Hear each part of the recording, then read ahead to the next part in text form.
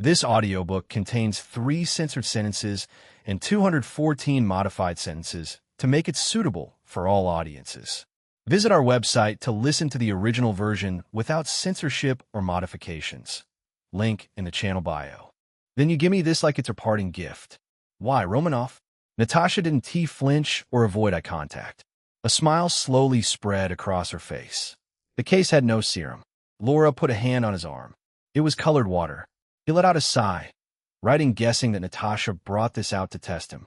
Showing approval for the serum would result in losing whatever fragile trust they had in him. Well, fair.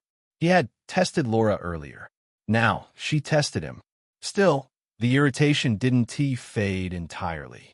I'm not taking back my words. Laura shouldn't have been exploited like this.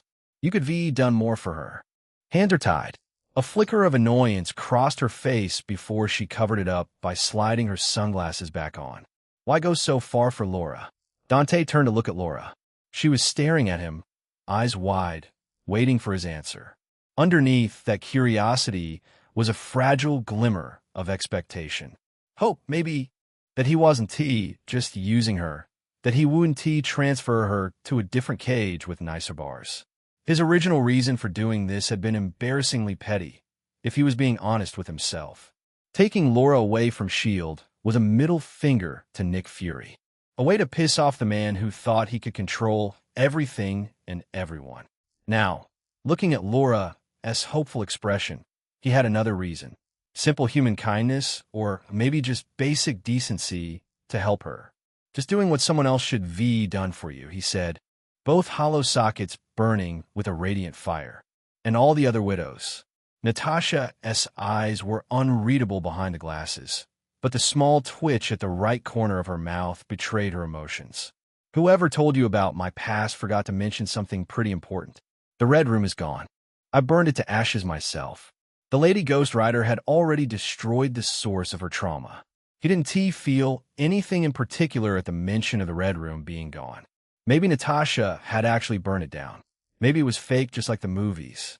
It would be hard to say without verifying the truth. And if he was being honest, he had already dropped any trust in his meta-knowledge beyond the basic stuff. Expecting anything was almost like playing gotcha. He would only use the timeline to see if he could recruit powerful people for the Wild Pack. One of these people was a pair of siblings living a normal life in Sokovia. If luck was on his side, he could reach out to them before HYDRA. Before I leave, Natasha said as she pulled out her phone from her coat. She swiped a few times and then turned the screen to him, showing the image of her fellow S.H.I.E.L.D. agent, Hawkeye, Clint Barton. He disappeared while investigating Oscorp Island. Let me know if you come across any info on him. Dante barely glanced before he answered. You've helped me so far. I'll help you back. He is already under Norman's control. Natasha's eyes narrowed slightly. He got himself caught. Well, Dante said, shrugging like it didn't matter. He walked into a nest of superhuman monsters. Plural. You can't blame him for losing. He should played it safe, Natasha said in a low, calm voice, but anyone could see her anger. Where did you see him? Oscorp? Yup. She lowered her gaze, thinking, calculating. She only pretended to know everything. Right now, that facade was close to crumbling. He avoided telling her about his plans for tonight. Bringing Ghost Rider into a den of prisoners would absolutely blow up their cover. He was going to spend too much on this operation. Get in, remove Walter's symbiote, take him, leave. A simple execution for a simple plan. He wouldn't mind rescuing Clint and Frank Castle as long as they were easy to find.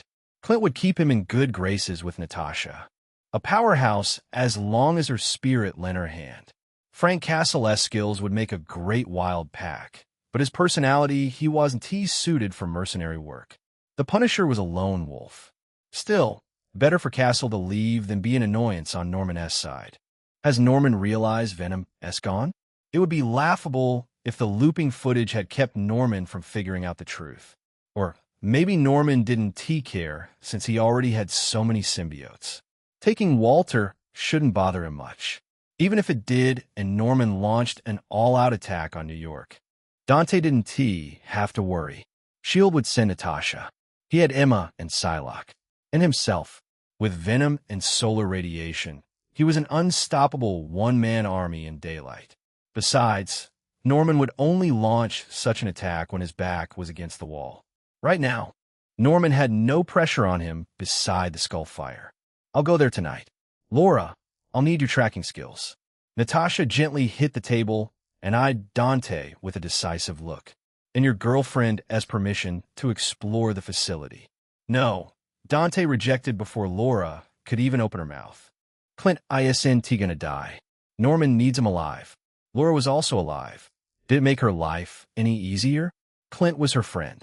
Maybe one of the only people in S.H.I.E.L.D. who treated Laura like a person instead of a directive. Of course, Natasha would make her own plans to rescue Clint from the hellhole, even if it meant defying Fury's orders.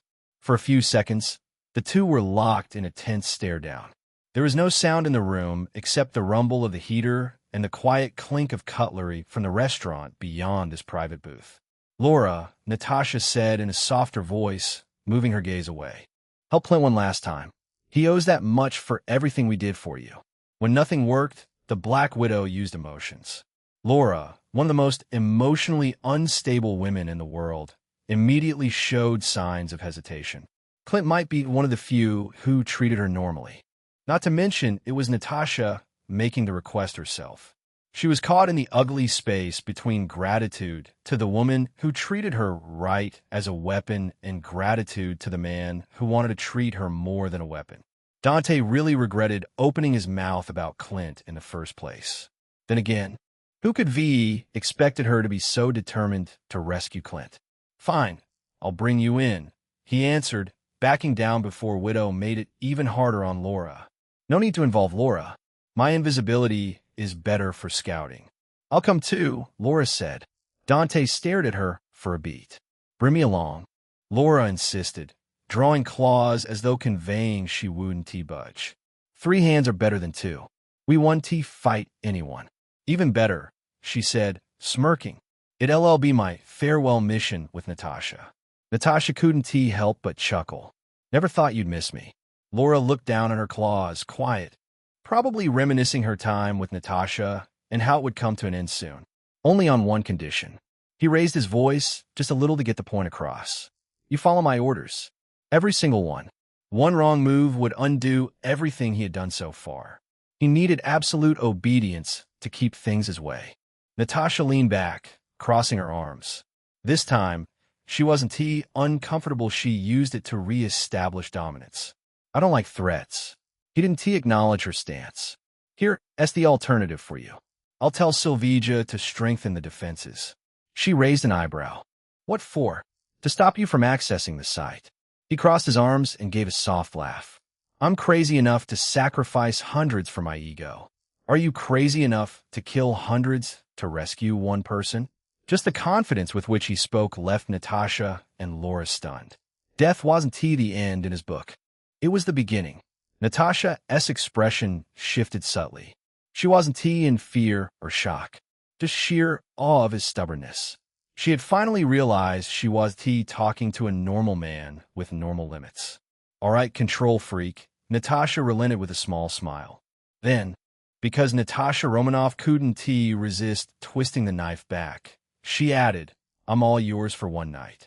Dante just stared at her until she tugged at her muffler to cover the lower half of her face, to cover her grin. Shaking his head, he turned to Laura. Let us go. I owe you some pancakes. Laura nodded slowly, still processing everything that had just happened. Natasha stood and tugged at her coat before adjusting the cap over her red hair. Where do we start? Come to the island at 3 past midnight, he said. We'll discuss the rest there. Natasha gave a short nod and walked toward the door. Chapter 85.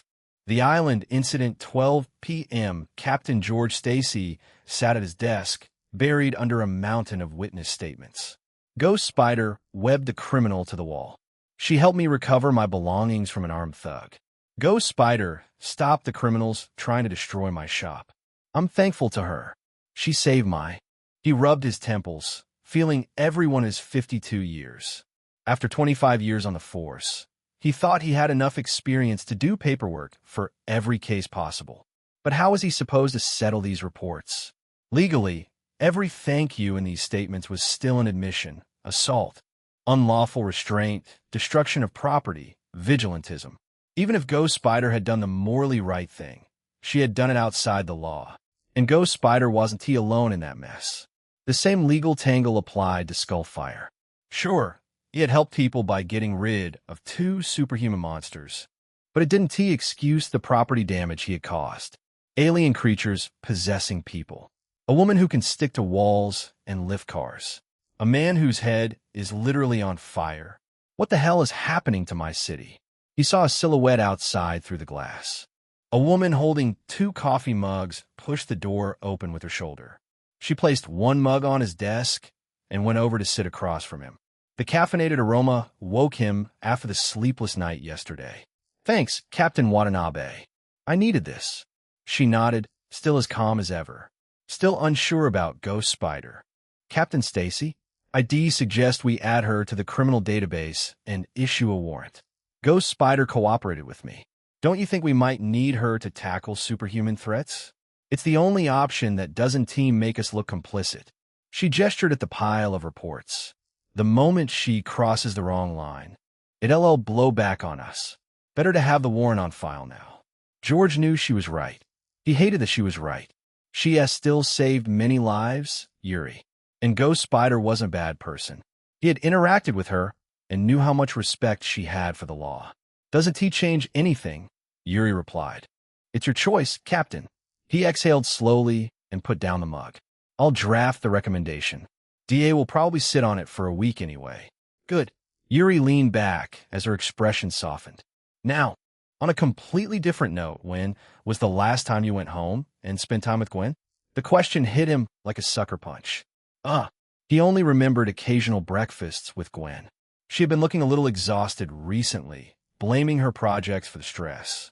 He had even forgotten to ask Gwen about her friend, who lived close to Oscorp Island. That long, huh? I'll leave early tonight, he said. After I finish this, his radio crackled to life. All units, 10-13. Roosevelt Island, south and near Main Street. Multiple suspects exhibiting the alien parasite possession, requesting reinforcements to the scene immediately. George was on his feet and moving as soon as the dispatcher mentioned the alien parasite. He had seen the terror they could cause. Yuri was right behind him.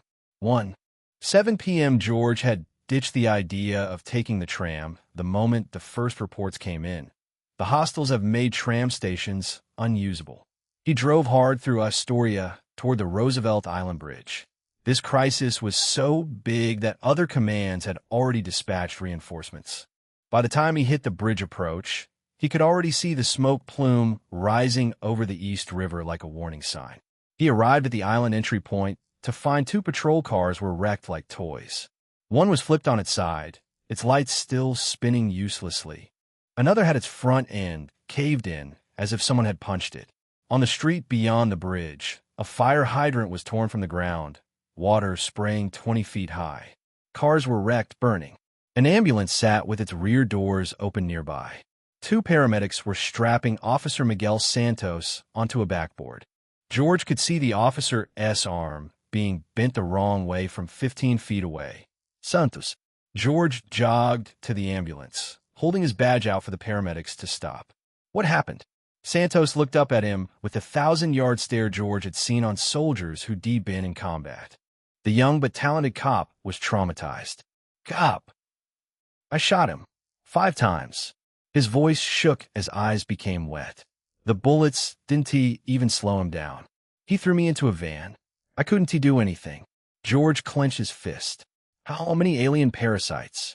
30. 40. I don't know. Santos winced as the paramedic strapped his arm. Cap, we can't fight these things. Guns don't work. Another scream cut across the street. Then the shriek of metal being torn apart. George looked down the road and saw them. Bikers. Dozens of them. But they weren't normal men. They were the same as those alien parasites who had tried to rob the bank. The same creatures who had possessed Felicia and her father. It's the Freeway Angels gang, Yuri said from behind George. A white supremacist group. All of them are bonded to aliens. George patted Santos' arm and walked off. Have they trapped civilians? Unconfirmed. George pushed through the crowd of officers, establishing a perimeter. Lieutenant Hernandez was shouting into a radio, trying to coordinate the chaos. We need more support. Stronger firepower, Captain Stacy. Hernandez's relief was visible. Sir, we've got multiple suspects with enhanced abilities. Patrol units have taken heavy casualties. I pulled them back.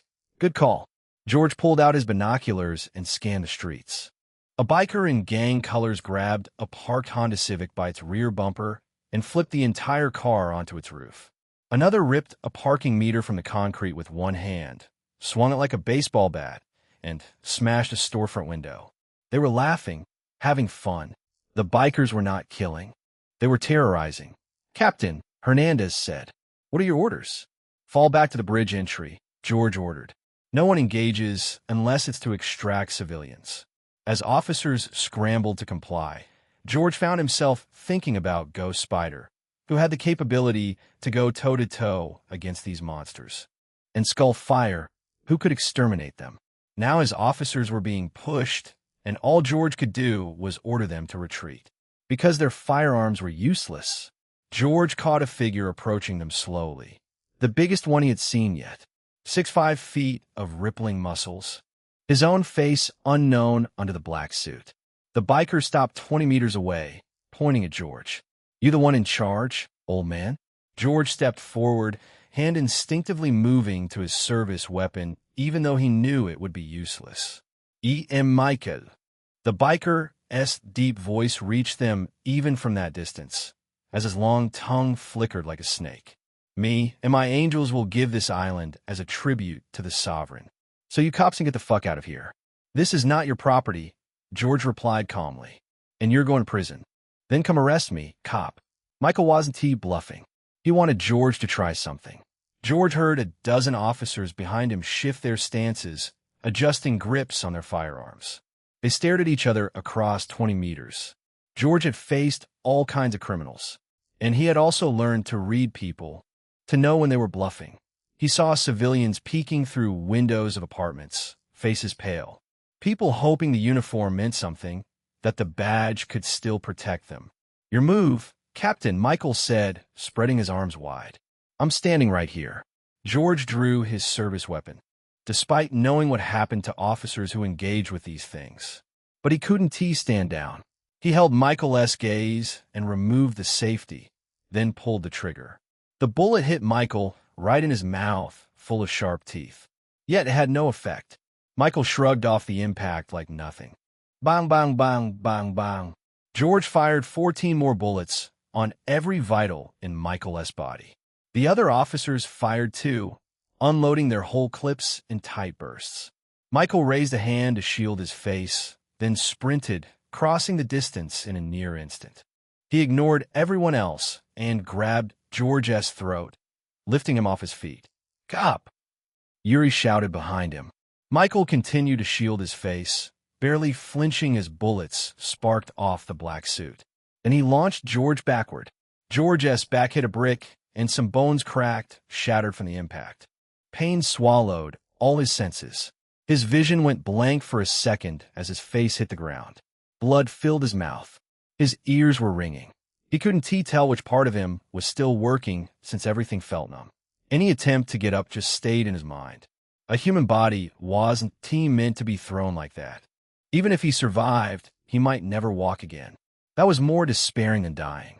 Michael crouched down, grabbed George by the hair, and yanked his head up. Let him go, growled the young inspector, Yuri Watanabe. She held fire as they could accidentally hit George. Michael didn't look at other officers. He looked only at George, like this was personal. George the hero Stacy. I can finish you off right now, Michael said in a gleeful tone. But I won He pointed at the windows, showing terrified faces. You'll live to watch Sovereign make America great again. Skull Fire. George's lips moved as he squeezed out a weak voice. Ghost Spider. Michael threw his head back and laughed. They come here, they're dead. Just like you're gonna wish you were. He released George's hair. George's head hit the pavement, and he lost consciousness. Michael turned to face Yuri and the line of officers. Spreading his arms, he declared, Freeway angels will conquer this land for our sovereign. For sovereign. The other bikers' roar came from across the island, like it was a war cry. 1:24 p.m. Yuri watched the medics haul George onto the stretcher with a cold gaze. Only her clenched fists betrayed the anger in his chest. Stacy wasn't just her captain. He was her mentor, the closest thing she had to a father in this job. And now he was broken because some white supremacist wanted to make a point. With a shuddering breath, she pushed down her emotions. Now is time to command, not feel sad. She turned on her heel and stepped back into the street, scanning the scattered officers holding the perimeter. Most of them looked rattled. A few were staring at the spot where George had gone down, like they were still processing it. George was just that well-respected in the NYPD. Lieutenant Hernandez. Hernandez hurried to her, breathless. Inspector, forget engagement, Yuri ordered. We focus on containment and civilian protection. The bikers are moving fast on that. Hernandez swallowed. They're hurting people back and forcing them to stay put. Of course they are, Yuri muttered. They weren't random criminals. They knew civilians' presence meant anything heavier than rifles was off the table, which were borderline useless against the symbiote suits. She raised her radio. All units, listen up. No lonebovschit. We are not winning a gunfight with these targets. Accept that right now. What do we do then? An officer asked. What we're doing is buying time until reinforcements arrive. Yuri looked down the road and watched a biker casually kick a hole through the concrete. The biker laughed like a child. They like attention, Yuri said, so he stopped giving it to them up close. She pointed to the island entry. Set hard cover behind vehicles and corners.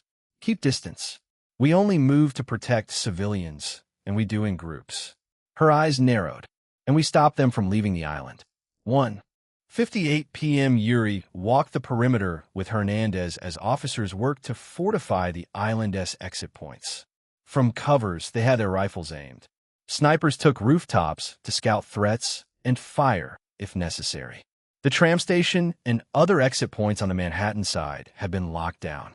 Roosevelt Island was narrow, 2 miles long, with limited access to the bridge from Queens, the tram from Manhattan, and the subway station at the center. If they held those 3 points, they held these monsters in these positions. She couldn't tell if she was trapping the freeway angels or trapping herself in with them.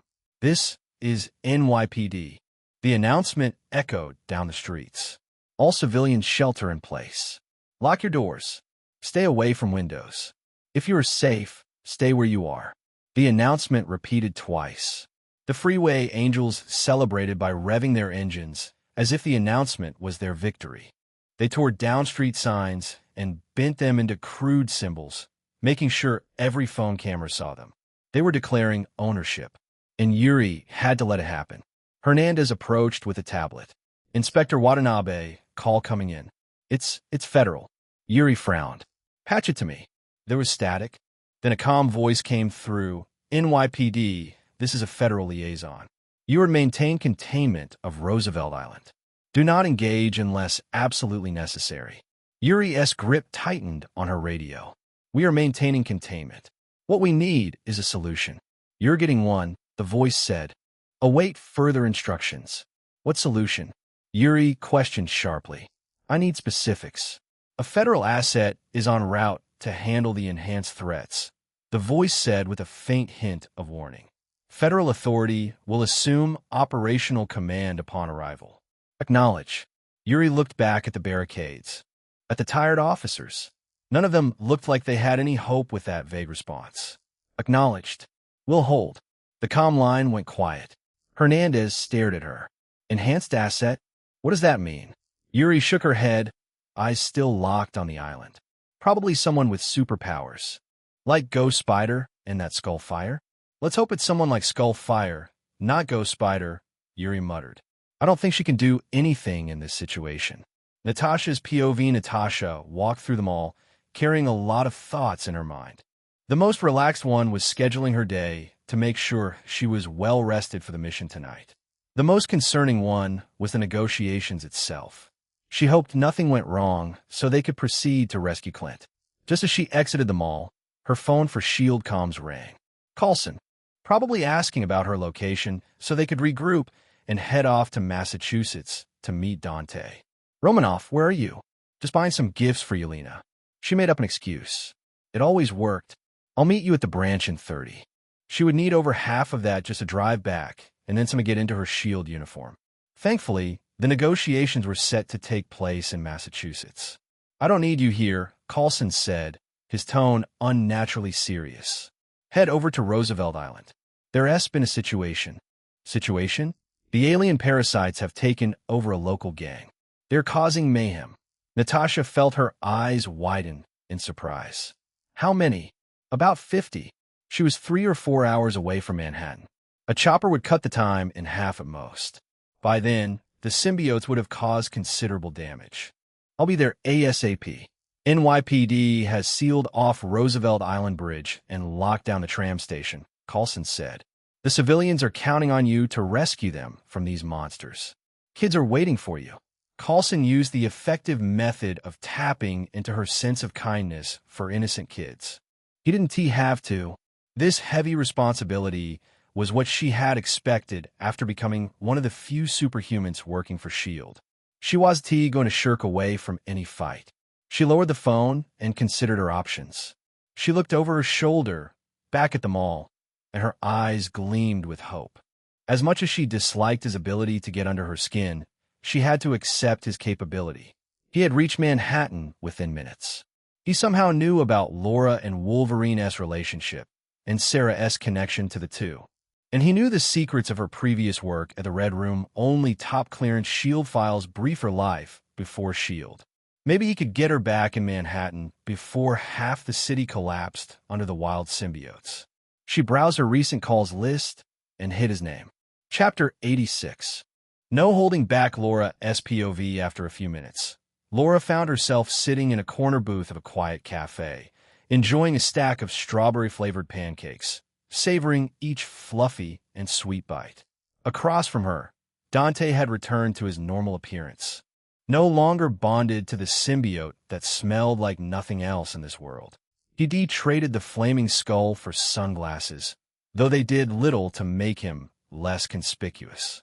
A few bold women had approached them to ask for his contact. Laura wasn't excluded, as some teenagers had targeted her, calling her cap cute and whatnot. She would seriously stab them if it wasn't for Dante warning her with his eyes. So she stopped paying attention to her surroundings and started working her mind to understand everything that had happened in the last 30 minutes. The first conclusion was simple. Dante wanted to treat her as more than a weapon. His actions had been consistent since the moment they had met on that island facility. He hadn't lied to manipulate her, instead tried to convince her. Even the way he had defeated her without hurting her had proven his intent. This alone changed nearly everything. His promise to give her a normal life, a family wasn't a lie to manipulate her, it was real. The happiness bubbling up at that realization was immediately smothered by anxiety. The SHIELD chapter of her life wasn't closed. Not yet. Whether Dante could deliver on that promise depended entirely on SHIELD's decision. If Fury doesn't agree, I'll kill him. She glanced up at Dante, who sat with his face leaning against his knuckle, lazily sipping a smoothie through a straw. His eyes were half-lidded like his mind was somewhere else entirely. Killing Fury will cause trouble for him. I'll just scare him. She amended the plan. Dante was looking out for her. The least she could do was avoid making his life harder. "Hey, Dante," she called, pulling him out of whatever world he had drifted into. "Can I ask you a question?" "Yeah." "Did you mess with my brain?" she asked, unable to suppress her curiosity anymore. "Be honest." "I changed some stuff." He didn't bat an eye. "Haven tea, you notice you haven't gone feral in a while?" Laura wrapped her lips around the straw of her milkshake, staring at him without expression. "Why do you think I asked?" "Oh." He looked at her with a bored look. "Do you hate it?" "I can live without going berserk." "That's good." She rubbed the back of her head. Finding the words to express gratitude felt harder than any kill she had ever made. "Why is it hard?" She saw him yawn and frowned. "Sleepy?" "Just tired." He shook his head and folded his arms on the table, using them as a makeshift pillow. "I'll take a nap." "Don't assassinate me." Laura watched him settle in, his breathing evening out almost immediately. It made sense. He had fought mutants and a swordswoman, then sprinted all the way here in symbiote form, while keeping both of them invisible. He thinks I want to run? Perhaps he wanted her to run so he could avoid fulfilling his promise. Her lips curled up in a devious grin. I'm your responsibility now. Even if she ran away, Shield would find her easily. Where'd she even go? She had no place to live and not a single dollar to buy food. She quietly slid his tray toward herself. He had barely touched his pancakes, and they had already gone cold. Stupid guy. How can he hate pancakes? She shook her head and speared a piece with her fork. A thought struck her in the middle of savoring the sweetness. If she stayed with Dante, maybe she could eat pancakes every day without having to kill anyone. Once again, she felt the urge to draw her claws out and stab Nick Fury in the chest, the only obstacle standing between her and such an amazing life. She was halfway through Dante's share when his phone rang. He lazily reached into his pocket and pressed it to his ear. Yeah, his head suddenly snapped up. Laura watched in real time as the exhaustion melted from his face, replaced by surprise and then something grimmer. I'll meet you outside. Laura sensed the urgency in his voice and quickly stuffed the last piece of pancake in her mouth. She had a feeling he would grab her, throw her on his back, and start running. Better to finish her pancake before he did that. We have to leave. He lowered the phone and pushed back the chair to stand up. Romanoff needs our help. Laura swallowed and wiped her mouth with a napkin. Where? Let us meet up with her first. Gwen, SPOV, Empire State University.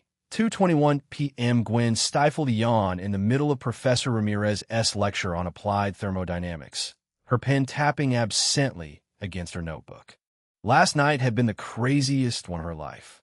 It was also a sleepless one if you ignored the nap she'd been forced to take by telepath. She was bored after wrecking her mind for a solution. Being mind-controlled was unpleasant. This powerless feeling of someone knocking her out with a thought was even worse. I can weave in conductive fibers and other materials to simulate the Faraday cage effect. But it would only work if the mysterious woman had used waves such as electromagnetic waves or similar radiation to affect her mind. It would do jack if the woman just used magic bullshit, but quite believable after she had watched a man kill people with just one word. I have to understand the mechanics first. Maybe she will find a solution in the future. She had someone knowledgeable to consult. After all, Dante might be an opportunist who exploited her sense of responsibility and blackmailed her into doing favors. But he wasn't terrible. At the very least, he was reliable. She could count on him to show up when things went sideways. She glanced at her phone under the desk. No text from him, or anyone else for that matter. Dante was supposed to contact her about lab work on the symbiote samples. He was probably sleeping after last night's chaos, or spending quality couple time with his girlfriends. That would also explain why Felicia hadn't bothered showing up to class today. Girlfriends. MJ had gotten together with Harry. Felicia had apparently started a weird relationship with Dante. And everywhere Gwen looked in the lecture hall, she spotted couples. Only my ass is single here. She shook off the self-pitying thought and returned to doodling an improved spider suit in her notebook, glancing at her phone every few seconds. A student in the third row suddenly shot to his feet, grabbing his backpack. He got to go. Sorry, Professor. He didn't wait for permission. He just sprinted for the door. Professor Ramirez had his mouth slightly open in bewilderment. My lecture. It's a family emergency, Prof. The guy said and slammed the door behind him. Is done, the professor finished weakly. He blinked at the closed door, then at the class. He sighed and began packing up his things. All right, I guess we're dismissed. Professor Ramirez left just like that. Someone in the back row laughed. $20, he forgot he had a date, and she's pissed. Shut up, Marcus. Another student held up her phone, her face pale. Gwen knew her from chemistry elective lectures. Something happening in the city. Like really bad. Her voice was almost drowned out by the shuffle of students packing up. But Gwen had caught every word. Gwen had a bad feeling in her stomach, so she pulled up the news app on her phone. Breaking. Gang violence erupts in Roosevelt Island video. Bikers demonstrate superhuman abilities. NYPD suffers multiple casualties. Establishes perimeter around Roosevelt Island crisis. Gwen played the biker's video. It showed a biker grabbing a Honda Civic by its rear bumper and flipped the entire car onto its roof with one hand. Another video autoplayed. This one showed a biker casually destroying a concrete wall with a punch. Gwen, MJ, leaned over to peek at her phone. You don't actually believe this stuff, do you? It's probably some viral marketing stunt. You know how the internet is. She would have the same reaction if she hadn't fought these symbiotes. Every single biker in the video was bonded to a symbiote. They do it all the time. Harry said with his usual good-natured smile. Let us grab something in the cafeteria. I'm starving. Harry was still oblivious to the chaos his father was brewing. How would he know something happening miles away from here? Gwen scrolled down and froze. She found one footage showing a familiar back. Her heart began pounding. Dad? She clicked the video with a shaking finger. MJ and Harry both leaned in, alarmed at Gwen's sudden change. The video was blurry, shot from someone's phone with Zoom, but Gwen would recognize her father anywhere. Her heart was beating louder and louder as she saw him confront the symbiote host. He drew his weapon and fired. The symbiote biker grabbed him by the throat, lifted him off his feet, and threw him. Her father's body flew through the air and slammed into a brick wall. He crumpled to the ground. Dad! The video cut off abruptly there. Gwen's hand shook so badly she nearly dropped the phone. She minimized the app and dialed her father's number. It rang once, then switched to an automated message. The number you're trying to reach is currently unavailable. Try Yuri, MJ said urgently, gripping Gwen's shoulder. She had also recognized George Stacy. Harry, ask your dad to confirm this with the NYPD. Harry was shaken after seeing Gwen's father being pummeled. MJ's voice brought him back. He fumbled his phone out. Gwen quickly punched in Yuri's contact. The phone rang, but there wasn't any answer. Fuck, Gwen hissed, unable to stop herself from cussing out of anger. I'm going. Harry grabbed her wrist and pulled her back. Wait, let me check up with Dad. Gwen yanked her hand free and glared at him. For a split second, Harry's face overlapped with his father. She clenched her jaw. Swallowing the words, she wanted to scream at him. He was innocent. He had no hand in this. But if she stayed one more second, she wouldn't be able to stop saying something she'd regret later. I have to go. She ran, praying that she had mistaken him for someone else. Was it selfish? Yes, absolutely. However, she didn't care in the heat of emotions. She had already lost her mother. Losing her father would break her. 20 minutes of swinging at her top speed brought Gwen across the Queensboro Bridge and onto Roosevelt Island. The chaos was somehow worse than the videos had shown. Gwen's spider sense buzzed constantly, indicating danger everywhere on the island. She spotted the NYPD perimeter first, patrol cars and barricades put up to block the bridge. Officers were crouched behind with rifles.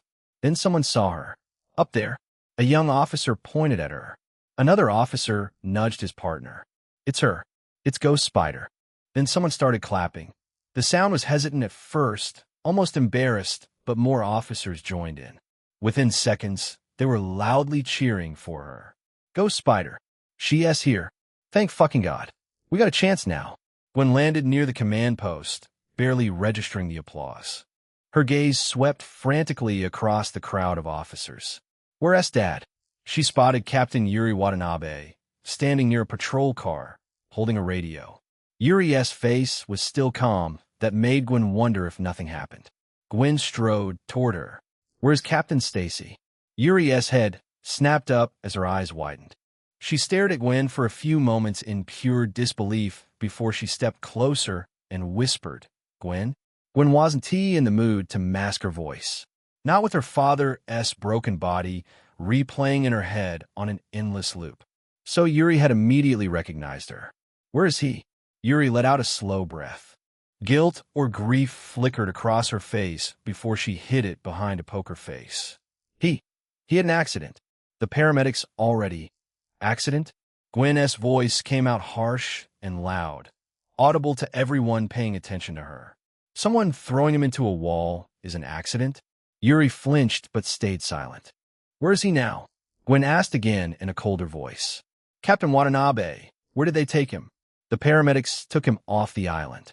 Yuri glanced toward the bridge, then back at Gwen. I don't know which facility yet. They find out now, Gwen interrupted her rudely. In the meantime, Gwen narrowed her eyes on the distant sound of revving engines, the maddening laughter that echoed throughout the streets. Her spider sense felt even more danger, urging her to avoid this location. Also, call another ambulance, she whispered, turning away from Yuri and pulling her hood over her head. For them. Before Yuri could respond, before anyone could warn her, Ghost Spider fired a web line to a second-story balcony and zipped away. Behind her, she heard Yuri and other cops shout something, perhaps warning her to stay away. She didn't stop. These bastards had hurt her father. Now she was going to hurt them. Chapter 87. My Bride? Dante cut through the mall with his phone out, browsing the news and watching clips with a concerned expression. Most of it was speculation and hoax, but one clip stood out to him. The footage showed Captain George Stacy being thrown into the wall. The man had the courage to shoot a 6'5" symbiote monster. Stupid courage, but courage nevertheless. The comments section was already filled with speculation. Spinal injury for sure. That man's never walking again. Prayers for Captain Stacy. Whereas Skullfire. Apart from a small fan base asking for him, there were negative comments. He wasn't in the mood to read those. George's injury was serious. An injury that even if George recovered from, would leave him in a wheelchair for life. Is this Gwen's canon event? In the comics and movies, every spider totem lost someone. Uncle Ben, Gwen Stacy, Aunt May, Uncle Aaron. The list went on.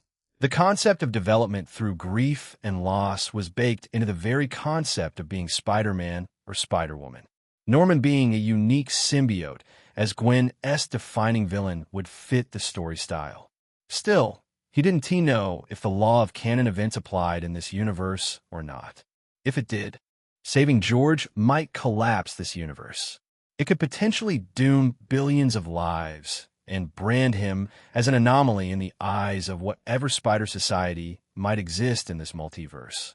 Was his relationship with Gwen deep enough to take such a risk? The answer was quite obvious. No, absolutely not. He had quite literally blackmailed her into helping him. Even now, they were barely acquaintances, connected only by mutual self-interest and the shared goal of stopping the symbiotes. But did that mean he should just watch her suffer when he could work out a solution or potential loophole to save George Stacy? Gwen had already lost her mother. Watching her lose her father too, knowing he could have intervened, won't be a great feeling. He wasn't that heartless. Gwen had rolled out of her bed at midnight at his call. The least he could do was bail her out once as she got used to her new career. Spider totems and their tragedies. He decided to consult Death after ending the Roosevelt Island crisis. She would know if canon events were real or not.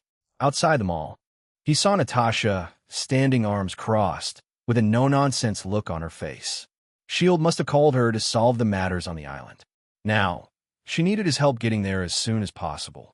He would get her there, of course, but not for free. Nothing in this world came without a price. Free favors bred imbalanced relationships. Natasha. She turned to face him. One eyebrow rose above her sunglasses. You look better without the skull mask. Her compliment came without any warmth, like it was just a clinical assessment. Rich coming from my skullmate, he replied with a slight smile. What's the emergency? Roosevelt Island? Yeah. Natasha's gaze flicked to Laura, who stood close to Dante's side, then back to him. Her lips parted and closed without a word, as though she hesitated to say her next words. Swing your wand, do your magic whatever. Get me there. He frowned. How do you know I'm a sorcerer? She pursed her lips. I know everything. A bluff, if he had ever seen one. In the movie, she, in fact, admitted she pretended to know everything. Even S.H.I.E.L.D. had no idea what sorcerers were at this point. Maybe they did in this timeline. Still, he appreciated the attempt to fool him. Confidence was also a skill and important one in her field. I can take you, Dante said, already turning toward the side street he'd noticed on his way into the mall, away from the crowd. But there are some caveats to my ability. He began walking toward the quiet alley. On the way, he gave her the usual warnings about the disorienting journey and emphasized on following the flow with him, not fighting the pull. It's going to be a bit disturbing. You might throw up when we arrive, he said, watching Natasha's face for any sign of hesitation. There was none. Nothing big for you, though. You experienced worse. The Red Room had probably put her through psychological conditioning to make her resistant to pain. Natasha didn't say anything. They reached the narrow alley between the closed boutique and a parking garage. Stick to me no matter what you experience. Natasha pressed her lips tightly together in a look of disapproval. I can follow orders. I'm not an idiot. One more thing. He kept his voice casual, but his eyes stayed locked on hers. You helped me with Norman. I got you intel on Clint in exchange. Now, you'll owe me one. A favor from Natasha Romanoff had many uses, most important of which was having access to S.H.I.E.L.D.'s information database. Well, until he started a tech expert's resonance link and could just hack the database himself. That would take time, and right now, favors were faster. People are suffering there, she said in a flat voice. And you're haggling. Don't you have a conscience? Dante cut her off with a shrug. Nope, he did have a conscience. In fact, he was feeling anxious about Gwen, but now was the time to set boundaries. Letting Natasha think he was purely transactional had advantages. Better she saw him as a mercenary than as someone with exploitable emotional weaknesses. If Natasha refused his terms, he would still take her. She was quite literally free muscle. Natasha exhaled slowly, her breath misting in the cold air. I guess you deserve some compensation. He nodded with a smile. He'll take that as a promise. I'm coming, Laura said and grabbed onto his arm, refusing to be left behind. My claws can cut down those aliens. I wasn't going to leave you, Dante said gently. You're a part of the group. Laura's grip on his arm loosened slightly, though she didn't let go. He had to applaud her adaptability to stick with him after realizing that she would be in deep trouble without him. He stretched out his hand toward Natasha. Hurry up. She stared at his hand for a moment, then reached in her jacket pocket and pulled out a black winter glove. She pulled it on slowly before accepting his hand. Dante gave her a blank stare. She was acting like he had some viral infection. So he did what any reasonable person would do when faced with someone being difficult. He yanked her forward hard, pulled her off balance, and pressed her close against his chest. The slight twist in Natasha's left feet showed her readiness to engage in combat. She would started a fight, if not for the current circumstances. Hey, Natasha's startled voice was muffled against his jacket. Testing if a widow bites? I'm doing it for you, he agreed cheerfully, wrapping his free arm around her waist to keep her pinned in place. Personal space be damned. He wasn't about to have her drift away mid-transition because she stood an inch farther than his arm's reach. She glared up at him through her sunglasses, annoyed, but she didn't pull away. Start. Null. Connect to Elixir-S link. He would need it to soothe the after effects anyway. Now, being in physical contact with them, he could feel Laura's elevated heart rate. Natasha's vitals weren't any different. Both of them were experiencing anticipation and anxiety for what would happen during the teleportation. He tightened his grip on Laura's shoulder to keep her close, closed his eyes, and envisioned his destination. Then he pushed. The alley disappeared, and gravity stopped working. They were tossed through darkness, only illuminated by colorful nebulas. Laura made a strangled sound against his arm. Her fingers dug deep into the jacket. For a moment, he feared she might bring her claws and accidentally stab him straight through the bicep. Thankfully, she held back. Clinging to him like he was her last straw, she pressed her face against his shoulder. Natasha, by contrast, had her eyes open as she stared around with fascination. Her mouth was slightly parted, not in fear but in awe, like a child seeing snow for the first time. Unfortunately for Natasha, her wonderful experience ended as soon as it started. The world reformed around them. They felt the sharp wind before they saw the gray concrete surrounding them. Dante felt solid ground underneath and immediately adjusted his balance. They were standing just 2 steps from a 100-story drop to the street below. Too close. A few feet to the left, and they would have materialized in empty air. That would been awkward. Why am I glowing like a Christmas tree? Dante turned to Laura's question. Oops. He redirected the abundance of mystical energy from Laura and slowly released it back into the environment. Meanwhile, Natasha pulled back from him immediately to put distance between them again. She didn't show any of the visceral reactions most people would from the violent shift between astral and physical states. There wasn't any sign of mystical energy overflow either. She glanced behind them and down at the city spread below them, then gave him a look of awe. Empire State Building. Yup. Dante could see their destination from here. Only a few miles to the bridge leading to Roosevelt Island. This was the closest he could brought them since he had seen this building quite a few times from his apartment. For safety, he should taken shorter hops instead of coming here directly. But he wasn't familiar enough with the terrain between Massachusetts and Manhattan. It all worked out well. Laura made a grunt with a pale face and covered her mouth with one hand. The nausea finally hit her along with that horrible sensation of being turned inside out by having her physical and astral forms yanked apart and slammed back together. Dante firmly held her shoulder. Stay still. The golden glow flickered across his skin as he adjusted her condition. Laura's hand fell away from her mouth, and color returned to her cheeks. She turned away and started coughing. Natasha walked from behind him and patted Laura's back. Better? Laura nodded and put a cloth over her mouth. Thought I'd be immune. It's not about the body, kid. It's the spirit. Natasha clarified, then looked at Dante. Your skin glowed golden. Another magic? Dante shifted his attention to the island. Blue and red lights pulsed at the bridge's entrance where the NYPD had set up their barricade. Is it the right time for that question? Natasha's expression became serious. Right. The Hero Rulebook Fund is canceled in an ongoing crisis. Didn't he mean it like that? Forget it, Natasha said, moving to stand beside him at the edge. The wind-up here was vicious, tearing at their clothes, but she stood steady. Jump or teleport? Dante could see the bridge from here, so technically, teleportation could be used to cover the distance. No. Laura's growl killed that idea immediately. Not again. The old-fashioned way it is. Natasha pulled off her sunglasses and let them drop. The winter beanie came next.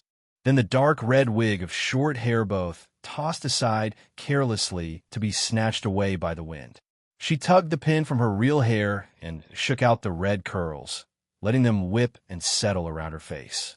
Her mouth curved with a provocative smirk. See you down there, champ. She casually took a step forward and fell. Her jacket and red hair whipped around in the wind. Just as she reached halfway down, red-orange flames engulfed her. Her heavy jacket and casual wear turned to ash within her flames. A black leather bodysuit emerged from the flames, the same one she had used to fight Psylocke in, and her chain was coiled around her waist. It unwrapped as she fell, becoming engulfed in hellfire. Her face ignited last, leaving only a skull wreathed in red-orange flames where Natasha Romanoff had been. She came prepared for a meeting. He and T noticed the thick chains under her thick clothes. Ghost Rider fell down on Manhattan Street like a burning angel of vengeance, with the force of a meteor strike. Boom! The impact left a deep crater in the middle of the busy road. Cars around nearby rocked on their suspensions. She made one hell of a first impression on the world. And from the center of that crater, covered in flames, Ghost Rider looked up at him. Even from 100 stories above, he felt the intention in her flaming gaze. She was waiting for him. Show off, Laura whispered. We taking the stairs? He nudged Laura. Get on. Don't treat me like a kid, she grumbled, but still jumped on his back and locked an arm around his neck. Her weight was negligible for him. Well, her grip slightly restricted his breathing in this form. Hold tight. From the near top of the Empire State Building, he took a leap of faith. Wind shrieked past his ears. Laura's arms locked around his throat, her face buried against his shoulder, her small body pressed tight to his back. His sunglasses flew off his face, torn away by the wind. Laura's winter cap followed a second later and drifted away like a bird. The street approached at a terrifying speed. 100 stories. 90. 80. Venom. The symbiote had been content to rest after being pushed to its limits earlier. Now, it stirred to life again. Tendrils erupted from under his skin and hardened across his body in the familiar sturdy suit. The transformation finished in a near instant. He hit the ground a few feet from Natasha's crater. The symbiote absorbed the kinetic energy and dispersed it through his muscles, leaving him crouched on one knee with his clawed fist pressed against the cracked ground. Laura tumbled off his back. A trail of blood trickled down her lips. Some internal injury, which would heal quickly. Let me. Venom's consciousness connected to his. Let me show them what we are. This time, Dante didn't resist. Fine. Why not? He rose slowly and tilted his head back. HRRAGHHAA. The sound was guttural and monstrous. Multiple voices screaming as one. It echoed off the buildings and rattled windows in their frames. The roar faded, and he lowered his head. Venom's connection had spiked his adrenaline, making his heart race with aggression. After all, what he had just issued was a declaration and a challenge. We are here. We are the apex predator. We are the alpha. Honestly, it was fun. Screaming and letting the primal part of his brain take over for once was deeply satisfying. Faint shrieks came from the distance. The symbiotes on the island responded with their own challenging roars. My fragments, Venom said. We must reclaim. We will, don't worry. He pacified the eager Venom and noticed the street around them had gone silent, uncharacteristic for a traffic-heavy road on a weekday. People who had been walking their dogs, coming home from late shifts, students returning home, parents, couples, children, they had all frozen in place, staring at the two monsters that had just fallen from the sky. For a few seconds, there was nothing but shocked silence and raw fear. Then someone shouted, "It's Skullfire." The name passed through the crowd like a wave. They began to recognize him. Holy shit, it's actually my goat. The guy from Cap Stacy's video. Oh my god, it's him. I remember him. He killed those symbiote things. Who the heck is that woman, though? The people who had been frozen in terror started moving again. Instead of running away, they pushed through the vehicles and surrounded them, maintaining a few feet. Dante stared at the crowd. He had expected screaming and panic before people fled. This reaction was completely unexpected. Even the fearless Laura stepped in closer to use him as a shield. Two of them. A woman shrieked with her hand on her mouth. Oh my god, are they together? Somebody film this. Skullfire's bride. A teenager's voice cut through the crowd, cheerful and excited, like he'd just spotted his favorite celebrity. Yo, that's Skullfire's bride. That is how demons work, right? It took him everything to not burst into laughter. As a guy, he had zero issues about being shipped with a woman as hot as Natasha. But Natasha, her flaming skull, turned slowly to stare at him. Even without features, he could feel the intensity of her glare. The flames around her head burned hotter. Her exciting debut had completely shifted gears with his presence. Bride, she whispered, then turned to the crowd. I'm not his anything. We have no relationship. A woman in the crowd waved her phone at them excitedly. You guys need to get to Roosevelt Island. There are monsters there. They're hurting people. Yeah. An elderly man pushed forward. You beat those things before, right? Please, you have to help them. My aunt lives on that island, another voice called out. Please. The crowd was pressing in now with pleading, looking at them like they were the answer. The two monsters falling from the sky was somehow the miracle they needed. Chapter 88. Gwen's fury. Dante shook his head, still processing the absurdity of it all. He had only hid his identity to save Felicia. That small, selfish choice had snowballed into this. When he appeared, their fear folded into relief. Hope latched onto him like a parasite. They saw a savior, a walking answer to problems their world wasn't built to handle. We're going. Natasha's loud voice cut through the murmur of the crowd. She slammed her chain on the street, trying to intimidate people into backing off. They didn't. A few flinched, sure, but most stayed right where they were. She took a deep breath and pointed a finger at Dante's face. And for the record, in no relationship. A chorus of disappointed ahs came from the crowd, mostly from younger women. A young man shouted from the back, "They always say that at first." Ripples of laughter passed through the crowd. Mixed in with it, though, were heavier voices. Someone sobbed to save his aunt. Someone wanted his parents saved. Someone wished for him to rescue the poor souls. Natasha made a groan of pure frustration and turned away. The more she argued, the worse it would look. Denials were just fuel for the rumor mill. So, she cut her losses here and walked to a motorcycle parked at the curb, a sleek Kawasaki Superbike. A super expensive model. As she swung a leg over the seat, something jingled through the air. Keys to the bike. She snatched them one-handed without even looking. The owner, a man in his 30s wearing a leather jacket, grinned. "Get those fuckers." Dante studied him for a second. Either a biker from a rival gang with a grudge, or someone with family trapped on that island. Otherwise, he wouldn't happily lend his bike. Natasha's flaming eye sockets locked onto the man. Consider them finished. She jammed the key into the ignition and wrapped both bony hand around the handlebars. Hellfire poured out from her palms and cascaded down the frame. The chrome turned black as the tires ignited, then reformed as wheels of fire. The engine roared to life on its own. In seconds, she had transformed a normal bike into a Ghost Rider-esque mountain infernal machine that only a demon might use. Phones lifted higher to capture this. Some people stumbled backward because of pressure by others, and others stepped closer, drawn like moths.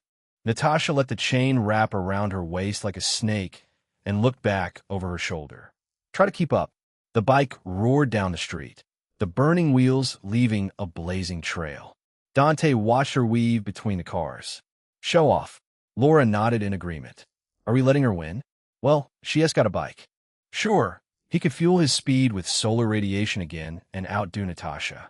But then Laura would have to suffer the wrath of winter, which couldn't be completely nullified with force fields. The trade-off wasn't worth it for 2 minutes. He wrapped an arm around her waist, feeling her shift her weight instinctively to make herself easier to carry. She didn't complain or protest being carried like she had gotten used to this treatment. She quietly hooked her arms around his neck for support. He raised his clawed hand and fired a thick black tendril at the nearest building. It stuck with a wet thwop, and his body launched upward like a slingshot. Below, the crowd erupted in cheers. "Skullfire! Skullfire! Get them, man! His bride is so badass." The duo heard all of it. "People are weird," Laura whispered, still puzzled by this positive reception. "So weird."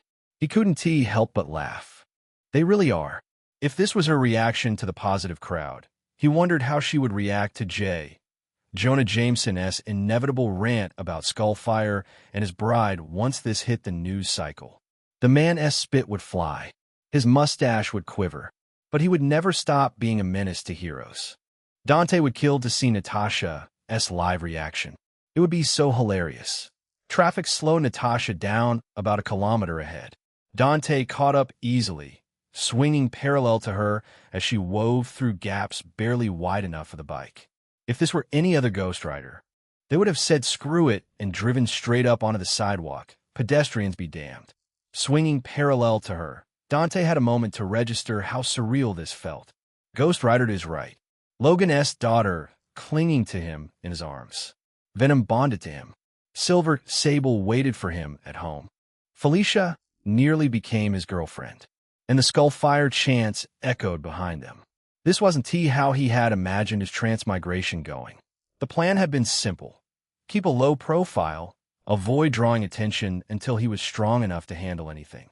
Instead, here he was, a superhero before Tony Stark even built the Mark I in the caves. Who could seen it coming? Even I didn't. Death's voice slipped into his mind, soft and bemused. "It's better this way." "How so?" "I don't care if my companion becomes good or evil." She took a dramatic pause. "I'll never be with someone who doesn't understand the weight of life and death." This was also why she had made him tread a humble path from the beginning. Becoming a supervillain meant losing touch with the understanding he had of death. Most supervillains were indifferent. Death didn't want him to become a completely different person from the man who had proposed to be her companion. I don't know about life or death. I do know I cherish you. I know, companion. Laura nudged his ribs with an elbow. Who were you whispering to? My girlfriend. Delusional. Natasha rolled to a stop right at the bridge line. The NYPD barricade was still up. A dozen officers stood behind cover, service weapons drawn, and aimed directly at her. Hold your fire. Someone shouted. She is on fire. One cop, younger than the rest, looked like he wanted to lower his gun, but didn't dare. Mom, you need to stand down, an older officer barked. Protocol says nobody passes this line. Protocol? Another cop chimed in, gesturing wildly toward the island.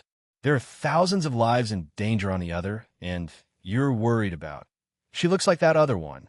Someone else shouted, pointing at Natasha. The Skullfire guy, are they related? Dante dropped from above, landing in a crouch beside Natasha.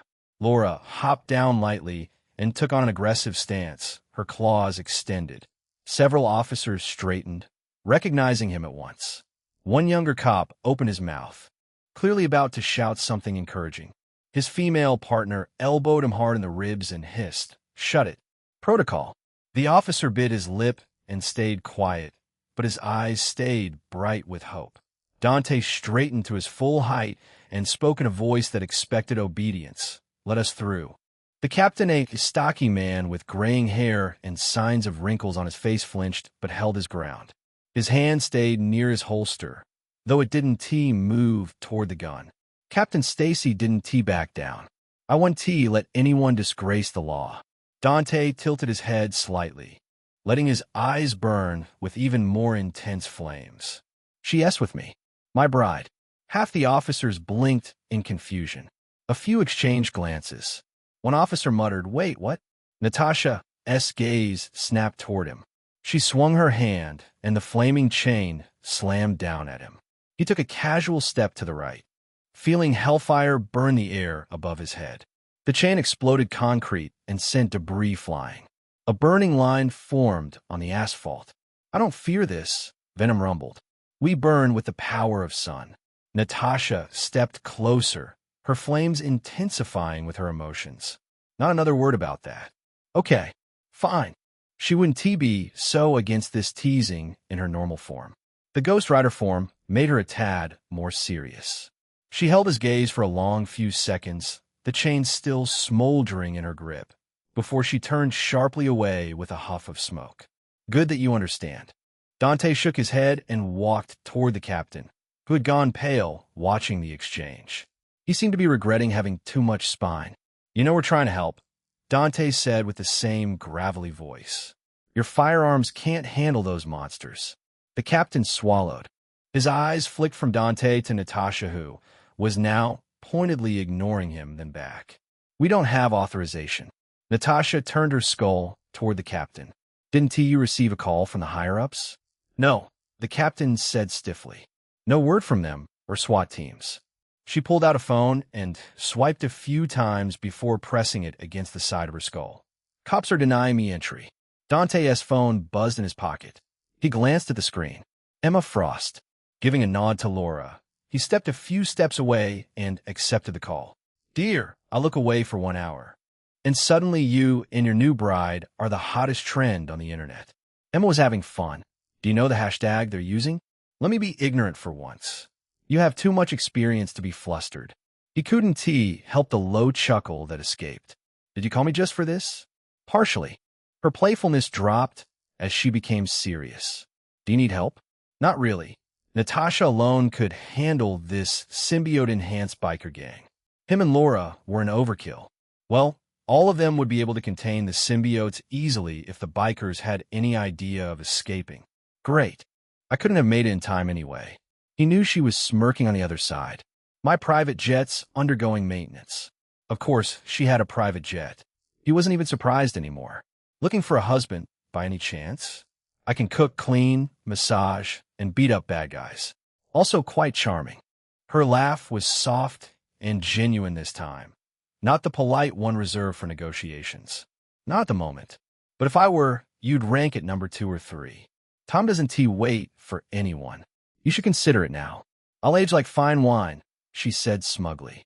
The thing is, you're already taken by a queen who isn't a frost. I can handle 2 queens. He shrugged. Oh well. Tragic missed opportunity. Real tragic. Because I don't share my precious things with anyone. Her voice had softened just slightly. Hopefully I'll see you after this is done. About those 2 women? Why did they come looking for me? To tell you something. I'll explain when you return. Okay, Fina. I don't want to know anyway. Hey. He hung up with a smile. Messing with Emma never got old. He would continue edging her for this private conversation she had been wanting. Regrouping with the duo of Natasha and Laura, he waited for S.H.I.E.L.D.'s higher-ups to deal with the legal trouble. He only had to wait half a minute for the captain's phone to ring. Whatever he heard made his face go pale. Yes, Captain Watanabe.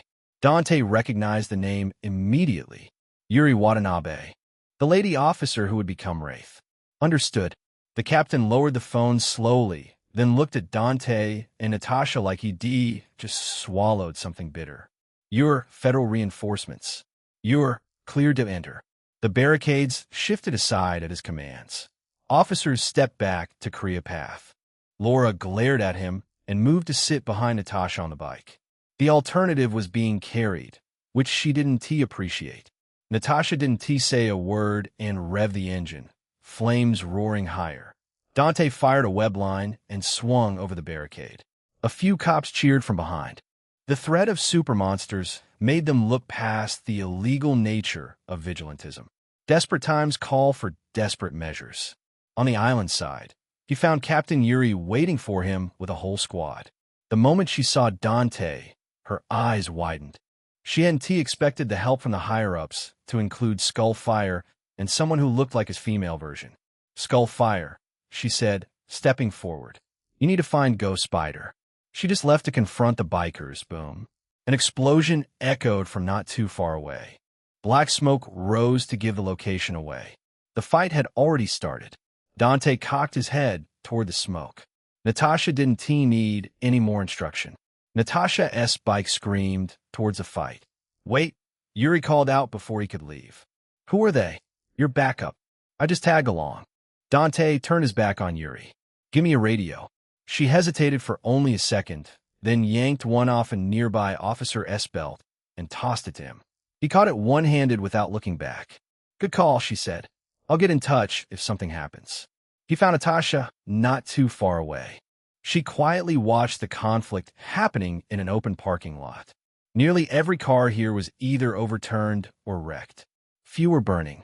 At the center of it all was Ghost Spider. She was surrounded by 5 symbiote-bonded bikers, yet nobody dared to approach her. The 3 bikers webbed to the ground would be their fate if they fought recklessly. So she took the initiative and fired one web at a biker's leg. His feet flew out from under him, arms flaying as he crashed onto his back. The other 4 broke formation instantly and rushed her from 3 sides. She jumped and attached both web shooters to a biker's chest, using it like a grappling line to pull herself toward him at a terrifying speed. She drove both feet into his face with a flying kick that cracked his helmet. He went flying through the chain-link fence. She didn't wait to see him land. The momentum carried her forward. She twisted, planted a hand on the ground, and launched herself in the air into an uppercut that caught another biker square under the jaw. His head snapped back. Before gravity could reclaim him, she spun in the air and drove an axe kick into his chest. He was slammed into the asphalt, cracking it under his back. Gwen crossed her arms, fired webs from both shooters, and snagged the biker she just dropped. With a sharp tug and a full-body twist, she hurled them directly onto the hoods of burning cars. The symbiotes shrieked. Black tendrils writhed and convulsed as the heat blistered through their mass. When didn't let up? She fired again to web their legs to the car frames, pinning them in place. The symbiotes clawed at the webbing, ripping through strands, but Gwen had a seemingly endless supply. Every time they tore one strand free, 3 more replaced it. She kept firing. The 2 bikers were watching in horror as their comrades' symbiotes burned. Motherfucking hero she is. She's just a psycho, man. Fucking hell, another whispered. Take her seriously, or we're screwed. Gwen said nothing. She just stood there, watching the flames torture symbiotes. She's pissed, he whispered, and she had every right to be. Even if George Stacy survived, the man who had taught her right from wrong, that man was gone. He wouldn't ever be the same with a broken spine. This was her revenge. The symbiotes couldn't endure direct contact with fire. Their resistance was pathetic compared to a fully evolved specimen like Venom. These were fragments incomplete and rushed into hosts without proper bonding. Venom only endured the solar radiation because of Dante's coordination and Helioreactor's unique properties. Otherwise, Venom would have also melted on the spot. Their innate weakness couldn't be overcome easily. One by one, the symbiotes peeled away from their hosts, slithering off the burning cars. They fled across the pavement, leaving unconscious men behind. Dante dropped from the post and seized them, bringing them to his suit. A tentacle arm erupted from his skin and melded with the symbiotes. My fragments. We re-stronger now. The three bikers still on their feet exchanged panic glances. No words, just the shared realization that they were fucked. After all, they were already having a harder time with Gwen. The arrival of Skullfire ruined any chances they had. They bolted in different directions, splitting up to increase their survival chances. Vroom! Natasha's bike roared as she chased one biker. Laura leaped off with claws extended and pursued one of them. Gwen grabbed a bike by the frame, using her webs, and swung it like a wrecking ball. The bike smashed into his back, and he went down face first. Gwen caught up in a moment, grabbed his leg, and dragged him through the asphalt. He screamed and clawed the ground, but she didn't slow down. She hurled him into the side of a burning sedan. Flames roared, and the symbiote shrieked. Natasha rammed her bike into her target and trapped him under the flaming wheel. The heat of hellfire made the symbiote cry like it was living its worst nightmare. It immediately abandoned its host and ran for its life. Laura stabbed her target with both claws and brought the man to Natasha's flaming wheel. It also folded in an instant, and the biker naturally died with those injuries. She had no mercy for enemies. Laura pulled off her claws and stepped aside, letting the man fall to her side. Dante fired 3 tentacles one by one to absorb the symbiotes, then moved to the 3 unconscious bikers Gwen had webbed earlier. Their symbiotes had already retreated into dormancy, trying to hide. It didn't matter. He ripped them free anyway. Strength is returning, Venom said, satisfied. Feel better. He ignored Venom's commentary and approached Gwen. She stood motionless, staring at the flames still dancing across the car's hood. Hey, he whispered gently, the better to handle a person going through a tough time. You all right? She didn't move her gaze. Why are you here? Am I not allowed to help a friend in need? She turned slowly, mask lenses locking onto his flaming skull. You're deaf. Natasha drifted to a stop, tires screeching. More are coming. Gwen's gaze shifted to Natasha, then to Laura, who stood silently nearby, blood still dripping from her claws. She had been unconscious for most of last night as chaos, but Sylvie Jour, someone must have clued her in.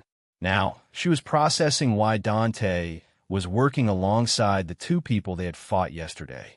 She quietly popped out the empty cartridges from her web shooters and replaced them with fresh ones.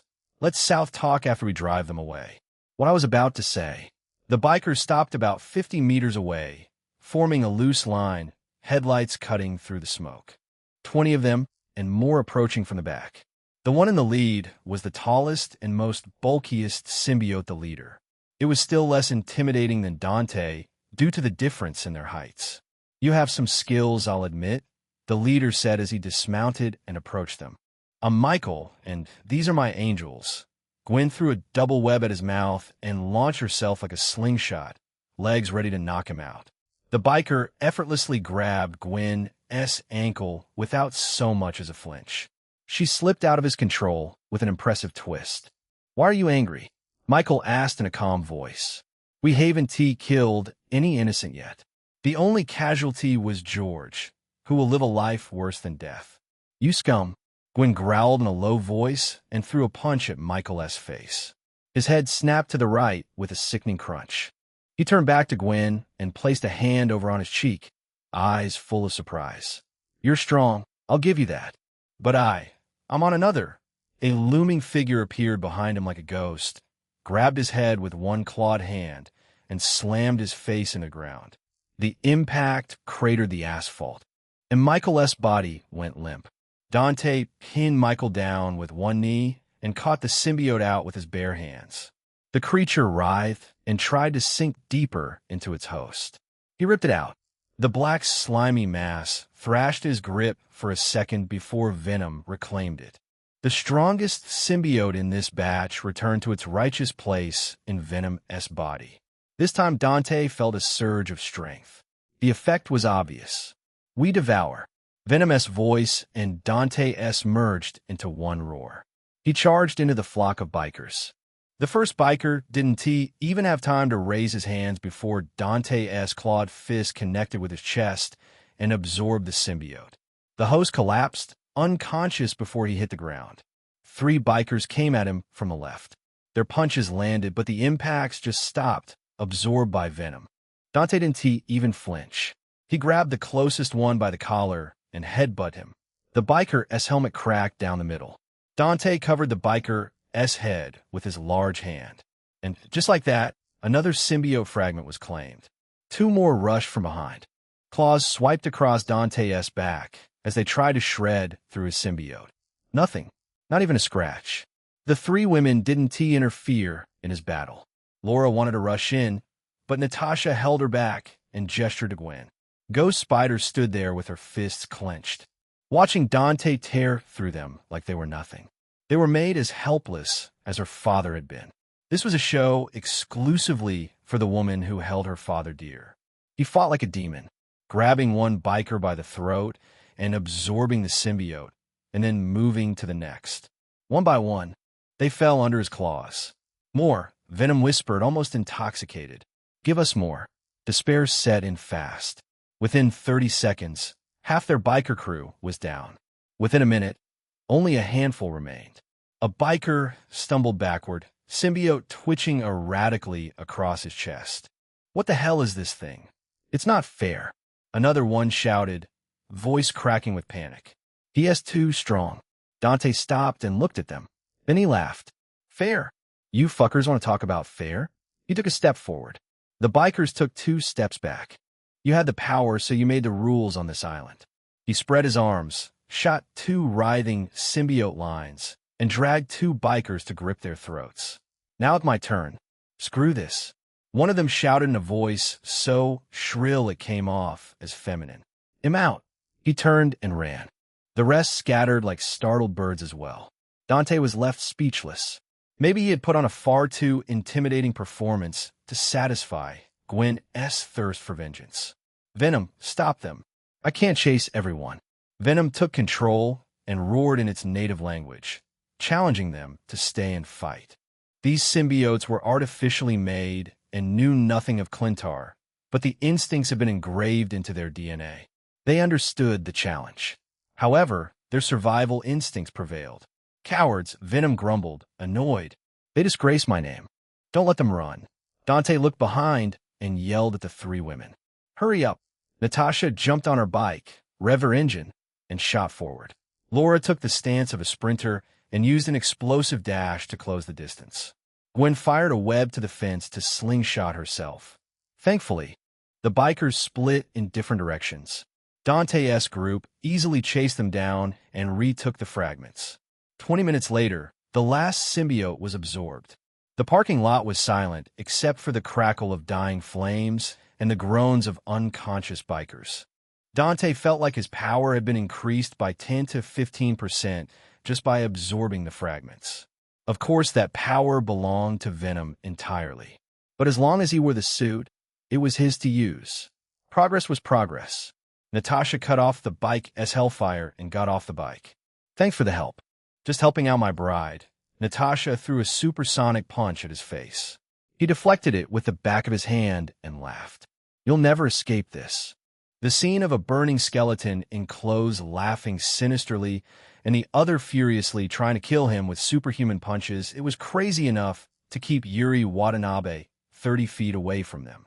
She had wanted to approach to say thanks on behalf of everyone. However, she stayed right where she was. So did everyone else. Nobody wanted to mess with Dante and Natasha right now. Dante, Laura's voice cut through his happy moment. Over there. He followed her line of sight and froze. The East River, it was black. Boats. A horde of them, from dinghies to speedboats and yachts, packed so tightly together they formed a black floating carpet that stretched across the waterway. On every boat, one or two symbiotes sat waiting. From the opposite direction, a cruise ship approached. A massive cruise with multi-deck layout. It was also crawling with symbiote hosts. Dante had to suck in a deep breath. Over 1,000 symbiote, or maybe more, had come for revenge. Norman was pissed they had ruined his plans to take over this island. So pissed that he sent a whole army of symbiotes to take them down. Or he wanted to curb stomp Dante's group and show off his power at the same time. Well, shit. Chapter 89. Ambition and Defiance. Norman Osborn stood before the wall-mounted television in his penthouse office, with hands clasped behind his back. The live news feed showed his symbiote army flooding across the East River like a plague. Boats packed so densely they formed a floating highway. The cruise ship loomed behind them like a fortress on water. Every deck and every cabin held one of his creations. The news helicopters circled at a distance. Cameras zoomed in. Every channel was desperate to cover this. The NYPD had locked down airspace over Roosevelt Island, but they couldn't stop the world from watching. Right now, the whole world was watching. Beautiful. Isn't it? He felt the symbiote beneath his skin stir in agreement. Sovereign. His masterpiece. The first true evolution of symbiotes, born from his ambition and tempered in his cruelty. Just like Norman, it carried the ambition of reaching the pinnacle of its species. And it would, as long as it cooperated with Norman. Watch as my minions claim Ghost Spider and that feral little claw woman. They'll all be my slaves before midnight. He tilted his head, imagining Ghost Spider, the friendly vigilante of Manhattan, on her knees as an obedient puppet. The woman with sharp claws was just a bonus.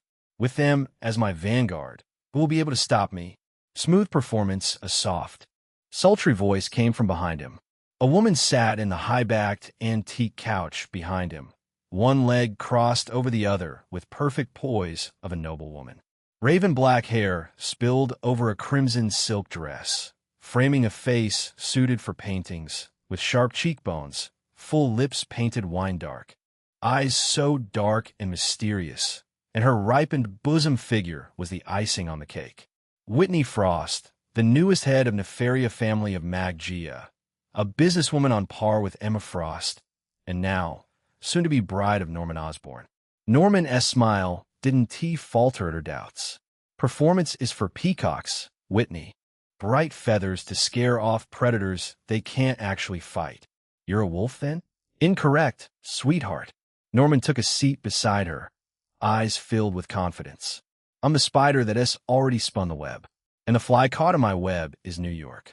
They can only squirm helplessly as I pick their wings apart one by one.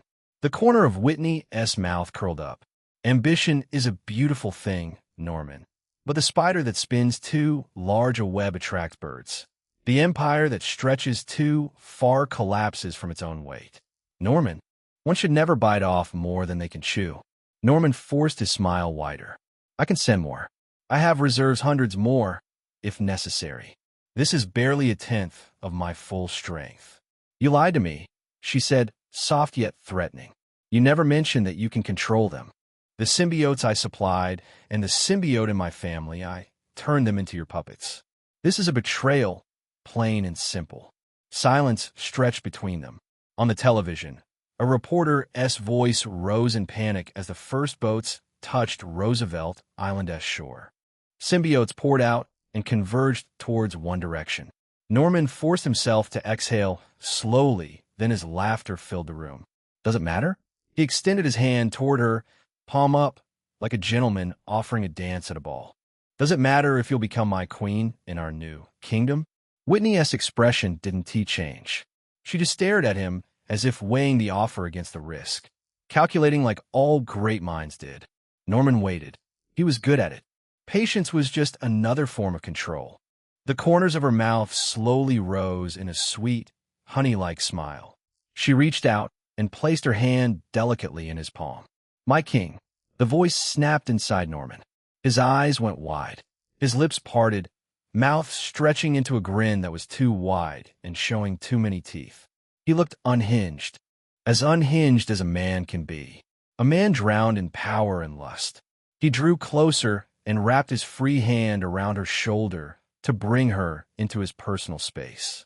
"Our kingdom will require heirs," he whispered, voice trembling with barely restrained excitement. "Strong ones, beautiful ones, perfection given birth. We should start working on it." Whitney's smile didn't waver. She leaned into him coquettishly and rested herself against his chest. "It'll be my honor, king." Meanwhile, Silver Saber International. Sylvija Sablinova sat on the edge of her bed with a straight back. She studied her reflection in the full-length vanity mirror, the new look bestowed upon her by Felicia. Her silver hair had been pulled back into a sleek bun. She had applied just enough eyeliner to sharpen her already intense gaze, making her look less approachable and more dangerous. A touch of rose-tinted lipstick added color without softening her expression. Everything naturally, it all melded together. The look brought the best out of her regalness. She looked like a queen more than a mercenary. "You like that, Silver," Felicia said lazily from where she sprawled across the bed. Chin propped on one hand. "With your natural dignified aura, it's a ways to make you look younger or prettier. I already am both of those." "Yeah, right?" "For this, I leaned into the queenly persona. This will make people want to kneel in your presence." Sylvija's lips curved into a faint, amused smile as she met Felicia's gaze in the mirror. 8 out of 10. Felicia blinked and sat up slightly. "Wait, what?" "Your makeup skills," Sylvija clarified, one eyebrow arching. "This isn't your best. You can do better." A lot better if Sylvija considered every new look Felicia had used in these scarce 2 days. Felicia didn't apply any fancy makeup. She considered everything from face to figure to clothes to one's natural demeanor. "Fuck you," Felicia laughed, grabbing a pillow and hurling it at her. "You smug bitch. I don't want him spending all his time with you. We're still rivals, remember?" Sylvija caught the pillow without looking and put it on her lap. "We are," she agreed softly, a hint of warmth in her voice now. "But that doesn't mean bang." The door slammed open before Sylvija could say anything more. Ava burst in like her ass was on fire, phone clutched in one hand. "Cease. You gotta see this. Now." Sylvija snapped to full alert mode. Something that startled Ava must be important. "What is it?" Ava leaned over Sylvija's shoulder and held the phone. The screen showed a live news feed from Roosevelt Island. The hundreds of symbiotes. "This is beyond fucked." Sylvija's blood went cold at the sight. Just one symbiote would give trouble, yet such a large quantity was unleashed upon the world. Norman's gone completely insane. Felicia arrived beside Sylvija in an instant and leaned over Sylvija's other shoulder. Her eyes widened as she took in the footage. "Isn't that, darling? Gwen, Natasha, and Laura are also there. Can they handle this symbiote army?" "I don't know," Sylvija replied with a trembling breath. "It's way too many. We have to help him. Now."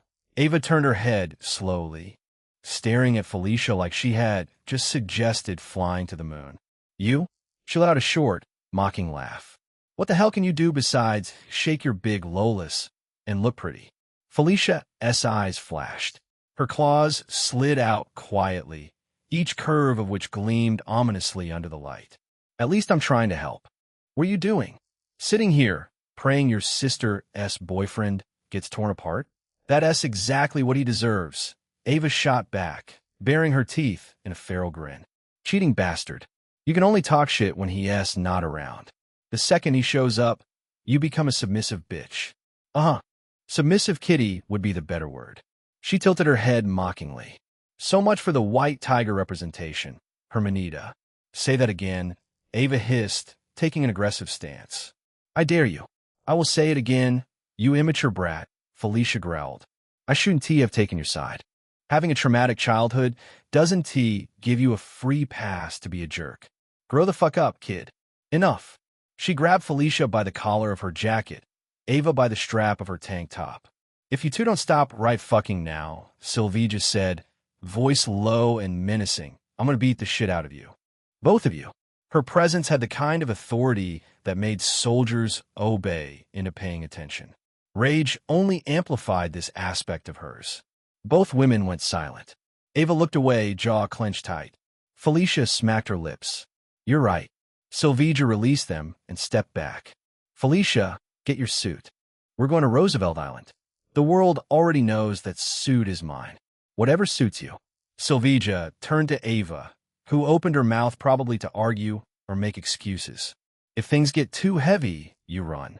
Your amulet-s faster than any symbiote. Use it. Ava's jaw snapped shut. Then slowly, a grin spread across her face, feral and alive with the thrill of violence. She cracked her knuckles. Nah, cease. We live together, we die together.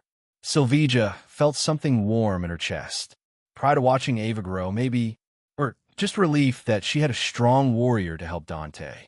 She smiled softly. Let us go. I'm fucking tired of sitting on the sidelines while he fights alone. Same.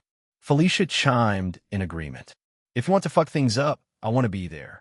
I didn't want to become stronger to be powerless at home. You might not get a normal life after this? Sylvia asked in a heavy voice. Are you sure? I have a trick to cover my identity. They want to know it's me. Felicia struck a pose with a hand on her hip. It'll be the debut of new Felicia. I need to get something.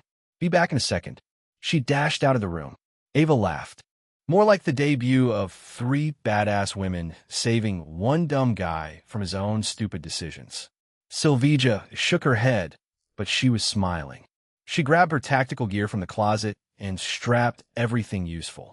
Felicia returned a few moments later in her black cat suit.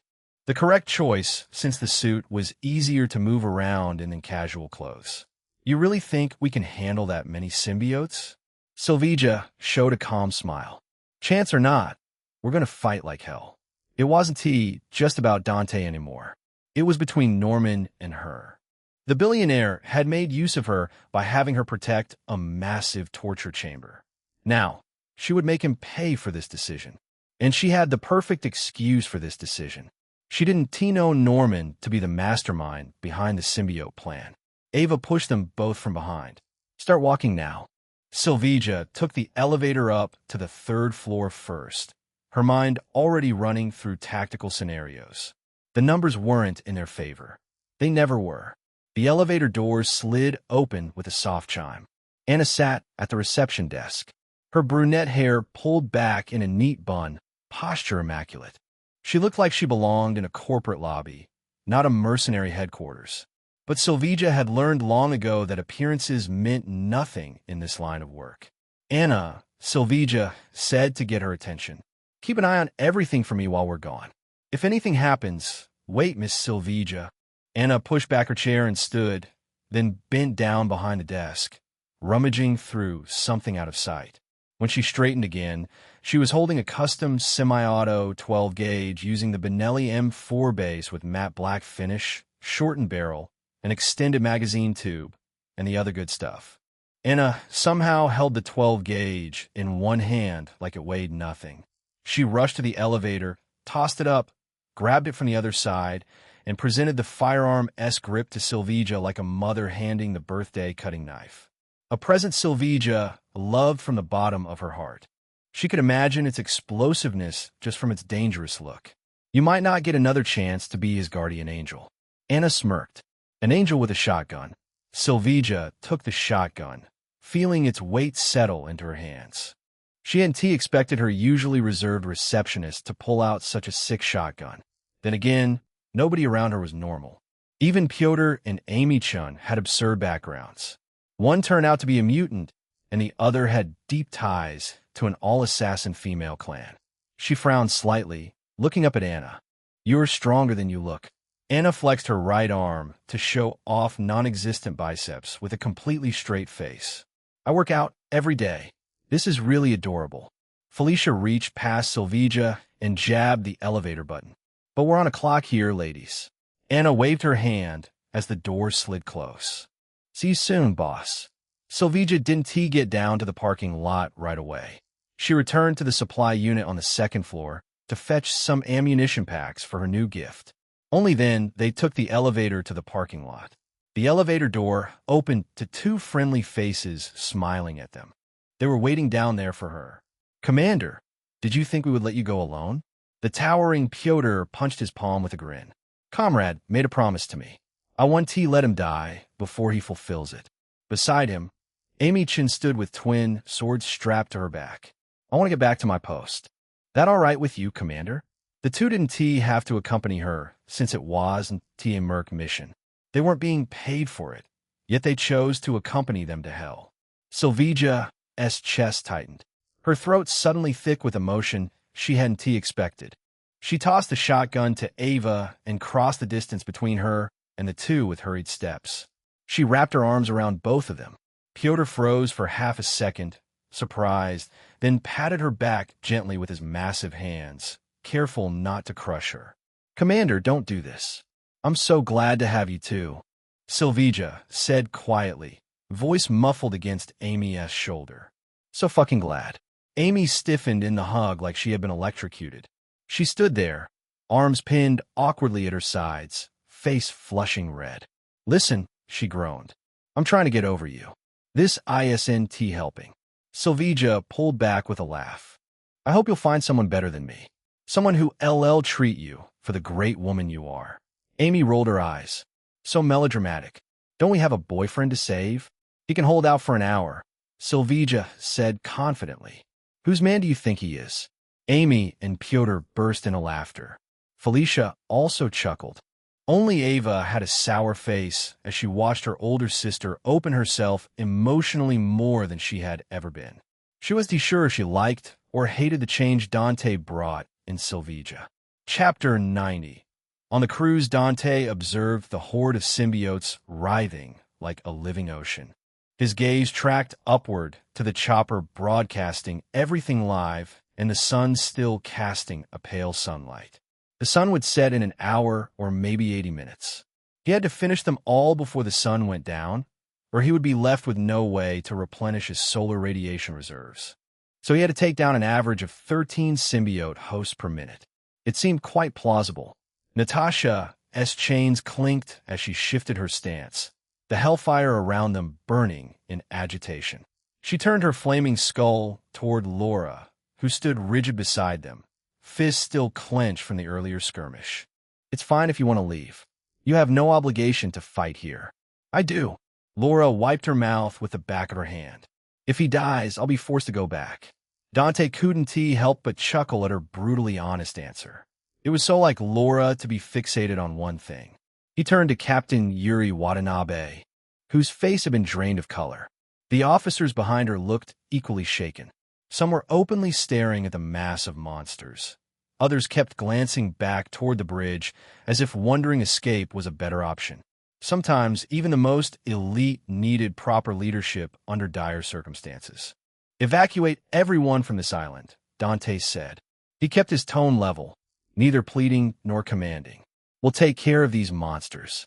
Yuri just stared at him for a moment. Then her expression hardened. She whirled sharply toward her squad. What are you waiting for? Yuri roared. Move your asses. I want residential blocks cleared first. Go, go, go. The paralyzed officers jolted into motion. Some sprinted toward their patrol cars. Others grabbed radios and started barking evacuation orders. The sudden surge of activity seemed to break the spell of fear that had gripped them. Natasha, go with them, Dante said without looking at her. I'll deal with this. He wasn't being heroic. In fact, it was quite the opposite. Natasha's hellfire would obliterate symbiotes if he wasn't there to collect them. He needed them to recover Venom's strength. Natasha grabbed his collar and forced him to look into her eyes, a pair of small flames in hollow sockets gazing right into his soul. Work with me. I weaken them off. You absorb them. To see right through him under such circumstances was what separated Natasha from the rest. "I don't answer to you or shield." He stared into her eyes. Penance Dare was quite useless if he had nothing to be guilty about. "Don't order me around again." As much as he wanted to make his life easier, he wasn't going to let anyone walk all over him. Natasha, right now, was quite blatantly disrespecting him, even though he was trying to help her. Natasha loosened her grip and patted the fabric, staring at him. "I'll weaken symbiotes so you can absorb them. Can we cooperate on this?" "That is how you treat people," he said with a chuckle. "Are you sure, though? You want T be able to escape the bride's allegations after this." She groaned. "I'll worry about that later. Focus up." Gwen Ghost Spider stirred beside them. She had been unnaturally quiet until now. The teardrop lenses of her mask narrowed as she focused on Laura. "You Laura, right?" "What?" Laura asked, blunt as always. "Do I know you?" Can you help out without killing anyone? You don't want to make this broadcast X-rated." Gwen's voice had that forced cheerfulness. "Kid might be watching us." Dante was happy to see Gwen's quippy side back. She had let rage consume her earlier. But when a real crisis arose, her heroic instincts kicked back in. Her father had suffered to protect this place. She wouldn't let that sacrifice mean nothing. Laura stared down at her hands, at the 6 adamantium claws. Each blade was razor-sharp and unbreakable, designed for the purpose of killing. The weaker symbiotes wouldn't stand a chance, as she could slice through them like wet paper. But that was the problem. It wasn't that she was squeamish about lethal force. She could only kill them with her claws. Dante saw the conflict play across her face and communicated with Venom. "Give me a symbiote for her." "I can't," Venom replied. "All absorbed into me." He had thought of giving her base stats boost through the symbiote, but that option was off the board, at least for the moment. He stepped closer and rested a hand on her shoulder. "I'll take you, but you have to listen to my orders." She nodded and stepped closer, allowing him to hold her in his arms. "Ghost Spider," he said as he fired a thick black tendril toward a streetlight at the dock's edge that latched on with a wet thwack. "I'll leave the evac to you." "Hey, wait, don't just—" Gwen called out from behind, but he had already slingshot himself. He was thinking of occupying the bow deck area to only worry about enemies from one side. Then again, he was too durable for these symbiotes. Better to fight and absorb as many as possible at a time. He landed right on the top floor of the cruise, right in the middle of the horde. The more attention he garnered, the more time Gwen and Yuri would have to clear the island. The boats steered to the cruise's direction, as he had expected, and all symbiotes started rushing to get him. Laura left his arms and positioned herself beside him. Natasha wasn't as mobile as him. She had to use brute force to leap from the edge and reach the cruise, and she did so with grace. The three stood in the middle. For one perfect second, nobody moved. Then the horde shrieked, 100 voices screaming in unison, a sound that would terrified any weak-hearted. Elixir S Link. Permission acquired. Level 4 Resonance Link created. New abilities added to Administrator S Archive 3. The first wave approached like a black tsunami. He smashed 2 symbiote heads into each other. Their symbiote matter converged and rushed up his arm, becoming one with Venom. What left were 2 unconscious young men. "Laura, get them to safety." Laura grabbed both men and leaped to the side, putting the men in the clear corner. The symbiote's claws came at her from every side. Then a hellfire-covered chain swept a bunch of them away. Laura's slender figure slipped through with just one scratch at her face, which healed instantly. She got into position to cover his back and released her claws. "Let me go lethal." "No," he denied firmly as he absorbed another 2. "You aren't a monster." Natasha cleared a 3-meter area with a swipe of her chain. "Yes, right." She groaned, putting her claws back again. This time, she didn't need to be told about fetching the unconscious hosts. She grabbed them before they were trampled under the symbiotes and got them to a safe corner. Dante engaged with the horde once again. As much as he wanted to use a weapon, using his fists was the best option. It allowed him to easily absorb them and reduce their numbers. Killing them was the easiest option, of course. He had the brute power to insta-kill everyone with Death-S powers. It's not worth it. Besides, exposing that level of power would put a target on his back. Now that he had grown somewhat strong on his own, Death-S Link was better kept as a trump card. So he optimized his body for defense and strength at the cost of mobility. Natasha wasn't the type to stand still while he acted. She kicked the symbiote in the lead.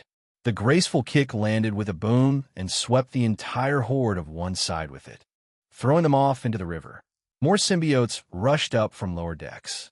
Natasha dashed into the flock, wrapped a bunch of 3 symbiotes under her chain, and hurled them at him. Catch! He caught 2 out of the air and slammed them on the deck. Laura grabbed the last 1's arm and grappled it to the floor. He quickly absorbed the 3 weakened symbiotes after exposure to Hellfire. Symbiotes converged at him from behind. He turned around, charging his fist with a burst of solar radiation power. The closest symbiote was lunging with its sharp teeth out, ready to bite him. His fist smashed into the symbiote's face with the power F gene, explosive force release, and sent it flying. A cascade of black shadows was blown back. The sight wasn't that different from what Natasha had achieved. You had a reason for your confidence, Natasha complimented, hurling another pair of symbiotes at him. Laura, you're doing great. Keep it up. He ripped the symbiotes apart and let Venom devour them, letting Laura take them away. Venom, make a symbiote for Laura. It'll weaken us, Venom argued, hesitant to cooperate. Are you sure? Do it.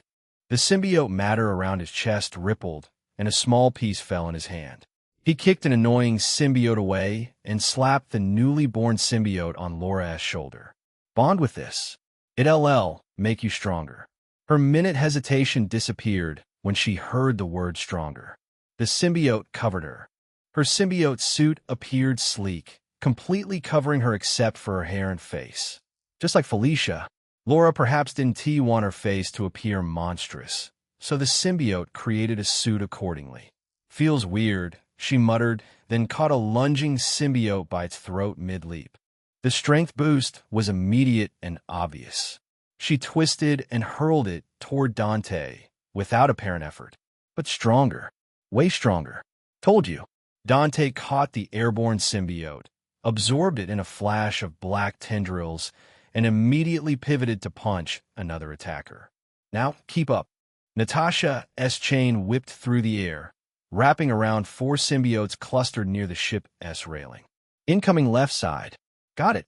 Dante shifted his weight, already moving before she finished speaking. Natasha yanked the chain back toward herself.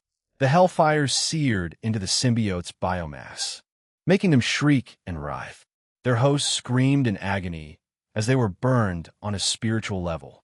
She released the chain's hold, and the momentum carried all 4 directly into Dante's path. He caught the first 2 by their heads and let Venom strip away the weakened symbiotes before they hit the deck.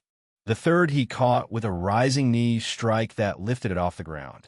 The fourth got an elbow to the spine that dropped it instantly. Venom consumed all 4 symbiotes in rapid succession. The host collapsed, unconscious but breathing. Laura, on it. She was already moving. Her new symbiote enhanced speed, letting her blur past 3 attacking shadows. She grabbed 2 unconscious hosts by their collars and dragged them towards the growing pile in the corner, then dashed back for the other 2. A symbiote tried to intercept her. She ducked under its claws and kept running. Great work. Natasha called out, satisfied. She pivoted, scanning the symbiotes still pouring from the ship's interior. I should ordered something in the restaurant. I'll treat you after this, he said and smashed his fist in a symbiote. A shockwave rippled outward in a golden pulse and staggered every symbiote within a 10-foot radius. They reeled, their biomass disrupted by the solar energy Venom had learned to tolerate, but other symbiotes couldn't handle. Solar radiation can also be used in place of chi. He still had a long way to go in mastering his helioreactor. Natasha didn't waste the opening he had made. Her chain swept in a wide arc, catching 6 stumbling symbiotes and dragging them into a tight cluster. Dante. Yup. He launched himself forward, and both fists hammered down on the clustered group. The impact cratered the wooden deck. Venom eagerly absorbed all 6 weakened symbiotes, leaving their hosts in a groaning pile. Laura was there before he could call her. The symbiote suit was learning her preferences as it formed handholds on her palms for better grip and redistributed mass to her legs for explosive bursts of speed. A particularly large symbiote, its host had to be at least 6'7" and built like a tank-charged Dante from his blind spot. Its claws extended and jaw distended impossibly wide. Natasha's chain snapped out like a snake and yanked the giant symbiote off its feet. It skidded across the deck and slammed into a support beam with a loud sound. Dante stomped on its back, pinning it, and absorbed the symbiote in one smooth pull. The host, a dockworker by the looks of his torn uniform, went limp. "Another one for you, Laura. Stop yelling my name." Laura shot back, but the feral grin on her face betrayed her mood. Physical drills were her bread and butter, the area where she excelled at. She grabbed the unconscious dockworker by his arm and dragged him towards safety. "I know what to do." "Then do it faster," Natasha replied, dodging a swipe from a symbiote's clawed hand. She caught its wrist, twisted until something popped, and kicked it toward Dante. "Gift wrap for you." He caught out of the air and absorbed it. "Appreciate the delivery service." "You're welcome. Now, catch."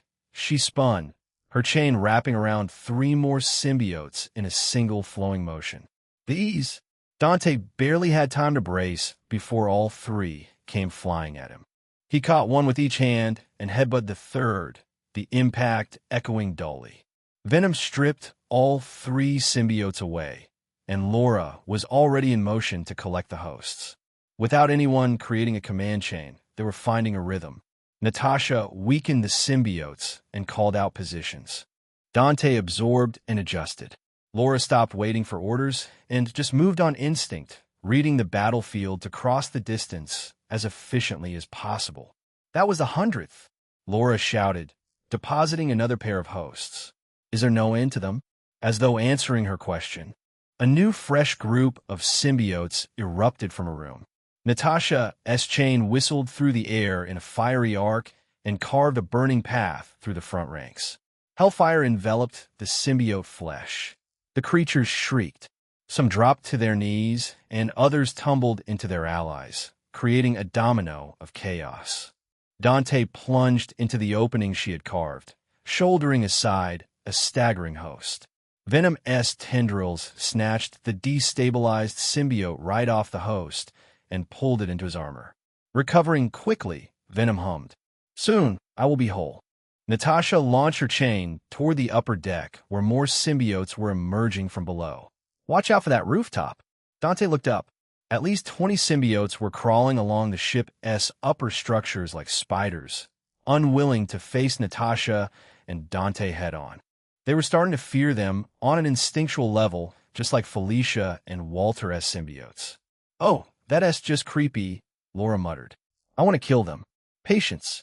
He rested his hand around her shoulder. "Natasha, I'll leave them to you." Natasha swung her chain in a wide, overhead arc, the hellfire blazing brighter and hotter. The chain extended far longer than it should have been physically possible and wrapped around the upper deck as support beam. Then she pulled. The metal beam twisted and snapped. 20 symbiotes lost their footing all at once and came tumbling down in a shrieking mass of black and white. Natasha called out cheerfully, "Big prize. Just brilliant." He positioned himself under the falling swarm and leaped through the swarm. "Laura, be ready." Black tendrils erupted from his entire body and pierced into the symbiotes. The hellfire exposure allowed him to easily separate their connection and absorb. Venom consumed them all in a feeding frenzy, and Dante felt the surge of power. His strength and durability spiked from Venom's growth. The 20 hosts collapsed in a heap around him, unconscious but alive. "That's a lot," Laura grumbled, still moving to do her work. A thought came over her as she stopped before the 20 people. Black tendrils came out of her and swept under the people, forming a platform that lifted them all up. "That took a lot of energy," Laura muttered, dragging all 20 people toward the safe zone in one go. "It's good I had those pancakes." "Laura, how is the suit?" "I like it. She replied, "Can I keep it?" And oh, Venom sent the thought to his mind. "I'm weaker without it." Dante ignored Venom. "Yeah, sure." Venom could only groan in his mind. "I will be weaker." Natasha landed beside Dante and glanced at him, those hollow, flame-filled sockets locking on him. "You can still fight, right?" "Of course." Dante rolled his shoulders, feeling Venom settle back in a layered armor. "I'm going to take every single one." After this, Natasha's chain burned brighter. "Mind telling me why you can absorb them?" Dante conjured a 3-meter-wide shield with intricate rotating patterns and pinned a dozen symbiotes against a wall. Natasha's hellfire poured upon them, raising screams of agony. More easy pickings for him. In exchange, you tell me how you found that spirit of vengeance. Natasha stared at his back. "Forget about it then. Your loss."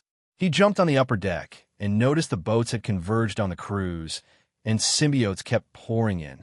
Only one boat was docked near the island. Gwen was powerful, but she wouldn't be able to deal with a group of symbiotes without his help. "Should I send Laura?" A glint on the bridge caught his eyes. A SUV accelerated through the bridge. It stood out just because it was entering the island rather than leaving. A fancy motorbike trailed behind this car, driven by the Russian giant. They took their sweet time. Chapter 91. The cleanup. Dante dialed Felicia's number. The call connected before the first ring finished. She must have been watching the broadcast live. "Darling."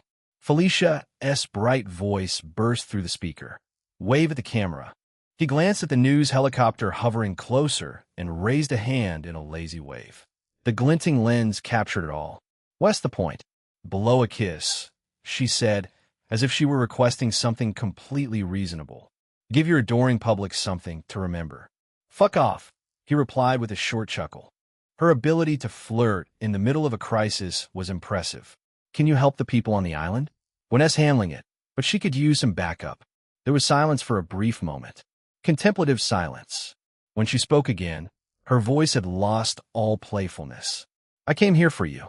He didn't need to see her face to face to understand the underlying meaning.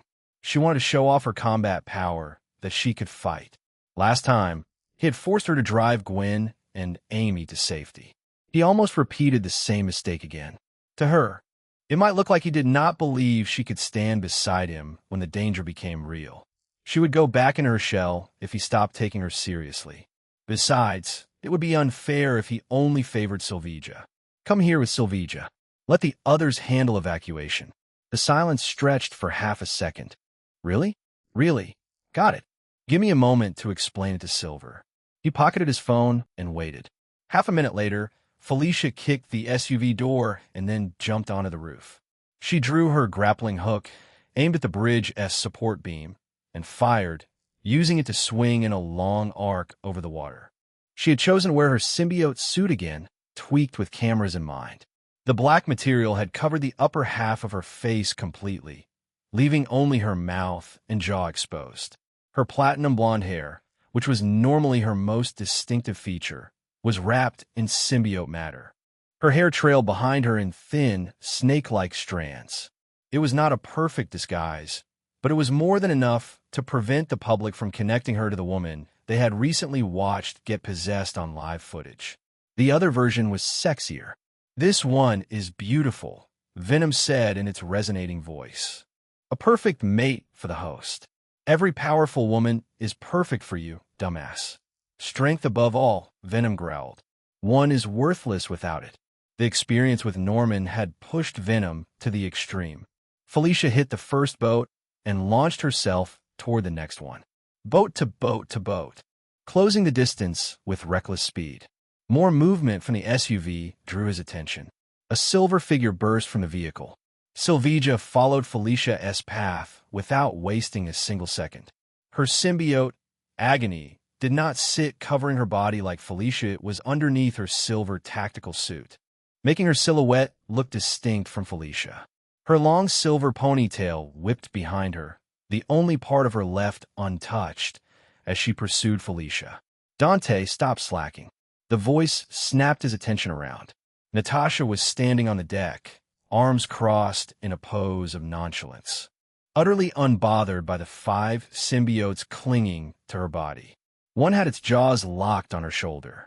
Another gnawed uselessly at her forearm. A third wrapped around her legs like a python. 2 more clung to her back, clawing and biting aggressively. Meanwhile, Laura was a black blur across the deck, dodging and weaving through the cluster of symbiotes. His inactivity didn't bother her. If anything, the spring in her movements suggested she was having a blast with her new mobility. I should wrap it up and check up on Gwen's father. Otherwise, the old man might kick the bucket before he even had a chance to heal him. He jumped down and grabbed the first symbiote clinging to her shoulder and ripped it free. Venom's tendrils surged out to pierce the weakened creature and drag all 5 into his mass. WeVE got more help coming. Great. This is taking. Her flaming eyes flickered with sudden awareness, and she shoved him hard in the chest without hesitation. He staggered sideways, just as Felicia came hurtling through the air, trying to surprise him. Natasha didn't think of Felicia as an ally, but as a special variant. Nobody would in her situation. Her burning chain lashed out to deal in response. The moment he registered the hellfire-covered chain whipping toward Felicia, his body moved on pure instinct. He snapped out a tendril and caught the chain mid-swing, wrenching it away from its trajectory before it could make contact. Hellfire would hurt Felicia like hell. He was about to stand there and watch that happen. Despite his own resilience, the instant of contact felt like fire had burned him directly. Hurts, Venom howled through their connection. The pain wasn't just limited to flesh, as hellfire could burn souls. It burns. It burns inside. Felicia twisted mid-air and flew in his arms, then rubbed her face in his chest. I appreciate that, darling. He shook his head. You've handled worse. That is true. Venom forced itself to calm down after hearing his words. Been through worse in the lab. Don't get sentimental now. Well, fuck up Norman soon. Fuck up Norman. Natasha cleared the remaining symbiotes from the immediate area surrounding the deck with a powerful swing of her chain, then turned to glare at him. Before she could ask anything, Sylvija gracefully landed beside him and glared at Natasha. You're out here, proving that there are no eternal enemies. Felicia left his arms to stand beside him. He skipped the first few steps and made her his bride. That's just a joke people started, Sylvija said, clearly unwilling to let Dante tangle with a S.H.I.E.L.D. agent. It would unnecessarily complicate things. It's not meant to be taken seriously. Natasha clenched her fist tighter around her chain. We'll have plenty of time to talk after we deal with this. Agreed, Sylvija said with a sharp nod, unconsciously glancing toward the helicopter that had drifted even closer to capture better footage of them. She grabbed the shotgun from her back and aimed it one-handed at an approaching symbiote. One shot blasted it all the way into the river. Rushing here was unnecessary. He shook his head. Of course not. We'll feel less pressure with you here. Felicia patted his back with what might been reassurance or just affection. Silver, whoever gets the most symbiotes wins a solo date with him tomorrow. She lunged forward, moving through the horde of symbiotes with movements so fast they blurred, her claws swiping through them like they were made of paper. When she landed, she did it in a cat-like pose. This will get addicting, hey? Sylvija stepped directly on Felicia's back to use her as a springboard, leaping at a particularly large and dangerous-looking symbiote. With one close-range blast from her shotgun, she knocked it clean off its feet. She planted a foot on its chest and shot its head. This should count for 10. Felicia groaned. That was my prey. Natasha hurled her chain to wrap around the giant's neck and drag it toward Dante. He let Venom accept the gift while he watched his official and unofficial girlfriend bicker and compete over their respective kill counts. With Laura helping from time to time, the process became so effortless that he didn't even have to lift a finger. The symbiotes were being weakened and dragged toward him to be harvested. It's delightful, Venom muttered in his mind, satisfied. But it is tiring. It reached a point where even Venom was exhausted from swallowing fragments. He still wasn't complaining. Not when the numbers disappeared until only a few scares could be seen. It was at that exact moment that the news helicopter decided to land on the cruise ship's top deck. It definitely wasn't an approved landing zone. But the news channel clearly couldn't resist the opportunity to interview his group live from the site of the action. "Laura, come here." Laura kicked the floor and dashed to his side in an instant. "What?" "I'll be going for a while." He pointed at Felicia. "Listen to her until I'm back." Laura frowned. "What if I'm hungry?" "She'll give you food." She looked at Felicia, who waved back with a grin. "Okay, be back soon." "I will." "Natasha," he said, "take care of the rest here." He reached for Felicia to pull her aside, and then his hand was grabbed. When he looked back over his shoulder, he saw Natasha staring at their joined hands. "Romanov?" Natasha released his hand immediately, clearly realizing the kind of rumor that could grow from a single camera frame. "Backing out of your promise to treat me?" He knew it was to ask him more about the operation tonight, rather than the dinner itself. "I really need to be somewhere else." Natasha nodded reluctantly. "Let me know if plans change." On the other side of the deck, Silvija was staring at him with a deathly glare, and the glare felt even more terrifying with the symbiote mask. He had to feign ignorance of the jealousy and make plans to address it later. He pulled Felicia away to a more isolated corner of the deck, away from cameras and curious ears. "I need to go see if I can actually help Gwen's father. His condition is critical." That received an immediate nod of acknowledgement from Felicia. She continued, listening attentively, clearly waiting for whatever additional directions he had for her. "Take Laura when you leave. She is officially part of Wildpack now." He would preferred to give these instructions directly to Silvija herself, but it was better not to involve her too publicly in these decisions while cameras were still recording. Felicia nodded twice. Silver is going to lose her mind. Of course, Silvija would appreciate having such a capable and powerful fighter officially joining her mercenary organization. Having Laura in Wildpack would significantly strengthen their operations. "When will you return?" Her deep emerald eyes showed hesitation behind the symbiote mask. "Any estimates?" He saw through her intentions and smiled, which wasn't noticeable to anyone. "I haven't forgotten our promise," he said, holding her shoulders firmly enough to reassure her. "We're going." Her eyes shone with joy, and then she pouted as if she was annoyed at herself for showing it. "I wasn't trying to pressure you about that." He chuckled. "I know. I'll see you back at home." Felicia had taken a room in Silvija's office building, so technically it qualified as her home now as well, even if the arrangement was still relatively new. She gently punched his chest. "Be safe." "You too." He shot out a web line and swung toward the island, leaving the cleanup and media circus for S.H.I.E.L.D. Meanwhile, Bang Norman threw his wine bottle at the screen. Crystal shattered across the floor, and red wine trickled down the wall like blood. "He stole it from my vault." He gritted his teeth in frustration.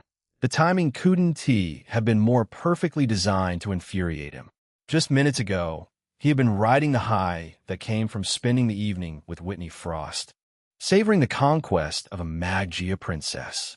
He had been imagining his future kingdom, feeling invincible. And then this.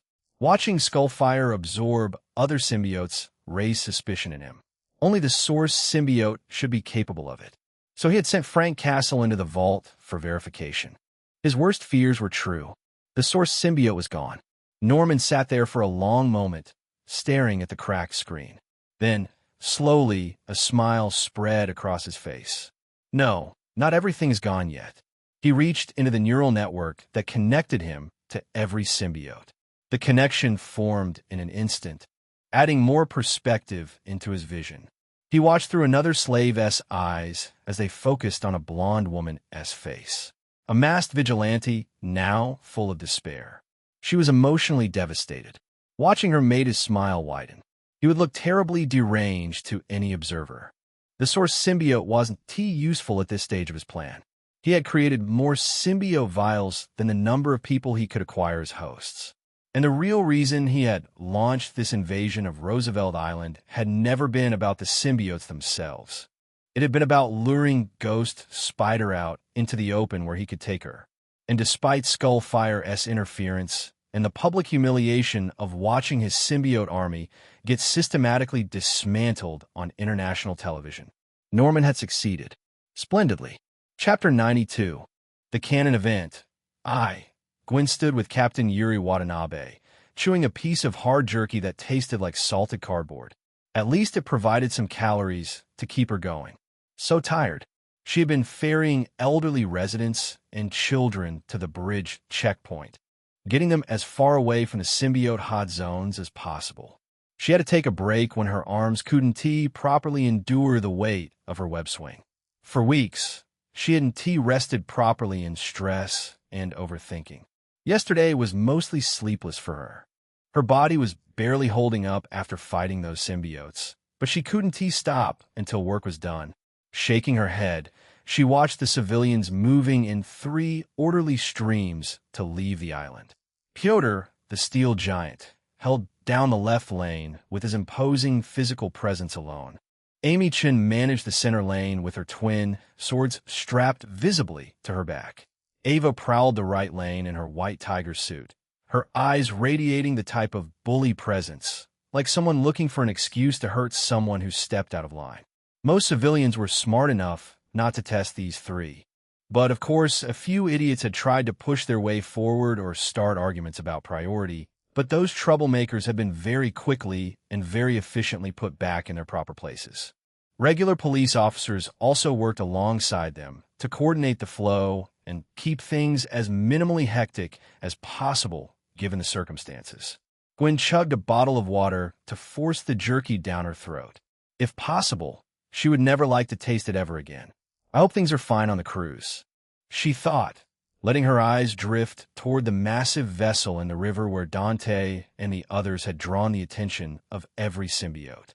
His strategy of concentrating the enemy forces in one location had worked flawlessly. It made the evacuation easier, but also raised the pressure on them. She could only imagine the type of battle they would be having over there. In her current state, she would only be a burden. Otherwise, she'd have gone to help them. Cap, is there anything else I can help with? Gwen asked, turning her attention back to Yuri. Anything? Yuri shook her head, concerned. Others will handle. Her gaze shifted to the officer sprinting to them, breathing hard. What happened? Gwen knew this was an emergency. Captain Watanabe, message from Captain Morales' squad. He has run into trouble and needs backup. Gwen's eyebrows raised slightly. Captain Jefferson Morales was a longtime friend of her father, someone he had worked with for years and spoke highly of. Gwen had only met Jefferson a handful of times at informal gatherings, but he had always struck her as a decent person who cared about doing the job right. His son Miles was also a good kid, quiet and artistic. They would be being great friends if Miles wasn't living in Brooklyn. Give me the location, Gwen said before Yuri could respond. I'll check out what is happening. The officer quickly relayed the address of a relatively secluded school building in a residential section. Gwen tried to pull up a map on her phone, but the screen stayed dark. Dead battery. Great. Yuri noticed the problem and held out her own phone without being asked, then reached over to pat Gwen's shoulder. Sorry for running you into the ground. Gwen understood this wasn't just an apology for the physical labor, but she didn't want to think about it. It's all right, Gwen said, crushing the empty plastic bottle and shaking her head. I'll report when I get there. She threw the bottle in the air and webbed it to the metal beam, where it wouldn't become litter. She turned and swung back toward the residential areas of the island. On the way, she passed the husks of vehicles burned down by the bikers. The evidence of the Terra Norman had unleashed. The fear those people must have felt when they realized the thing attacking them wasn't human, that their car doors and windows couldn't protect them, made worse by the fact that the law couldn't help them. This was why someone had stepped up and fought back. Harry's dad is a demon. There are no other words adequate enough to describe the scale of destruction and suffering Norman Osborn was causing. She had to stop him at all costs. A few minutes later, Gwen landed on a fence and observed the school. Police cars sat empty in the lot, parked at odd angles like the officers had arrived in a hurry. Her spider sense remained quiet, but her instincts kept telling her something felt slightly off about the whole situation. She dropped to the ground and pushed through the front doors. The hallway was empty. Strangely, There wasn't any sign of recent activity, even though Captain Morales' entire squad was supposed to be here. "Hello. Is anyone here? Captain Morales? Help!" A male voice called out desperately from somewhere deeper in the building. She immediately sped up toward the source of the plea. Her fatigue was temporarily forgotten in the face of someone who clearly needed assistance. The voice called out again and again as she navigated the school's corridors, growing louder as she got closer, until she found herself standing outside one of the classrooms, nearly out of breath from the sprint. She paused for just a moment. This could easily be a trap to lure the hero to an isolated location with calls for help, then ambush them when they let their guard down. "Help me, please." But the voice called out again from inside the classroom. She realized she didn't actually have a choice. Even if it was a trap, she couldn't just walk away from someone who might need help. That was the reality of being a superhero. With a deep breath, she pushed open the classroom door and saw a man bound to a chair in the center of the room with his back turned on the door. His build and hairstyle were enough for Gwen to recognize him. Jefferson Morales. Gwen looked around the rest of the classroom carefully, finding nothing threatening. Her spider sense remained quiet, and that made her even more nervous. "Untie me," Jefferson said, clearly having heard the door open but unable to turn around to see who had entered. Gwen walked forward slowly and used her enhanced strength to simply rip apart the rope binding his wrists. "How did this even happen to you?" "I don't know," Jefferson said, embarrassed. "I was ambushed. Someone hit my head." Gwen was speechless at the absurdity of a veteran captain being so easily ambushed. "Where's the rest of your squad?" The officer who called for backup said. "It was your whole team." Jefferson suddenly twisted around to look at her with wide eyes. "Behind you." Her spider sense rang at the warning, and she jumped to the side. Several figures rushed into the classroom, and the door slammed shut behind them. Someone had been waiting just outside for exactly this moment. She found herself surrounded by symbiotes. 7 of them, each one a massive 7-foot giant, making the classroom look cramped. They might be the strongest symbiotes she had ever seen. With her web, she brought Jefferson to her side and positioned herself between him and the symbiotes. "I have to escape." Her eyes darted to the windows, but she immediately saw they had been barred shut from the outside. "Officer, get those window bars open however you can," Gwen said, hoping Jefferson's experience would bail them out. "I'll try." Gwen smirked. "Is it your master's doing, or are you folks evolving to set up traps?" The question was to buy time to think. She couldn't fight this many symbiotes head-on, not in her current exhausted condition. It might been doable with flames around them.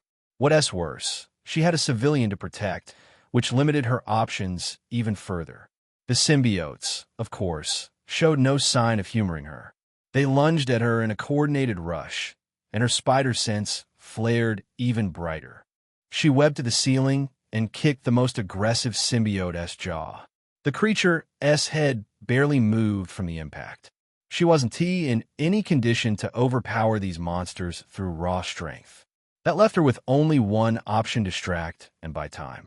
Her heart pounded like a freight train as she pushed her focus. She used her web to zip around the cramped space, dodging and weaving between fists and kicks, each one of which could knock her out on the spot. Thankfully, the symbiotes only targeted her, leaving Jefferson with plenty of room to experiment. After 5 minutes of fighting the symbiotes for her life, a metallic sound suddenly echoed in the classroom. "Done." Gwen finally heard the voice she had been waiting for. She webbed a symbiote to the wall, then leapt towards the window. Lifting Jefferson in her arms, she prepared to jump out, only to see nothing had changed. The window hadn't been touched at all. Her spider senses flared as an attack came from behind, forcing her to dodge sideways. "Captain, what did you mean done?" "You are done." Suddenly, an arm gripped the back of her neck. Jefferson's. He brought his other arm to her neck and began choking her. Meanwhile, the other symbiotes closed in on her and struck her from the behind. Gwen fell to her knee and coughed. More than the physical pain, she couldn't understand why Jefferson had betrayed her. Jefferson Morales rose to his feet with a smile. That was the smile of someone taking pleasure in maliciousness. "You're finally in my hands, Ghost Spider." Gwen S. eyes widened as understanding crashed over her. He was possessed just like Felicia and her father were. The symbiotes grabbed her hands and wrapped her completely in thick, slimy matter.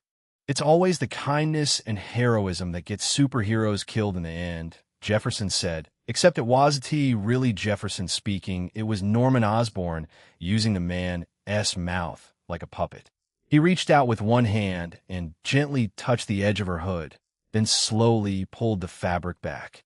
Let us see the face of our friendly neighborhood Ghost Spider, shall we? Gwen tried desperately to shake her head, but the symbiote matter holding her was too strong. She could only watch helplessly as her mask was slowly peeled away from her face, exposing her identity to her enemy. She felt a cold rush of air on her damp face. Are you happy now? Norman stared at her for a long moment. Gwendoline Stacy? The way he said her full name made her skin crawl. Norman Osborn, Gwen said, forcing her voice to stay steady. Release me right now if you have even the smallest amount of love for Harry. Norman placed one hand over his face and laughed, unhinged. Oh, I could let you go, certainly. But the real question is whether you actually want me to let you go. You only got one chance to save your father's life. The mention of her father twisted something painful in Gwen's chest. It's your fault he's in that condition, she said, tried her best not to scream at him. You did this to him, and I can make up for it, Norman said with a smile and bent down in front of her, bringing himself to eye level. Aren't you here running around playing hero because you're too afraid to go back to the hospital and see your father in that horrible broken condition?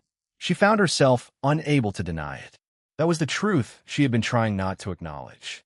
She had thrown herself into this crisis and volunteered for every dangerous task, not just to save innocent lives.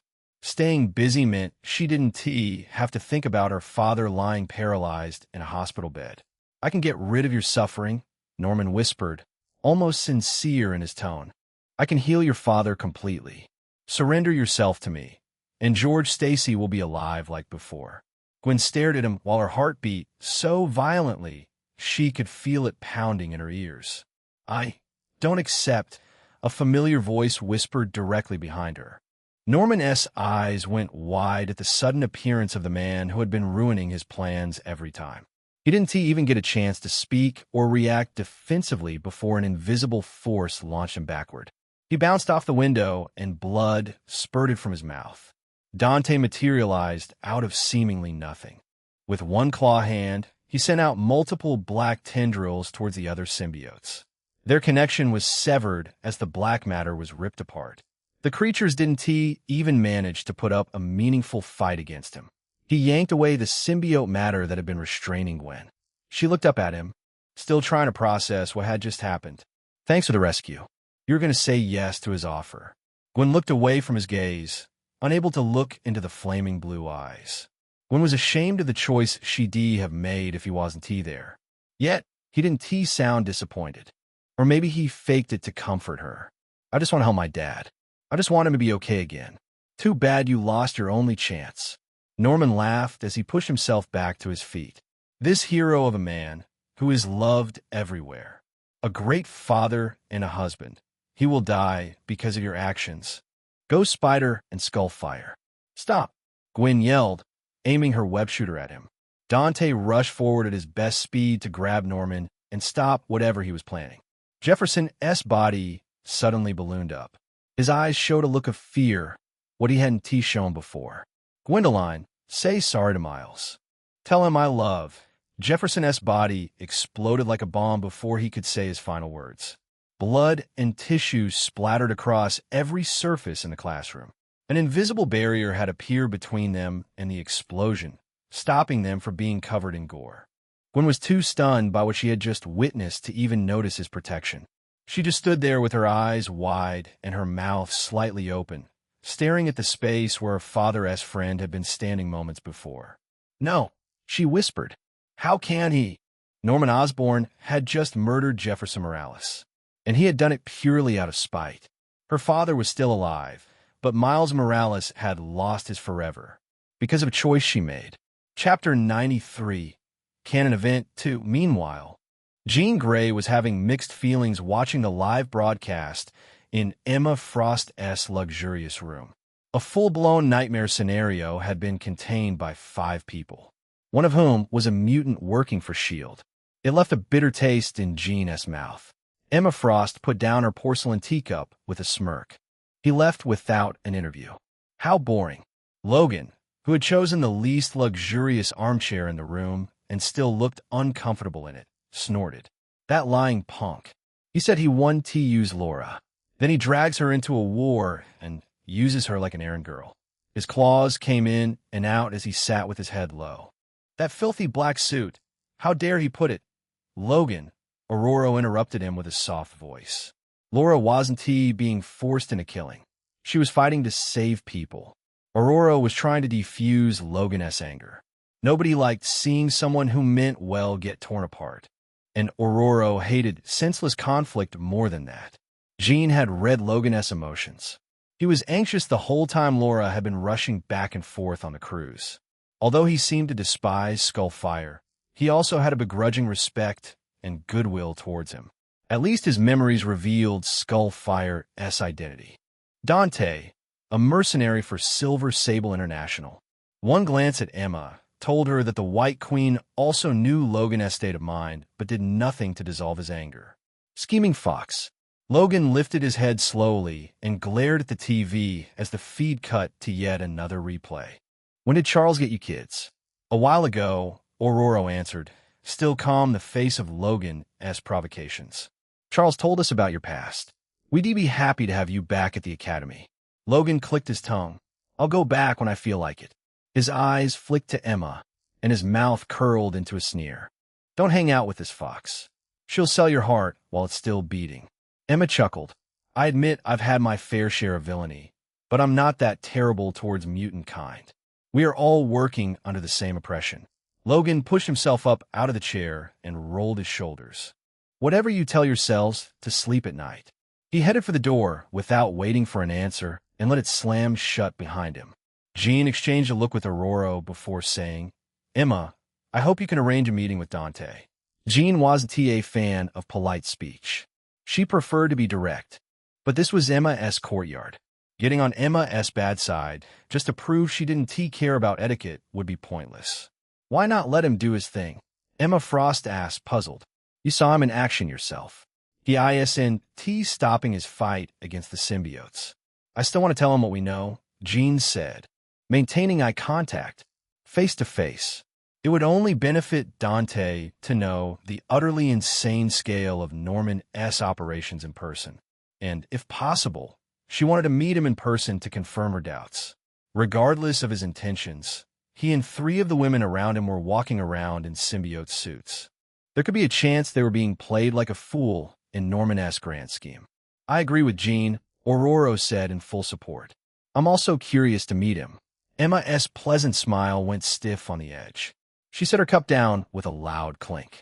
I'll try, but if you 2 try to poach him from me, I will bring your X-Men to their knees. Jean blinked at Emma's protectiveness. Emma was known to protect her assets, but never her allies. She couldn't check on Emma's mind to confirm anything either. Aurora chuckled softly.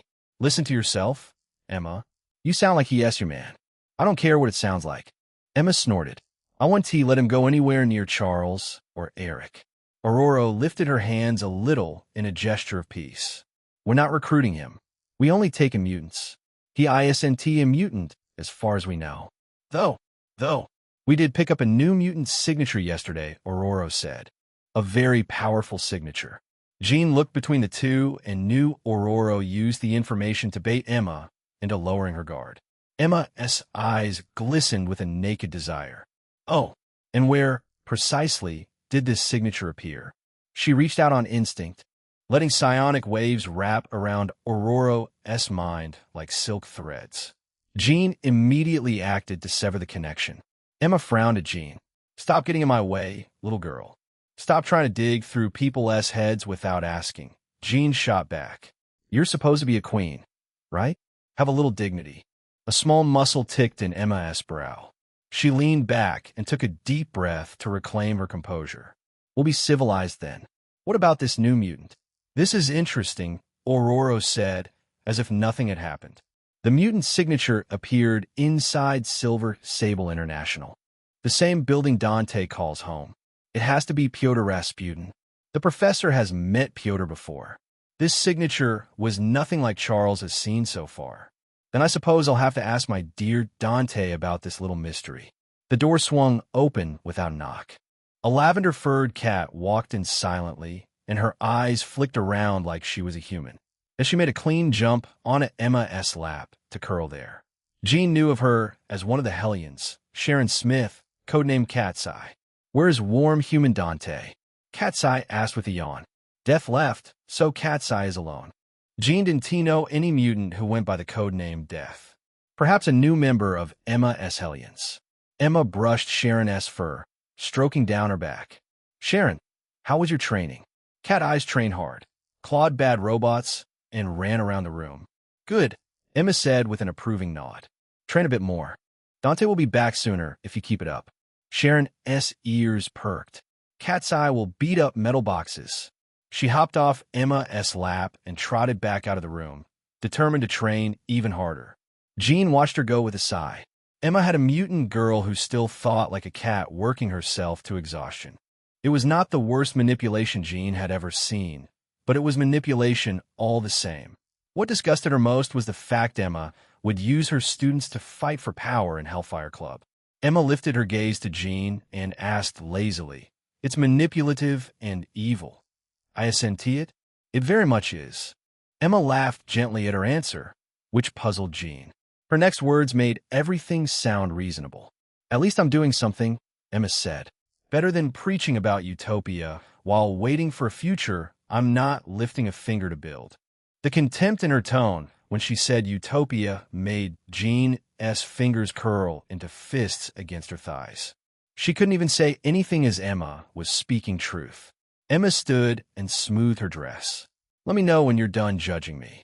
In the meantime, I'll keep training my people to survive the world. She walked toward the door with her usual unhurried grace and left without looking back. The silence that followed felt heavier than the one Logan had left behind. Ororo's hand slid gently over Jean's hand. She's trying to use your anger to push you away from the professor. Don't let her succeed.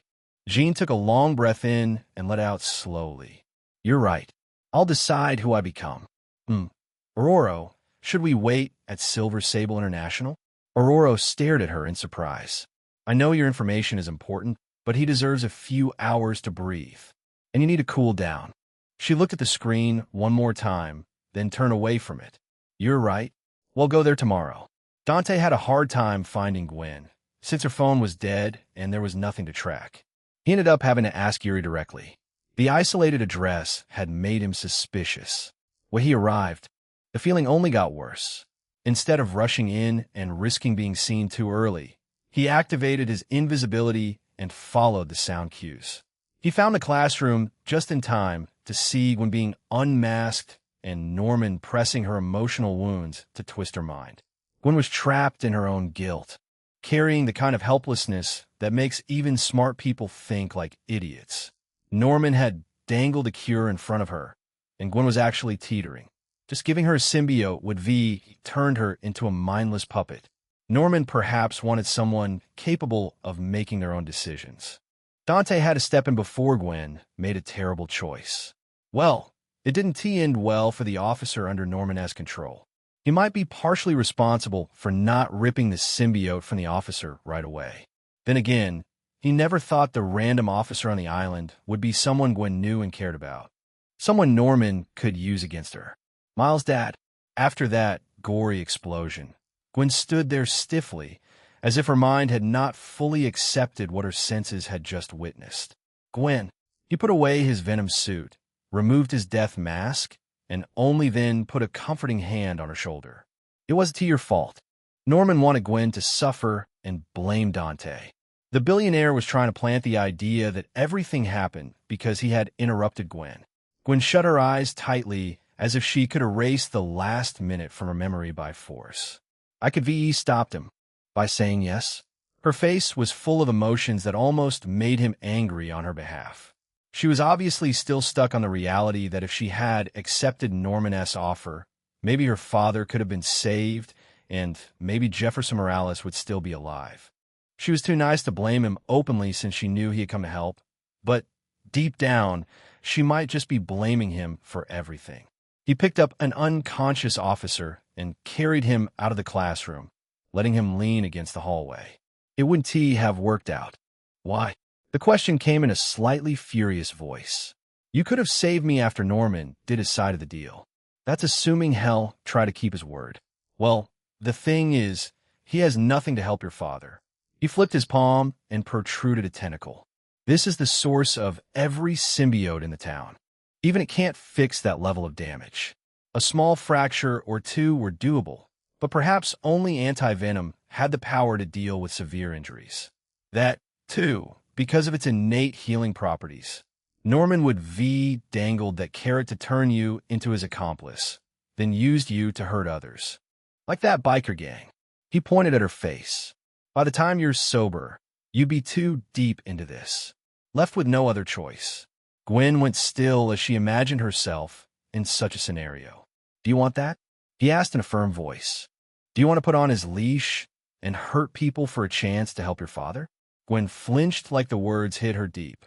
Then what am I supposed to do? Her voice came out small and broken, almost like she was crying even though no tears were falling yet. Just watch my father die. He stepped forward and hugged her. After putting her on the spot like that, he couldn't just stand there and watch the usually energetic and cheeky woman break into pieces. Hey, he said, holding her firmly. I'm here, aren't I? She shook her head against his chest. I don't know what to do. She sounded lost, like someone who couldn't see a path forward. She hadn't even remembered to put her mask back on after Norman had taken it off earlier, showing exactly how psychologically scattered she was in the aftermath of witnessing Jefferson S. death and confronting her own powerlessness. He pushed her back slightly by the shoulders, not in the slightest surprised about her wet eyes. Hey! He pinched her cheek to get her attention and snap her out of the spiral of despair she was sinking into. Do you think I would have interfered if I didn't have a solution? Gwen's eyes went wide with surprise. A fragile hope that she was clearly afraid to believe in sprouted. She roughly rubbed her eyes and glared at him. Don't joke about it if you're not serious. I'm not fucking around, he said, and turned his head slightly to whisper to his companion, who was always watching. Death, take us to her dad, and keep us hidden. He tried very hard not to rely on Death's powers for anything, since he didn't want to become dependent on her all-powerful capabilities, but some situations called for it. The world shifted and folded. Suddenly, he found himself standing in an ICU room that was filled with sterile air and the beeping of medical equipment. George Stacy lay on the bed, surrounded by the aftermath of emergency work. His condition was immediately obvious even to someone without medical training. His head was wrapped in bandages. The various monitors tracking vital signs showed his body was fighting hard just to maintain basic function. The emergency treatment team had clearly done everything within their power when he had been brought to this ward, but conventional medicine could only do so much for injuries this severe. Gwen's dad was an aging man who was thrown at a hard wall with the speed of a vehicle. A normal human wasn't meant to survive that level of physical trauma, much less someone of his age. Dad, Gwen rushed to him like she had been starving for this sight and terrified of it at the same time. She grabbed his hand in both of hers and knelt beside the bed as silent tears finally began streaming down her face. He activated his biokinesis to assess the full extent of the damage. This is a disaster. There was spinal damage and head trauma, both of which could cause permanent impairment even if the spine got fixed. Internal bleeding and inflammation in the brain, both of which would get worse with time. Death appeared beside him. Don't use your powers to change his fate. You'll destroy this universe. So this is her canon event. If he hadn't arrived, when would V face Norman alone or with Felicia? Silver Sable would been probably the first boss in Gwen's path. Mutants would stayed out of this mess. And S.H.I.E.L.D. didn't know what role it could played for Gwen's story. That story was no more. Death hummed in agreement. It's her destiny. Only a native can alter its trajectory. He had seen the catastrophic effects of violating canon events in Spider-Verse. Miles Morales had saved Police Inspector Singh in a reality where that death was supposed to happen, causing the entire reality of their universe to begin unraveling. The same thing would happen here if someone from outside this universe saved George. He frowned.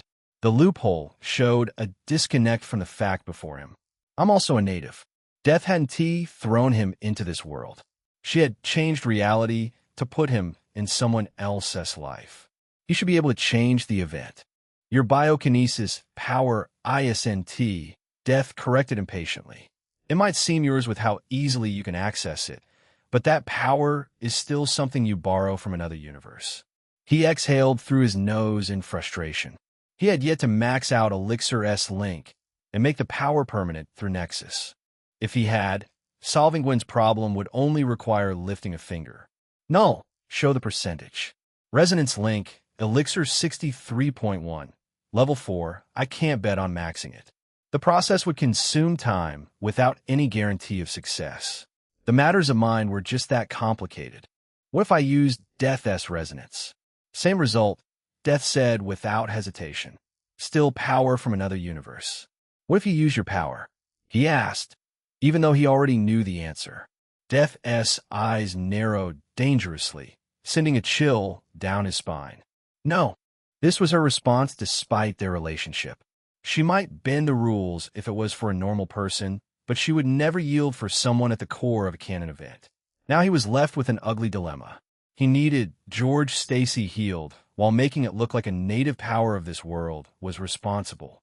There was the gamble of just saying fuck it and healing George, letting the Spider Society take care of the aftermath. But it was just that, a gamble. What other choices do I have? The only helpful place was Wakanda with their advanced medical technology, except they wouldn't welcome outsiders right now. Other than that, there was the method of magic, but George had to learn it on his own and use the mystical energy to keep himself alive. He very much wasn't in a condition to open his eyes, much less dedicate his time to learn magic. Dante had medical expertise, but not good enough to create a miracle. Venom also wouldn't be able to help. Not unless George shared a true symbiosis bond like him, quite impossible considering Venom's preference for strong hosts. Wait, I could try creating that. Death furrowed her brows with obvious suspicion. Did you find another loophole in the rules? He smiled, and it was not a happy smile. It was the smile of someone who had just found a way to win a rigged game. Something even better. Let me exhaust my options first. Getting back into his Skullfire appearance, he walked to the door while dialing Emma's number. A nurse tried to enter, but stumbled back when she saw his burning face. Skullfire. He put a finger on his mouth and gestured to her to leave. She hurriedly nodded and scurried away. He was hoping for her to inform everyone else to not interrupt him while he was here. Dear, Emma teased from the other side. Good job pissing all over Norman's army. I'm not shameless enough to do that, Liv. He shook his head. Do you know any mutants with healing powers? He briefed George's situation and made up an excuse that his powers weren't available at the moment. Not as far as I. She fell silent for a few seconds and spoke in a completely serious tone. Celine might be able to. Yeah, no. He knew Celine better than Emma. The moon which would heal George, then turn him into a zombie or something worse. Right now, his own power wasn't enough to threaten Celine into obedience. The death threat just wouldn't work on the Ancient Witch. Do you know someone named Anna Marie? Rogue? Emma asked in a surprised voice. You're talking about Raven's adopted daughter, right? Yup. Any idea where she is? The easiest loophole was getting Rogue to steal his biokinesis and make it her own. The problem, however, was finding her location. No idea, Emma replied. Raven hasn't shown her face for years now. Her brotherhood is also staying under the radar. That's unfortunate. He sighed. Thanks for trying, though. Don't lose hope, dear. There has to be a way. She gave rare words of encouragement. If nothing works, just beg Death on your knees. What kind of woman will she be if she can't help out her man? Death crossed her arms beside him, listening to Emma's helpful advice. He'll try. He'll talk to you later. He hung up and smiled at Death. Don't mind her. The lion does not concern himself with the opinions of the sheep. Death's eyes suddenly glimmered with anticipation. She was looking forward to seeing his last bet. What now? The door's not here. So I'm going to build my own. Chapter 94. Creation. Dante returned to Gwen, who was now sitting on a chair and staring at George with soulless eyes. She hadn't even bothered wiping her tears after crying. He put a hand on her shoulder, which she immediately grasped for warmth. It'll be fine. The back of her head bumped against his stomach, more out of tiredness than anything. What's the plan? Come with me. I'll show you. He made her stand up. She looked confused and disoriented as Death teleported them back to the school building, where Jefferson's body was still scattered across the classroom floor. The civilians who had been possessed by Norman's symbiotes were still unconscious. He used biokinesis to keep them unconscious for half an hour more. He channeled his biokinesis to cure her immediate exhaustion to make her hope stronger. Let's get them back to Yuri first. Gwen blinked and looked down at herself, startled by the sudden return of strength in her limbs. What did you just do to me? Some magic. He tried to lighten her mood just a bit. It'll all work out, I promise. Magic, she repeated, as if she was trying to decide whether to believe in it. Then she forced a smile. If it works, then I will owe you my life. For Gwen, her father was her life. The way she had broken at the bedside made that abundantly clear. He picked up her discarded mask from where it had fallen earlier and handed it back to her. Don't forget this. Gwen froze for a second, realizing she had been walking around with her face exposed. A look of embarrassment flashed across her face as she snatched it from his hand and put it on. She pulled her hood back into place, as if she could hide the fact that she had been falling apart. What happened on the cruise? She asked, trying to shift the topic. Did you manage to stop all the symbiotes? He casually hauled 5 grown adults over his shoulder. Yep. Gwen shook her head in quiet amazement as she lifted the remaining 2 cops over her own shoulder. You're amazing. I'm only filling in until you're done with your rookie arc, he said, trying to push her self-image back towards strength instead of helplessness.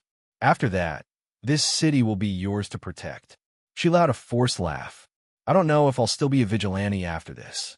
Even though he had given her hope, her confidence had still hit rock bottom. It wouldn't return easily after today's events. Death smiled softly and teleported them back to the bridge, where Yuri and others were almost done with the evacuation. The process was meaningless since he had taken care of the symbiote army. But then again, they didn't know if Norman would end up sending more symbiotes to claim the island. Better to relinquish the land for a while than fight over it. Skullfire? Yuri exclaimed in startled surprise. How'd you just where did you even come from? Long story, he said, and set the unconscious people down against the barricade in a neat line so the officers could triage them quickly. Then he looked toward the trio of Pyotr, Ava, and Amy-chan. Captain, make sure those 3 receive proper recognition for what they did here. Yuri raised an eyebrow, skeptically. Whether they get official state recognition will be up to the state, but I'll make sure to treat them to something good as thanks. Gwen stood beside Dante, tense and desperate, waiting for him to do the impossible. Unlike Death, her future hinged on his results. Death, please send us to a lab. She dropped them into a laboratory.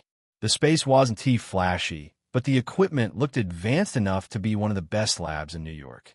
He didn't dwell on the details and pulled out one of the lab stools to sit down. I hate this smell, Venom growled. Disgusting. He held back a devious smile. What he would do with Venom might trigger flashbacks about his time in the lab. He looked over his shoulder at Gwen, who was still standing out of her element. A lab was the last place she'd have expected his magic to take place. Gwen, he said, nodding toward one of the equipment cabinets. Fetch me some tools to sample materials. Gwen snapped out of her daze and crossed to the cabinet. Who is this Death you keep talking to? She spoke as she worked through drawers and set equipment on the table. Is she teleporting us everywhere? The woman of my dreams. She brought the equipment to his desk and crossed her arms. Even with the mask still on, he could practically hear her question. Are you right in your head? He canceled his symbiote transformation. Venom, spit out some fragments. What? Venom shrieked in a surprised voice. A miniature version of Venom showed half of its body from his forearm. "Why do you need to dissect me? You Haven T digested all of them.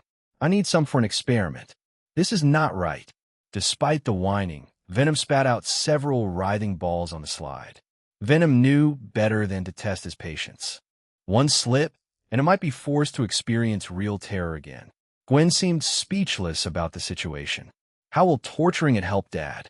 Just keep watching. He stored every symbiote in a different vial and touched one to study its cellular structure. Biokinesis wasn't just about humans, but all organic matter, including symbiotes. Death appeared through black smoke, sitting on the desk next to him. "You were trying to make anti-venom." He indeed was. The hard part was understanding the symbiote structure and modifying it to inherit anti-venom-esque properties. In comics, anti-venom was born due to strange coincidences during the time Eddie Brock, without venom, was inflicted with cancer. When Eddie's body interacted with Mr. Negative's life force, his white blood cells and the leftover symbiote cells underwent a change. And when those changed white blood cells interacted with venom, a symbiote with tremendous healing power and a bane to normal symbiotes was born. Dante had to replicate the same process without light force. Or rather, he had to replicate the effects of light force through his biomatter manipulation. He'd have loved to make it easier by starting a new resonance link for the light force manipulation. Alas, his mental state wasn't in any condition to dive into any character's consciousness. "I can do it." He had the broken ability to manipulate organic matter at a cellular level and a near-genius intellect. Creating anti-venom was only a matter of when. His skin glowed golden as he poured his all into recalibrating the symbiote bit by bit and testing its interaction with other symbiotes. The process was excruciatingly slow and tedious while also exhausting his mind. The biomolecular energy, the energy powering his biokinesis, was being used in abundance. "You shouldn't overuse it," Death whispered from his side. Elixir went into a coma, doing less. "You will suffer similar consequences." He shook his head. "I can handle it." Besides, it was the only feasible way to overturn the calamity of Gwen's canon event. Gwen watched him work. She'd never seen anyone concentrate like that. Not even herself, when she had tried to figure out her superpowers and web shooters. He probably forgot the rest of the world in his single-minded research. Until now, she and T really understood why Sable and Felicia were so infatuated with him. She'd written it off as charisma or his power, or maybe the circumstances in which he had saved their lives like a knight in shining armor. But watching him now, she realized it was none of those surface things. It was this. After fighting a grueling battle of his own, he didn't go home to relax. He had come to check up on her. And when she lashed out afterward, he hadn't snapped back. He stayed calm and talked her through it like he understood exactly how terrible she felt at that moment. He had comforted her, given her hope, and now worked his ass off to make it real. All of it without asking for anything in return. They barely knew each other. If she wanted a significant other, it had to be someone like him. The experiments became stranger and stranger over time, as the symbiotes turned into different colors under his touch. "Please don't fail." She set her butt down on a chair and quietly prayed to every god out there. It was then she noticed a thin red trail sliding out of his nose. She was horrified at his sudden nosebleed. Dan, invisible fingers pressed against her lips, stopping the word before it could fully form. "Don't disturb him," a soft voice said directly inside her head. Gwen went stiff as she watched the blood disappear from his face, wiped clean by something she couldn't see. It was like a hand made of air itself had reached out and erased the evidence. So this was Death, the entity Dante kept talking to. This might be the goddess Felicia had mentioned, who was also in a relationship with him. Gwen frowned under her mask and pointed her finger at his nose, where a second trickle of blood had already started, darker than the first. She tried with her body language to point to his condition. "The consequences are his to bear," Death replied in her mind again. "If he wants to change your destiny, he has to suffer for it." Gwen felt something twist painfully in her chest. The nosebleed didn't stop. It got worse. Everything got worse as a strand of his hair lost its dark luster and turned white. Then another. Slowly, a quarter of his hair had turned white. Whatever was providing the golden glow on his body was slowly stealing his life. She wanted to yank him away from the desk and tell him it wasn't worth it. He didn't have to lose his life over her father. She wouldn't be able to live with herself if he broke his body trying to fix hers. But she didn't because part of her wanted him to succeed. Not just for her father's life, but for the effort he was pouring in, for the fact that he cared this much to keep his promise. So she sat there, hands clasped under her chin in a praying gesture, and watched him bleed for her. His frown eased, and his lips curled up into a tired, triumphant smile. "It's fucking done," he said, poking at the white symbiote on the slide. He raised his gaze and grinned at Gwen. "Let us go, save your father." Gwen wasn't sure what made her move. Maybe it was the white strand of hair or the blood. She stepped forward and hugged him from behind. She had never held anyone this hard. Right now, she just needed him to know how much she appreciated him. Chapter 95. Anti-Venom and Work. Dante was confused by Gwen's sudden embrace. He would never say no to it, though. It was nice and comforting. "I appreciate it," Gwen said, releasing him before stepping back and clasping her hands behind her. She kicked at the floor lightly, fidgeting in a way that was completely unlike the sharp-tongued ghost spider he'd been fighting alongside. "So what does this symbiote do?" Dante chuckled at the rare sight of Gwen Stacy visibly flustered under her mask. "For starters, it can do this." He picked up the scalpel from the tray and began moving it across his finger. A line of red cut across his skin after several attempts. He beckoned the white symbiote, and it moved in response to his gesture to wrap itself around his finger. When it pulled away a moment later, the cut was gone. Not even a scar remained. "Wait, what the hell?" Gwen leaned in closer. "Since when can a symbiote heal? Anything's possible in this world," he said and held out the sample dish containing the pale, writhing mass. "Bond with it."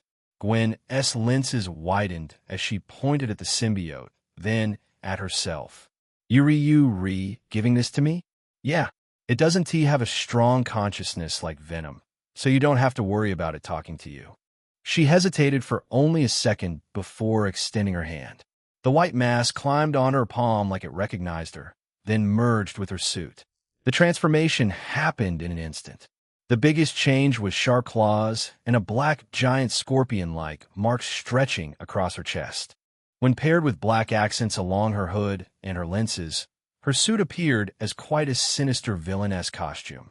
Gwen's head swiveled left and right as she examined herself. "It looks more like a villainess costume." Dante nearly laughed out loud. His own appearance with skull and flames was infinitely more villainous than hers. He pulled out his phone and snapped a pic without her noticing. "It's already 7:30. Anti-Venom's creation took more time than he had expected.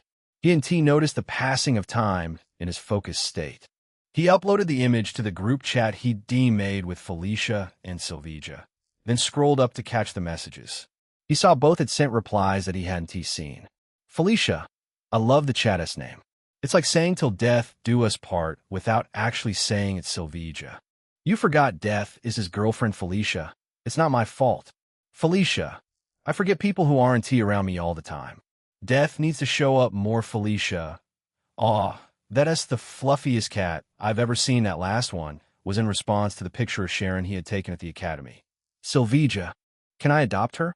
He blinked at Sylvija's unexpected interest in Sharon. Wolves and war dogs seemed more her speed. Then again, she had a surprisingly soft side when she was playing commander or queen. When she was just Sylvija, a new message popped up as he scrolled. "Felicia, goddamn. Felicia, why is her symbiote white? Sylvija, a special variant? Sylvija, sucks it's not silver. Felicia. Learn to be happy with what you have. Sylvija. Kill yourself. Felicia. Know you. Felicia.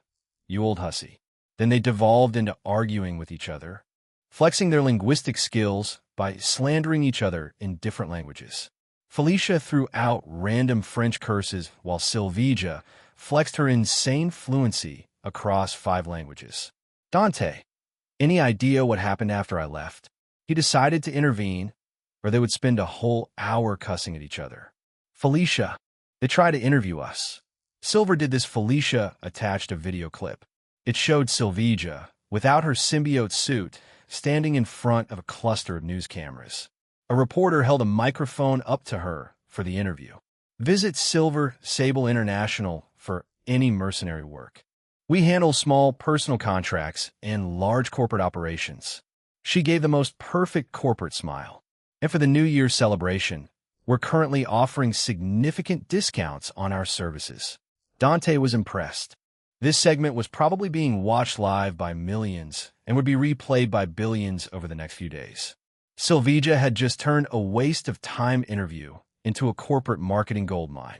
Felicia, she's going to be flooded with work soon. Silvija, I've got Dante to help me with contracts. Silvija, I'll have to bring in some of the merc squads I hired for Norman's job. Felicia, fuck Norman. Silvija immediately joined in, unleashing some of the most vulgar profanity Dante had ever seen in his life.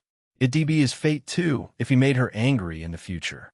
Felicia, wow, Silver is good at trash-talking. Silvija, don't mess with me again. Silvija, Dante, when are you coming home? Felicia, it's almost dinner time. Dante, in an hour at most. Dante, still need to treat Gwen's dad. Felicia, oh Silvija, why didn't you use your ability? Dante, it's complicated. I'll explain later. Felicia, when is it simple with you? She sent an eye roll emoji. Felicia, come back soon, darling. Felicia, this bully won't give me dinner without you here. Silvija, whether she goes to sleep full or an empty stomach depends on you now. Boyfriend. Felicia, save me, darling. Dante, I'll be back soon. Don't worry, he knew they were just trying to make him hurry home. He pocketed his phone and cleaned up the desk. Death, take us to the hospital. Death appeared on the desk, sitting cross-legged on the desk like a queen. You'll rest properly after this. It wasn't a request, but a demand. She wouldn't allow him to disregard himself anymore. I know. He wouldn't be able to stay awake much longer anyway. The moment his head hit a pillow, he wouldn't be up for 5 hours at the very least. Death brushed his cheeks, touching the mask which had appeared with her intent. It's the last time today. I can't keep using my powers freely without consequences. Thank you. She teleported them. They appeared in the middle of an operating room. George Stacy lay on the operating table, draped in blue sheets. His head was immobilized in a rigid cervical collar, his body positioned carefully to avoid any movement that might worsen the spinal damage. Monitors beeped in the background. The surgical team froze mid-prep at their sudden appearance. What the one of the nurses gasped. Who allowed you in here? Out now. The lead surgeon stared at Dante. Skullfire, Ghost Spider. Please, whatever you want, we don't want trouble. My business is with George Stacy, Dante said and gestured to the door. I'll be grateful if you all can leave him to me. The surgeon hesitated, glancing at the monitors, tracking George's vitals. Sir, this is a critical juncture. We're about to begin spinal decompression and stabilization surgery. If we Dante stomped a foot to create cracks on the floor. Out before I found you all up like pigs. Gwen, scratch your head. Please leave. We'll take it from here. The surgical team exchanged glances. The nurses were the first to leave. Then the rest slowly backed toward the door like they were retreating from a wild animal. We'll be outside, the surgeon said, trying to salvage some semblance of control. If you need anything, just go. They hurried, and the door swung shut behind them, leaving the room eerily quiet except for the beeping of the heart monitor. He gestured Gwen to her father. We can start. Gwen moved to her father's side and began peeling away the monitoring lines and 4 tubes. Her hands trembled slightly as she disconnected the oxygen sensor from George's finger. She glanced back at Dante, and her voice came out small and embarrassed. How do I do it? He stepped up behind her and guided her hands to rest on George's chest. Venom, can you control it? The black symbiote rushed up his body, covering him in its familiar armor. Venom immediately felt a distaste for the sterile air and anti-venom-esque smell. Just staying around it is weakening me. It's like your kid. Get used to it. I do not claim it, Venom said sourly. But I can command it. White symbiote matter began to extend from Gwen's hands and across George's body. In a few seconds, George looked like a mummy cocooned in pale, writhing tissue marked with faint black spots. He wanted to suffocate, right? Seeing her father like this, Gwen was unable to stop herself from imagining worst-case scenarios. "It'll all be fine," he said with a yawn, then rested his chin on her shoulder. "You mind?" "And not at all," Gwen stuttered, clearly flustered but trying not to show it. "You can ease up more. I can handle it." Her trying to be tough, even when she was clearly freaking out on the inside, was quite adorable. "When this is done, I hope you can convince him to retire." "Huh?" Gwen turned her head slightly, confused. "Any particular reason?" Dante thought for a moment, then decided to reveal the truth. He explained the canon events and how they happened to Spider Totem across the multiverse, how interfering with them could destroy entire universes, and why he had to create Anti-Venom instead to bypass the restriction. She might need the knowledge in case the Spider Society decided to pay this universe a visit. There wasn't any point in hiding it from her anyway. Gwen took a long moment to process it all. "I can't believe that. It's hard to swallow, I know." He wouldn't have believed a word of it if someone had told him the same thing a year ago. Saving one person destroying the universe sounded absurdly silly. "Why?" Gwen whispered a question. "Why go so far from me? I didn't like seeing you sad, broken. It felt like the right thing to do, but..." He nuzzled his face against her masked face. "I wouldn't mind something for my trouble." He was obviously teasing, trying to make her flustered enough to say something stupid. Gwen just went quiet. The silence stretched out, awkward and heavy, until he couldn't take it anymore. "I was joking. You didn't have to take that seriously." "I know," Gwen groaned. Is he really healing under this? He communicated with Venom, who was quite focused at this moment in redirecting Anti-Venom. "It is done," Venom said in a slightly sluggish voice. "I will sleep. Don't die without me, host." The white symbiote matter receded into Gwen's suit. At first glance, he looked the same as before, but his face was no longer as pale as before. His cheeks were ruddy and his breathing stable. "Good night, my little symbiote." He released Gwen's hands and stepped aside. Sitting on the edge of George's bed, Gwen cast an anxious glance at him that seemed to be conveying, "It worked, right?" He raised his hand and made a series of quick gestures in the air. Golden light flickered around his fingers as he muttered under his breath, weaving a simple illusion spell. The white and black ghost spider suit shimmered and faded, replaced by the appearance of casual clothes in jeans and hoodie. A basic sorcery capable of fooling the masses. Now was the time to reveal Gwen's secret identity to George. Gwen looked down at herself and blinked in surprise. "I appreciate it." He nodded and reached out to gently tap George's face a couple of times. George's eyes flickered. His lids fluttered open slowly. Then he sat up on the bed with a groan, rubbing his eyes like he had just woken from the deepest sleep of his life. Gwen saw this and threw herself into his arms. "Dad!" Dante chuckled quietly as he watched George try to process everything. The older man's arms came up automatically to hold his daughter, still half asleep but already patting her back on instinct. "Gwen?" Death appeared beside Dante. "Are you going to take Gwen as your girlfriend?" He glanced at the father and daughter embracing each other, when telling how glad she was to see him fine. "I do like her a bit," he whispered, just enough for Death to hear him. "I don't think Gwen will be down to be my girlfriend." If it was just Gwen, he was confident to make her accept him, but he was already in a relationship with 3 women. Besides, he quite liked the friendship they had at the moment. It was enough. Death rested her head against his shoulder. "Whoever you end up with isn't my concern, but I'm always the priority." "Well, you're my true companion." George patted Gwen's back one more time, then gently pushed her shoulders back so he could look at her properly. Then he turned his head toward Dante, revealing a serious expression. "Gwen said you saved my life," George said, his voice rough but sincere. "How did you do it?" "It was magic," he said with a shrug. "I can't guarantee I'll do it again." With that, he got off the bed and left the room. The moment the door opened, the surgeons waiting outside rushed in. He ignored them and took a seat on one of the steel benches in the lobby. "Death, can I have another teleport?" I told you I can't. Companion. Death sighed. Any more use of my power would alert some annoying people. Annoying people? Just some fool I messed with in the past, she said dismissively. Companion. You could take a cab. Fuck. He took out his phone to book an Uber. Before he could confirm, Gwen walked out of the room and took his hands. Come with me. Without accepting an answer, she started dragging him through the hallway. Chapter 96. The receptionist, Gwen, Dante said as she pulled him down the hospital corridor by the wrist. Why aren't you with your father? Those surgeons want to run some tests to make sure everything is okay, Gwen replied without slowing her pace. They'll be poking and prodding him for a while. Where are we going then? I'm taking you home. She pulled him through a service exit and onto a narrow balcony overlooking the city. The cold night air hit them immediately. She finally let go of his wrist and pointed at his face. Put that away. The flames will attract too much attention. Death did that without him saying a word. Gwen showed a complicated gaze as she wrapped her arms around herself.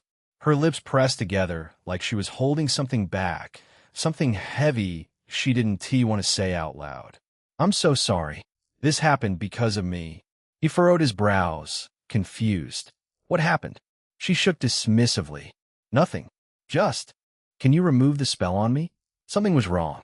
He could feel it in the way she avoided his eyes. But she clearly wasn't ready to talk about it. Pushing her wouldn't help, so he let it go for the meantime. He snapped his fingers. The illusion shimmered and vanished, revealing her anti-venom ghost spider suit once more. Convenient. Isn't it? I'd love to have that.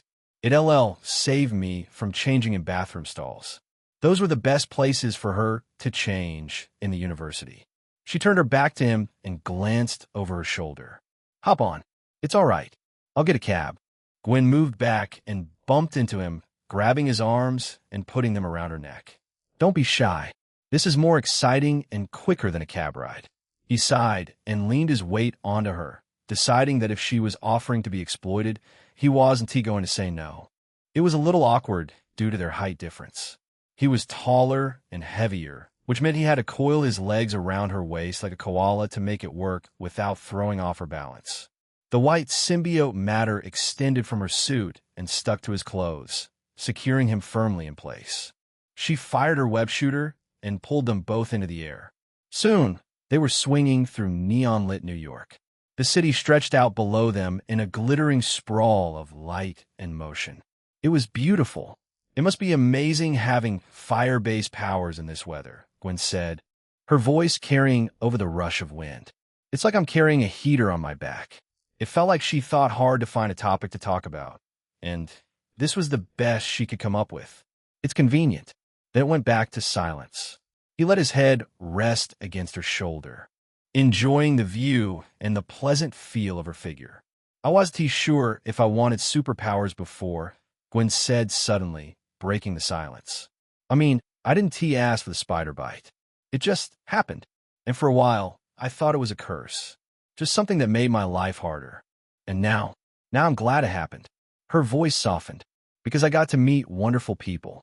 Felicia, Amy, Piotr too. He tightened his arms around her neck slightly. You're missing someone. Oh yeah, that person with the burning skull, she said cheerfully. I don't know her name, but I'd love to be her friend. She was just way too cool. He groaned. To think he would be teased to such an extent by Gwen Stacy, of all people. I guess I'm a horrible person then. She chuckled. You aren't on the list of wonderful people. I know. You're on that person I'll do anything for list. She lowered her voice. Seriously, thanks for everything.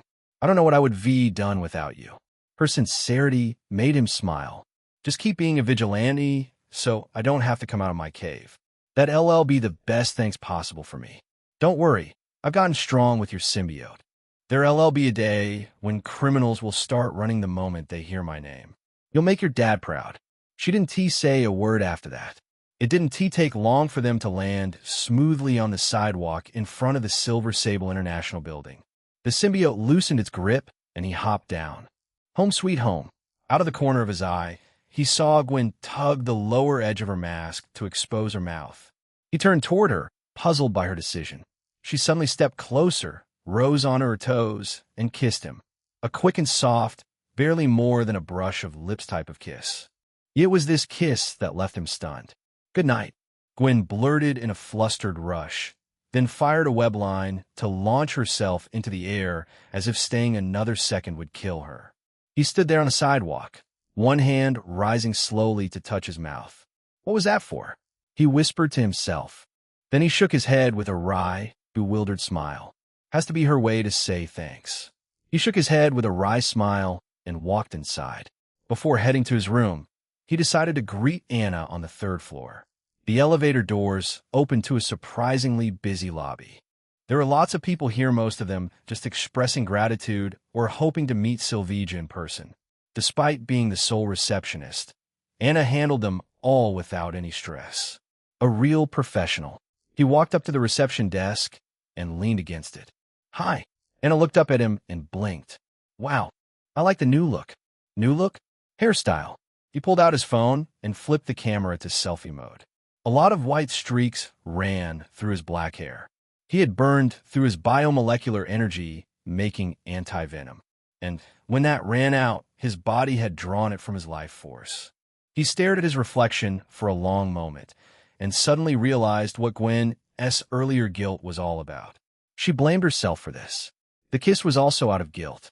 I gotta tell her to stop worrying about it. He shook his head and pocketed the phone. "How is my angel doing?" "Boss is our new guardian angel," Anna said with a grin. "She came in clutch for you today." "She sure did." He glanced at the crowded lobby. "You look busy here." "Nothing I can't handle," Anna said, already turning to answer a question from someone waiting nearby. "It's South, almost time to close up. Good luck. I'll see you tomorrow." Anna waved him off. As he walked toward the elevator, he noticed a pair of teenagers who stood out from the crowd. One of them was wearing expensive clothes like he was some wealthy businessman's son. He seemed like someone who might be here to offer Silvija a contract. Yet Dante couldn't shake the feeling that he'd seen them somewhere before. "Death, can I have their names?" "Robert Drake." Death answered immediately. "Warren Worthington." Dante's eyes narrowed. "X-Men." They had come to investigate Silver Sable. Iceman and Angel. One was already classified as an Omega level in the main timeline, while the other could become a great fighter after Apocalypse's enhancements. Currently, they were still in their rookie days and nowhere near as strong. But given enough time, they would be a force to be reckoned with. It made him wonder if Thanos' threat would be as great in this universe. Then again, mutants wouldn't be able to stop him once he completed the Infinity Gauntlet. "Inform me if they try anything." Death hummed in agreement. "They aren't here with hostile intentions." He stepped into the elevator and caught his reflection again in the mirrored panel on the wall. White streaked hair and tired eyes. "How much lifespan did I burn?" "I know the lifespan of your vessel," Death said, "but the lifespan of your soul is unknown." The entity responsible for death couldn't see his end. He laughed at that. "What a crazy flex." "Your body is still affected by it," Death answered. "You can reverse it through biokinesis anyway. The power to alter organic matter is quite handy. It's the next ability I'll take through Nexus." The elevator doors slid open on the second floor. Silvija was waiting with arms crossed and a cold expression on her face. "Surprise. Can your voice be less dead?" Felicia stepped from the other side, smiling. That smile disappeared in an instant. "What happened to your hair?" Silvija's eyes went wide. "Is that hair dye?" "A side effect of my new ability," he said, brushing the topic aside before they could start interrogating him. He took both their hands and started walking towards Silvija's room. "Give me dinner. I'm so starving." Anna sat behind her desk, staring at the two young men who had been waiting even after she had told everyone they had closed for the day. And what a pair they were. The first guy had brown hair, an easy smile, and the boy next door face. He looked nervous as hell, cute in that harmless, approachable way. He seemed to be the type of guy a girl would bring home to meet her parents, because he would help with the dishes and compliment her mom as cooking. The second one, though, was completely different. Christ! He was tall with short blonde hair and a sharp jawline. He stood with his shoulders back, chin slightly elevated, slightly arrogant, slightly dominating. The type of young man who had grown in mansions with more rooms than he could count, who spent more money in one day than Anna's monthly pay. Still, Dante is better. Just the thought of Dante had her sighing in misery. Her boss had found someone who was quite out of this world. She had hardly seen anyone better in her 1.5 century of life. He was carved in the image of male perfection, made to attract women like a magnet. She forced herself to focus before she felt an urge. How may I help you? Whatever these two were here for, it was tea about hiring mercenaries. These two looked too young and naive to be hiring professional killers. The brown-haired Robert Bobby Drake fumbled immediately. His face flushed, hands gesturing vaguely at nothing. He looked at his friend desperately. Buttercup, I tag you. Anna couldn't help but smile. She might not be Sylvia-level beauty, but her youthful energy and perfect smile still had an effect on young men. What the fuck, Bobby? We're already 6 hours late because of your impromptu family visit. The blond man Warren Worthington III cursed his friend. Even so, he sounded cultured with that accent. Now, you're pulling this stunt. Why did you puff your chest and accept this assignment then? Bobby revealed a disgusted look. You should been honest with the professor. Jeannie and Aurora are out for movies. Scott and Beast are still there. Yu-Fu Jean was present during this. How could I be a coward in her face? Bobby was stunned speechless. Anna leaned back slightly, finding this very entertaining boy drama. Mutant boy drama over a mutant girl specifically. She knew exactly who these two were, even if they thought they were being subtle. Warren Worthington III, heir to a pharmaceutical fortune, codenamed Angel. Robert Drake, middle-class kid from Long Island, codenamed Iceman. Both were students at Xavier S. School, which was a polite way of saying Charles Francis Xavier S. Mutant Training Facility. She had read thick dossiers on every single one of them. Powers, weaknesses, psychological profiles, and even family histories. She had memorized most of it. Warren could fly with those wings hidden under his expensive coat. Bobby could freeze that entire office in seconds if he wanted to. She also knew they were both hopelessly in love with Jean Grey, who was in love with Scott Summers, who was hopelessly loyal to Charles Xavier. Kids, always so dramatic. Bobby crossed his arms. She already liked Scott. Stop embarrassing yourself. Rich coming from you. You gave her flowers last week, asked her out for dinner. You made chocolates for her a week before that. Last month, you froze the entire pool because Jeannie wanted to try skiing. Bobby placed his hands on Warren S.'s mouth and turned to Anna. Sorry for bothering you, Mississippi. We need to meet the owner of this building. Warren shoved Bobby's hands away, immediately straightening his shirt and resuming that aristocratic air like nothing had happened. Silver Sable is her name, Warren said in a haughty voice. One of the world's premier mercenary commanders. Also the Queen of Symkaria. They call her the mercenary with a heart of gold. She may fight with guns, but she does it with the dignity of a royal. Anna had to hold back a smirk, otherwise it'd affect her professional smile. Angel had definitely done his homework, or maybe he was fascinated with Silver Sable like a dozen more men who wanted the queen as well as the wealth of her enterprise and her nation. She gestured to the photo on the wall. It showed Sylvia in a clean black suit, silver hair pulled back. She was wearing one of those rare, genuine smiles that only appeared when she thought nobody was watching. Anna had caught it on camera, but its preciousness had faded. Sylvia showed this smile every other minute after she met Dante. My boss, Miss Sylvia Sablinova, also my cousin, Anna whispered the last part to herself. Bobby leaned closer to the photo, squinting. She looks too young to be a queen. She is 27, Warren answered, seemingly knowing everything about Silver Sable. Don't taint her dignity with those swine-like eyes. You might be great for an average woman, but a queen as dignified and pure blood as her is far out of your league. Dude, Bobby looked genuinely offended. I wasn't even trying. My heart belongs to Jeannie. My one. True. Love. Warren snorted and turned to Anna. His demeanor shifted as he smiled warmly. Forgive my companion's rudeness. May we have the pleasure of meeting with Queen Sablinova? Anna felt heat creep up her neck. The polite and old-fashioned manners did something unfair to her brain. A century of discipline pulled back her composure. She resting after a long night of work. Please, leave your number with me. I'll arrange a meeting for tomorrow. Warren pulled a business card from his wallet. Thank you. Anna also passed Silver Sable's business card. This number will connect to me. They exchanged a few more pleasantries before the duo headed toward the elevator. The subtle bulge on Warren's back was where he had folded his wings. Anna watched them go, unable to suppress a smile. Dude, you should be done it from start. Bobby punched Warren's shoulder as they waited for the elevator. You acted like a dumbass for nothing. Warren scoffed. Screw your mother. I was pretending. I was testing the waters. Screw your mother too. Bobby grinned. I'm not lying though. Your mom is kinda hot. I love that whole noble persona she is going on. Warren clicked his tongue. Go ahead and screw that woman.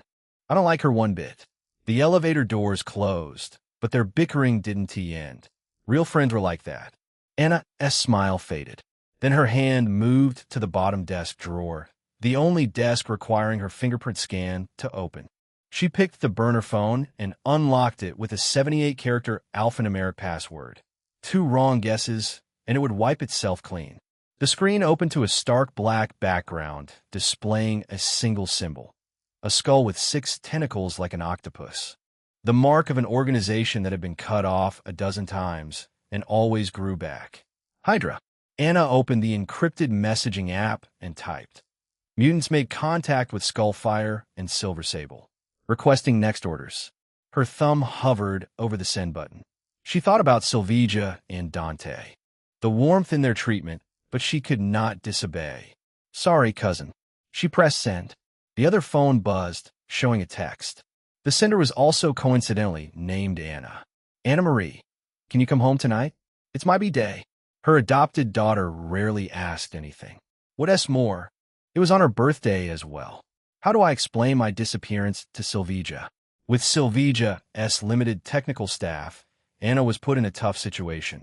She had only volunteered for this laborious task to earn Sylvija's trust.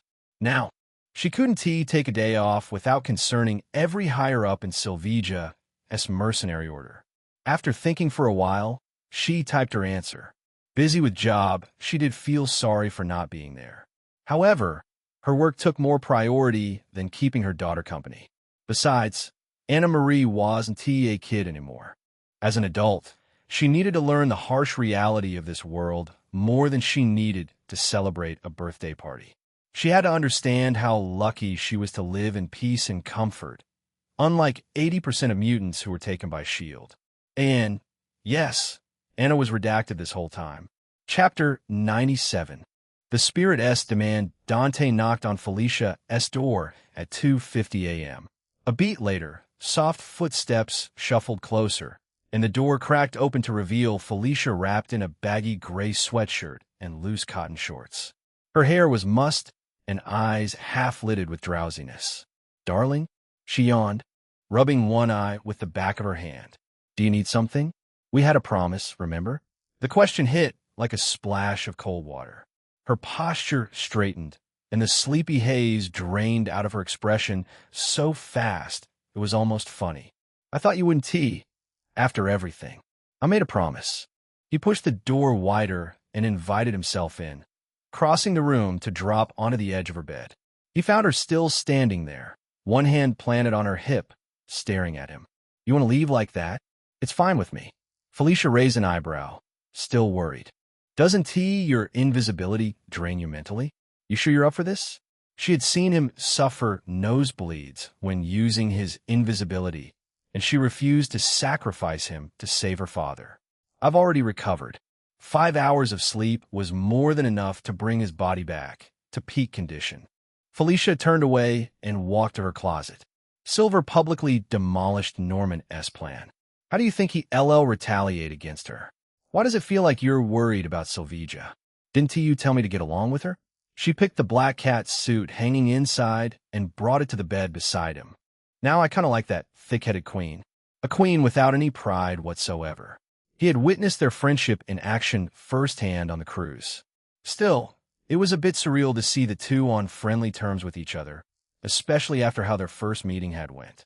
If Felicia was a sleek cat, Sylvija was a wild wolf. Two had clashing personalities, but perhaps that made them bond with each other in his absence. Sounds like you've already charmed her. He chuckled, sliding back a bit to watch the strip show. How does it feel having real friends? Not terrible. She grabbed the hem of her sweatshirt and pulled it over her head. Her hair spilling messily around her bare shoulders, falling to cover the cleavage revealed by her simple white bra. Gwen counts as one. She's pretty chill. The mention of Gwen dragged his mind straight back to that flash of a kiss. That moment still bothered him. Was it just gratitude, guilt, or something else entirely? Only Gwen knew what it meant. He shook off the spiral of thoughts and focused on admiring the splendid figure of his half-girlfriend. You said Norman wanted you because of your potential. He'll probably try the same approach with Sylvija. She stepped out of her shorts, standing there in just a white bra and matching underwear. Too simple a design for someone obsessed with fashion. You already have a plan to help her. Nope. Felicia turned to face him with a thoroughly skeptical look. With a hand on her hip. Are you for real? He cleared his throat and glanced away, trying to keep his composure. I've asked Ava to keep an eye on her. She'll alert me if something goes sideways. Last time I saw Ava, she looked like she wanted to rip your head off for juggling 3 women. She loves to exaggerate. Felicia shook her head and slipped into the black cat suit. The whole process took barely 10 seconds. I'm ready. As she pulled up the zipper with a grin, a sudden knock rattled the door, making them both freeze. He stood and answered it, finding an unexpected visitor on the other side. Laura looked up at him through dark lashes, wearing the clothes he had stolen for her minus the cute winter cap. I'm here. Did you follow my scent? She stared at him like he had just asked if water was wet. I don't need my serum for something this basic. Why are you in her room? Felicia yanked the door wider, stepping into view with her arms crossed. Why are you in my room, sweetheart? Laura's gaze flicked to Felicia for half a second in acknowledgement, then back to him. Natasha is waiting. His eyes moved between them, then he swallowed a sigh. Sylvija had treated Laura with respect from the moment she arrived. But Laura had shut herself away from everyone, refusing to trust anyone besides him, and even that trust felt like it came with conditions. After being exploited by nearly everyone in her life, he couldn't exactly blame her. He nudged Felicia gently with his shoulder. Laura, come in. We'll leave in a bit. Darling, Felicia said with sugary sweetness dripping from her voice. You never mentioned this was a joint operation. Doesn't matter. Our goal stays the same. Felicia went silent for several heartbeats, then shrugged nonchalantly. Right. We can use them as meat shields if things go sideways. It didn't matter if she pulled this off with just him or 5 other people. As long as they rescued her father, she would consider it a success.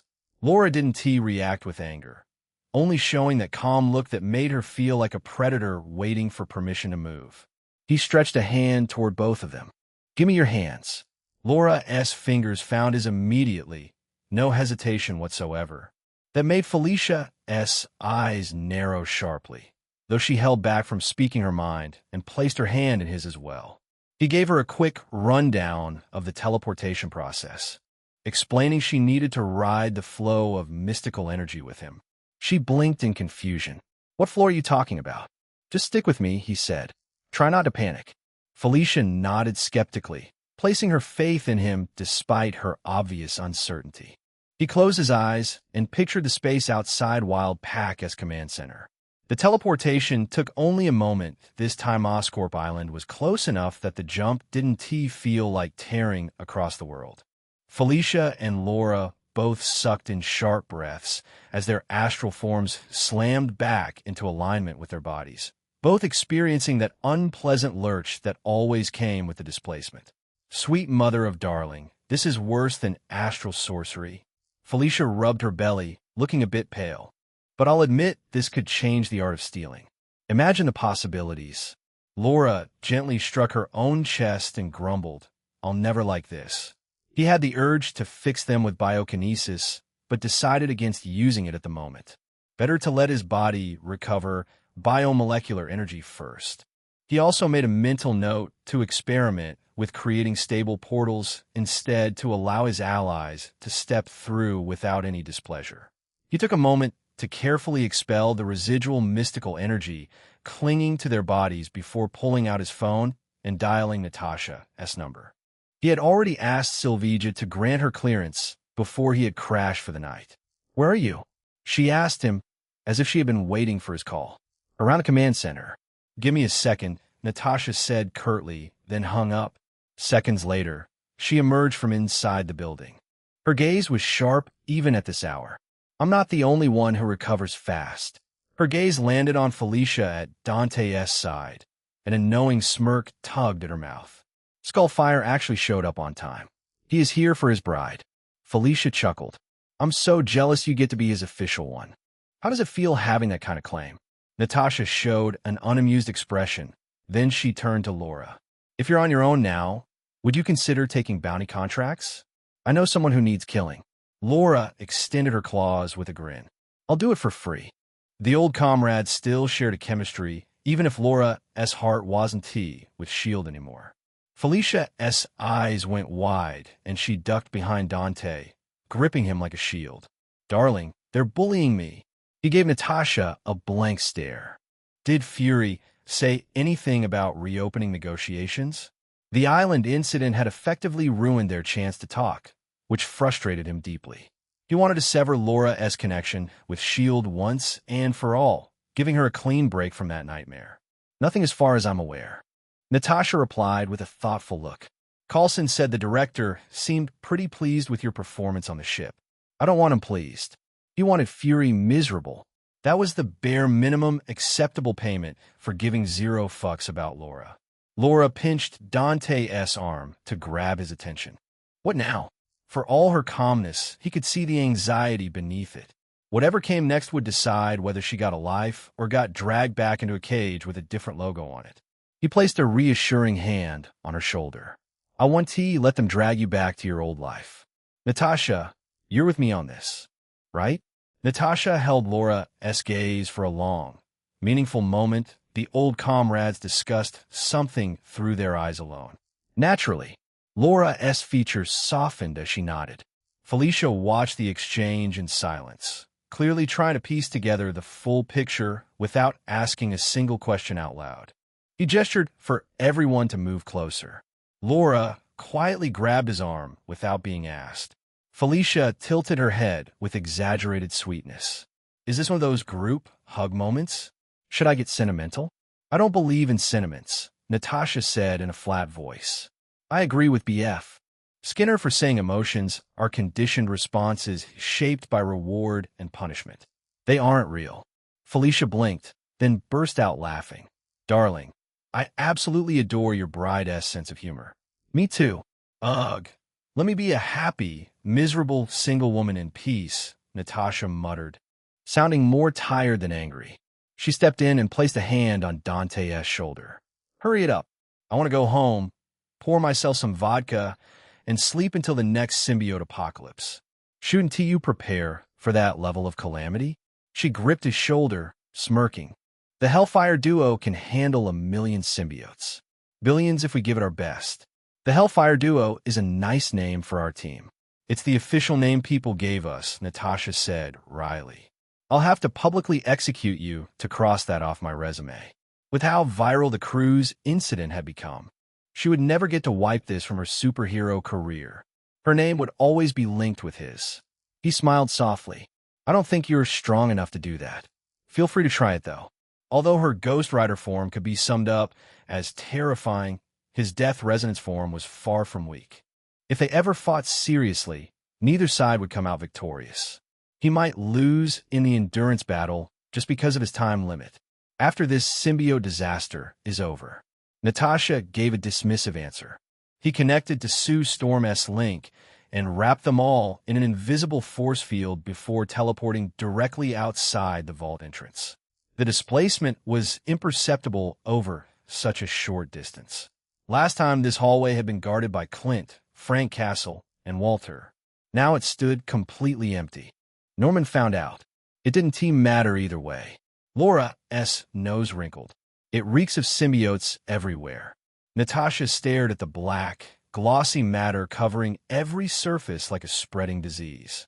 "We have eyes too, Laura." Felicia put her hands on her hips, looking at them with pity. You both aren't prepared for how fucked this place is. Natasha turned to him, her eyebrow raised in silent question. Are you hiding something? Whatever you see, don't overreact and mess up my force field, he warned. I can't put Sylvija in a bad spot with a contract. Symkaria's economy depends on it. Natasha gave a dismissive wave. Not really a team player, but I'll try my best. I hope so. They moved through the hallways, staying close so none of them drifted outside the force field's coverage. Natasha glanced sideways at Dante as they walked. You'll make a terrifying assassin. Laura nodded once, like she'd already reached the same conclusion. Why do that when you can steal priceless artifacts and become obscenely rich? Felicia grumbled under her breath. You'll have the money in the world to hire assassins. Why make everything complicated?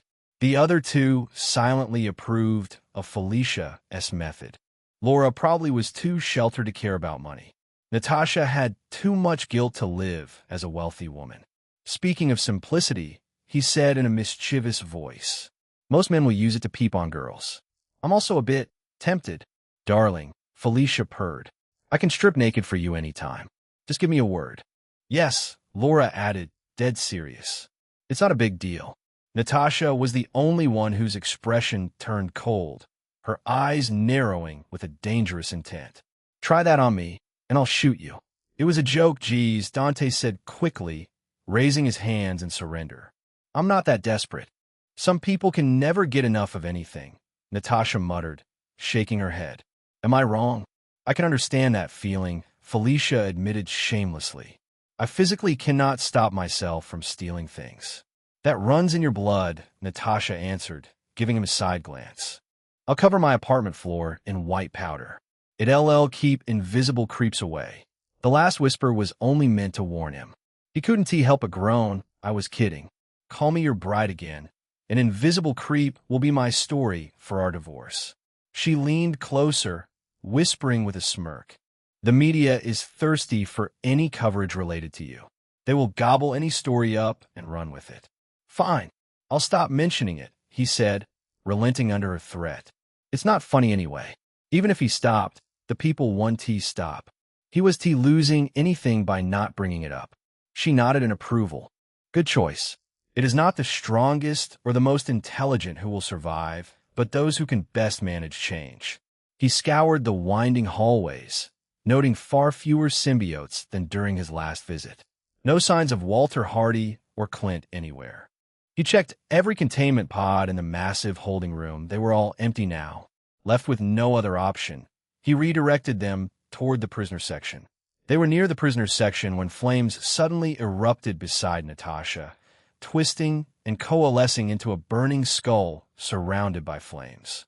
The skull's eyes glowed with hellfire as it addressed Natasha. Romanov, the spirit of vengeance, spoke in that hollow, echoing voice. Honor our pact. Punish the sinners under my name. Chapter 98. To heaven, Dante knew something was wrong the moment Natasha went silent for a few seconds. It's not time yet, Natasha said, forcing a composed look despite her clenched fists. Go away. Every 30 days, you are obligated to punish sinners at my request. The spirit of vengeance boomed. I have asked nothing of you for 3 months. I ask now. Punish the sinners gathered in this forsaken place. Natasha shot him a look. Her eyes conveyed a sense of panic. I think I messed up. It has to be now. The spirit roared, and its flames surged into Natasha like she was swallowing a storm.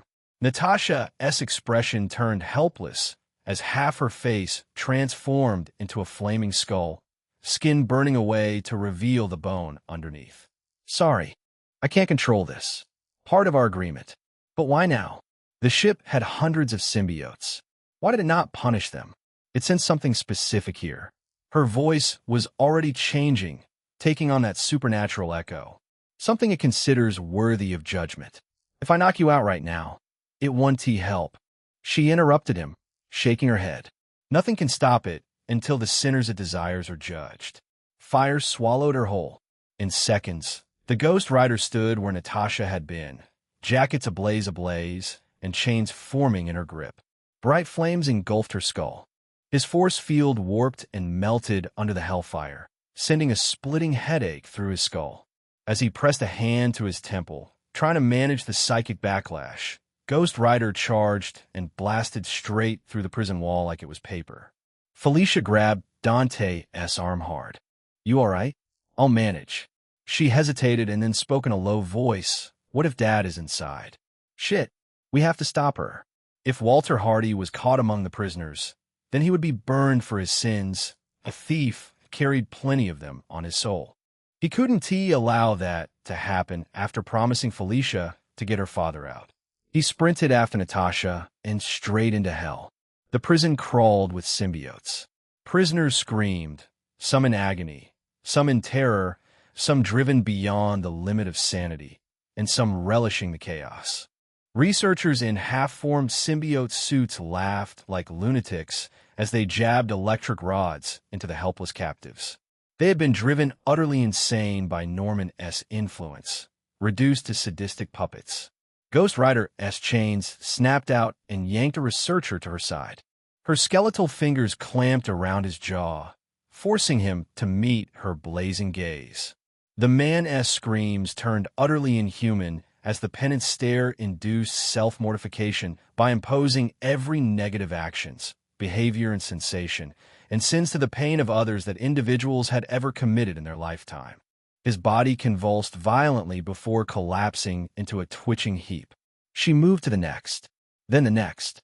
Each sinner crumbled the weight of their own accumulated guilt and evil. One of the symbiotes suddenly slingshot itself across the place and landed directly in front of their group, standing with its hands clasped casually behind its back like it was a big shot. "You are Skull Fire."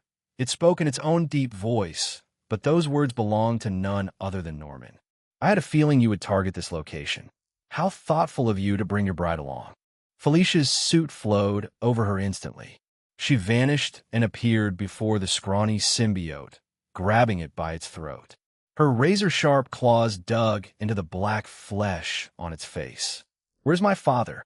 The symbiote gave her a disdainful glare, unaffected by her intimidation. "The slave is exactly where he belongs, serving his master like an obedient dog. Worry about your own skin, little kitten." Norman's maniac laughter echoed as an army of symbiotes launched themselves from every surface. A black tsunami crashed towards them, feral and hungry and endless. Felicia shoved them away and came back to Dante's side to confront the symbiotes together. "Darling, it's not time to hold back." He took a deep breath. "I'm not going to." His patience had completely run dry, and with a single thought, he engaged Death's resonance link. Power flooded him as Death's mask returned. It had become almost obligatory by Death at this point for every battle. His senses became sharp to the point of overwhelming him, forcing him to suppress them. He pointed a hand at the oncoming symbiote army. The wet, slithering sound of black bodies, the maddened laughter of researchers and prisoners, the screams full of agony, and the Ghost Rider judging them all with hellfire and penance stare, all of it froze for a single, stretched-out moment. The prison held its breath as Death roared around him, and a thick death aura erupted out of him. Hundreds of shadowy tentacles materialized in an instant. They whipped through the prison with terrifying speed, each one lashed around a symbiote. The tentacles slammed them down. What had been a tidal wave of mindless puppets became a field of pinned-down bodies thrashing uselessly on the ground. "Damn!" Felicia muttered behind him in awe. "Darling, try not to kill them." Laura said nothing, but her claws extended. Then she realized he didn't need any help, so slid them back with a complicated look. He smiled at the quiet cues about her emotional state. Natasha suddenly swung her chain. A wide arc of hellfire roared out and slammed into the Death aura. The black smoke-like wave hissed and peeled apart. "I don't know who or what you are," Natasha said, her voice layered, "but it'll be best for you to stay out of this." That wasn't Natasha speaking anymore. The spirit of vengeance had seized full control. He narrowed his eyes. "Is Natasha still in there?" "She can hear you, but she cannot act," the spirit replied, flames dancing higher around her skull. The pact binds her. The sinners must be judged. There are innocent people here. You can't just kill them all. The spirit's head tilted slightly, as if she was mocking his naivety. The innocent have nothing to fear from my gaze. Bullshit. He swept his hand again, and more death aura surged forward. A dense, endless wave of death aura met the hellfire. The flames didn't die so much as they were swallowed whole, trapped inside the dark sea. With another gesture, he changed the aura's shape. Hundreds of tentacles emerged and bit into the symbiote hosts. The aura ripped the black mass clinging to their bodies. Some hosts collapsed immediately. Others screamed, trying to cope with the reality. The death aura delivered the symbiotes back to him, letting venom merge with it. Laura, protect Felicia. I don't need. Yes, you do, Laura interrupted, stepping between Felicia and the wider prison like she had been ordered to guard a VIP. Felicia opened her mouth to argue with him, but stopped and looked at Norman. You irredeemable bastard. Where is Dad? Ask me again, and I swear I'll end his life. Felicia bit her lips and glanced at Dante before going quiet. Norman was fixated on Natasha and Dante showing their powers. Dante walked toward Natasha, toward the spirit controlling her body. I don't care who or what you are. He threw words right back at her face. Just get the fuck out of here. The spirit turned her burning skull toward him, glowing eyes glaring at him, reaching deep into his soul. You serve the cosmic entity Death. I don't serve anyone, he snorted. Death is my companion. The death aura pulsed around him in agreement. Companion, the spirit repeated, almost amused. How mortal of her. Are you stopping this? He said, taking another couple steps toward hers. Or do I have to use force? He wasn't defending the criminals, but he couldn't allow indiscriminate judgment in this room. The spirit might accidentally catch Walter in the inferno. And Sylvia, if the spirit turned this prison into a mass grave under her watch, she would never forgive herself. He was going to let the spirit of vengeance write that guilt onto Sylvia's ledger. The spirit's skull tilted slightly, flames dancing higher around her head. You would threaten judgment itself? I didn't fear death herself. What makes you scarier than her? How audacious. The spirit chuckled. Death doesn't bring the soul-searing agony of hellfire. I do. She kicked off the ground. One moment she stood there wrapped in hellfire, chains clinking on the floor. The next she was in front of him. The chains snapped out like a striking serpent and whipped toward his throat. He pivoted using minimal motion. The chain missed his neck by an inch, cleaving through the death aura around him with ease. He stepped closer, approaching where most would back away. You're slow. The spirit yanked the chain back and swung again. Another horizontal swipe meant to behead him. He ducked, letting the chain pass over him. He exploited the opening with a tight upward elbow. Death aura bloomed around his forearm like black flames. The spirit twisted her head away, but the sheer pressure of it shoved the hellfire, making her flames flicker. You have skill, she acknowledged, but skill alone will not save you. Are you sure about that? The spirit's chain looped around her fist as she threw a punch at his face. It was a simple punch without any technique, yet this strike became deadly when used with a spirit of vengeance as strength. His hand, surrounded in death aura, brushed away the fist. He neutralized the force by redirecting the punch's momentum.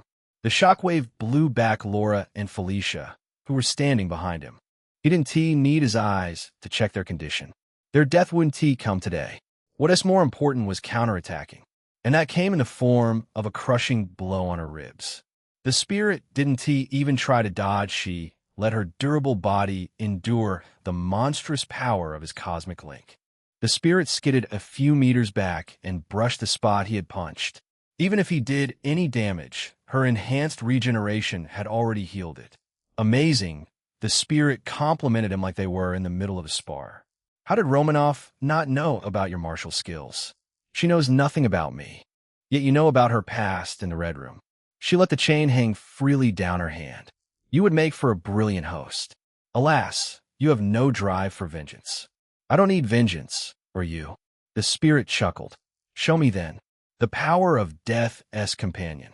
She moved again, closing the distance with a shoulder tackle meant to throw Dante off his feet. He stepped to the side and smashed his elbow in her burning skull. Grabbing her arm in a clutch, he repeatedly smashed his elbow in her skull. Each strike came with a sonic boom, creating a tiny crack in her skull. He pulled his hand all the way and poured all his strength in the final elbow. The skull splintered and shattered into pieces. Natasha's headless body dropped to the ground. "It's over?" Felicia asked in surprise. When anticlimactic ending, Laura dragged her a few steps back. "Stay quiet." The flames around the spirit's neck burned brighter, and the skull regrew from ashes. She rolled to her feet and punched her own jaw, skull tilted slightly like she was smiling. "Impressive. If you're so impressed, why don't you get the hell out of Natasha? I cannot do that until I have judged that corrupted man's soul." She pointed a bony finger at the symbiote Norman possessed. "Norman Osborn and all these prisoners will be judged for all his sins. I can give you that guy, but can you spare the rest?" She shook her head. "No sinner will go unpunished." The spirit before him was calm and friendly, unlike the embodiment of rage and fury Zarathos and other spirit of vengeance. Yet she remained unwilling to compromise. "Then I'll just beat you until you accept it." He lunged at her, death aura compressing around his fist until it looked solid darkness, and threw a tight sequence Lian Wan Quan straight punches down the center line. The air itself stuttered and popped with each impact. The spirit blocked with the chain. She tried at least. She wasn't like Psylocke, who had lived and breathed swordsmanship. More than half the punches struck her body. The death aura enhanced strikes broke bones. "You fight so well." The spirit continued to praise him as she brushed the impact areas like she hadn't endured blows that could annihilate tanks. "Yet S.H.I.E.L.D. has never heard about you. Which hole did you crawl out of?" "The ashes of a dead universe," he said with a click of his tongue. "Listen, I'm a sucker for compliments, but there has to be a limit. That is a valid point. I should finish you off quickly and cast my judgment on these sinners." The spirit whipped the chain low, trying to hook Dante's ankle. He stepped on the chain and drove a thrust kick toward her skull. The spirit jerked her head back just enough that the kick grazed instead of landing cleanly. Then she retaliated by bringing the burning chain down like an executioner's blade. The death aura around him thickened and slowed down the chain.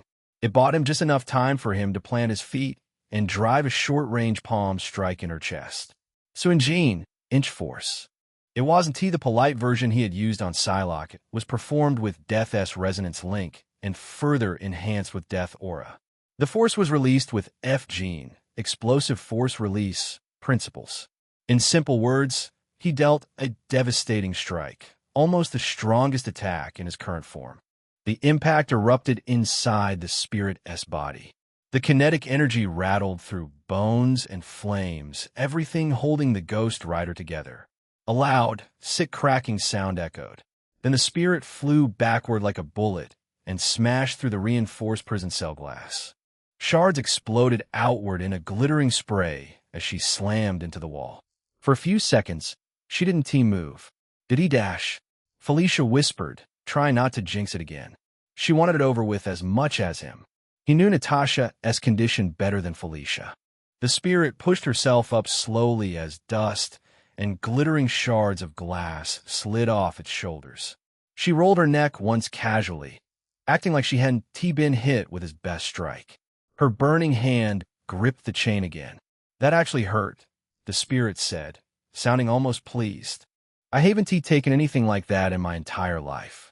A Ghost Rider's durability and regeneration when the spirit was fully in control was beyond superhuman. She would die from physical attacks. Only divine attacks could weaken her. The easiest way to beat her was through containing her. "I'm running out of time."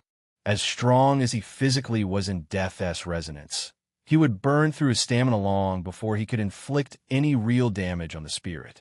He had to win through wits. The spirit wants these sinners. "What if I take her away?" The spirit wrapped her chain around her fist and lunged again. He crossed the distance in a blink to arrive in front of the spirit and grab her by the skull. The heat surged around his palm. Hellfire tried to burn him, and it did. The damage healed as quickly as it happened. The pain didn't diminish, though. The spirit's burning eyes narrowed. "What are you trying?" For the first time since the transformation, she looked alert and cautious, as though she suddenly recognized that his plan would be as reckless as it gets. He shut his eyes, focusing. Mystical energy. The spirit gasped. "No, you cannot use sorcery on us." He opened his eyes, gazing into her burning eyes with his own. "Let us visit heaven together." And then they disappeared. Chapter 99. The Golden City. Once every 30 days, the Spirit of Vengeance got to make a request to judge any number of sinners. Such was the price for a near-invincible level of power.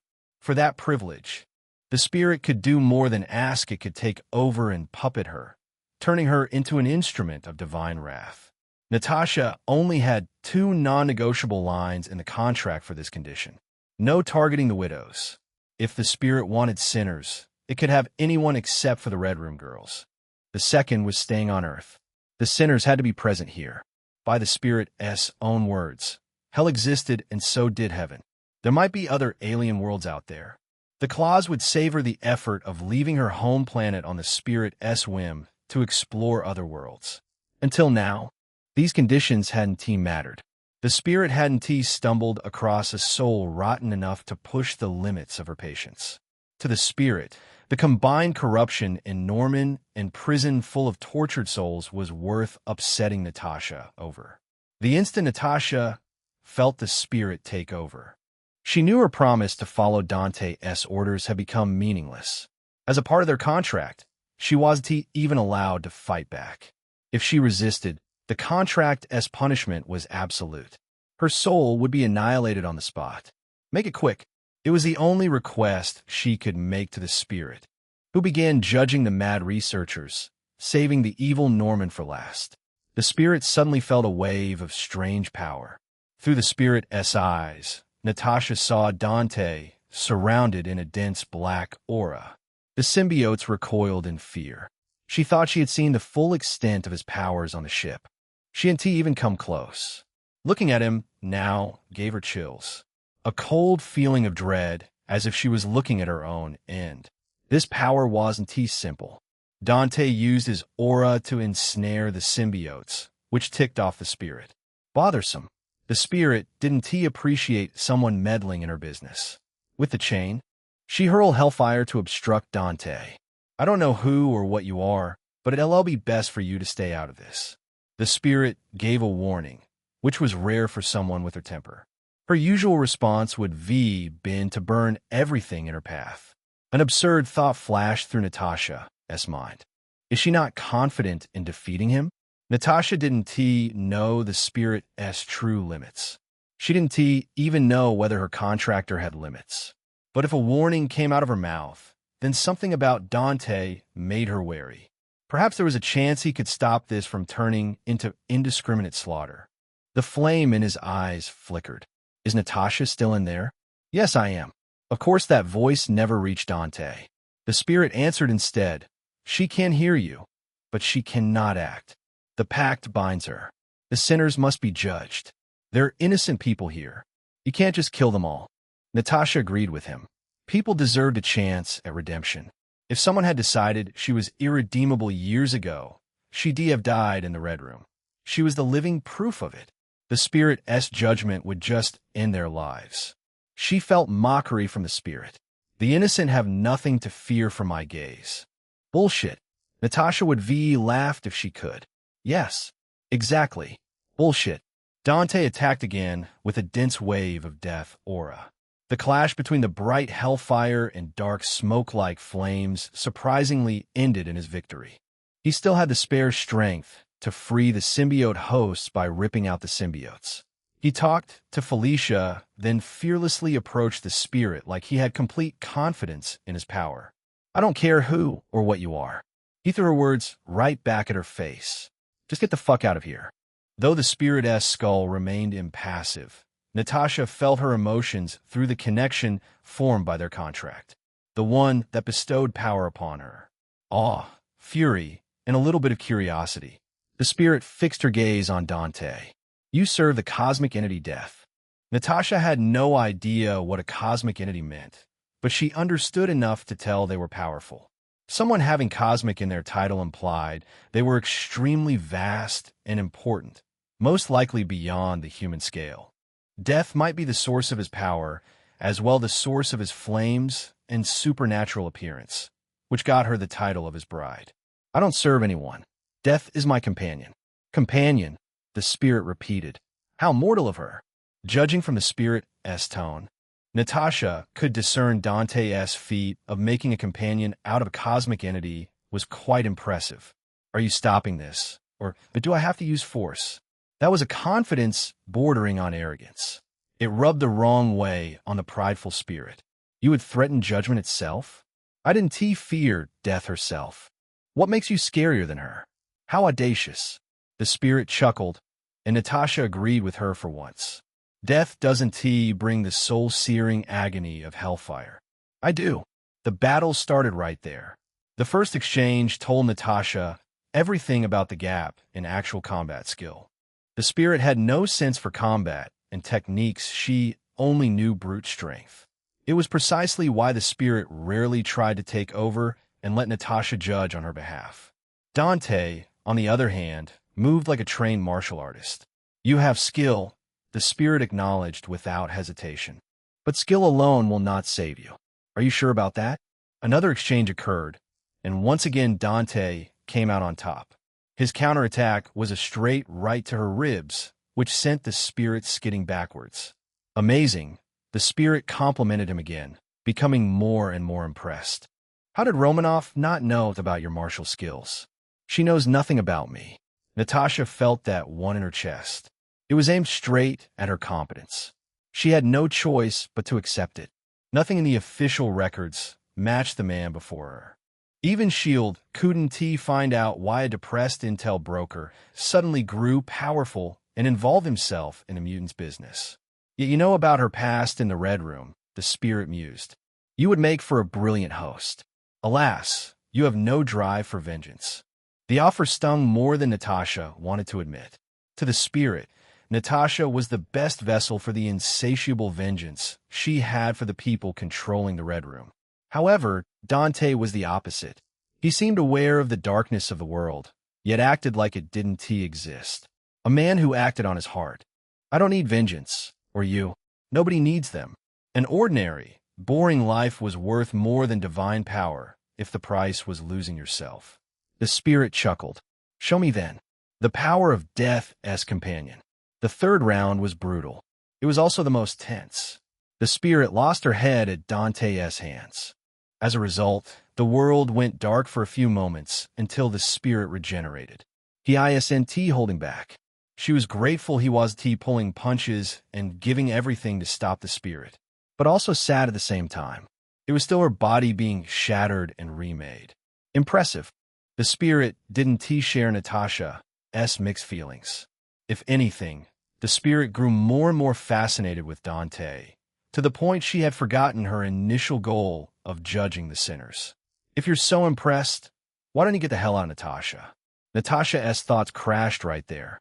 Did he just? Was he doing this for her? That didn't seem right. He wanted the fastest solution. Getting the spirit out of her body was the fastest way to end this conflict. But maybe there was more to it. Maybe he wanted to help her. After all, they had fought together and even cooperated, things that made people connect. She couldn't reach a neat conclusion, as most of what the Red Room had taught her didn't apply to him. I cannot do that. Norman Osborn and all these prisoners will be judged for all their sins. I can give you that guy, but can you spare the rest? The spirit refused to back down. Why would she compromise for one man when she could judge every evil soul here? Dante's flaming eyes blazed. Then I'll just beat you until you accept it. Please do, Natasha thought. Beat up this stupid spirit until she lets go of my body. The next exchange brightened her flames of hope. He used a striking technique that the spirit couldn't defend despite her best efforts. Her bones shattered with cracks that made her want to sob. She was feeling pain, but feeling her body break down wasn't a pleasant experience. You fight so well, the spirit continued to praise him. Yet S.H.I.E.L.D. has never heard about you. Which hole did you crawl out of? Natasha wanted to know, too. The ashes of a dead universe, he said with a click of his tongue. Maybe serious, maybe joking, only he knew. Listen, I'm a sucker for compliments, but there has to be a limit. That is a valid point. I should finish this quickly and cast my judgment on these sinners.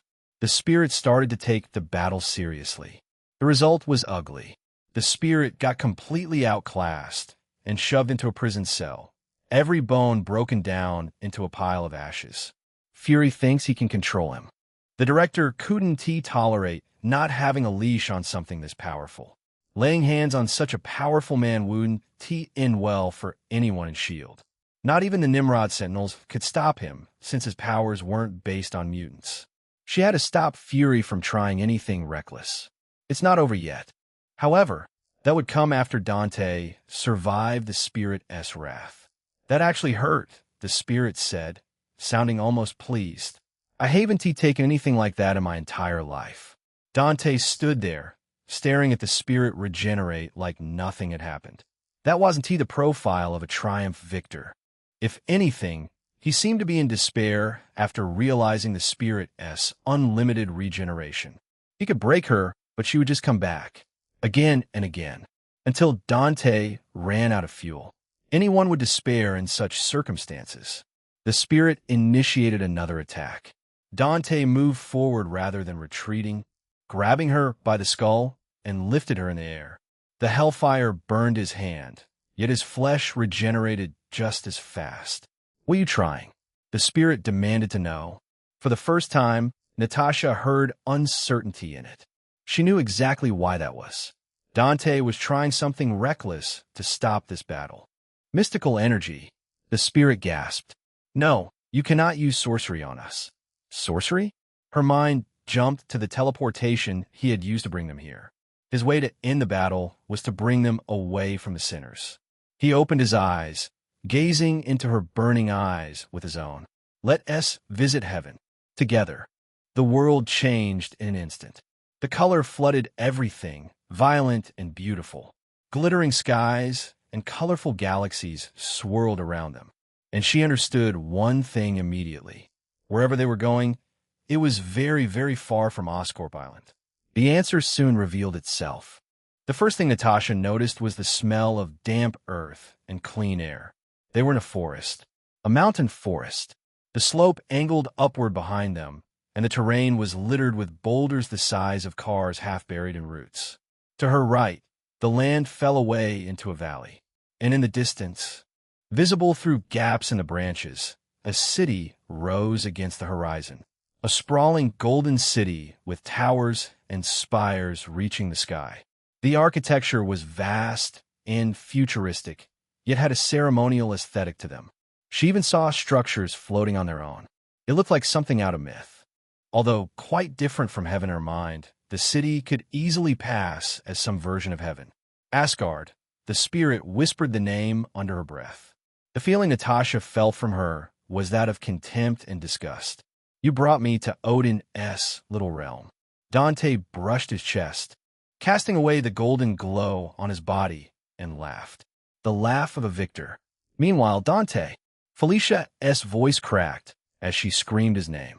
She sprinted toward the prison cell where Dante had vanished. Nothing.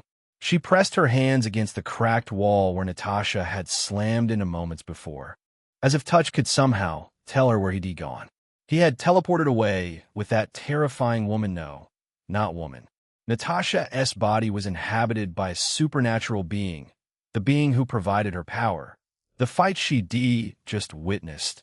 It was something she never thought she would see outside of Fever Dream. And even with all that, he hadn't been able to hurt his opponent. So he'd done the only thing he could. He had taken her somewhere else to give her a chance to find her father amidst these symbiotes. She forced herself to breathe deeply and forced the spiral of worry down. She could deal with emotions later. He had given her an opportunity. She couldn't let it go to waste. Laura, Felicia said in a steady voice, help me find someone in this. All the symbiotes were stripped away already, leaving only humans. Hundreds of humans. Laura retracted her claws and tilted her head slightly. Who? Felicia rattled off Walter's features quickly. Laura absorbed it all silently, processing. Only when Felicia finished did she speak again. Will he?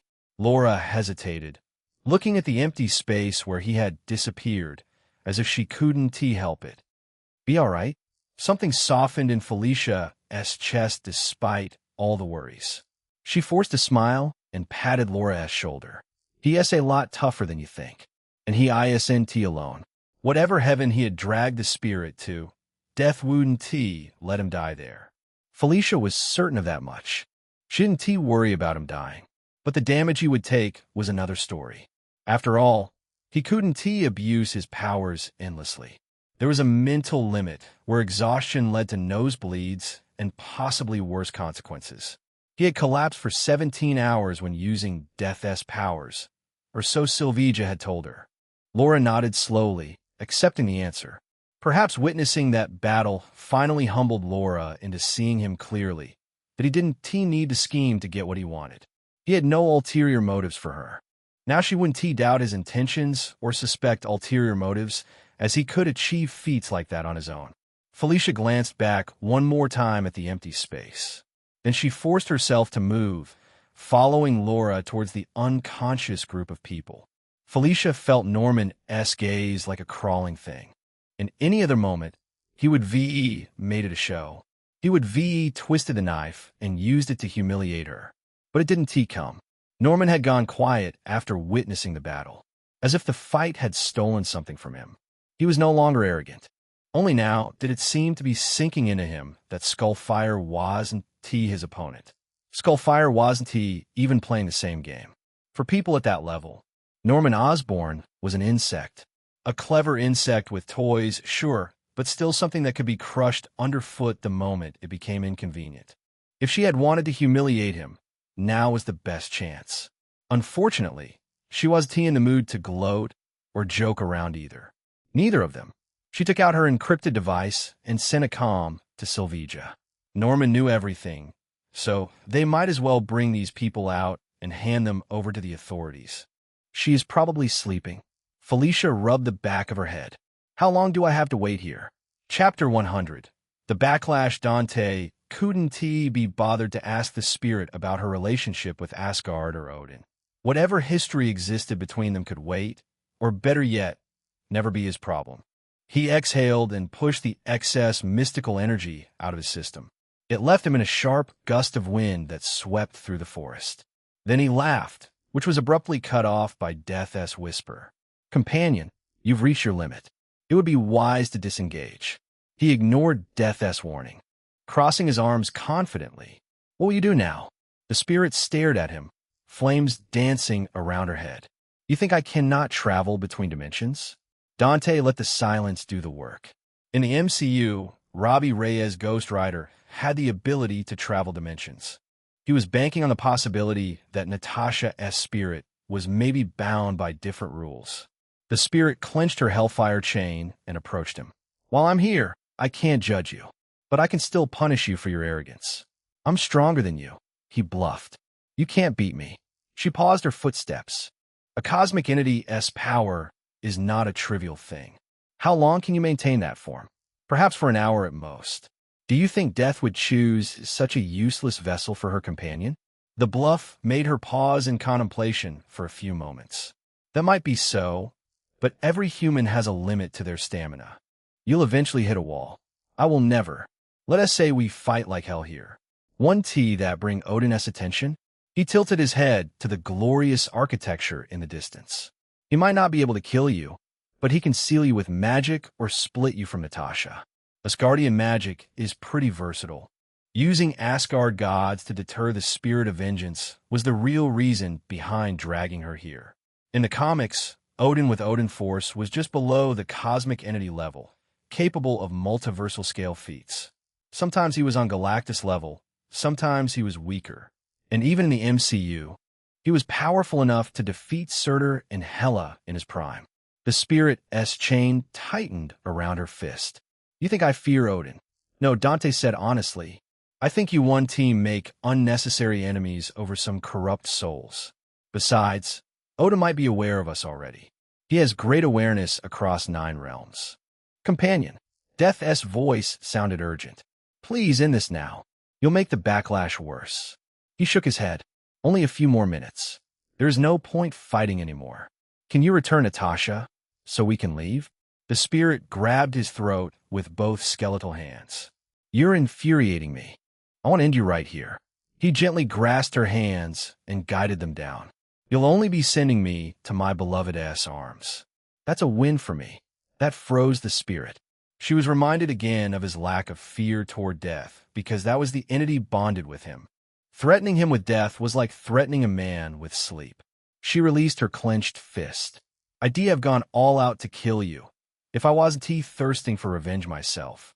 This wasn't her just way of trying to appear strong. She truly meant what she said. Who is it? She slung the Hellfire chain over her shoulder, letting it wrap around her. A Hell Lord. A Hell Lord? Does his name start with M? He didn't say the name. Some beings hear their names across dimensions, and he had no interest in inviting that crazy demon's attention. The spirit chuckled. Aren't you full of surprises? He shrugged. Superficial knowledge. She put her skeletal hands on his shoulder. I'll propose an alliance. Between us. I let go of the prisoners and owe you a favor. In return, you aid me in killing that damned demon. No, he gave a plain answer. You can have the prisoners. And the favor. He would rather go back to his previous world than fight the sadistic Hell Lord. Mephisto would never fight fair. No, that demon would make the people around his targets suffer, tormenting them until they broke down. That's unfortunate. The spirit shook her head in disappointment and stepped back. I'm giving control back to Romanoff. Come to me if you change your mind. Never. She placed a hand on her hip, posing seductively despite the fact her figure was very much a skeleton. You'll be surprised how much I can teach you about demonic magic. He was quite curious about her background now. Her knowledge of demonic magic confirmed her race as a demon or something close to it. However, Natasha's spirit was Zarathos, the most famous spirit of vengeance. His sharpened senses through Death's link had told him about her gender. The spirit was a female. A powerful female demon with grudges against Mephisto. Nothing clicked, which meant the background was either not from his knowledge, or the universe had a female Zarathos. Companion, don't panic, Death whispered, and suddenly, a blanket of darkness fell over them and lifted them in the sky. He felt a solid platform under his feet. The spot gave a great view of Asgard. The city of gods was truly breathtaking. Resonance link severed due to an external factor. The notification flashed across his mind a moment before the pain hit. It made him want to pass out right there. Strangely, he didn't feel exhausted enough to pass out like the previous times he overused Death's powers. His entire body was wrecked with pain more than it was with exhaustion. He swayed on his feet, but didn't fall his arms wrapped around his waist. Natasha's first action after regaining control wasn't to demand answers or freak out over floating in the air. It was to catch him. I got you, Natasha whispered, a hint of concern in her voice. You push yourself too hard. He let his head drop on her shoulder. I would have, if someone didn't start rampaging. Natasha chuckled bitterly. It's my bad. Contracts always screw us over, don't they? All else well that ends well, right? He forced a smile. Besides, I could happily die right now. If he told his past self that one day Natasha Romanoff would be holding him like this, past Dante would grow jealous to the point of committing war crimes. You. She paused abruptly and pushed him away. Hooking his arm over her shoulder properly, she took more of his weight. Then she looked down. Look there. Who are these people? He followed her line of sight. In the exact spot where he'd been standing with the spirit. An old man in ornate bronze-golden armor knelt beside a patch of grass scorched black by hellfire. The one-eyed Skyfather, Odin. Behind him stood 2 younger men. A tall and broad-shouldered young man, handsome in a universal way, with blonde hair and blue eyes. He wore silver armor, a red cape fallen behind him. Thor Odinson. The other was slimmer, paler. His long black hair fell over the green cape attached to his silver armor. Loki Odinson. Dante and Natasha floated roughly 10 meters above them, yet the father and sons weren't aware of them. "This is my veil," Death said, reassuring him. "It will keep you concealed from their senses." He nodded gratefully. Below, Odin stood slowly, crushing a handful of burnt grass in his fist. He let the ashes drift away on the wind, showing a grim expression. "Father," Thor said respectfully with his hands clasped behind his back, "is there a reason we're here to observe nature?" "Oh, brother, what do you mean?" Loki smiled warmly. "Nature is worthy of reverence. The All-Mother herself teaches that even gods must respect the balance of life. To ignore nature is to ignore the foundation upon which even Asgard rests." Thor gave Loki a sideways nudge with his elbow, signaling toward the grim look etched on Odin's face. "Father, did you notice something troubling?" Odin stared at the scorched grass and the empty spot next to it, where Dante's death aura had touched. "Hellfire and sorcerer energy. Our realm was invaded." "Invaders?" Thor's brows lifted. His hand instinctively moved toward where Mjolnir would be if he brought it. "Why did Bifrost not inform us?" "Someone's power had blocked our perceptions," Odin replied grimly and tapped the ground with his Gungnir. The earth responded as a massive chunk of forest floor ripped from the ground and floated, surrounded by a shimmering magical bubble. "Return to the palace. I have an important business to handle." Thor and Loki exchanged a glance, but neither questioned him. With another tap of Gungnir against the ground, Odin vanished in a flash of golden light, along with the floating piece of forest land. Dante winced at a sudden pulse in his skull.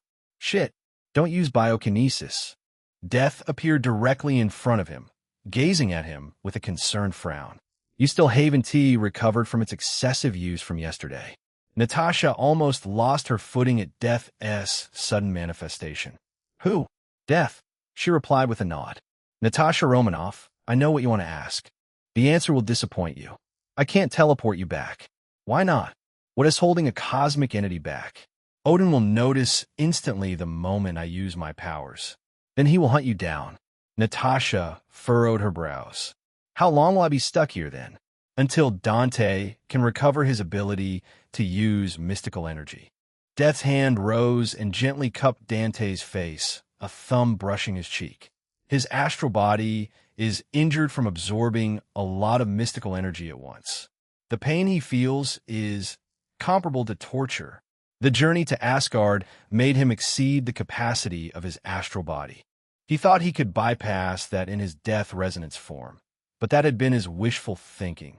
His astral body stayed the same regardless of death's resonance." Natasha gave him a complicated gaze, probably blaming herself for this. Then she turned back to Death. "Who are those three? Why are you avoiding them?" "Asgardian gods. They hold a bit of a grudge against me from the past." Death patiently replied to Natasha's question. "Help me take care of my companion until he recovers." "Wait, why is Odin holding a grudge against you? What did you do to him?" Death drew close and pecked his cheek. "Focus on resting properly for now." It was clear she was trying to reduce his stress by withholding information. "Okay, fine." Death smiled softly. "Natasha, your answer?" "I don't mind taking care of him." Natasha tightened her grip on his wrist. "But Norman, he asked the problem. It'll be hard to stop him with both of us stuck here." They were two of the hardest hitters keeping Norman in check. Without them, Norman's symbiote army might decimate a city, unless the X-Men decided to show up. Hela, Odin's daughter, paced the dead realm. Hela wasn't cold like winter, but cold like the warmth never existed here. Fortunately, as a goddess of death, she never required warmth to exist.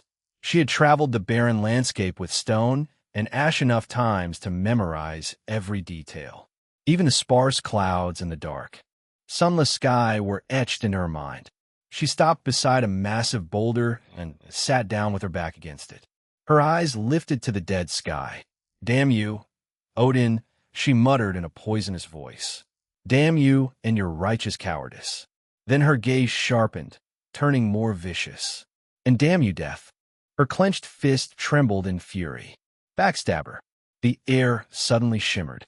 Her head snapped toward the disturbance. Odin appeared from nowhere.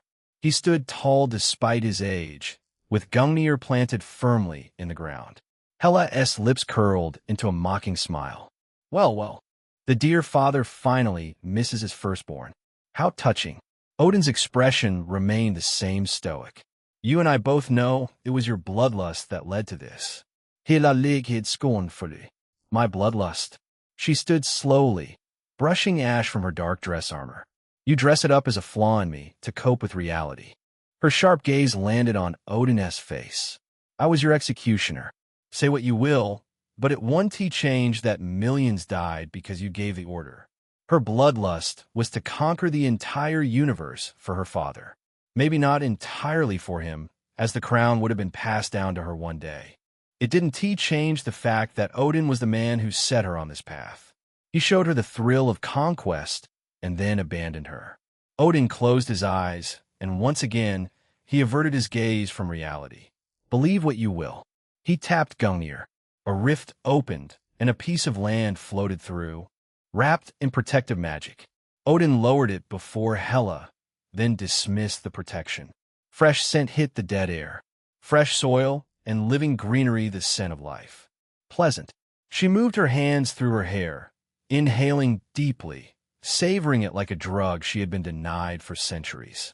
Suddenly, her eyes snapped wide open, burning with fury. This scent belongs to her. It seemed my suspicion was right. Odin turned towards the distant, ruined landscapes of hell, gripping Gungnir in his aging hands. She has chosen a new apostle. Odin, Hela spoke in a voice colder than Jotunheim's deepest frost. Release me. Now. Odin stayed quiet. I will slay her apostle. Hela stepped closer and looked at Odin from the side. No, that would be too easy a death for one serving that treacherous entity.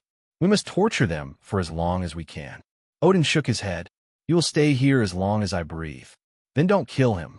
Hela's smile turned vicious. Cast them into hell with me. Let me sever her apostle's head with my own hands. Odin simply turned his back on her. I only came here to confirm my suspicions. Before he used Gungnir to return, Hela spoke. Father. Odin stopped, giving her a chance to speak her mind. You're aging. There will be a day your life reaches end, she said softly, voice filled with affection, but her words couldn't be crueler. And that'll be the day I conquer the 9 rulers, starting from Asgard. Odin tapped Gungnir without a word and vanished. Hela stood alone again, surrounded by unbroken silence. She stared at the patch of grass Odin had left behind. She walked over to it and stomped on it. Her boot crushed the green beneath until nothing remained but pulp. Death. Odin, my necro swords will bathe in your blood one day. Chapter 101. The convened Felicia woke up with a gasp and shot upright in bed. Her whole body shuddered as she took deep breaths. Nightmares had become routine ever since Emma had told her the truth about her father. Most nights, it was the same loop.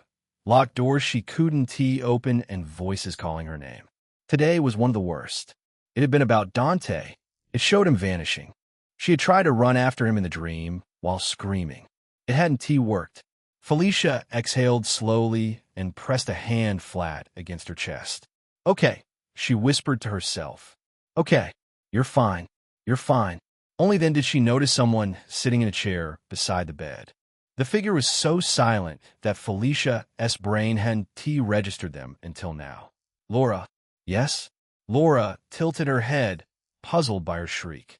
Do you need something?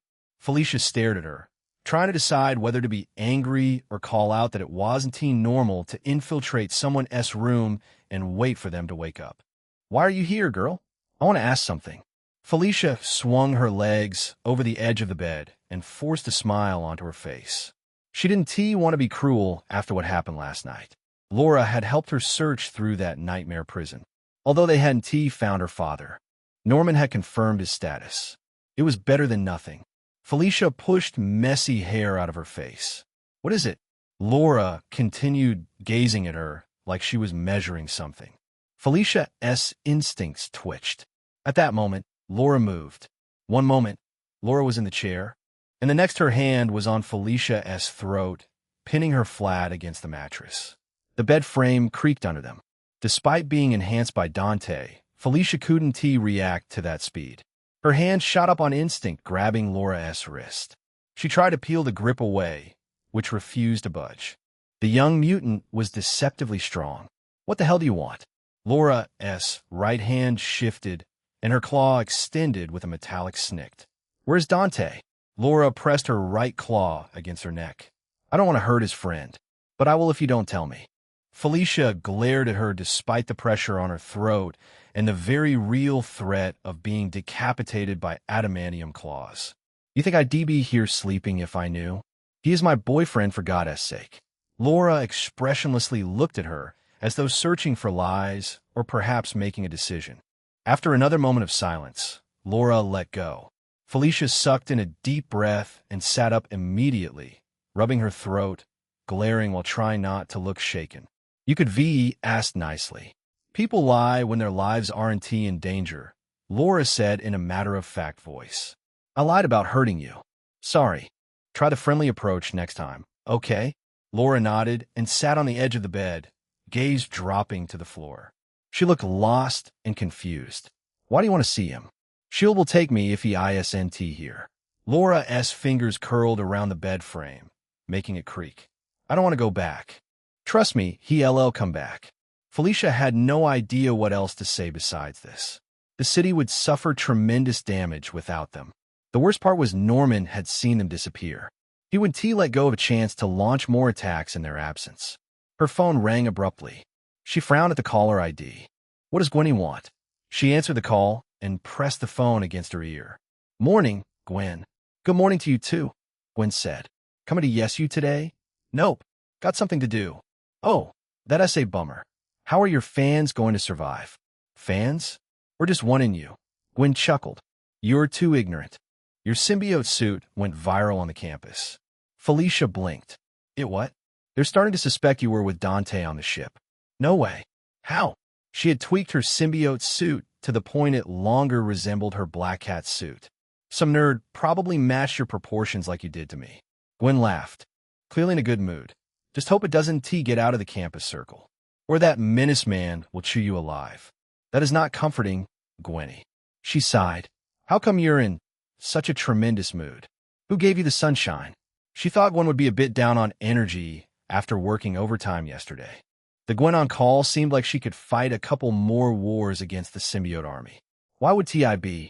Gwen replied cheerfully. Dad's health is better than ever. That's great. Seriously. Huh. Gwen paused for a second then asked, by the way, any idea where Dante is? His phone is unreachable. I have something to show him. Felicia's recovered mood fell straight off a cliff. Something happened last night. Natasha and Dante's location is unknown. What? Gwen raised her voice. Felicia, what do you mean unknown? I need details. Not over the phone. Meet me at my place. She hadn't even told Silvija yet. This would be the right time to tell them both. Or better yet, include Emma as well. Unlock your window. Huh? Are you? Yeah. Open up. Felicia rubbed her forehead, then walked over and unlocked the window. A white blur flashed through the opening. Gwen landed lightly inside the room in her white symbiote suit. Just its presence made her own symbiote fearful. Gwen's symbiote deserved its name as Anti-Venom. Gwen nodded once at Laura, then sat on the bed like it was her own room. Felicia, you look like a mess. Gwenny, I thought you were at the university. It's not important where I was. Gwen's tone shifted to a focused one. It's important where he is. Start talking. Felicia stared at her for a moment, then let out a breath. Everyone is asking me. But who the hell do I ask? Death would be the obvious answer, except the cosmic entity had gone radio quiet ever since Dante disappeared. The lack of communication gave way to concern and stress, leading to that nightmare she woke up with. What if something happened to Dante and death had returned to her realm? Was her deepest fear. Gwen rubbed the back of her head. Okay, slow down. What happened? Be patient. Let me call some people. It took her a few words to convince Silvija. Getting Emma on board took about a minute. When Felicia finally put the phone down, she looked back at Gwen. You said you had something to show him. It's just something I made to fight symbiotes. She stood up and looked around the room, then fired a web line at the wall. The strand struck with a snap, and Gwen jerked a wrist. Tiny arcs danced the line. The sight was like a performance, but Felicia knew how deadly that little sparkle was. I figured it out last night, Gwen said in a slightly mentor-like voice. Conductive webbing plus à charge source. It's got enough voltage to make a symbiote question its entire existence. While Felicia had been spiraling, Gwen had been building solutions. This is embarrassing. She had spent years chasing her father's rescue alone. Years of planning and training. She had worked years to rescue her father on her own. Since when did she become so reliant on someone that she couldn't function properly without them? That wasn't who she was. Even if Dante wasn't here, she could still do her due diligence in screwing Norman over and stealing her father back. After all, she was the one and only Black Cat, the future greatest thief. Her mood immediately became brighter. That's an amazing upgrade, Felicia said with a nod. Mind helping me upgrade my arsenal in the lab? Emma gave us access to a high-level lab. I did mine at home, but sure. A minute later, Sylvia arrived. Her gaze swept over Gwen, Laura, and then settled on Felicia. Then she asked the only question Felicia couldn't answer. He left my room last night. Now he went to pick up my calls. Where did he go?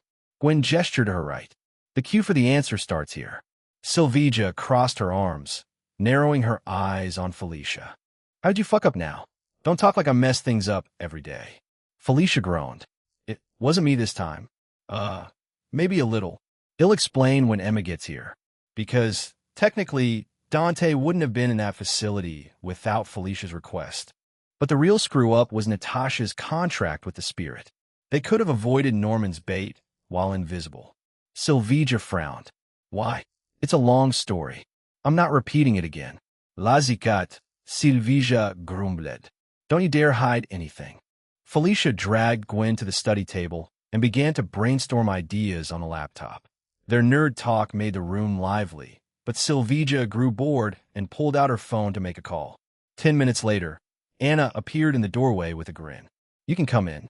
At her signal, a maid rolled in a food service trolley stacked absurdly high with delicacies pastries, pancakes, donuts, fruit, creams, little sweets, and whatnot arranged in plates. The maid was visibly nervous when she saw Ghost Spider casually hanging around in the room. But she kept her composure and unfolded a portable dining table. Felicia loved sugary treats, but just looking at the table made her afraid to approach. Gwen, you want some? Already had my sugar cravings. Dad shoved Dunkin' Donuts in my face. It must be nice having a father. Felicia let out a sigh. Gwenny, I made a website for orphans. It doesn't have a homepage. Gwen's lenses went wide. Dark, just like my heart. Once the maid and Anna left, Sylvia picked up a donut while glancing at Laura. Felicia recognized Sylvia's cunning tactic. The mercenary queen brought out the heavy weapons to befriend Laura through bribery. She could only shake her head. It's not going to work. Sylvia's POV. Sylvia munched on donuts while keeping a close eye on Laura. The young mutant kept glancing at the plate in particular. She wants the pancakes. She set the empty plate on the table and picked up the pancake plate. Laura's eyes tracked the motion like a cat tracking a mouse. Sylvia stabbed a thin slice with a fork and lifted it without a rush. She brought it to her own mouth and paused before turning toward Laura. Do you want some? Laura's throat moved as she gulped, staring at the slice like it was a trap. She still couldn't resist looking away. A few seconds of internal struggle passed across her face. Then she quietly nodded. Yes. Sylvia moved the fork closer. Laura hesitated for a second, then leaned forward to take a bite. The way her features softened made Sylvia smile. The phrase about the quickest way to a man's heart being through his stomach applied to everyone else too. She had taken care of Ava long enough to recognize this. Let me know if you want anything else, Sylvia said lightly. Anytime. Privilege of being part of Wild Pack. Laura chewed, swallowed, then looked up at her with sharp eyes. Dante said he give me a normal life without killing. Isn't Wild Pack a mercenary business? Sylvia didn't flinch from the question. You don't have to participate. All of your expenses will be covered by Dante's salary. There would be a gap in their operations when Ava took time off to attend university. Felicia would be able to cover it with her symbiote suit. Sylvia also got a huge upgrade to her combat capabilities with the symbiote, and leadership and tactics upgrade through the modifications Dante did. The Wild Pack would be stronger even after losing Ava, their former ace. Then why am I a part of it? For a sense of belonging, I suppose. Sylvia chuckled and offered another bite. Do you hate it? Laura took it faster this time and thought hard while chewing. After swallowing, she shook her head. Wild Pack is a good name. It certainly suited Laura, who had a tendency to go wild. Sylvia made Laura try other delicacies. Laura liked a few, loved most of them, and with the sweet treats made by her new chef, Sylvia had made progress. 15 minutes later, her phone rang. Anna was asking if she should guide Emma Frost and one other woman to Felicia's room. Sylvia immediately gave her permission. 5 minutes after that, the door opened. Emma Frost stepped in first, as calm and elegant as ever. Psylocke followed and scanned the room for threats. A soft smile appeared on her face when she noticed Ghost Spider. Ghost Spider waved at her. Hey! Psylocke nodded in return. You're doing a good job. Dante deserves that more, Ghost Spider replied, shaking her head. I didn't fight much. Psylocke nodded again. That is true. Where is he? Felicia shut her eyes as though holding herself back from snapping. This question really ticked her off. Good morning, Ghost Spider. Emma gave a cheerful greeting. And Felicia, you're still causing trouble. How consistent of you. Felicia rolled her eyes. How do you too, Frost? Gwen went a little stiff. She had a bit of trauma against mind readers after she got knocked out one last time. Another figure stepped from behind Psylocke. It wasn't Tiana who had escorted them here. It was Ava. Emma SPOV. Emma turned and smiled at Sylvia, settling gracefully onto the seat beside her. She could be comfortable anywhere. I hope I didn't make you wait too long. Sylvia shrugged. Don't worry about it. I wasn't Her eyes flicked past Sylvia and landed on Ava, who was posted near the wall like a guard dog with a personal grudge. But speaking of worries, what's the deal with your little sister? Why is she glaring at me like I kicked her puppy? Emma could have read Ava's mind, which would have taken less effort than breathing. She was going to bother with telepathy for something this trivial. Sylvia looked at Ava with a helpless look. Ava, what's the matter this time? Ava leaned against the wall behind, crossing her arms across her chest. She looked from Emma to the others, as if counting them. Then she said in a dead serious voice, I have a question. Emma arched an eyebrow. By all means. Why is Ava pointed vaguely at the room. I mean, every single woman in this room beautiful? Emma had to admit the girl had a point. Psylocke was a striking Japanese beauty.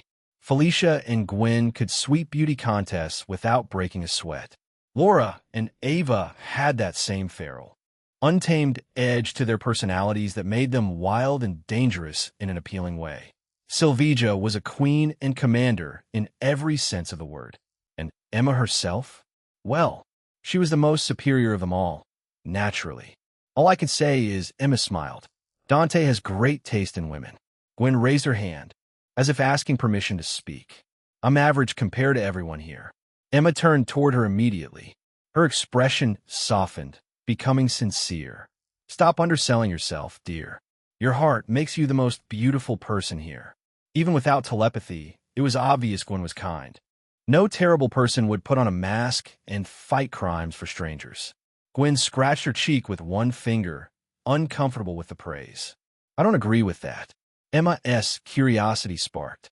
She let her telepathy brush the surface of Gwen's thoughts, and the glimpse she caught made her freeze.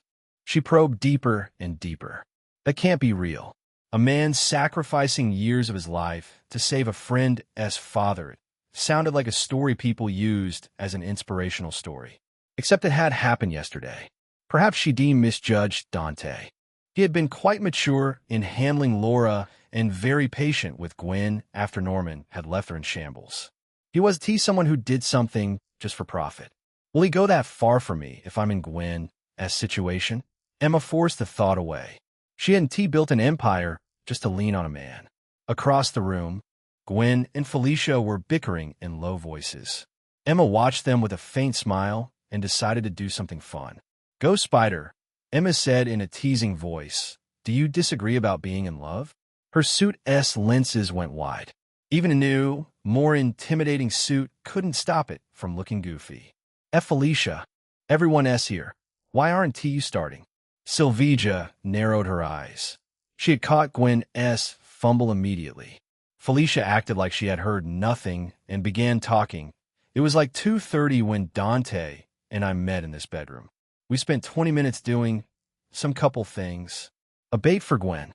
Teasing Gwen to cure her bad mood was typical Felicia behavior. Gwen made the universal gesture for timeout with her hands. Felicia's bait worked. "Wait." Felicia batted her eyelashes with a smile. "Yes. What do you mean couple things?" Gwen cleared her throat when everyone turned their attention to her. "We might need all the clues. It's basic detective stuff." Sylvia looked like she really wanted to curse someone, probably Dante for making another victim. Felicia's grin turned wicked. "So after that she told the whole event yesterday that led to Dante teleporting away with the spirit of vengeance. Emma had known S.H.I.E.L.D.'s trump card was dangerous. She had expected it to be Dante's equal in death form. She deserves the title of his bride. Emma shook away the distraction and decided to assess everyone's reaction through her telepathy. Gwen looked shaken, feeling as though Dante being in a tough spot had something to do with his overusing his powers for her father. Sylvia paced around the room with heavy strides, filled with fury that had no place to vent. Ava leaned against the wall with a complicated look. She clearly wanted her sister to stay away from the three-timing jerk, but at the same time, she wanted Dante to be safe. The Latina had begrudging respect for the man who had defeated her in combat. Psylocke looked deep in thoughts that Emma wasn't privy to. Only Emma herself remained calm in the room. If Dante had taken the spirit away, he would done it with a plan in mind. Death's lover wouldn't go down so easily. Sylvia stopped pacing and looked up at the ceiling. "Death, where the hell are you?" "I'm here." A black tear appeared in the air, and a black shadow dropped into the room, materializing as a black-haired woman. She looked around, and her eyes stopped on Emma. "Looks like all of his main allies are here." Everyone went still at Death's appearance. She had opened their eyes to the beauty that existed beyond mortals. "Death!" Felicia's figure vanished in an afterimage as she threw herself in Death's arms. "I missed you." Death looked exasperated and rubbed the back of Felicia's head. "Sorry for not responding earlier. I've been busy. It's not on you." Felicia stepped back, shaking her head. "How is he?" "He is safe." Relief washed over everyone in the room. Even Emma felt a part of her loosening. Unless he risks his life, he'll need 2 or 3 days to return. "What?" Sylvia raised her voice. "Why? Where is he?" "In Asgard." Sylvia didn't understand it. Nobody in the room did except for one woman. "Asgard, as in Odin's realm?" Psylocke asked. "Thor's father in Norse mythology?" "Wait, that Asgard?" Felicia's eyebrows lifted up in surprise. "Are the Norse gods actually real?" "Most of them are." Death's gaze went to Emma. "Norman Osborn will try to accelerate his plans in Companion's absence. Dante asked you to help Sylvia." Emma showed a calculative look. "Who is going to stop S.H.I.E.L.D. in case they come at me for using my powers?" She couldn't underestimate S.H.I.E.L.D. Natasha's existence alone proved they had monsters in their pockets. What if there were more like Natasha hiding in S.H.I.E.L.D's base? Her telepathy was useless against a spirit of vengeance as host. Not even Psylocke could stop a spirit of vengeance at the peak of its power. "I will," Laura said suddenly. "I'll talk to them. The director will reconsider if I agree to return." Laura would hate to go back, but she would do it willingly to save the city.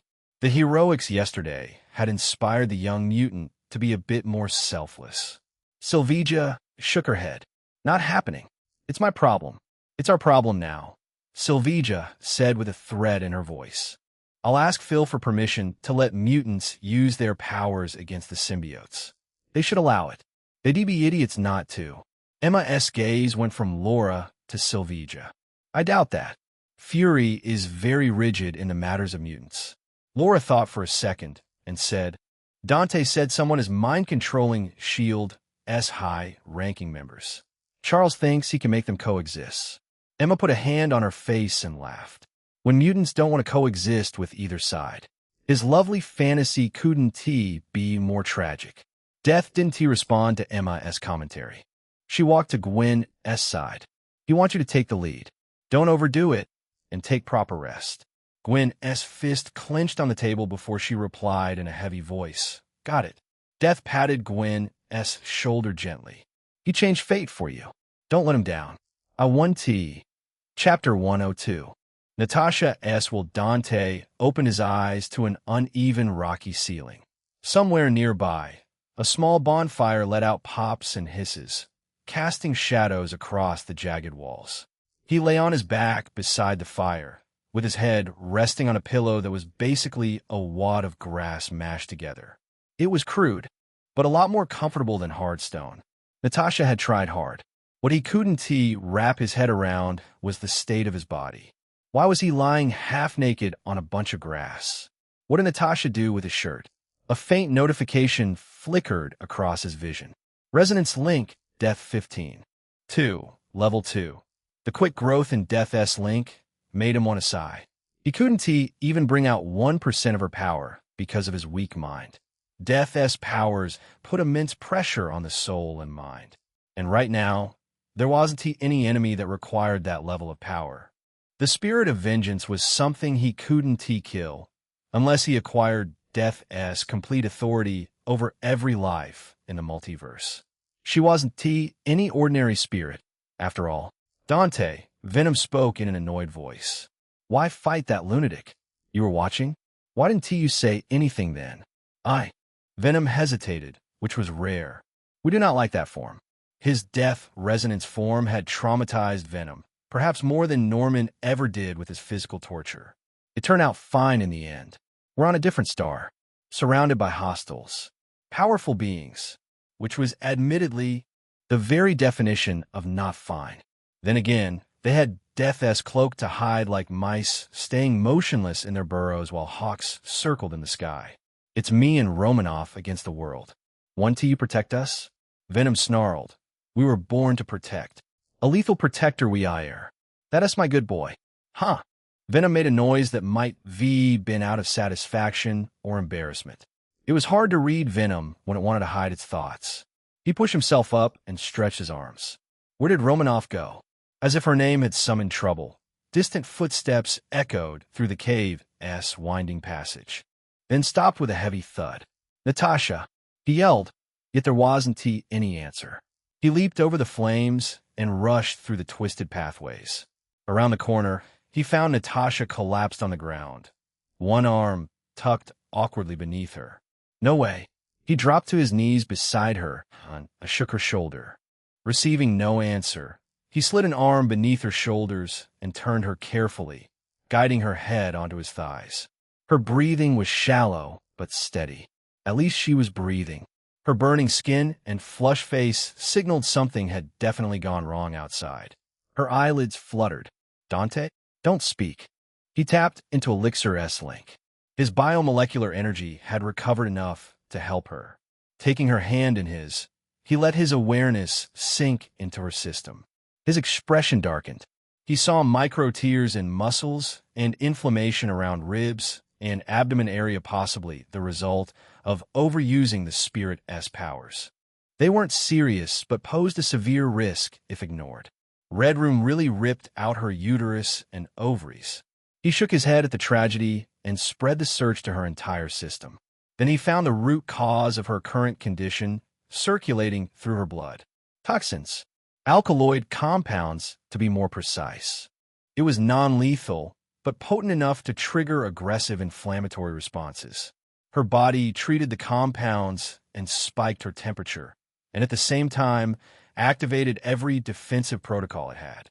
Weakness, dizziness, fever, and confusion were the result of her immune system overreacting. Her condition could be easily treated on Earth with some care, like a fever that would eventually leave once the body adapted. The alkaloids couldn't have spawned from nowhere. He noticed a black pouch not too far from her feet, a piece of his shirt tied together. He reached over and opened it carefully. Bright red berries with glossy skin spilled on the ground. Only mildly toxic in small amounts, but accumulated when consumed in a large quantity. The whole scenario became clear. Natasha got hungry and found these berries. When she found out they weren't poisonous, she tore his shirt to use as a makeshift pouch so she could bring them back for him. Unfortunately, the toxins took effect on the way back. He couldn't even call her stupid for experimenting with wild berries. She hadn't eaten anything after dinner last night, or who knew how many nights passed in his sleep. The hunger would be worse for Natasha, someone on the peak human level, requiring more sustenance per pound than an average person. Natasha's lips moved weakly. Dante. Yeah. Her hand fumbled her pocket. Her hand fumbled in her pocket as she withdrew a sleek black phone with the SHIELD logo stamped on its back. She tried to push it toward him with shaking fingers. A phone? What do you want me to do with it? It was honestly a miracle the thing had survived. His own phone had disintegrated into ash during the fight. It might be Nokia model. Hand it to Phil. Her voice squeezed out with difficulty. For Yelena. He sat his but on the ground. What if I don't? She blinked her eyes, confused and hurt at his indifference. Please, why don't you ask your spirit for help? She shook her head and gazed at the ceiling, too weak to answer. But he understood it right away. Death's cloak had limited range. If the spirit forced her to go beyond, she would bring another disaster. Even with everything she had been through, she had chosen suffering over making another mess for him. Does that demoness know Natasha as condition ISNT critical? Her current condition wasn't that different from poisoning. Natasha must have mistaken it for poisoning, which prompted her to pass her phone like a last will. Whatever. He put his hand on her shoulder. How about asking me for help instead? She had quite literally called him out for having healing magic when he fixed Laura's nausea from teleportation. It hurt him a bit that she'd rather die than rely on him. Her head snapped to him as she gave him a wide-eyed look. You can? His skin glowed golden. The toxins were purged from her system in an instant. Her breathing eased in a few seconds. The flush on her face started fading, color returning to normal. Natasha blinked slowly, sat up carefully, and rubbed her left arm. 110th day, my will when in used. You really wrote one? Natasha kept her eyes on the SHIELD device in her lap. In case the berries were more toxic than me. Making light of every situation was classic Black Widow behavior. She looked up at him. Sorry my head wasn't working. I completely forgot about your powers. It's all right. I appreciate your help. I thought I'd kick the bucket right here. It wasn't poisonous. Why do you think I wasn't panicking? She arched her eyebrows in surprise. I cried for nothing. What a shame. He patted her shoulder comfortingly. How long was I out? She checked the time on her phone. 12 hours, 17 minutes, and 30 seconds. Give or take. Less than he had expected after overusing Death's powers. The number made sense with his heightened recovery speed. How long since you ate anything? She ran the clock in her head and answered around 20 hours. That explains the recklessness. She gently punched his arm. I ate one and waited 3 hours. I'm not stupid, okay? I was desperate. Her trial and error were useless when the berry's toxins only took effect when consumed in a large quantity. How are you feeling now? I'm hungry, my throat is dry, still a bit weak in the knees. She brushed her thighs and chuckled. The caretaker is going to need help. Isn't that ironic? He tapped her arm again. With another burst of golden glow, he healed her internal injuries and flushed out all the negative effects that came from dehydration and hunger. Natasha leaned back fully and stretched her arms over her head with a soft, involuntary sound of relief.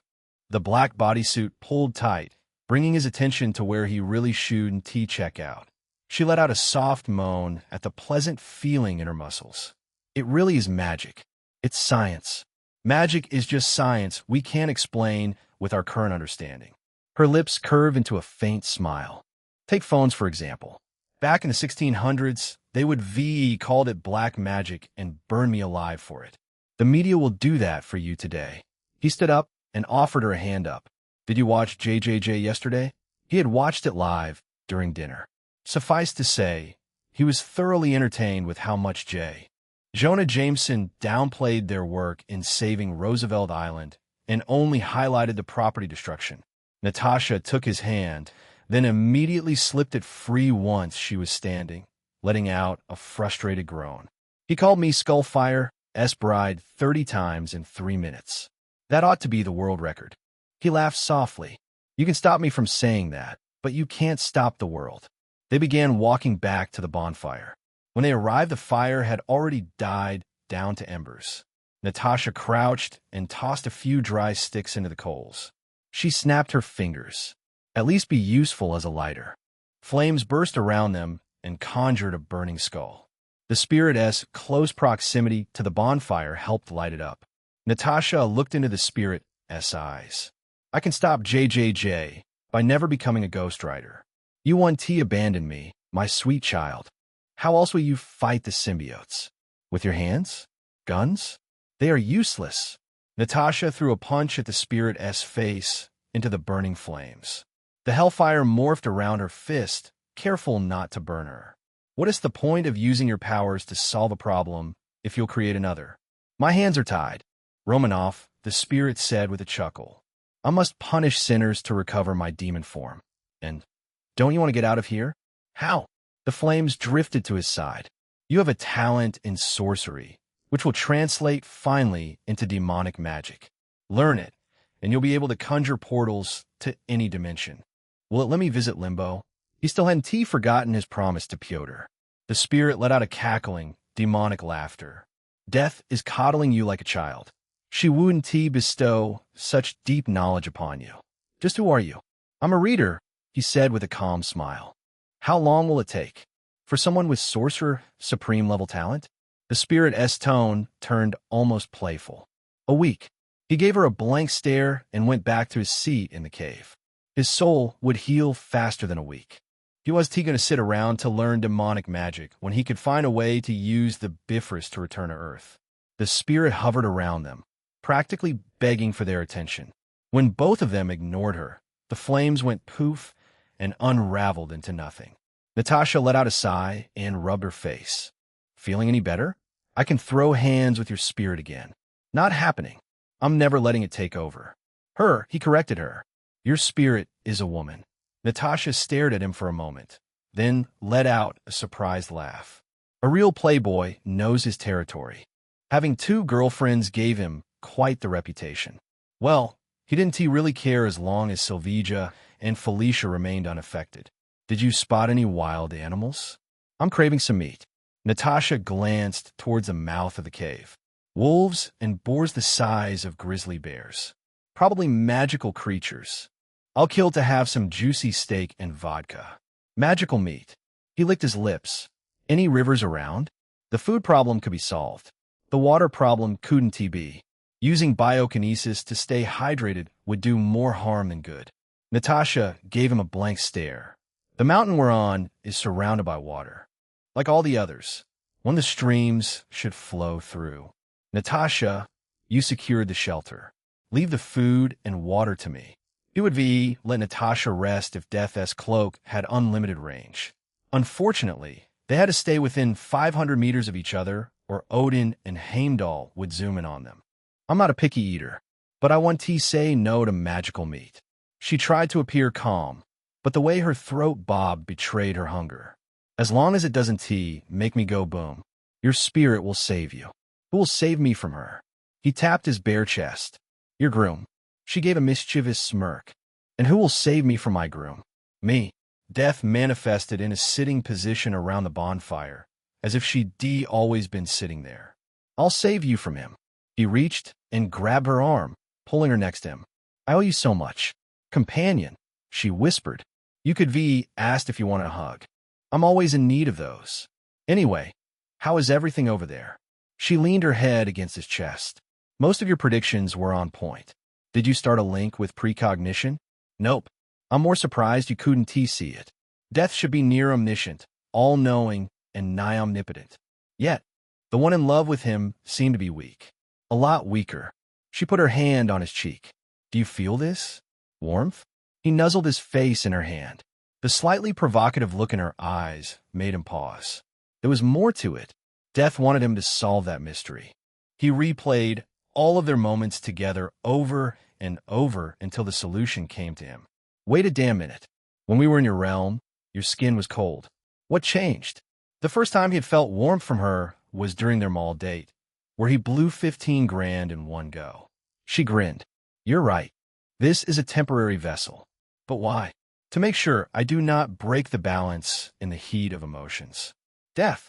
He leaned down and kissed her forehead. Maintaining the cosmic balance was her whole purpose as Death. The fact that she could be moved enough to worry about destroying it for him said more than any hollow words ever could. It means a lot. Death nodded with a humming sound. This is what it means to be a companion.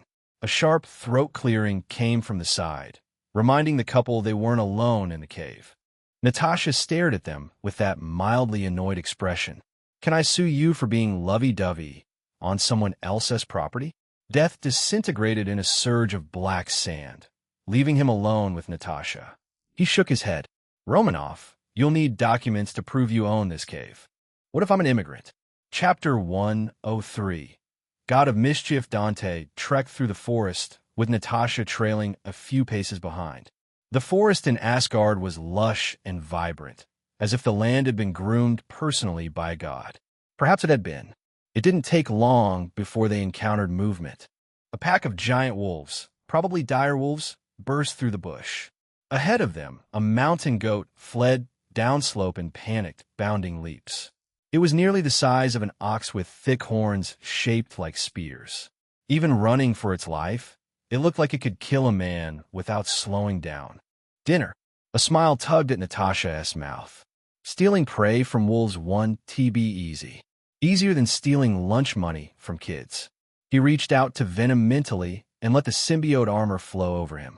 Without Death's mask, his long tongue flickered out of his dangerous mouth as he spoke. Come with me. Can't risk going too far. Natasha arched an eyebrow. You sure it's not an excuse to touch me? 50-50. She scoffed but stepped closer anyway, letting him scoop her up in one arm. The height gained from Venom's suit made things like this so much easier. Keep your hands steady. An empty stomach truly drove people desperate. Otherwise, she wouldn't have agreed so easily. He latched a symbiote line on the top of a big tree and swung. Natasha shifted in his hold with each arc, wincing every time they came too close to crashing into a tree. She had yet to get used to this type of danger. He released at the perfect moment and slammed right in front of the fleeing goat. Its horns crashed in his chest and bounced back. The goat staggered, staring in shock at the invisible wall. A sharp tentacle burst out of his back and stabbed through the mountain goat's torso, through its heart. The animal jerked once, then went still. Its legs dangled as the tentacle lifted it slightly off the ground. Blood dripping down the goat as carcass disappeared before hitting the earth. Goat secured. So ruthless, Natasha commented, stepping down from his arms. Poor guy will be someone else's dinner. I'm still more merciful than wolves, he replied calmly. They eat while it's still breathing. As he mentioned the wolves, the pack skidded to a stop right before him. Their hackles rose as they looked around for their prey, which was now concealed under Death's cloak. Weaklings, Venom grumbled. Kill them. Relax. The wolves spread out in search of their lost prey. Death showed up beside him, using her cloak to remove the trails left behind by them. Heimdall might still notice the discrepancies. Let him. He can't find us. Natasha's gaze lingered on the place the wolves had disappeared. Do you know the skinning process? Of course. Taskmaster hadn't just copied fighting styles with photographic reflex. He had also downloaded a chef's style, a butcher's style, and even a mercenaries who camped in the wilds. It was involuntary, of course. Taskmaster had no choice. Combining all the three styles would give him serviceable enough steak in the forest. We'll still need water, though. Natasha pointed him to the direction of the downward slope. We'll find it that way. Let me clean up before you get it all bloody. Would you rather take a dip in the river or bathe in the shiny Royal Asgardian bathhouse? Natasha's eyes narrowed to slits. You're not thinking of that. I'm exactly thinking of that. It would be a waste to not use Death's cloak when he knew exactly whose buttons to press in order to access the Bifrost Bridge. Someone who loved making deals. Someone who also loved betraying allies. This might be the stupidest thing I've done besides signing that contract, Natasha whispered. You get me killed. How can I bring harm to my bride? Natasha scoffed. Stop. You're making me blush. For hours later, Loki's quarters at the moment would confused almost anyone in the palace. They would call it madness. Odin would call it chaos. Even Frigga, who understood Loki better than anyone, might pause at the sheer variety of it. Books and scrolls were thrown across the room. The table could be seen covered in constellation charts and more scrolls. And there were 4 Lokis. One paced back and forth, deep in thoughts. One occupied the bed in a bathrobe, as though he was relaxing after a long day of work. One stood by the window, hands clasped behind him, the picture-perfect sight of a royal prince. And the last drifted slowly through the room with a heavy book held open in both hands. It detailed the history of Asgard, or rather history as Odin allowed it to be remembered. Days of glory and conquest without any tragedy. That doesn't feel right. He whispered to himself, Dear Father, what are you trying to hide from us? Is he hiding the trail of a lover? Bathrobe Loki snorted from the bed. A concubine from a forbidden race somewhere. Something scandalous. Don't be ridiculous. Odin is the All-Father, King of Asgard. He has the power to make forbidden the norm here. He doesn't need to hide his concubines. Next to pose a question was Loki, who paced around the room. What if Odin is a demonic god, whose entire rule has been about fulfilling a twisted ritual? It's all just a massive middle finger to everyone. Loki, who had been quiet by the window, waved his hand. The pacing Loki vanished. The book Loki vanished. Only the bathrobe Loki remained. The real Loki sighed. I'll find it on my own. He vanished, presence completely erased. Not even Heimdall could sense the prince lurking in the shadows. The Asgardian magic Frigga had taught him, made him excel in trickery and deception. Heimdall, with his absolute senses, could still perceive Loki if he actively searched. However, at this time Heimdall should be focused on finding invaders rather than keeping an eye on the Asgard Prince the Lesser One, as they believed him to be. The search for Odin led Loki to the Bifrost Bridge. The gatekeeper in golden Asgardian armor was standing dignified, hands clasping the hilt of Hofund, which doubled as the key to Bifrost. My king, I observe a pack of direwolf leave that same mountain. They were terrified of someone, or something. They linger still in the furthest mountains.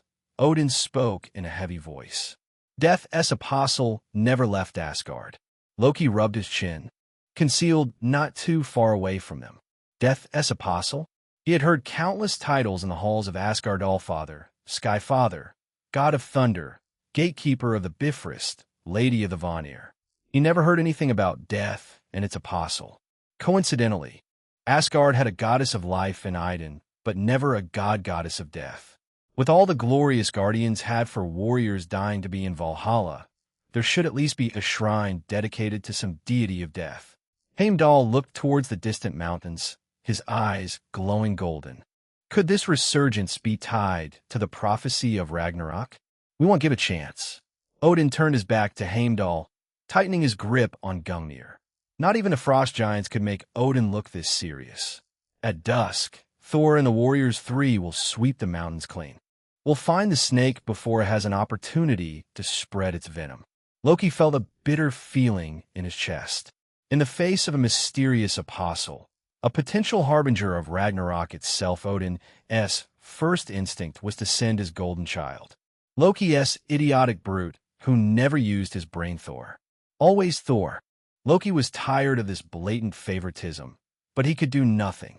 Thor was what Asgard wanted. Thor was beloved by them all. This is pure madness.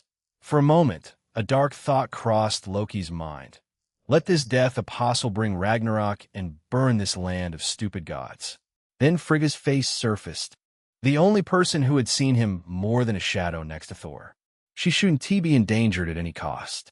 When Odin disappeared in a flash of light, Loki turned around and walked away. Perhaps I can find this apostle first to change Father S' mind. Nothing would be lost even if he failed. He would gain an understanding of this mystery surrounding death and her apostle, and why his father had such a deep loathing for them. Beating Thor would be another jewel to the crown. Returning to his quarters, Loki sat on the edge of the bed. Minutes passed by, then a knock came. Enter. The door swung open, and Frigga stepped inside. The room seemed to be brightened just by her presence. Behind her, two lady guards carried a heavy chest and set it down carefully before bowing and stepping out, closing the door behind them. Every month, Frigga curated books from across the 9 realms and brought them to Loki, while Thor arm-wrestled warriors and chased glory through the training fields. Loki quietly expanded his knowledge with Frigga's help. Another reason why he deserved to succeed the wise King Odin over Thor. She smiled at him. My son. Loki's expression softened. Mother.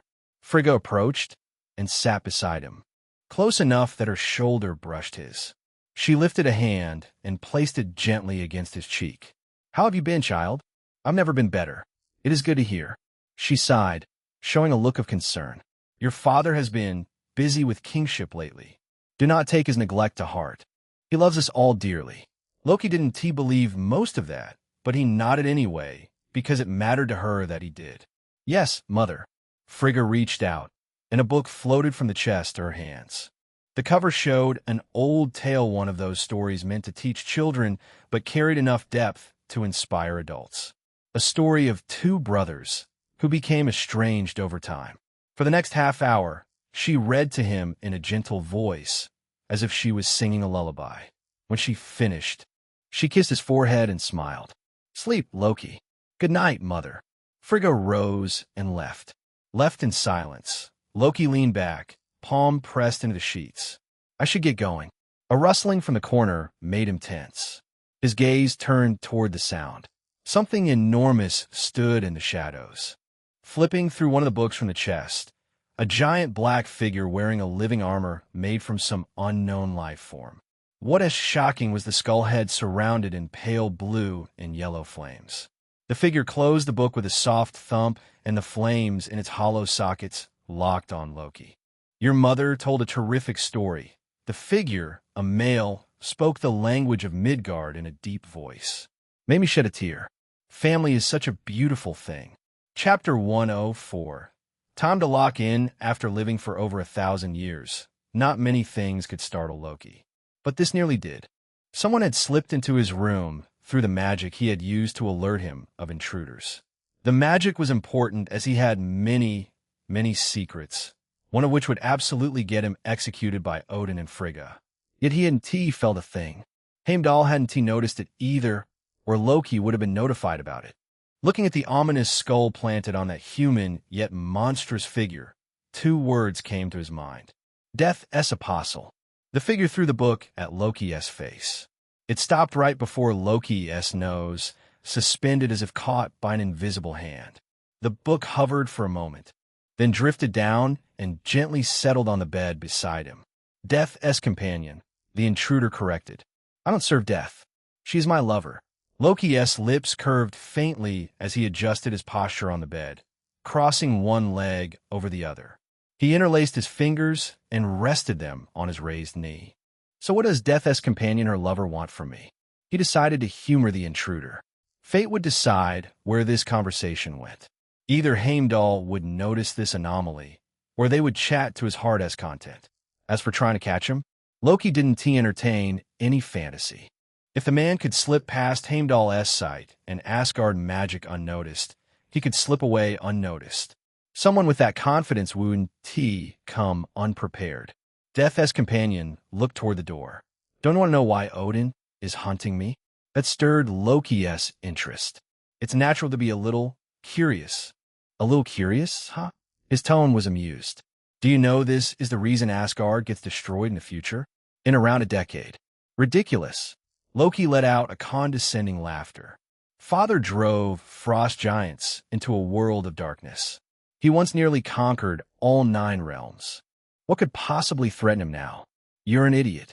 A frog looking at the world from the bottom of a well. Death's companion shook his head, disappointed. And you think you're smarter than Thor? You're just as arrogant as him. The comparison got under Loki's skin. He swept his hand, and dozens of black daggers dashed through the air. Death's companion stretched a hand. A massive orange shield manifested in his hand, the rune and patterns rotating and glowing as if it was alive. The daggers bounced off the shield and fell to the ground. Beep, beep, beep, and the daggers exploded in a green burst of energy. Death's companion put the shield away. Knew you'd try something underhanded. Loki returned his hands to his knee, showing a calm expression. Learned that trick from Midgard, the realm you hail from. The Midgard of another universe. Loki omitted that part without shame. Nobody needed to know of that secret. Never try to hide it. Death Companion shrugged. If you think I'm lying, mention Hela in front of Odin. He'll tell you the rest. Who is Hela? Ask your father. We'll meet again. His figure melted into shadows. Disappearing from the room, Loki stared at the spot. As I thought, catching him won't be easy. Odin's concerns weren't without a foundation. This Death's apostle was dangerous. Why did he approach me? Did he want to create a divide between Asgard's royal family through tactics? No, that wouldn't make sense for a Midgardian. What are his motives? Why does Heimdall think this apostle will bring Ragnarok? Loki kept a calm face while racking his mind. The word Hela could be a trap, a forbidden word that could put him in trouble, or it could be the key to solving this mystery. He certainly wasn't too fond of taking unnecessary risks. Only brutes like his brother hurled themselves into the unknown and called it courage. But he couldn't stop himself from creating hundreds of scenarios caused by the mere mention of one named Hela. I have to test this. Dante strutted through the palace's hallway in a long black coat that fell to his knees, designed like military armor with a high collar and double-breasted front. A wide black sash wrapped multiple times around his waist, knotted at the side. Dark-fitted trousers tucked into tall black boots. The entire outfit was monochrome and elegant. The only outfit that could easily fit on Earth. He really liked the aesthetics, so he de-stolen it. Even then, his prize was made underwhelming by the sheer scale and magnificence of everything in this palace. Felicia's fingers would tingle to steal every small thing here. That bait was a little too obvious, Death said. Why would he fall for it? Because smart people live in their own heads. They think too much. Even if Loki resisted, there would be no harm done. Dante could simply wait out the soul repair time and return home the hard way. Death chuckled softly. You don't think at all. Should I put you in the stupid category? I do what feels right. Sometimes it's stupid. Sometimes it's good. He turned the corner and smiled faintly. My stupidity is the reason we're like this. You are correct. He stopped before one of the ornate doors and raised his hand. Before knocking, he confirmed something with Death.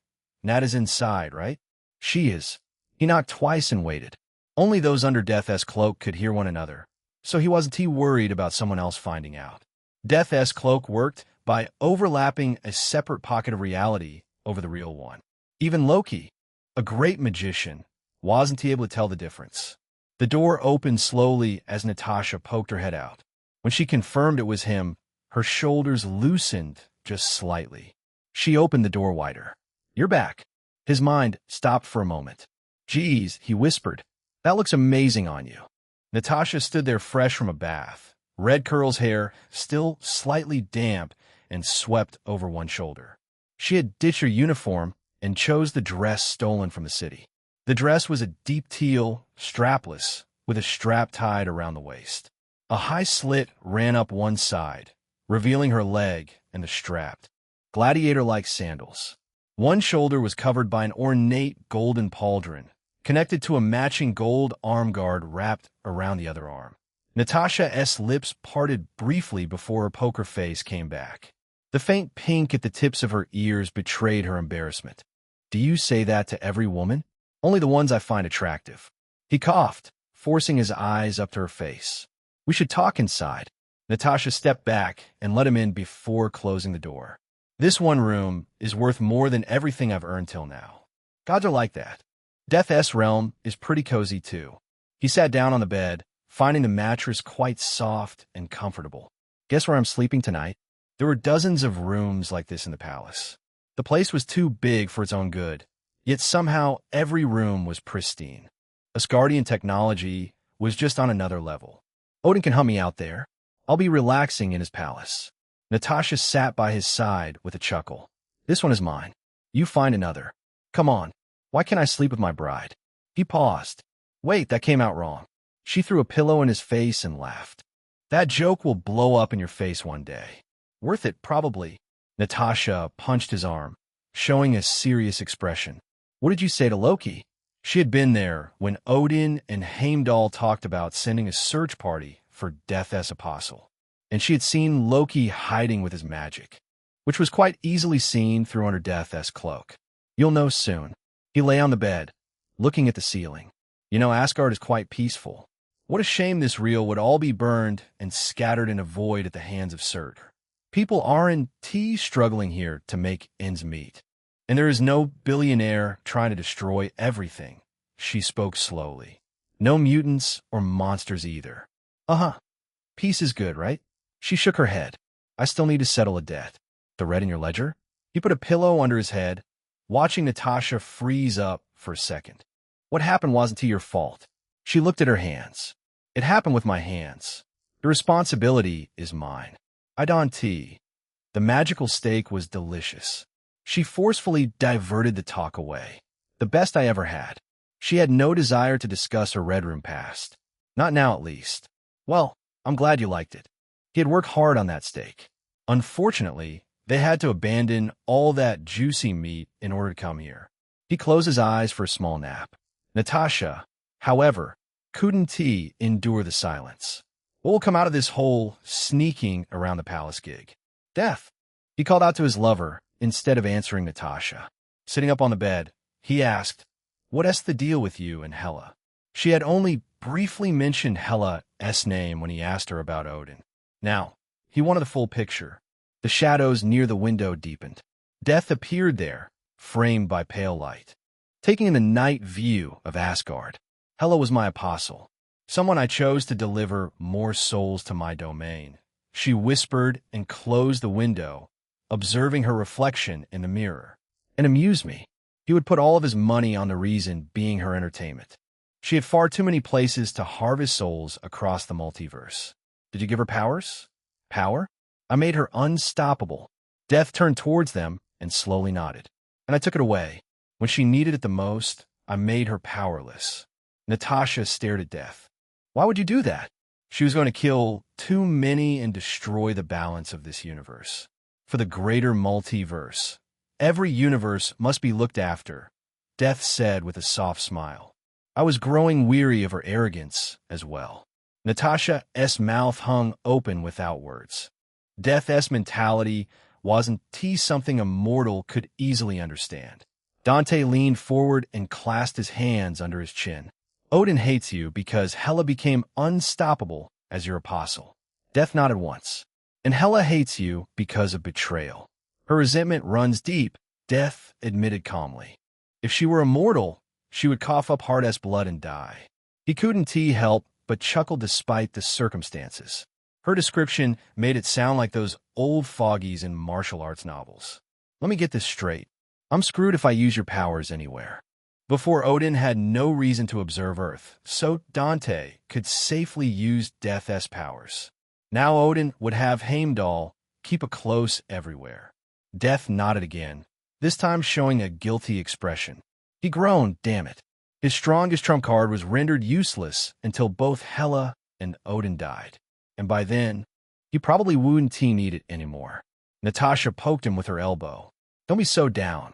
You're powerful in that symbiote suit. You don't understand. He shook his head. I can't afford to be weak. If he was careless, all those he cared for would suffer. It wasn't a normal world where problems could be solved with money.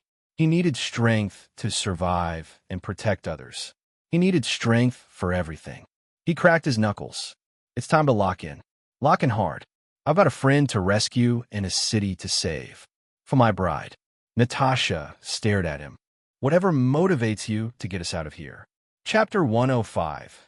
Cast down, Loki entered the throne room right after Thor, Lady Sif, the Warriors 3, and his guardian warriors had marched out to hunt Death's apostle.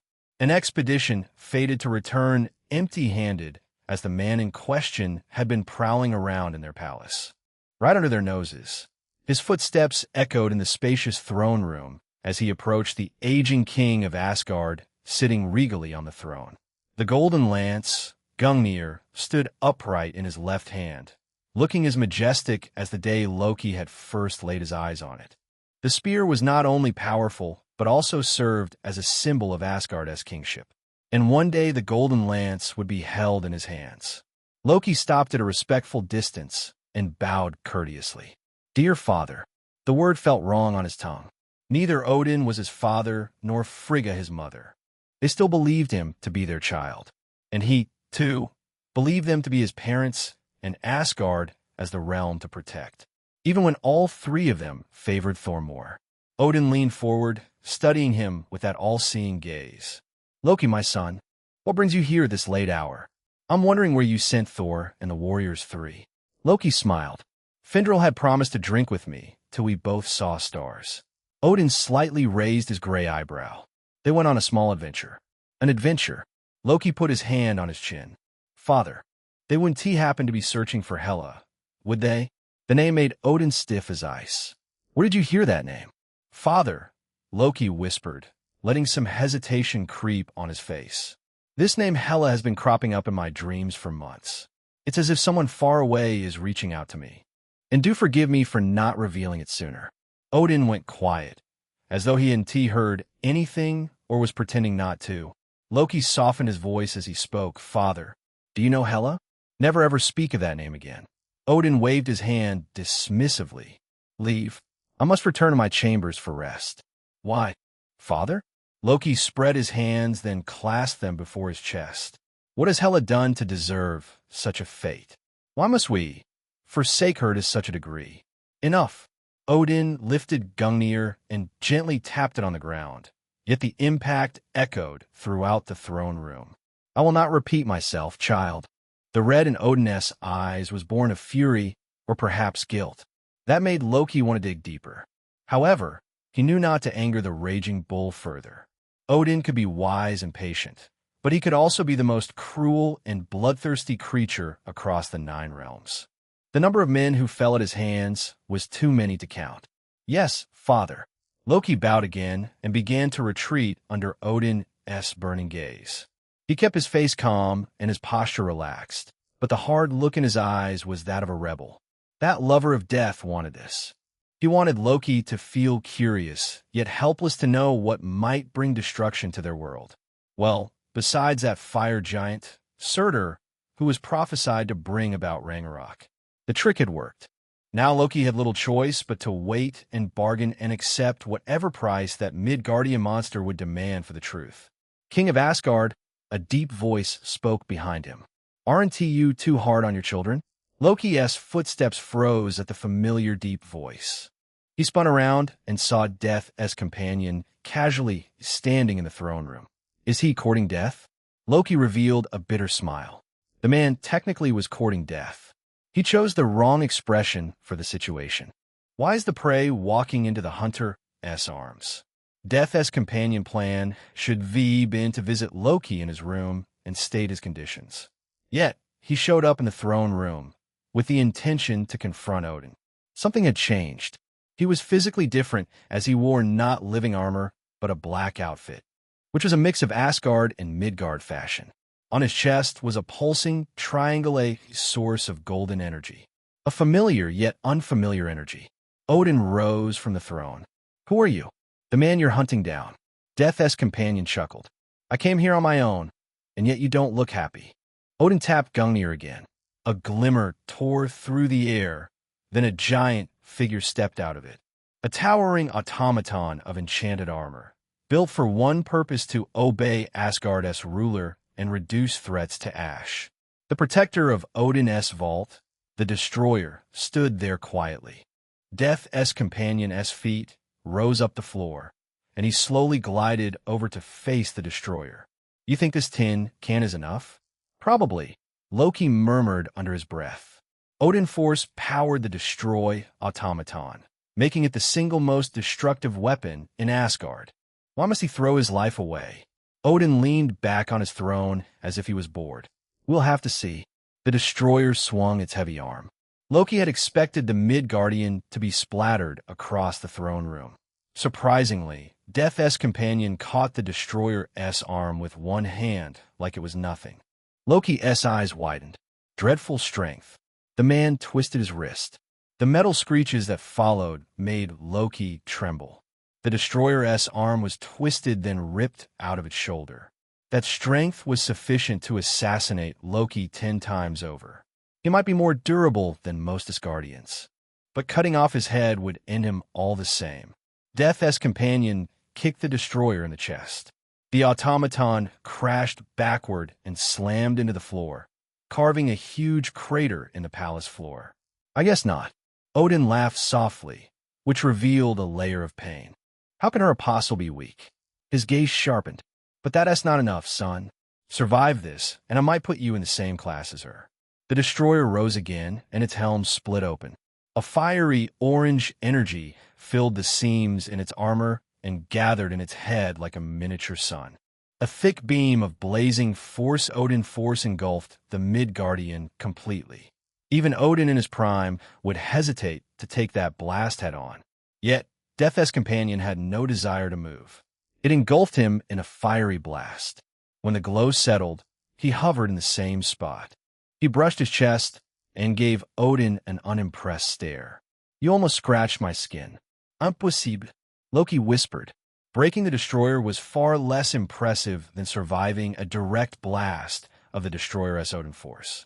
Heimdall might have been correct about Death's companion bringing Ragnarok. This man certainly had the capability to bring a crisis to Asgard on his own. He slowly flew over and hovered on the same level as Odin's high throne. It was an utter disrespect to the protector of 9 realms. Odin, listen to me. I could have freed every prisoner in the dungeon, stolen Gungnir, killed Heimdall, or Death's companion continued in a serious voice. Killed anyone in the palace. You can't say I lack the ability. Odin's face remained stoic in the face of crimes that could shaken Asgard. You most certainly do. Do you know why, didn't he? He clenched his fist and threw a punch in the destroyer's direction. Just a shockwave knocked the automaton several feet away. Because I mean no harm to Asgard, he said in a deep voice. I don't even want to be here. My home is on Earth, not here. Odin stared at him for a few moments, then nodded thoughtfully. No matter how shaken he was by the terrifying strength, he didn't let it show on his face. Then you will not mind departing from Asgard? Loki had to applaud his father's wisdom to go the diplomat route. Antagonizing a being like this was a good way to turn the palace into a graveyard. Perhaps only Odin in his prime stood a chance against him. Odin right now was not even half as strong and required periodic Odin sleep to replenish his strength, which meant nobody could stop Death's companion from burning down Asgard. Death's companion tilted his head. I came here to talk about that. He waved his hand, and a figure materialized on his left side. A red-headed woman who seemed like a mortal. Me and my wife ended up here when we fought for what to name our future child. I was injured, so I avoided you. Ned, show him. The redhead glared at her husband, then her face burst into flames. The seemingly mortal became surrounded in malevolent flames. Is that enough proof? A spirit of vengeance, Odin whispered, just as astonished as Loki. Why is a ghost rider wedded to Death's apostle? I fell in love with the exquisite shape of her skull. Death's companion confessed in a low yet passionate voice. It's so beautiful. He is Death's companion. The redhead corrected with a snarl. He isn't anybody's apostle. This guy got Death heads over heels for him. Death's companion nodded like it was perfectly normal for Death to love him. If you think I'm evil, have Heimdall look at Skullfire's deeds in New York. He'll see what we've done. A rainbow pillar of light descended into the room, from which Heimdall emerged. He immediately took a knee before Odin and bowed his head. Everything he said is true, my liege. Skullfire and his bride have saved countless lives from monsters. Adults and children adore them more than they criticize them. I cannot. Believe this, Odin whispered in disbelief. Why has that entity suddenly turned over a new leaf? A cosmic force is meant to be emotionless and driven by purpose. Then why? Skullfire crossed his arms. Would you stop insulting my lady in my face? To Loki's surprise, Odin smiled apologetically. Forgive me. I was merely stating my observations from the past. I want to tolerate it next time. Loki listened to everything with keen interest. Skullfire, Death's companion, was actually a good guy, not the bringer of Ragnarok. It still didn't explain the mystery behind Hela, the person Skullfire stated would bring the end of Asgard. I must have a talk with him. He must protect Asgard. Or rather, his heart couldn't endure the sight of Asgard going up in flames for the second time. Loki noticed the redhead pinching Skullfire's waist, clearly displeased about something. There is some deception here. Skullfire slipped an arm around his wife's shoulder. Can you send us back through Bifrost? The city still needs us. Indeed, husband. Our family must be worried sick about us. Odin thought deeply for a few moments and then looked at Loki. Guide them to the Bifrost with Heimdall. Despite seeing Skullfire in a better light, Odin's caution remained. The least risky move was to get them out of Asgard's walls as soon as possible. Loki would do the same in Odin's shoes. The prince gazed at the couple with burning skulls. The skulls had no expression, but he had a feeling both of them were smirking. Father, this duty, I'll gladly perform it. It would be his last chance. Character Hyperion data resonation has reached 58.1. This prompt showed up as soon as Dante disengaged Hyperion's resonance link. After making biokinesis permanent through the Nexus feature, he had modified his body to be as close to Hyperion as possible. First was altering his cells to absorb as much solar radiation as possible and making everything just more durable. When added with helioreactors having its own reserve to store solar radiation, he was finally capable of using Hyperion's powers. The result was physical power surpassing Death's resonance link. He felt like he could flatten the whole Asgard palace if he felt like it. He took his hand off Natasha's shoulder. In the name of acting, he had taken quite the advantage of her. Sorry for making you use the spirit. A small price to pay for an early exit, Natasha whispered and nudged him with her elbow. Children's names? The Red Room ripped out my uterus and ovaries. Steaded. I can fix that, he whispered. I can fix you. Heimdall heard everything. Honestly, Dante didn't care when the dust had been settled. The Bifrost would lead him to Earth, and then he would forget about them until Thor or some other incident occurred. They weren't his concerns. Natasha wanted to say something, but held back. Instead, she shifted her gaze to Loki, who walked a few steps ahead. Loki, I haven't heard anything from you. It was strange seeing Natasha be friendly towards Loki. The Avengers in their first gathering despised Loki. All of them. Loki slowed down in his pace to walk by Dante's side. The smile on his face was the perfection of warm friendliness. Death's companion, or should I say Skullfire? The hero of New York? Skullfire. He would probably be stuck with this name unless he went and created another superhero identity. Loki nodded gently. If you're departing right away, where would that leave our trade? He put a hand around Loki's shoulder and whispered in his ear, what is the price you're willing to pay for Asgard and your dear mother's life? I'll give you 3 years to think about it. At this point, he gave no fucks about the MCU timeline. It didn't matter if Loki got his hands on Tesseract or Soul Stone in the shape of Scepter. Saving Asgard and getting something sweet as reward from Loki sounded like a great deal to him. It was also because Loki seemed to care about Frigga more than he did in the original timeline. Loki fell in thoughts and remained silent even as they arrived in the golden spherical room. Stand right there.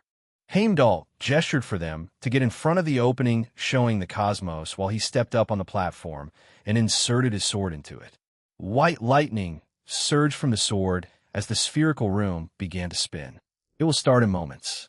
Dante marveled at the sheer amount of energy converging from the sword and entering the small sphere carved on the walls. This is dimensional energy, right? It indeed is. Heimdall spoke, his eyes glowing. I'm still curious as to how you entered Asgard. Across the 9 realms. No sorcerer is capable of casting a spell that eludes my senses. It just means you don't know everything. Dante grinned at Loki. Frogs at the bottom of a well, remember? You Midgardian buffoon. You Asgardian pest. Loki stepped closer and surprised him with a hug. Even a monstrous species of frost giants protect their parents from harm. He whispered and squeezed his biceps. I will see you in Midgard sometime soon, Skullfire. Loki backed away and left the Bifrost in a hurry. Natasha chuckled from the side. Even men can't resist your charm. He let out a groan. Fuck that. Heimdall slid the sword down with a sharp sound, and the opening sucked them inside. They traveled through the rainbow pillar. What? The world before him wasn't any place on earth. The dark, ominous sky over the lightless world Odin had cast him down to hell. Natasha wasn't by his side either.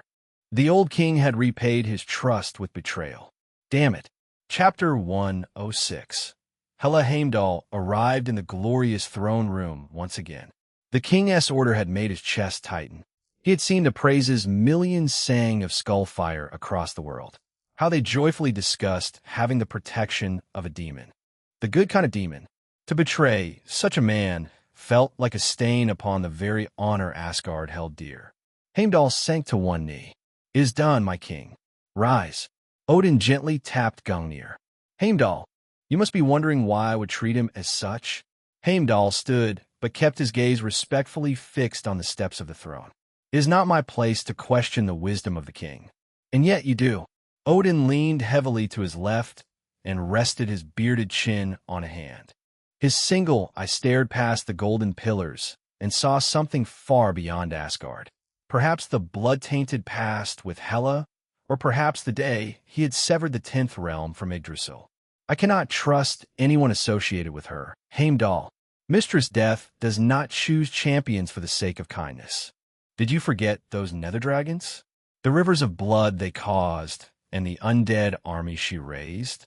Skullfire did not spill that blood, my king. Not yet, Odin replied in a heavy voice. Who is to say he won't succumb to Death's desires for more sacrifices? Heimdall couldn't answer that. He saw everything, but not the future, not how people would change. Sometimes, there are choices I must make as protector of 9 realms. Odin let out a deep sigh. My life force is weakening. It can only imprison Hela and, now him for so long. My king, Heimdall took an involuntary half-step forward. What will become of Asgard if you fall? Asgard will stand with or without me, Odin murmured. Thor and Loki, my pride, will carry my legacy forward. Heimdall wanted to argue. Thor was powerful but reckless. Loki was brilliant but selfish and a little too mischievous. Asgard might burn under either rule, just in different ways. But Heimdall had no right to insult their princes. I was a fool once just like them. They will learn in time. You still are a fool. A voice came from the shadows as the air grew colder. From a void, a flock of crows appeared and swirled into a dense cyclone of feathers and darkness. Then formed a silhouette, a ravishing woman without any equal. Asgard will fall sooner than it was fated. Because of you, Odin Borson. Death, Odin whispered. Will you act on your own this time? I don't have to. Death shook her head. It won't be Hela or Surtur who bring doom to Asgard. It will be my companion. With that chilling prophecy, Death dissolved back into the shadows. Odin slumped in his throne and closed his eyes, perhaps regretting his decision to throw the friendly Skullfire into the same prison as Hela. However, the gamble had been made. He could only act to avoid any calamity. Heimdall, do not let him out of your sight, at any cost. Meanwhile, Natasha found herself in a near-barren forest. The moon above was the same as Earth, but the smoldering heat told her how very far away she was from New York's winter. To make things even worse, the man who teleported alongside her wasn't by her side. Dante? She called out, turning in a circle. Spirit, what happened? Why am I alone? A flare of fire burst from the air beside her before the spirit's skull face emerged. He should have killed Odin when he had the chance. Natasha's throat worked as she swallowed down her rising panic. What did Odin do? The spirit chuckled. He is a king before an honorable Asgardian. Your husband's strength posed a threat to Asgard, the biggest threat ever since Surtur. Natasha took a deep breath, forcing her heart rate down with her training. Emotions were useless at a time like this. They made things hazier. Her mind tried to pivot to Clint, who was trapped as a symbiote host, doing Norman's dirty work. Now she was back to Earth, and rescuing him should be the priority. And yet, her body refused to move in that direction. The pull she felt in her chest wasn't for the archer. It was for the man who had literally fought the spirit of vengeance to drag her soul back into control of her body. While Clint had spared her life and given her a second chance, Dante had risked his own to stop her ledger from becoming redder. Then he saved her again in Asgard. She couldn't let him die to a goddess scheme. Natasha looked at the spirit. How do I go back to Asgard? I will help you, the spirit said, drifting around her, trailing embers. If you promise to continue honoring our contract of punishing souls. All right, I will. So eager to be back to him. Are you perhaps embracing your role as the demon's bride? Natasha swept her hand through the spirit as if swatting away an annoying fly. She reached into the hidden lining of her dress to retrieve her comm device. Romance is for children. I owe him a great debt, she whispered, pondering if returning to S.H.I.E.L.D. was the right choice. Take me back to Asgard. The spirit burst into laughter. Dante is probably not in Asgard. Odin could have sent him to any deserted part of 9 realms. My prediction is on Hel, where he has his daughter imprisoned. Natasha closed her eyes, feeling a familiar hatred brewing in her heart for Odin. I'll get the answer from Odin himself. What if he's already dead when we get there? She clenched her fist. Just the thought of Dante fading away made her want to re-accept the spirit and wreak havoc in Asgard until Odin returned Dante to her.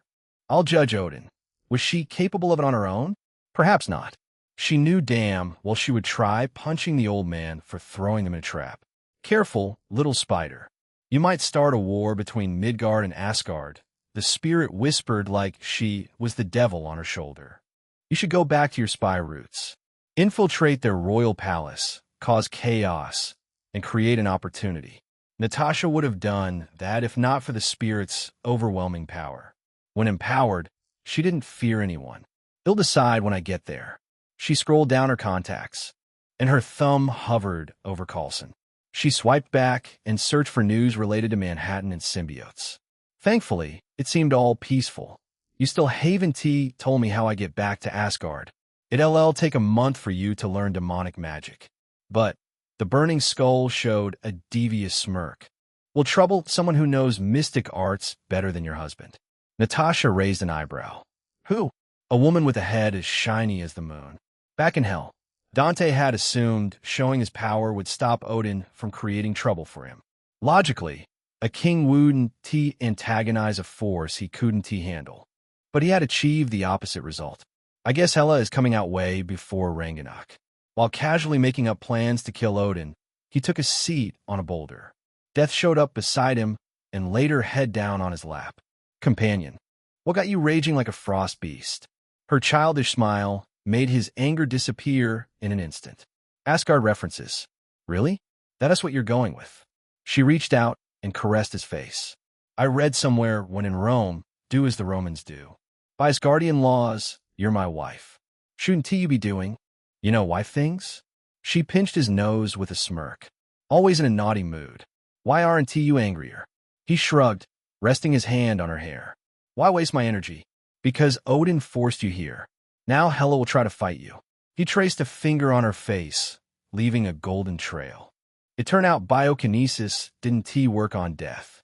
She had innate resistance to biokinesis. If things go wrong, I'll just resurrect myself. It would take some time, but with biokinesis, he could recreate his body. Death put her hands on her chest. Companion, why not release Surtur to destroy Asgard? He shook his head. His beef was with Odin. Besides, Asgard was essential in protecting the 9 realms. He would use the by the roots method if Loki and Thor were the type to seek vengeance from the shadows. Loki would be sad, but also celebrate Odin's death. Thor had too much pride to try underhanded tricks. That would leave Frigga, who would be left for Loki to handle. Death showed a mischievous smirk, suggesting his response was well within her expectations. Then release Hela to rule Asgard alongside her. She probably won't agree. He paused, raising a brow. You think I can make her agree with force? Hela had too much pride to be beneath someone. She would rather wait another 1,000 years for Odin's death than share her glory with someone. She served Odin once. She served her father, he corrected. Different roles. Death smiled. Perhaps you can become her dad. Death Daddy. He gave her a blank stare. I don't wanna. Just keep me hidden. Suddenly, the hair on the back of his neck stood up. His hand shot up on pure instinct and snatched a blade out of the air, mere inches from his face. The black ornate blade vibrated with energy. The Goth princess of Asgard welcomed him to her realm with a necrosword to his head. Black glow covered the air 30 yards away before green light spilled out of it. Oops, I forgot to use my cloak. The cosmic entity disappeared after her mischief. He didn't expect any less from her. This whole conflict between her former apostle and current lover might have been her plan to get some amusement in giving him an excuse to seize power in Asgard. At the same time, Hela emerged in a black bodysuit that was torn at places. Her messy long hair covered the left side of her face as she smiled coldly. I didn't expect Odin to listen to my request, much less fulfill it this quickly. He crushed the necrosword in his hand. You aren't looking hella good. You sure you want to fight? Death's chosen. The words came out of her with cold fury as she approached him with swaying hips in a runway walk style. Tell me, how do you want to embrace your goddess? In a closed bedroom, where nobody is watching, preferably. It's easy to get performance anxiety, you know? Oh, you're trying to be funny. I don't dislike that. She manifested a necrosword in each hand. The only thing I can promise is you won't die swiftly or painlessly. You think you're the only one with immortality? Asgard was the source of Hela's power and the very reason for her immortality. The more time she spent in Asgard, the stronger she would become. She had spent 1,000 years in hell, which made her severely weak compared to her prime. No. Level 4 resonance link created with Hyperion, the current environment does not offer solar radiation. Advised to use every bit with caution. I know. As the connection formed, solar radiation poured endlessly into his body. Each cell came alive under the burst of solar power as the helioreactor worked on drawing as much as it could contain. The helioreactor lit up on his chest. She stared at the golden glow spilling out of his chest. Fancy trick. She flicked her wrist. A necrosword whistled through the air, faster than a bullet. The blade struck his chest with a clang and bounced off. She has imbued you with a different power, a sun-based energy, Hela said in a casual tone. Yet the way her smile disappeared and her jaw clenched told an entirely different story. She cares so much about you. It's not her gift. He tapped his helioreactor. This power is mine. Administrator must reach level 6 before claiming ownership of Hyperion's power.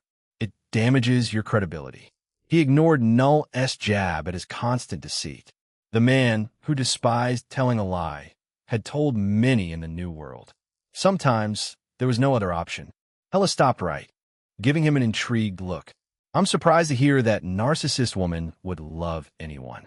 All she craves is souls and misery. It's her nature, he whispered. That doesn't mean she is incapable of attachment. Death's relationship with Felicia was the prime example of how death could change. Observing the world from high up was different from getting up close and interacting personally. The former bred indifference, and the latter made bonds. Hela's eyes narrowed, then softened slightly. You know her faults, yet you accept her. I see why she would indulge in your company.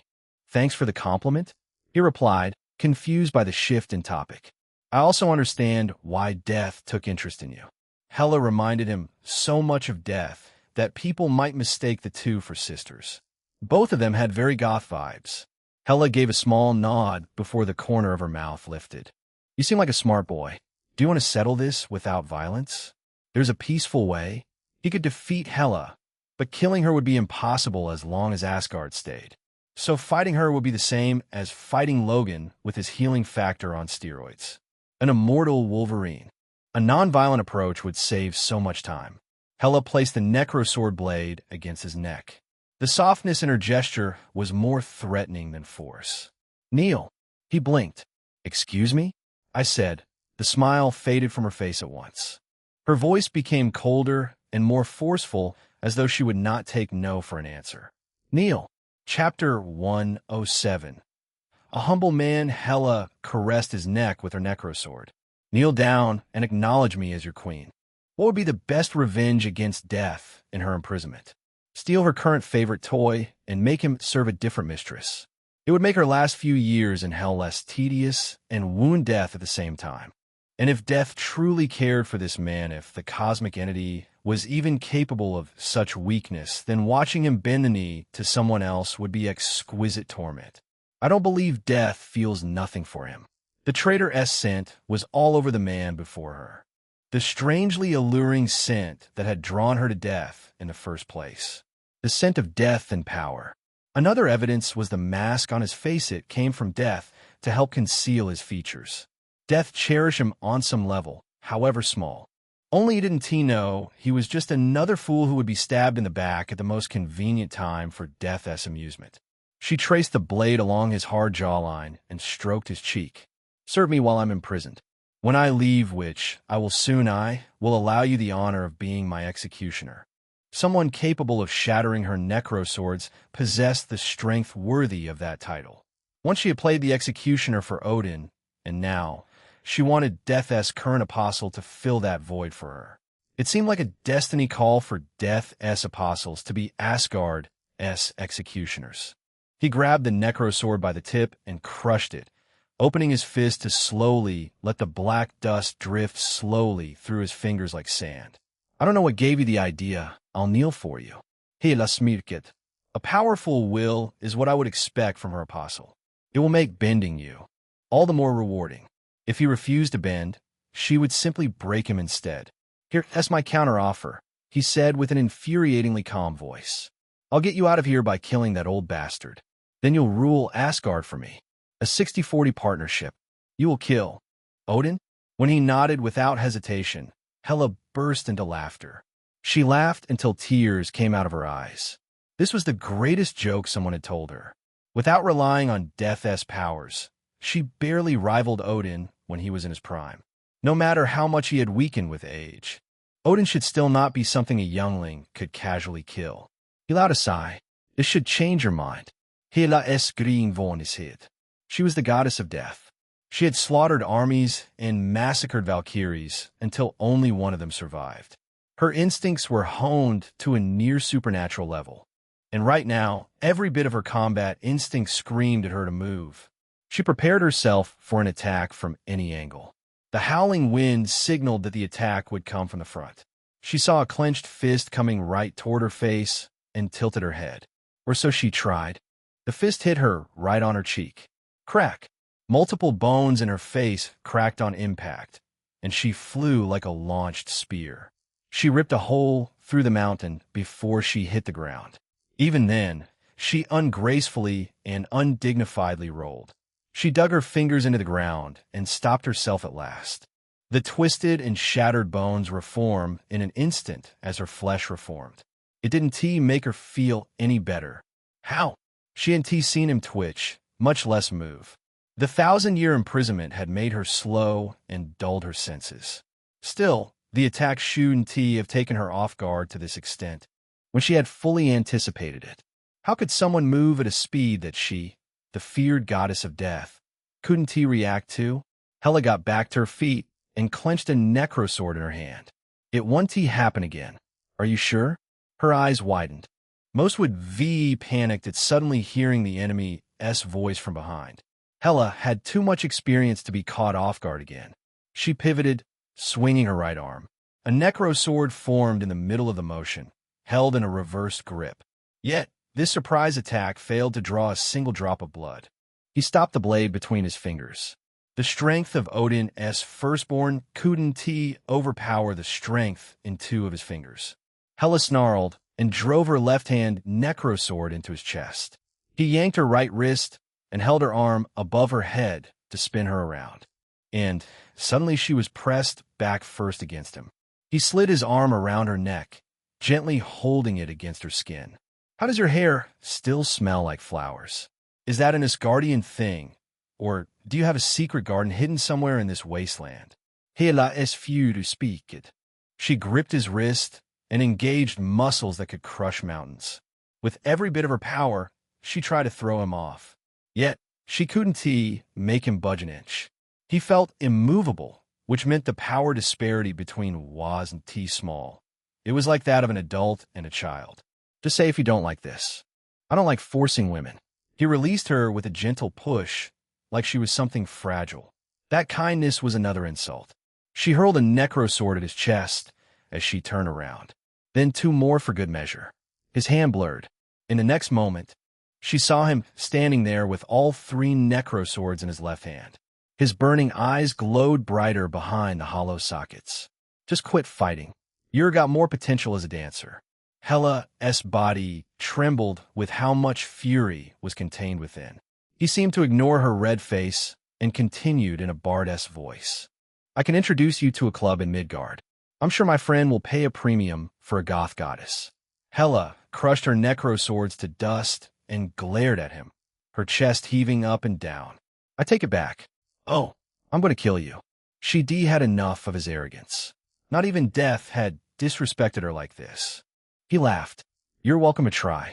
Hela manifested hundreds of necroswords and sent them screaming at him from every conceivable angle. He moved through them as if he had eyes in the back of his head. He closed his eyes and snatched a necrosword to deflect every single one, adding salt to her injury. Not a single blade managed to scratch him. Hela roared and closed the distance, manifesting twin blades in her hands for close combat. Sweeping cuts that once chopped off Valkyrie's legs were casually caught under his foot. A thrust that once cut into a frost beast's heart was caught between his fingers. Anything she tried just seemed useless in front of this man. Worse, he turned her violence into choreography. He caught her wrist and spun her around into a graceful arc that made her look like she was performing for him. Hela dug her heels in the ground and lunged. He sidestepped, hooked her elbow, and dipped her as if the two of them were dancing in a palace hall. Stiff and telegraphed, he said, using elbow to push the necrosword aimed at his chest. Flow, Hela. Go with the flow. It'll make you less predictable. Hela put her hands on the ground and flipped to get away from him. You're trying to humiliate me. I'm not, though, he said innocently. You've got raw talent, but your techniques are mediocre. Mediocre? She screamed in frustration and flung a dozen blades at him. He caught them and threw them back. She was forced to move her feet in strange patterns. When he was finished, she found herself in the center of a perfect circle made entirely by her necroswords. Her eyes blazed green. She raised both hands and manifested a gigantic greatsword. This is mediocre? She snorted when he nodded thoughtfully, and then brought the sword down on him. It consumed far more energy than a dozen necroswords, but she couldn't hold back in the face of such humiliation. The great sword, that weighed more than dragons, crashed down on him. He put his hand up. Dust moved with the wind generated by the sword, but it never moved past his hand. It was stopped dead by one hand. Hela, you're washed. Washed. Well, you've been stuck here for a long time. That S-bound to dull your edges. No shame in it. Hela abandoned her strategy entirely and attacked with pure rage. A whirlwind of blades struck faster than thought. Yet he responded to every attack without much effort. Your footwork is sloppy, he commented and tapped her ankle with his boot to correct her stance. You're putting too much weight on your front foot. Distribute it evenly. He guided her hands to demonstrate her previous attack, but better in every way. Hela felt her face flush with humiliation. How did a mortal like you live to become this proficient? Death was a stickler for cosmic rules. She would do anything but increase someone else's lifespan, even if that person was her precious. Which meant either he was deceiving her by speaking a Midgardian language, or he was truly as young as his physique depicted. He released her wrists and stepped back. Why would I need to live long? I learned all of this in one day. That's impossible. He is correct. Death's voice echoed across hell, confirming his absurd claim. My humble companion only needed one day to surpass you, my dear. Why would I trust you? Is there a reason for me to lie? Death chuckled. You will never be able to defeat him. Hela gritted her teeth, unable to deny Death. The skills he just demonstrated had dismantled her centuries of experience. And the most humiliating part was she hadn't lost because of something Death had given him. She struggled against his skill and understanding of combat. She lost to the mortal, not Death's apostle. His combat skills made him untouchable, but she was the goddess of death. She wouldn't fall here. Time meant nothing and stamina even less. Hela's lips curled into a grin. Fight me seriously. He shook his head. You're just not worth killing. That sentence set her mind. She rushed at him and attacked. Just like last time, he guided her through improved versions of her strikes. When she attacked with brute force, he redirected her and showed her better motion and flow. That is how it should be been. And when she overcommit, he punished the opening by making her spin and dance, then forced a step to correct her stance like an instructor correcting a student. Her skills were mediocre to him, but they matched the best of the best in Asgard. Now, those mediocre skills sharpened and improved thanks to his intentional or unintentional teaching. It was humiliating, but also a valuable learning experience. Somewhere during the first hour, anger changed to focus. He taught and brought her understanding to newer heights. In the second hour, she felt the rust of 1,000 years falling off, bringing back the executioner that even Odin feared. In the fourth hour, she found her body implementing the new knowledge. During the 10th hour, frustration had transformed into fascination. By the 20th hour, she realized how much she had been enjoying herself. She fought in blood and sweat. She cursed at every dance he made her do. She smiled at every new lesson. She smirked at how her cells rejuvenated and danced every time they clashed. They created a memorable performance only witnessed by Death and Heimdall, or so she believed. The battle made her more passionate than the times she had led Odin's troops to slaughter. What started as an attempt to kill Death's apostle turned into a soirée dance, or perhaps a lesson delivered by someone who understood violence as art. The last 4 hours of the day were a mix of serious battle and training. 24 hours passed just like that. Dante yawned openly as he parried another necrosword and flicked it into a boulder like he was discarding trash. Still not convinced? He seemed exhausted. Now would be the perfect moment to push him hard and end his life. Instead, Hela let her weapons dissolve into smoke. More than convinced, she stepped closer and gently placed a hand on his masked face. The brightness in her eyes wasn't present even when she was Odin's executioner. Forget death and join me, she said in her softest and most feminine voice possible. We will bring the cosmos to heel. Just the two of us. If she had to share power with anyone, it would be someone like him. Someone ridiculously strong and skilled. Someone who could teach her and match her. Someone who gave her the obsession to improve by constant challenge. The only poison in the cup was death. It was always death. No. Hela's face fell. You don't desire power? The rejection somehow dug deeper than Death's betrayal. He shook his head. I want to leave Death for anything. She's my most important person. Companion. Death's love-struck whisper made Hela recoil in disgust. Hela clenched her fists. What is your demand? An agreement between you and me. No death involved. He whispered and cupped her face. His fingers brushed her cheek gently. If you don't agree, I'll kill Odin. Hela didn't laugh this time. An aging Odin could barely survive if the man before her wanted Odin dead. Not even Asgard's army could stop him. Then I'll use my own life force to extend your stay, he threatened with the voice of a lover. Unlike Odin, I can't die. You'll be stuck here for eternity. For eternity. Hela's wide eyes trembled. The revenge and desire to conquer had fueled her to endure 1,000 years. However, she knew she wouldn't be able to survive another 1,000 years here. She didn't want to either. And that would happen if Asgard never fell and the person tying their life force to this prison never died. Hela would forever be stuck here in this dead realm. He patted her face and stepped back. I'll return to Midgard. Give me a proper answer next time. With such an ominous warning, he vanished. Hela's hand still raised where it had been touching his face hovered in empty air. How'd he leave? Odin's life force had locked down this realm like a prison. No portals could be opened. Only the Bifrost could transport anyone in or out. So how had he left without it? Then another realization dawned on her. He could VE taken me with him.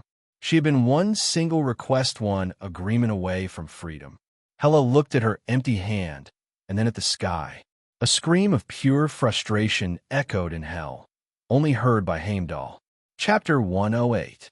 Beginning of his end, the search for this mysterious person the spirit had mentioned brought Natasha to Kamartaj in Nepal, Kathmandu. Now, she stood in a circular chamber that seemed to play with perception. The walls seemed to have impossible depth, as if they opened the door to another dimension. Maybe the thick incense around made her hallucinate, or something else was up with this religious sanctuary. Across from her stood the Ancient One in strange robes. She was bald, but her skin was smooth and ageless. She looked no older than 40, perhaps younger. Pardon me, but how old are you? It was a rude question, but Natasha didn't care. How could the Ancient One know of the spirit, who had only awakened a few months ago after being dormant for centuries? What's more, the spirit had talked about the Ancient One like an old acquaintance. That is not why you are here. The Ancient One lifted a finger and pointed at the empty space beside Natasha. Why aren't you showing yourself, Demonis? Flames erupted from Natasha's shadow and swirled upward into the grinning skull face of the spirit of vengeance.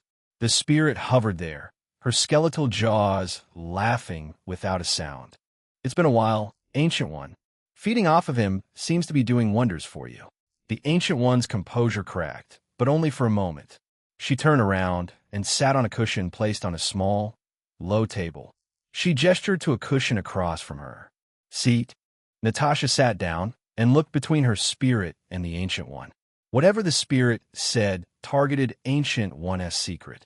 Perhaps her greatest secret that she couldn't reveal to anyone.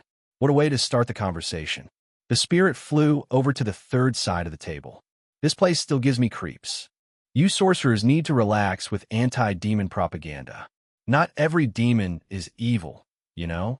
Quite strange coming from a demon who can bypass our ancient seals, the Ancient One said sarcastically. Trying to incite demons to invade Earth, isn't evil? The spirit chuckled.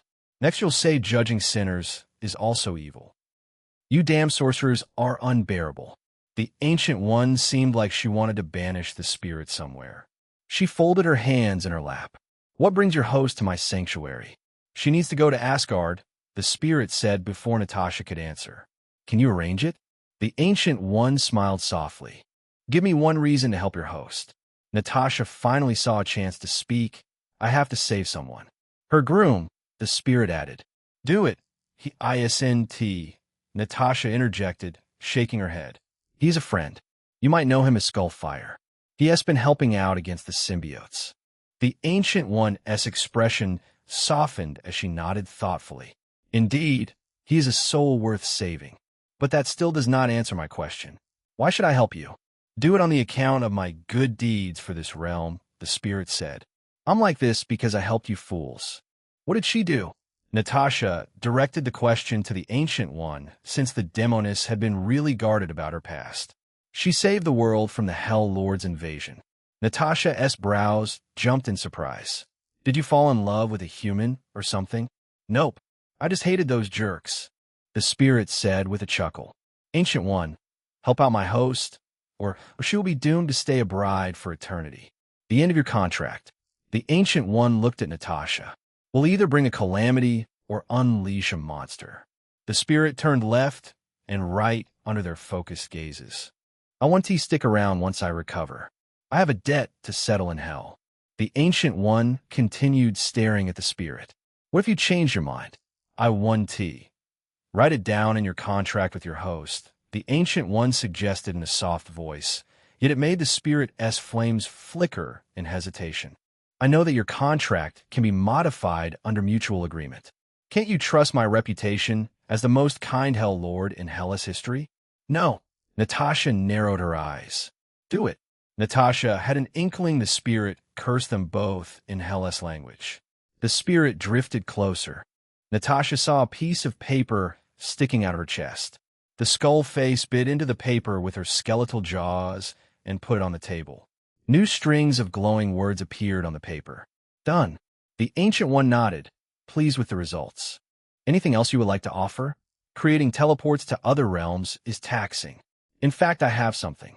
The Spirit returned the contract back to Natasha's chest and flew to the Ancient One's side to whisper something. The Ancient One's eyes widened the more she listened. I already have my eyes on an excellent candidate, Ancient One said in a somewhat pleased tone. It wouldn't hurt to have another. Some of his accomplishments in sorcery surpass you, the Spirit boasted proudly. You'll know when you meet him. Natasha realized what the Demoness had done. She sold Dante, a sorcerer, out to Ancient One. The Demoness didn't have to reveal Dante's sorcery talent, but she did just so he would get hounded by the Ancient One. She is petty.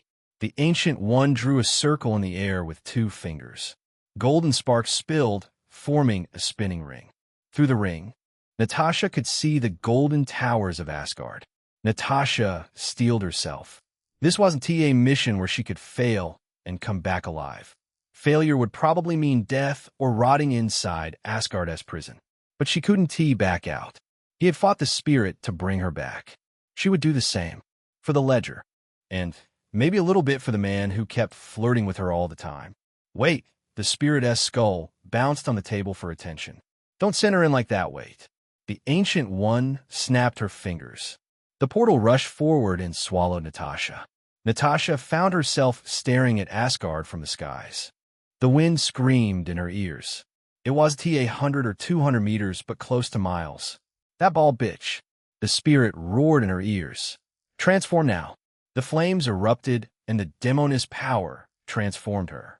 Hellfire chains uncoiled from her waist and entered her grip. She hit the ground like a meteor. Boom! The marble cracked outward in a 30-foot radius. The Asgardian guards nearby were horrified and shocked. They snapped to attention and formed a perfect phalanx, pointing spears at her from behind shields. She was in some remote corner of Asgard. This was Asgard's palace. Before the guards could advance, 2 pillars of rainbow light descended from the sky. When the light faded, Thor and Loki stood there. Loki greeted her with a bow and a warm smile. Weren't you so eager to return home? Why come back so soon? Lady Romanoff. Who is she, brother? Thor asked. And why is she on fire? Could she be Surtur in disguise? No, brother. I cannot reveal her identity. Father warned me so. Natasha didn't have time for games. My friend wasn't with me when I returned. Loki's smile went stiff. How is that possible? Heimdall does not mess up. It was your father. Natasha interrupted his hollow justifications that he himself couldn't believe in. Odin sent skull fire somewhere. Hold that thought for a moment. Thor pointed his strange hammer at her face. Who is this skull fire you speak of? Her husband, Loki said with a grim expression. If what you claim is true, you should not have returned. Father does not grant mercy twice. As he finished speaking, another pillar of light descended. Odin appeared, Gungnir planted firmly on the ground. His single eye locked on Natasha as he muttered something under his breath. Natasha let her burning chain hang down her hands. Odin, where is he? Odin raised the golden lance and pointed its glowing tip at her. A beam of radiant energy was fired at Natasha. She whipped her chains forward. Hellfire blocked the beam, and a shock wave staggered the guards. Natasha was left standing in a smoking crater. Spirit, is there a chance? None. The Spirit replied grimly. Which is why I wanted you to take the spy approach. That bald sorcerer ruined it. Natasha had one last trump card, which she had no desire to use.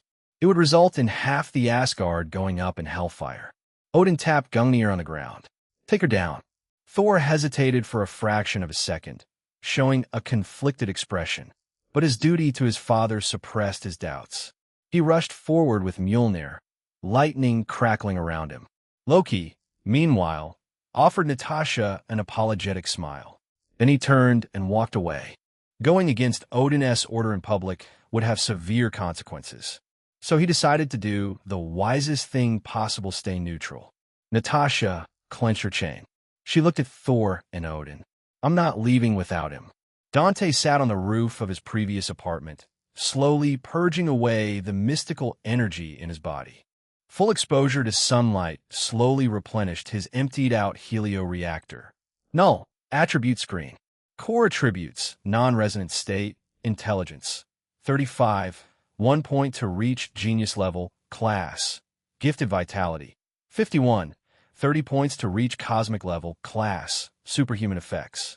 Muscles produce very low fatigue waste, and clear it out almost instantly. Can function at 100 effectiveness for 24 hours without sustenance. Full stamina recovery in 2 hours under normal conditions.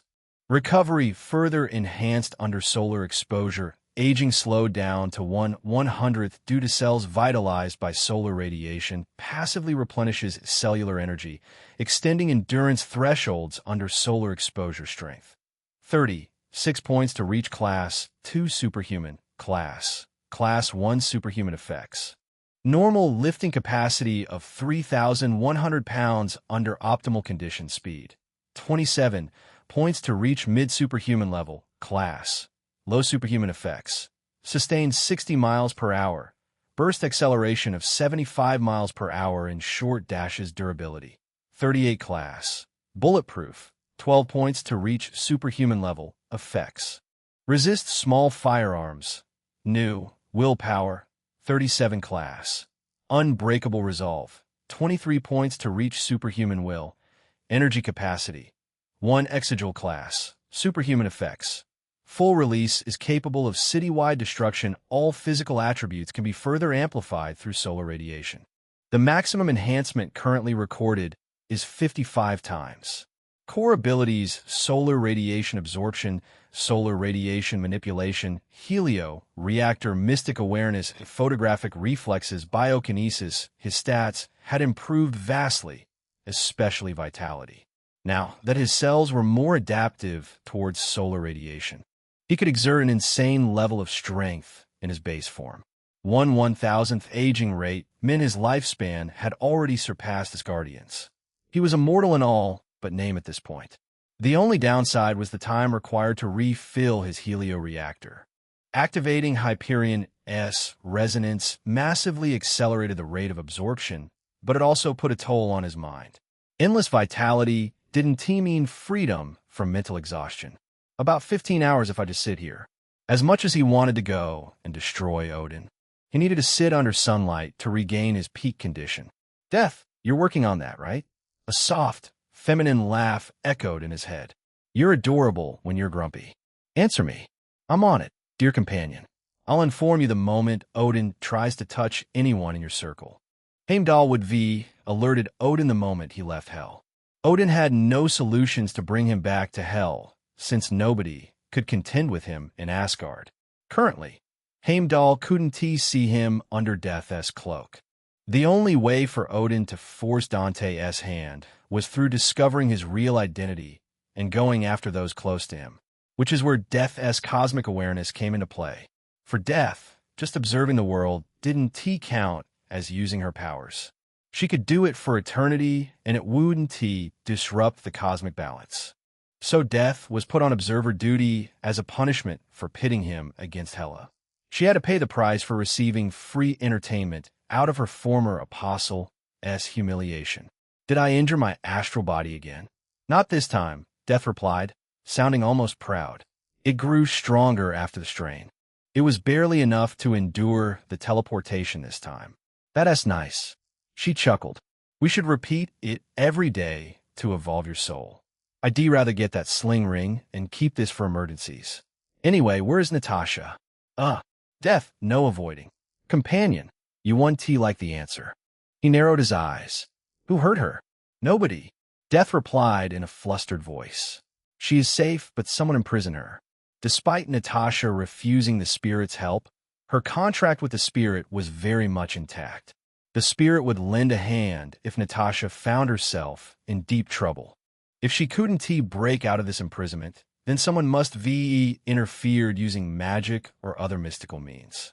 I'll tell you later, Death replied. She isn't in any danger at the moment. Okay, Fina. I'll check in at home first. He was starting to miss Felicia's cheekiness and Silvija's care. Showing his face to the two would make them happy. He was also so damn hungry. Companion.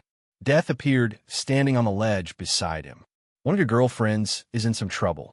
Felicia? The black cat just couldn't go 2 days without causing another mischief. Perhaps some lashes from the Eldritch Whip would fix her habit. Silvija. Death uttered the name of his other girlfriend, the one who always thought before acting most of the time, at least. Death pointed a finger at a tall building in the distant Oscorp Tower. Norman is going on the offense. He couldn't wait. The first thing he had done after returning to Earth was checking the news on a neighbor's phone. For the past 24 hours, Norman had unleashed hell on Manhattan. Criminals, professional mercs, prisoners, and even civilians infected with symbiote caused mayhem everywhere. Silvija, Felicia, Gwen, Laura, Psylocke, Emma, and her Hellions have been working overtime to contain the damage, saving as many lives as they could. And then, an hour ago, every news channel had run the same headline. The mastermind behind symbiote attacks Sovereign to address the world. Live broadcast at 3 p.m. Norman was going public and claiming credit, then probably using the live broadcast to issue a decree to everyone about him being the new king or something. Classic villain stuff. Well, too bad. He went to get to go live today. It was time he dealt with the cancer named Norman Osborn once and for all. Chapter 109. From hell, half an hour ago. The crate hit the concrete with a boom. Silvija gripped the crowbar and pried the lid off, splintering wood in the process. Inside, nestled in foam padding, sat a cylindrical device. A sonic disruptor array in equipment to emit directional, high-frequency sound waves. After a manual calibration, every one of these could be used to destabilize symbiote bonding at a cellular level. They had over 50 of these. Silvija brushed the metallic device with a grin. I love free stuff. The White Queen, the one who had paid for the shipment, chuckled. I'll squeeze more benefits out of your precious. Today, too, Emma had dressed to impress. The white business suit and pants gave her professional aura. Silvija slammed the crate shut and pushed it to the side. She planted her hands on her hips. Emma, you sure you aren't just obsessed with my boyfriend? I'm only interested in his value. Take that away, and I wouldn't even glance at him twice. That insult made Silvija frown. She crossed her arms, glaring at Emma. He'll still be an honest man I can trust my back to. More than you could ever be. She admitted she wouldn't have become his sweetheart if he was weak and stupid. However, his honesty and integrity was something she would never hate. An honest man without value is worthless. You can find plenty of them on the streets. Find me one who can stay honest after getting Death's favor. Someone who won't become a monster like Norman Osborn. Emma arched an eyebrow, thinking. She couldn't come up with an answer, so she shifted the topic. What is the price to smack you in the face? Silvija raised one finger with a smirk. 1 billion. An insane amount that could catapult Symkaria's economy into the next decade. Emma snorted. 1 billion in Iranian rials. Take it or leave it. Silvija ran the math in her mind, finding that roughly around 100,000 in U.S. currency. It made her snarl. Go fuck yourself. While 100,000 was a big sum, she wouldn't let herself be slapped for that. Just as she was about to lay it all out on Emma, the phone in her jeans began ringing. One moment, please, S. Norman. Emma's playfulness disappeared instantly, and she showed a serious expression. Take it. We need more time to prepare our countermeasures. The sonic devices weren't the only countermeasures prepared against the symbiotes. Gwen and Felicia had created a serum to instantly separate a symbiote from its host, thanks to Gwen's anti-venom symbiote suit. Emma had already sent the formula to every competent hand in this field for mass production. Money was one thing Emma could burn like paper. But even with all those resources, they would need 3 or 4 days to ramp up production. They weren't just facing 1 or 2 hordes by a whole army. Silvija picked up the call. Silver Sable speaking. Silver Sable, I'm shifting the contract of Oscorp Island to a smaller site in Brooklyn. Norman stated seriously. I need you in my office within an hour to finalize the new terms. Understood, boss. Silvija hung up and sent a troubled look at Emma. You got to go. It's a trap, Emma warned. He knows Dante, a.k.a. Skullfire, is your boyfriend.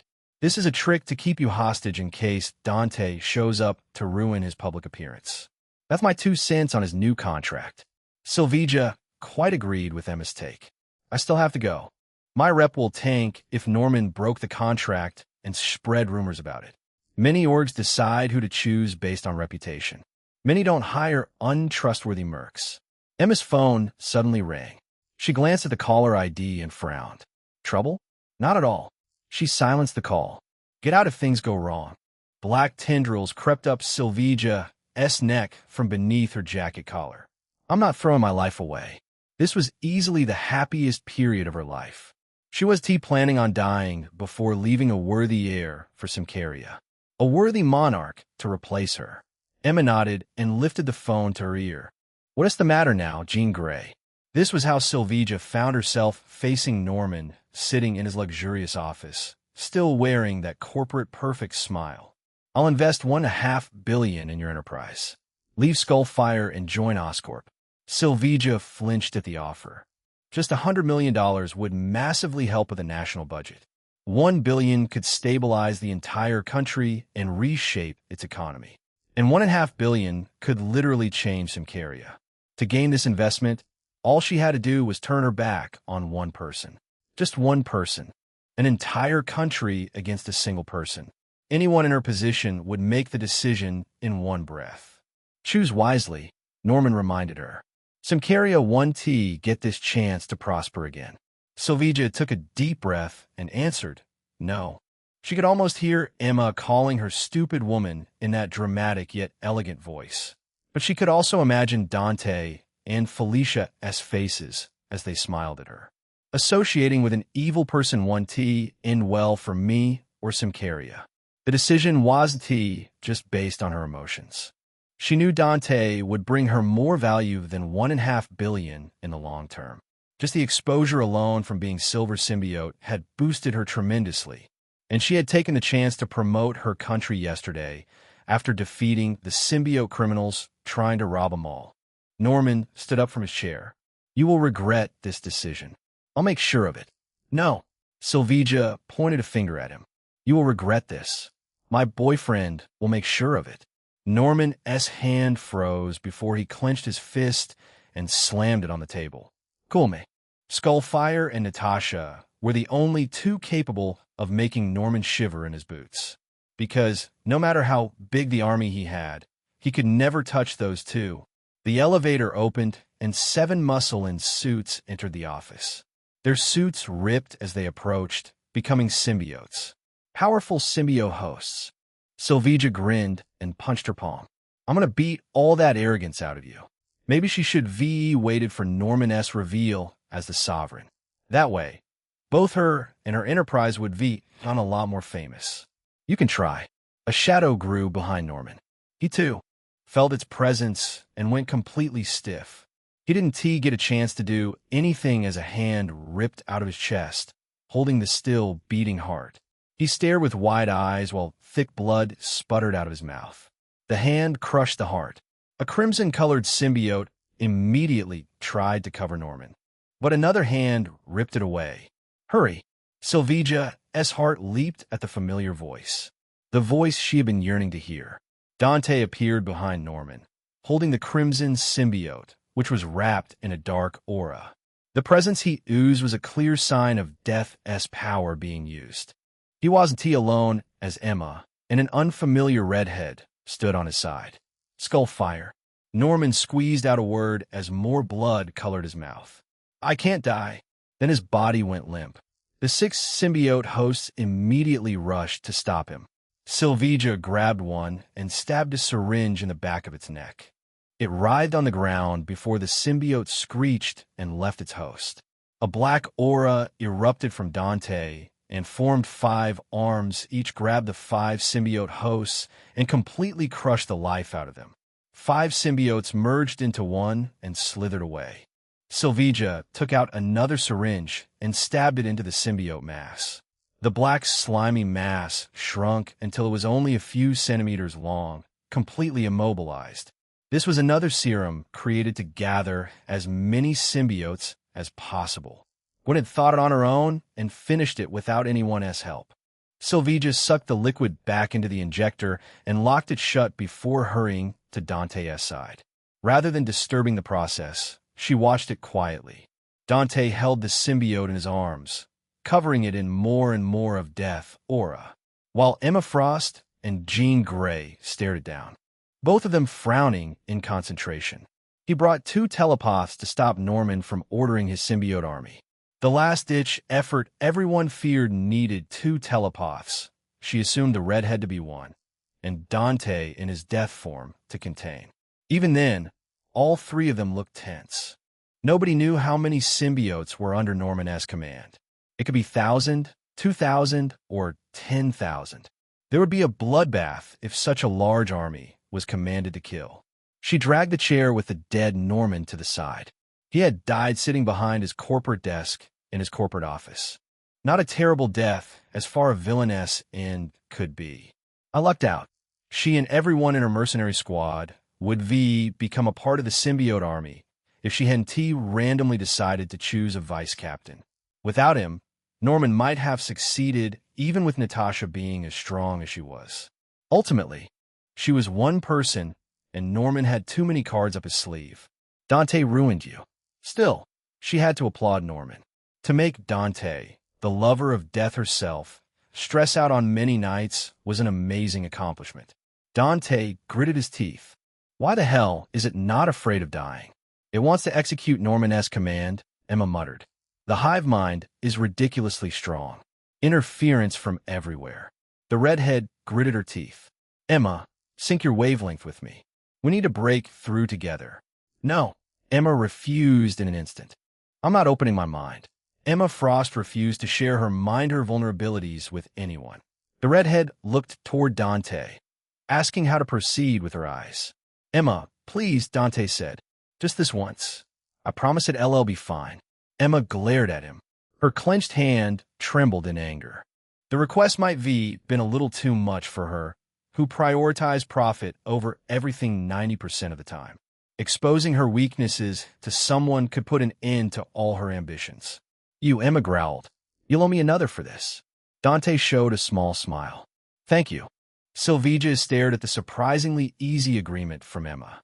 Dante wasn't wrong. Emma could act evil and arrogant at times, but at the core, she was just a woman who wanted to protect herself from being exploited by the world. Emma held the redhead's hand and touched her forehead with hers. Dante continued suppressing the crimson symbiote with his death aura. A few seconds after Emma and Jean joined their minds, Norman's symbiote stopped struggling. It went limp on the desk. He placed the symbiote on the desk and disengaged Death's powers. Sylvija went forward on instinct to support him. Sylvie, he whispered, gently hugging her. I'm not that weak anymore. What if I want to hug my boyfriend? I'm not allowed. He wrapped his arms around her to give her what she wanted. I didn't know I was worth more than $1.5 billion. Sylvija felt her face flush. Of course, he had been sneaking around to watch her make that decision. I didn't choose you. I hate Norman. He was already full of himself, wanting multiple lovers and whatnot. She couldn't let his ego inflate further. Yet you want my child, he whispered. Speaking of which, do you want to give it another try? She pinched his waist. Wait till we get back. His hand, which was naughtily going down her back, froze. A deep, resonant hum filled the air. Emma and the redhead were suddenly knocked away by an unknown force. Emma. Before Sylvija could finish, Dante dashed. So fast that he appeared a blur in Sylvija's eyes. She saw him vanish and appear on Sylvija's side with Emma and the redhead on his shoulders, both unconscious. Where Emma stood, a red energy began to swirl. The mass of energy made Sylvia breathless, like she was witnessing a phenomenon outside of this world. Her grip on his coat became firmer. "What is this?" He shook his head. "I have no idea." The red, or rather, the crimson energy formed a vertical rift like a gash in the reality itself. Two demonic claws appeared in its middle and ripped it open. "A demon," Dante whispered, narrowing his eyes on Sovereign Norman's symbiote. He seemed to want to move closer, but the unconscious women on his shoulders made him hesitate. A pale, withered arm slowly emerged and clutched Norman's desk, the desk where Norman's symbiote had been unconscious. The symbiote suddenly screeched to life, a last message to Earth before it was dragged into an unknown world. The crimson energy scattered with another deep hum. Roars and screeches echoed from every corner of Manhattan. Sylvia's agony formed a small head on her shoulder and screeched. From their bond, she knew the little creature wanted to threaten the others. Showing this was its territory. "Fuck," Dante cursed. "All my effort went to shit." As if decreed by fate, Norman's last wish to unleash true hell on Manhattan had come true. Chapter 110. Well, this is awkward. Dante lowered Emma Frost and Jean Grey into the empty chairs and checked on them using his biokinesis. They hadn't suffered any injury, only overused their minds in the telepathy. If nothing went wrong, they would regain consciousness in half an hour. He looked back at the ruined table and thought of the bizarre kidnapping. Why did a demon suddenly decide to snatch a symbiote of all things? Sure, this one was unique with its hive mind ability, but still wasn't he enough to make a demon open a portal for it, which meant he had missed something. More importantly, what the hell was the Ancient One doing? Sorcerers were supposed to guard Earth from these types of threats. Sylvia approached him and asked in a soft voice, "Couldn't you kill the symbiote with your powers?" He shook his head. The hive mind made it impossible. They're all synced up. Norman could sync up with the hive mind to connect with anyone in the network. But every symbiote in the network stayed connected all the time. Killing one would effectively achieve nothing. His plan had been to hijack the hive mind through Emma and Jean, every symbiote in the city to converge on one location, and feed all the symbiotes to venom. It would prevent every symbiote from flooding the streets at once. "Sylvie, look after them. They'll all be up soon." It would be unsafe to teleport unconscious bodies with his method. Death still refused to use any more of her power, so decided to keep the two here with Sylvia. Besides, the chances of someone coming to interrupt Norman's meeting unnotified were minuscule. Sylvia put her hand on his back. "I'll join you when they're up. They'll do the heavy lifting. I'll be their shield." That is not a bad strategy, Ding. The door slid open with a soft, cheerful sound. MJ and Harry stepped out, looking a bit anxious. They must have heard the glass shatter when the portal opened, and standing behind them, almost as if hiding her face, was Gwen. The moment she saw Dante, her hand flew to her mouth. "Dante!"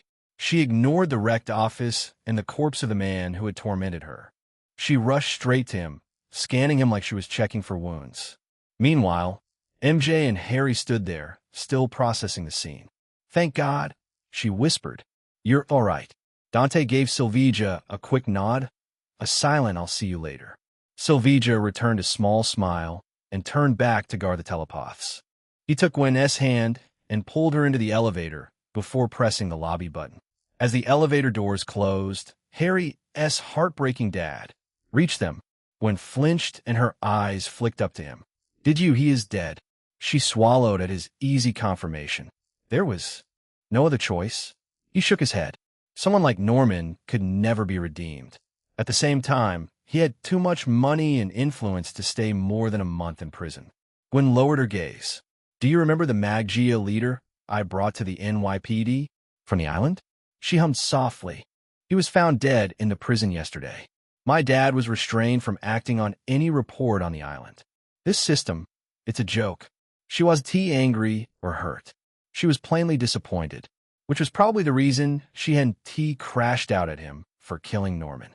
The old Gwen might have debated the morality of killing someone, But after what Norman had done to her father, to her, to Jefferson Morales, and to the 1,000 others on Roosevelt Island, something in her had changed. She understood now that people like Norman could get away with anything in this world. He patted her shoulder.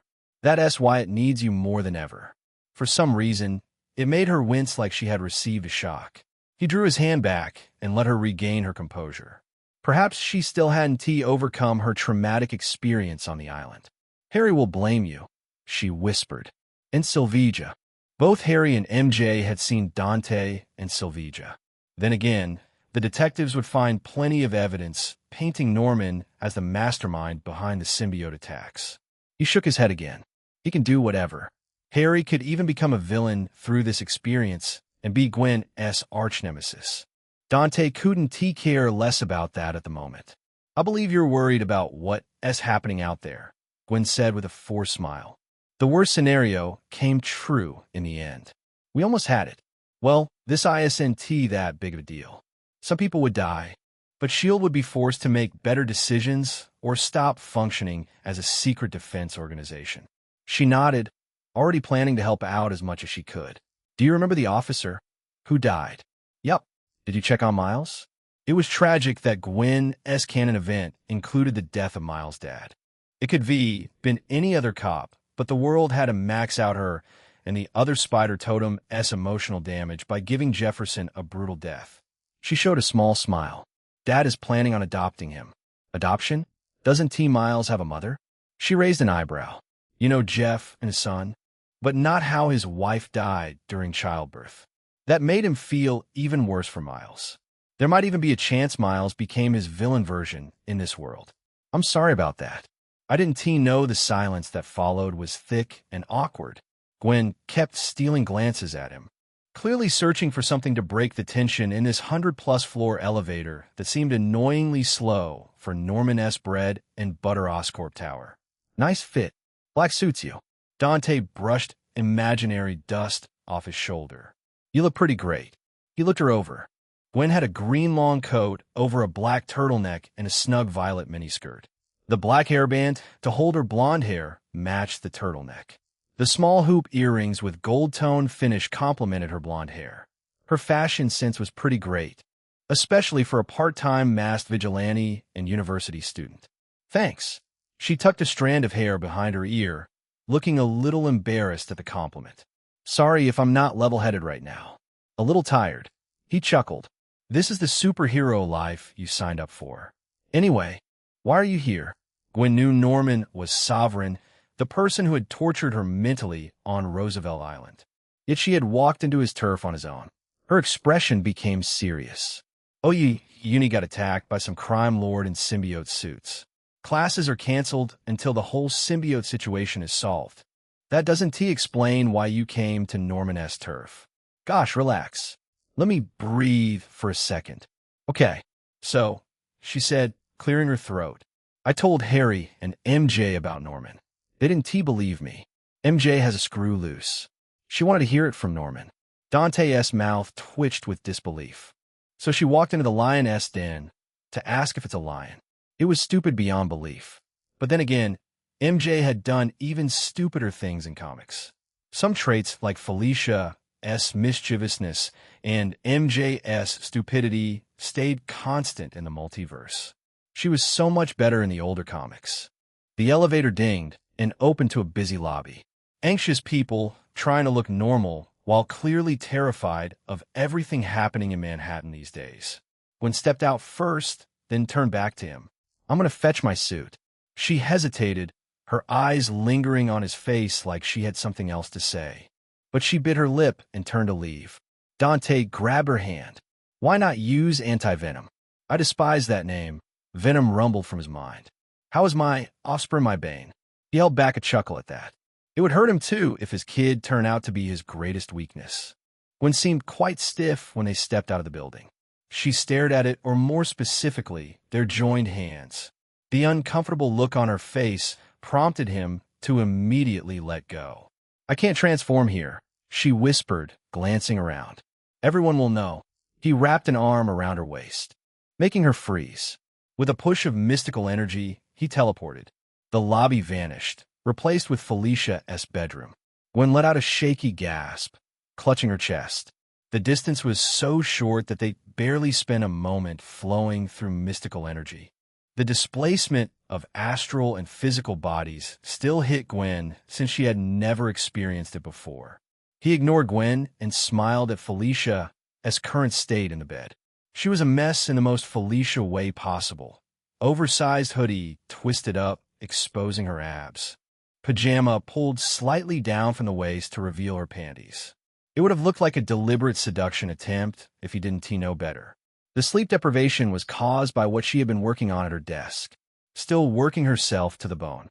For someone with cat genetics, she spent more time working than she did relaxing. It was quite something since adult cats could sleep up to 16 hours a day. That's why he had to make sure nothing happened to her father. Even if it did, he would use Death's resonance to bring him back. This would upset Death. Some friction with Death was worth enduring to save Felicia's heart. That was something Gwen whispered. Felicia bragged about it. I didn't think I'd get to experience it so soon. You can transform here. I'm heading out. Wait, we'll go together, Gwen said, then immediately flushed crimson. She moved to Felicia's closet and pulled out a bag. My suit is in here. We were improving it. Dante raised an eyebrow. It seemed like these two had grown closer and become friends of sorts during his time in Asgard. Should I step outside? Gwen shook her head quickly. Stay. I don't mind. He minded why she agreed for him to stay and watch her undress. And the way she fumbled the buttons of her long coat painted an entirely different story. Even so, she took off her long coat and grabbed the hem of her turtleneck. He looked away and sat on the edge of the bed to give Gwen some privacy. You really want to peek? The question caught him off guard, and for the right reasons. The city was under siege, and somehow Gwen Stacy was worried about whether he wanted to see her naked. Or maybe she was worried that he didn't want it. We can talk about that later, he said without looking back. About that kiss, too. She went quiet. Her mannerisms around him plainly conveyed some sense of feelings. It had to be left for after he had cleared off the symbiotes, helped Natasha, and dealt with Odin. He shook Felicia's shoulder. Wake up, princess. Felicia stirred and rubbed her eyes. She blinked groggily. The moment her eyes focused on him, she gasped and threw herself into his arms. Darling. She buried her face in his chest, breathing him in like she needed proof he was real. You're back. Suit up, he said, smoothing her messy hair. We're going out. She looked up at him with a serious expression. What happened? Symbiotes. That one word snapped her awake completely. She glanced past him and saw Gwen in the ghost spider suit. After a quick nod, she fetched her black cat gear and began undressing behind him. He closed his eyes, resetting his state of mind after that day-long battle with Hela. It would be a lie to say he didn't enjoy the battle. He very much did. The newly trained Hela would be an even bigger threat to Asgard. He'd be quite happy to have her rule Asgard as long as she curbed her dream to rule the universe. Even at her peak, she wouldn't be powerful enough to turn that dream into reality. The universe was just that dangerous. Darling. He turned around to see both of them wearing their symbiote suits. The way Gwen tugged down her hood made it hard to decide who was his girlfriend and who was a normal friend between the two. She was confident in public, but embarrassed in front of one man. Women. Felicia put a hand on her hip. Shall we? Dante tapped into Hyperion's resonance link. The connection allowed him to instinctively understand the complex calculations of how Hyperion's body interacted with forces and vectors to levitate and fly at a ridiculous speed. He lifted off the ground and hovered a few inches above. This feels so great. Both women stared in surprise. You can fly now, Gwen blurted out. Since when? Felicia's eyes sparkled. Oh, this is going to be fun. Dante extended both hands. Free taxi service. Felicia grabbed his right hand immediately. Gwen, shoo. I want to be carried like a princess. This will be Volume 2 of Skullfire's romance saga. Gwen stared at his outstretched hand. Then she turned and walked to the window. I'll see you on the streets. The lack of life in her voice made him concerned about her emotional state. Wait, Felicia called out. Gwen, don't be so dramatic. Gwen turned a blind eye to Felicia. She pulled open the window and jumped out. Felicia looked at him with innocent eyes. I was joking. You can apologize later. He scooped her up in his arms. We have a city to save. Before he could fly out, the doorknob rattled. A moment later, 2 claws punched through the lock and shredded it. The door creaked open. Laura Kinney took back her claws and stared at him, wearing a set of winter clothes that looked suspiciously like the ones he had gifted her. Dante! He smiled at her messy, unkempt hair. Laura probably followed his scent the moment she woke up. She walked up to him and punched his thigh. For leaving me like that. Sorry, he said softly. I'm back now. Felicia pinched Laura's cheeks. Why did you ruin my door? Laura shoved her hands away. I thought Dante was avoiding responsibility. He what now? Felicia glared at him. Darling, how could you do her before me? I did nothing like that. Laura saw Felicia was in her symbiote suit and equipped her own symbiote. Having a mindless symbiote suited Laura perfectly. It wouldn't amplify her already volatile emotions. Honestly, it was a great thing for everyone.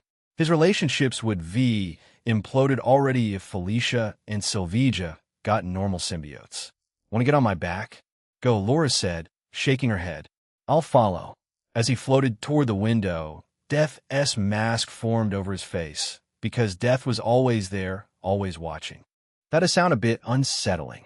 Chapter 111. Walter Hardy. Dante hovered over the city, the wind tugging at his long coat. The city was less chaotic than what he had imagined. Many streets were eerily empty, littered with abandoned cars and shattered glass. But there wasn't any corpse to be found. Not a drop of blood, either. In a handful of streets, though, the silence broke. Blue strobes of light flickered against brick walls as armed squads moved in tight formations. They wielded bulky rifles, which shot focused bursts of sound sonic disruptors. The frequencies destabilized symbiotes' molecular structure and forced them to peel off their hosts in writhing, shrieking agony. These forces belonged to none other than the one-eyed director's shield. About damn time they did their job. He steered clear of these secure zones. SHIELD had the tech and numbers to play the cleanup crew. He was here for the places the cavalry hadn't reached yet. Those places looked like Roosevelt Island all over again. The symbiote hive mind wasn't aiming to kill people. Rather, the hive mind seemed to be hell-bent on conquering New York, just like Norman Osborn. And the only way to achieve that was through spreading fear. I'll cover that direction. Laura took the initiative to split up, which made it easier to cover more ground. Smart girl, Felicia murmured, clinging to his neck. Darling, I swear I'll empty Asgard's vault one day. What the hell do you mean by that? She asked in an indignant voice. I went down on you like a Tootsie Pop. We're way past boyfriend-girlfriend definitions. Just wanted to make sure we're on the same page. She huffed, then leaned in and pecked the side of his mask where his cheek would be. We should talk about Gwen instead. That little sweetheart is crushing hard on you. Dangerously hard. I noticed. No idea how to feel about it. Huh? Felicia looked down at the streets. Me neither. Her best friend, probably, had feelings for a lover. Anyone would feel weird, perhaps betrayed in that situation. So what are you going to do? Are you going to let her in? Felicia asked playfully. I mean, she is pretty, smart, funny, science nerd, and a good Drew mist. Great ass. That checked a lot of boxes. I wouldn't say no to her. But Gwen probably wouldn't. Felicia and Silvija weren't normal women. One was an adrenaline junkie who got off danger and loved stealing. The other was a mercenary princess raised by hunting the most dangerous criminals. Their lives were so twisted that being a second lover to someone wouldn't affect them as much. Gwen wanted stability. She wanted movie nights and coffee dates without feeling like she was fighting 2 other women for her boyfriend's attention. She was a superhero, sure, but her heart was still normal. Gwen was built for a harem. Cold, Felicia murmured, nuzzling her face against his. I love it when you're like this. Makes me want to dominate you. You what? Over there. Felicia suddenly pointed her finger forward, conveniently ignoring his question. He narrowed his eyes on the hulking symbiote lumbering down Fifth Avenue, roaring at a school bus full of terrified kids. It had taken them 5 minutes to find a target, mostly because he had been flying at a leisurely pace while having a conversation. "Darling, you must be tired," Felicia said in a sweet voice. "Let me handle it." He pulled his hands away from under her knees and back, effectively dropping her 200 meters down. Felicia screamed like it was a roller coaster. She twisted midair to turn the fall into a dive bomb. The slingshot kick drove the symbiote into the front of the bus with a crunch of buckling metal. The bus rocked. Kids shrieked again. Before it could recover, she pulled a pair of sleek, matte black gloves from her belt. Tiny diodes glowed blue along the knuckles. She slapped her palm against the host's shoulder. "Smile for the kids." Zord. The moment her gloves touched the host, the symbiote shrieked and ripped itself off the host in a desperate bid to escape. The black mass scuttled toward a nearby sewer grate, looking for safety. Dante swooped down and snatched the symbiote before it could squeeze through the bars. Tasty, Venom purred in satisfaction. Growing stronger, Venom had already recovered its past strength. The fragments it had absorbed weren't the same flesh that had been cut off from its body. Every symbiote had matured, carrying more power within their cells. Felicia helped the trembling man sit against a wall. She dusted off her hands and gave a thumbs up to Dante. "I'm strong, aren't I? You've certainly come a long way from getting your ass beat by one symbiote." Dante bring up Norman files. Skullfire. A high-pitched scream cut through the air. A young boy was leaning halfway out of the school bus window, waving frantically. His face was flushed with excitement. "We missed you, bro. Where were you?" Dante waved back at the innocent kid. "You probably won't see me after this," he whispered to himself. His superhero work would become occasional the moment this symbiote mess had cleared. He had plans for his peaceful life after. The kid's shout cracked open the silence. People peeked out from behind curtains and stepped onto balconies. Then cheers started to ripple down the block. An elderly couple shuffled out of a nearby house and draped a blanket over the trembling man Felicia had saved. "We've got him, dear," the woman called up, her voice shaking with gratitude. "Thank you, Black Cat." "Yeah, go get him, Black Cat." Another voice yelled from an open window. Felicia froze. She turned to look at the crowd and laughed. "Get back inside. Everyone, we'll handle the trash and make the streets safe." Her thief codename had somehow become her superhero identity before she dropped it on the crime scene of a big robbery. She wore a black symbiote, and her fighting style resembled a cat. People giving her the superhero name Black Cat was only natural. The thief becomes a superhero. Dante descended and offered his hand. "Where's your bride? Skullfire?" "Yeah, tell her we need her." He pulled Felicia into the air, ignoring the shout as they ascended. "That's the real question, darling," Felicia said, her voice turning serious against the rush of wind. "Why isn't she here with us?" "I have no idea, honestly." "Oh my God." Felicia gasped and dropped her to a horrified whisper. You killed her in Asgard, didn't you? You snapped her neck and buried her under a mountain." Dante looked at her deadpan. "Stay quiet if you don't want to lose your ninth life." She nodded quickly with a terrified expression. "Lord help me. I'm dating a supervillain." He soared high in the sky for a better observation point, letting the city spread beneath him like a cluster of chaos. Still, he couldn't find what he was looking for. He spoke into the wind, knowing she was always listening. "Death." "Yes, companion." "Where is her father?" "Let me see, oh no." Death's playful voice made Felicia freeze. "This is terrible. What do you mean by that?"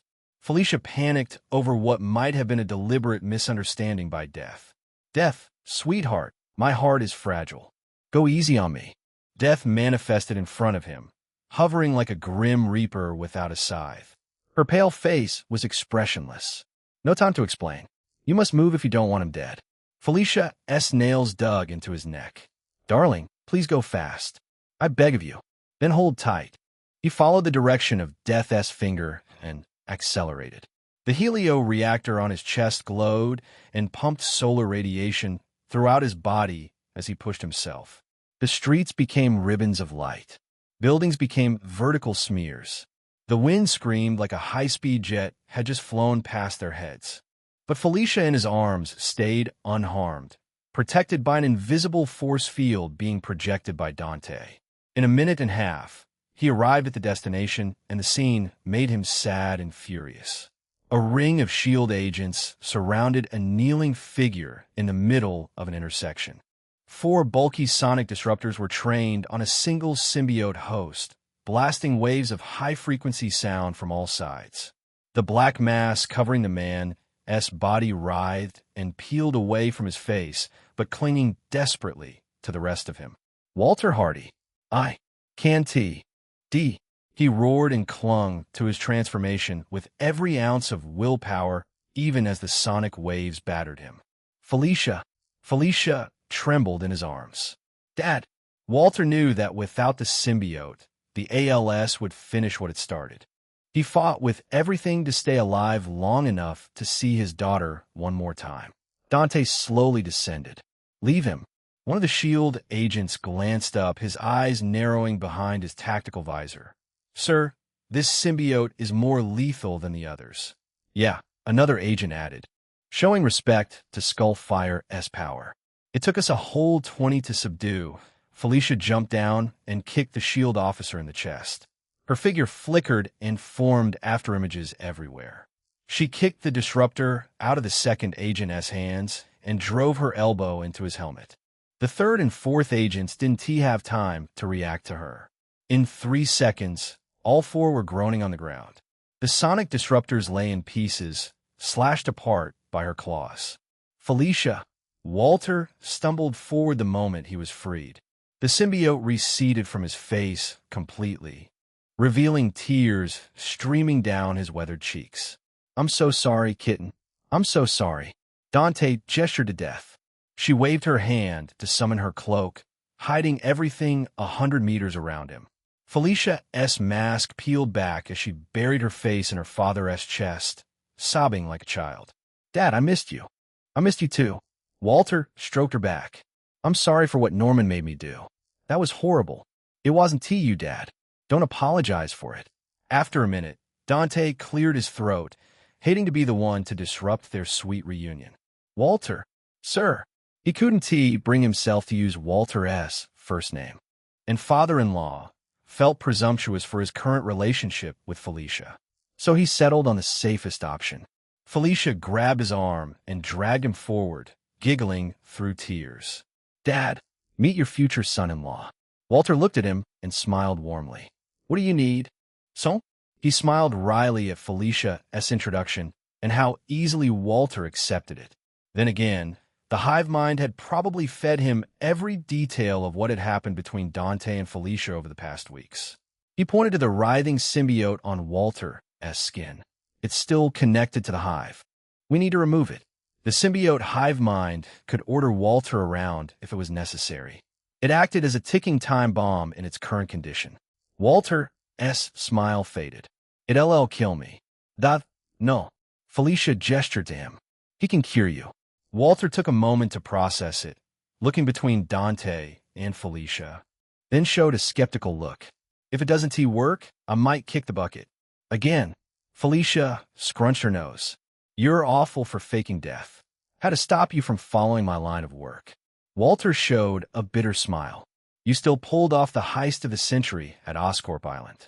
Norman was throwing every curse at you." Felicia hugged Dante's arm, pride shining in her eyes. "The achievement is ours. Dad, let him heal you." Dante came closer when Walter nodded, resting his life in his daughter's judgment. Venom stretched a tendril to retrieve its fragment. At the same time, Dante placed his hand on Walter's shoulder. He didn't need physical contact anymore, but it helped with focus. Golden light flickered across his palm. He didn't stop at curing Walter's ALS and fixed a plethora of issues that came at Walter's age and turned the clock back on Walter's body. Walter could easily move as nimbly as a 20-something young man. Walter tilted his head up and rolled his shoulders. That was enough to realize the change. His eyes were bright and clear as he smiled at Dante. He stepped forward and clapped a hand on Dante's shoulder. "My family owes you too much, son."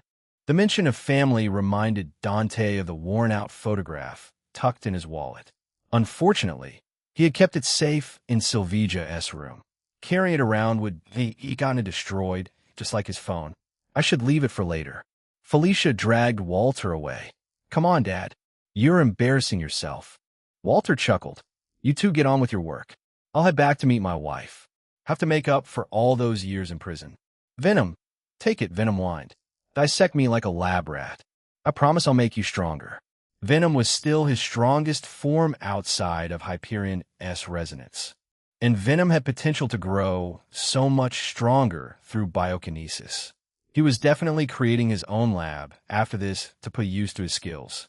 One lab for science, another for magic. Make me stronger than the old Asgardian, Venom hissed. A betrayal to Dante was a betrayal against itself. But it had been quiet until now, knowing it couldn't team match Odin's power in any way. I will teach him a lesson. Don't worry. We'll fuck him up together and take his world. Like Null, not a name Dante wanted to hear because of how overpowered Null had been. He let the symbiote leap to Walter's shoulder. This should keep you safe from symbiotes. Walter seemed reluctant but accepted it anyway. Come home with Felicia later. I'll crack open my old collection for you. He cleared his throat. Mind if I bring Sable along? Walter sighed. Yes, why not? Felicia beamed a smile at that. She jumped in Walter's arms for one more hug, squeezed tight, and returned to Dante's side. Darling, let's go. The sweet, affectionate voice made him smile. He lifted into the air as she waved at her father. Suddenly, Felicia's phone buzzed. The symbiote tendrils on her wrist split open and presented the device to her. I don't know this number. He glanced at it and recognized it immediately. Put on speaker. Felicia. Psylocke's Japanese accented voice came through. Can I talk to Dante? I'm here. Psylocke knew of his return since he had visited Emma's club to get Emma and Jean on board for the crazy idea of controlling Norman's hive mind. Her Hellions had also moved to Hellmoon Club to help out Manhattan against the symbiotes. Dante, did the plan fail? Pretty much. He could control the symbiotes again, but Emma definitely wouldn't allow Jean in her mind for the second time. And besides, it seemed like symbiotes weren't as numerous as his predictions. Maybe less than 1,000. Norman had burned too many symbiotes on random things. Did Jean's telepathy spiral out of control? Nothing like that. No point explaining the demonic hand that had ripped through a portal and ruined everything. Dante wished he could see Psylocke's face. Her hums were impossible to read over the phone. Should I come over with the kids? He thought for a moment and agreed with the idea. They still owe me 1 day of service. Psylocke let out a sound that might have been a laugh. Child slaver. They did it to themselves. He chuckled. Don't worry about Emma. She is all right. Why is she fine? Psylocke sighed. What about my plan to take over her wealth? I'll kill her then. 50-50? Agreed. She chuckled and put the phone on hold for a second. When she returned, her tone wasn't teasing. Aurora wants to join. Should I allow it? Usually, these decisions went through Emma, but she was unconscious. As Emma's ally, and someone Psylocke respected, she chose to ask for his permission instead. Why not? I am lending a hand. Aurora's regal voice, a bit deeper voice cut in. But afterward, you must come with me to meet the professor. PLL need an explanation for why Jean used her powers outside the mansion. Jean volunteered. We both saw that. She must deal with her own consequences. I agree. Aurora replied. But you could lighten her burden. Otherwise, the professor will be harsh. It's South not my place to help her. His voice became sharper, less friendly. If S.H.I.E.L.D. moves against Jean, I'll protect her. Nothing more. Nothing less. You're taking S.H.I.E.L.D. too lightly, young man. He touched the roof of a skyscraper with his feet. Or you're underestimating me, Miss Aurora. S.H.I.E.L.D.'s toys work on mutants. I'm not one. Aurora went quiet for a moment. You're even more stubborn than Emma described. He laughed. The way I look at it is, I don't bend myself to let others step on me. I do my own thing. Then don't disappoint me when S.H.I.E.L.D. eventually shows up, Aurora said sharply. I'll see you later, Mr. Dante. The call ended with a beep. She is mad, Felicia said. What now? We find Gwen and rescue some VIPs. The list included Clint Barton and Frank Castle. who probably could have been defeated by someone else. Chapter 112. End of Symbiotes. Psylocke watched Ororo, standing by the window. The former weather goddess was frowning in contemplation. The phone conversation with Dante had clearly left an impression. You should never use must when making a request. From everything she'd learned about Dante, he and Emma shared a similar philosophy. They rarely bowed in the face of threats. Push them, and they would push back harder. Emma had chosen death over submitting for the second time. Ororo nodded softly, calmly accepting the criticism. I'll keep that in mind. As Psylocke picked up her katana from its stand, a knock echoed through the room. She crossed the floor and swung the door open. The entire Hellion squad stood crammed in the narrow hallway. Most of them were in uniform, all except Empath, who stood at the back in civilian clothes, looking like someone had just canceled his birthday. I'm sitting this one out, he said with a somewhat depressed look. My powers don't mesh with symbiotes. Roulette, standing front and center with her arms crossed, snorted in disgust. Most useless leader ever. At this point, just make me the leader. Empath glared at her. Don't be surprised if you wake up tomorrow madly in love with a street dog. You fucker, Roulette snarled, stepping toward him. I'm gonna kill you. Roulette seemed ready to start a fight, and Empath wasn't backing down either. His combat skills were more or less at the same level as hers. His ego wouldn't let him retreat, even if she was stronger. Psylocke put her hand on the sheath of her katana. Every hallway has surveillance. Do either of you want Emma to see it? Empath stepped away first, muttering something under his breath. He turned on his heel and walked away. Roulette spat on the ground. Asshole. The rest of Hellions shook their heads in unison. Even Sharon, usually the most neutral, gave both of them a look of pure scorn. As close as Roulette and Empath were, they always ended up clashing due to having similar personalities, like magnets repelling each other. Psylocke sighed and led the group through the staff exit service corridor that spiraled down into the underground parking lot. And there, leaning against Emma's pristine white limo with his arms crossed, was Logan in his bright yellow suit. Psylocke, Logan grunted. Take me along. Psylocke set her katana on the limo's hood and opened the rear compartment door. Get in, then. Don't let Laura hoard all the glory. I'm not doing it for her, he growled and slid inside. It's for myself. The Hellions joined Logan in the second compartment, falling utterly quiet in Logan's intimidating presence. Nobody wanted to mess with him when he sat there with his adamantium claws out. Ororo took the passenger seat beside Psylocke. This will be one violent day for symbiotes. They started this war. Psylocke closed the door, started the engine, and pulled out of the garage. The city streets were quieter, but the Hellions weren't afraid. They had gotten used to fighting symbiotes for days. The black monsters with their scary fangs and superhuman strength had a way of training. Gwen SPOV, Daka Daka Daka Daka Daka. BRRRT, BRRRT, BRRRT. The dual assault rifles roared across the area. Shell casings rained down in golden arcs and bounced off the asphalt. Gwen pressed her palm against the glass face of a corporate tower 20 stories up, holding herself in place. Below, the carnage was a lot. 23 SHIELD agents had been slaughtered in her absence. They had come fully prepared with 2 heavy sonic disruptor units mounted on vehicles.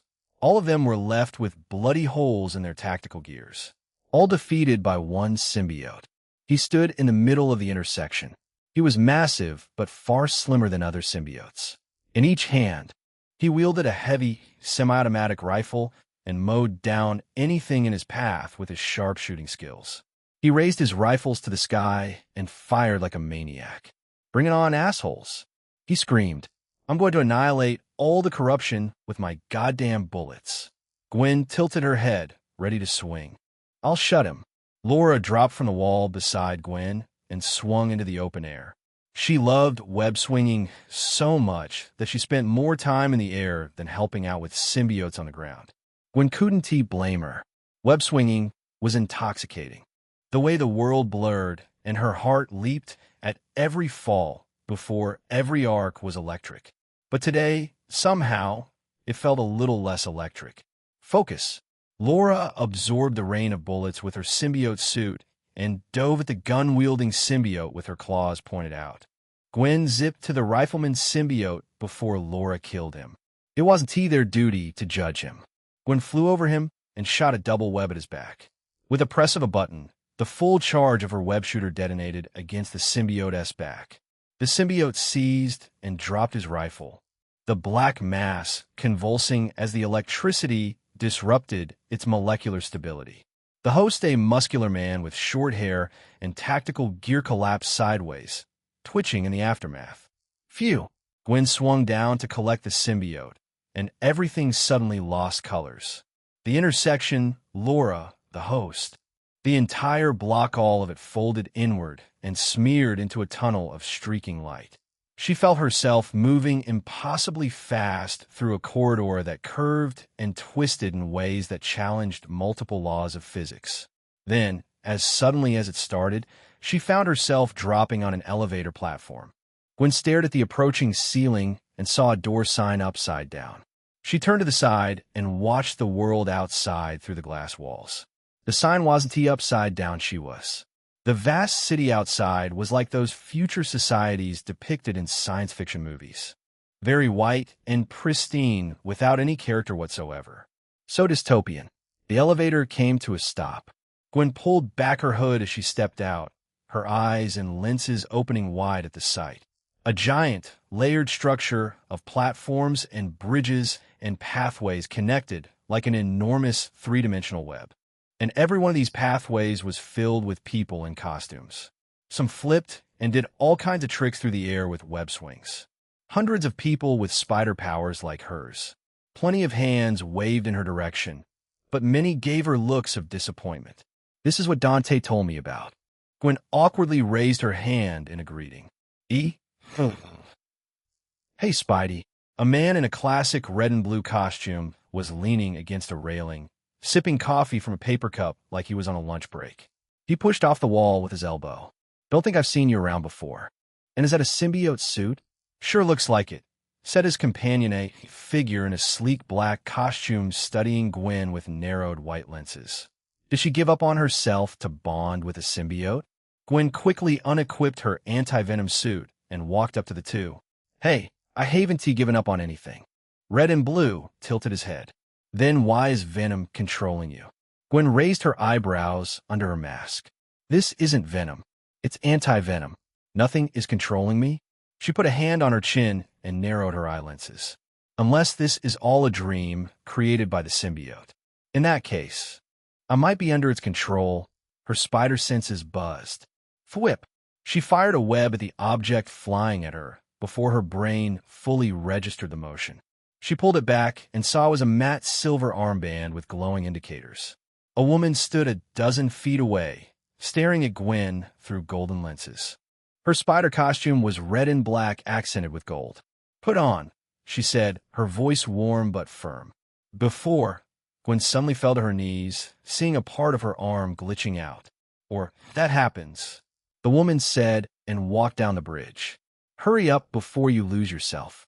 Gwen weighed her options, which took about 1 second, and then clipped the armband around her wrist. She stood up and rolled her shoulders. What was that? I'm Jessica Drew. Jessica straightened and gestured behind her. Welcome to the Spider Society. Gwen looked out over the vast structure and the hundreds of spider people going about their business. Part of her wanted to gawk at every single one of them. Okay, Jess, why am I here? As excited as she was to discover such a spectacular place, she was still needed elsewhere. Besides, she still needed to have that talk with Dante. Or maybe not. She wasn't shameless enough to ask Dante to be her exclusive. That would be betraying Felicia's trust. Forget the kiss ever happened. Forget I have a crush on him. One day of attraction wasn't that deep anyways. It would go away if she didn't see him for a week. Jessica waved a hand in her face. You there? Yeah, Jess. Can I call you that? Of course. Jessica grinned. You're probably wondering why you're here. Gwen crossed her arms. You wouldn't if someone teleported you out of nowhere. Jessica patted her shoulder and walked ahead. Follow me. Gwen walked by Jessica's side, passing by spider people who gave her friendly greetings. Some even called her by her name Gwen. How do they know me? Jessica shrugged. You aren't the only Gwen. Like I'm not the only Jessica Drew. She pointed to a man in a red and blue costume, who waved back. Like he isn't the only Peter Parker in the multiverse. Multiverse. You'll learn about it soon. First, you should meet Miguel. He wants to talk to you. Gwen felt her spider senses buzz at the name drop. Why am I hearing a boss theme from that name? Jessica chuckled. Just answer a few of his questions. Then we'll send you back home. Is it about my canon event? Gwen had successfully overcome her canon event without her father's death. She owed everything to Dante. Jessica stopped in her tracks and stared at her.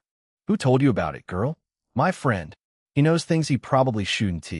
Just remembering Dante's pale, handsome face made her chest tight. He might be a bit older than her, but that only made him more reliable and responsible. Jessica gestured forward and began walking. Don't hide anything from Miguel. He can be a tough cookie when it comes to canon events. Gwen pulled over her hood. I hope he can get done fast. My dad's waiting. Wait. Oh God, my legs.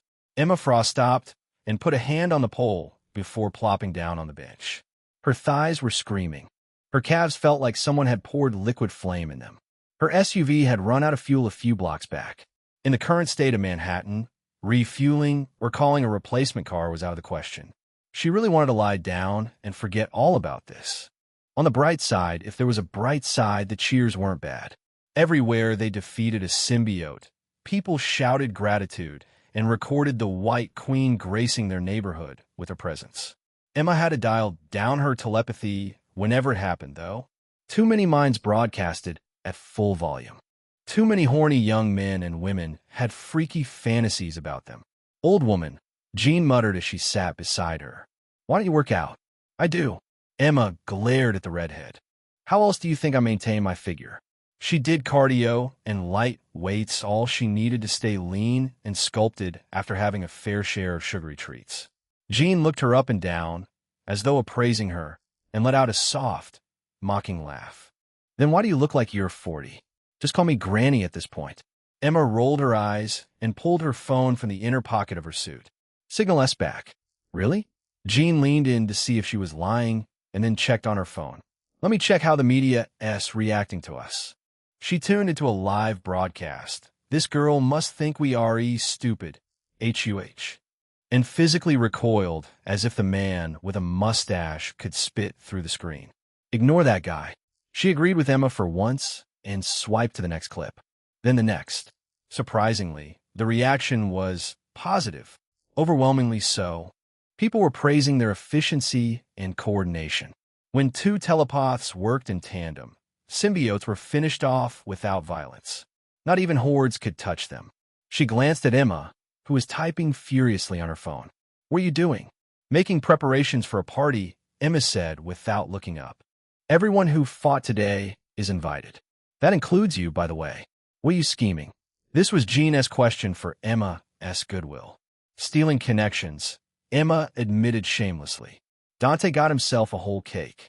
It would be a waste if I didn't take a slice. Even Jean had to admit Dante's network was impressive. Ghost Spider, Silver Sable, Black Cat, White Tiger, Laura, Logan, Psylocke, Natasha Romanoff, who was probably the strongest human besides Dante. And the most absurd of them all, Death, a cosmic entity who made Emma as meek as a kitten with her mere presence. Talking like he didn't try to murder him when he was at his most vulnerable, Jean said coldly. You're just ridiculous, Emma. Did you conveniently ignore the part where I stopped myself? Emma's response was calm and unapologetic, like she had accepted her flaws. Jean looked at her phone. You still wanted to betray him. I'm sorry, but that's disgusting. What he did to me wasn't Emma shot back without looking away from her phone. He tried to break me, humiliate me. It was deserved, Jean replied. You tried to exploit a daughter's love for her father.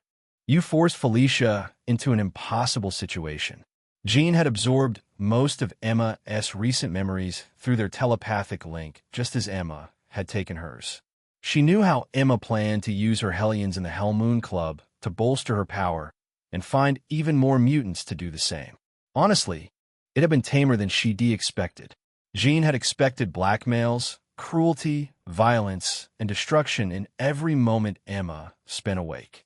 Instead, she had found Emma managing Frost International, sabotaging her competition, drafting training plans for her students, indulging in luxury spa treatments at the club, and spending too much time buying clothes and making herself prettier. Ruthless, but not a monster. Whatever, Emma muttered, shoving her phone back into her pocket. I'm too exhausted to argue with a child. Talk to me as an equal when you're out of the X-Men crib. Jean laughed brightly as if Emma had told her a joke. Emma's eye twitched. Did she finally crack? Guess what I'm going to do next? Jean said, pointing directly at Emma's face with a grin. Join Skullfire. Emma froze. She had known Jean would quit the X-Men eventually. The girl was too much to stay under Xavier's zero-act policy. But she assumed Jean would strike out on her own or, optimistically, join her. In her mind, Dante wasn't even in the picture for Jean's next plans. Why do you want to join the guy who ignored you for days? Emma asked skeptically. Are you a masochist? Because he isn't as terrible as you believe, Jean whispered. Shield won't fight him if I use my powers under his protection. Emma understood her intentions. Jean didn't want to be a vigilante in the shadows, knowing that Shield would sniff her out. She wanted to be like Skullfire and act in the open under Dante's umbrella of protection. Emma shook her head. Why not join my side? His protection from Shield extends to me. I have more resources. She needed a telepath of Jean's caliber far more than Dante did, especially with Selene lurking in the background, waiting for an opening to seize complete power. And get stabbed in my sleep? Jean snorted. No, thanks. I'll do my own thing.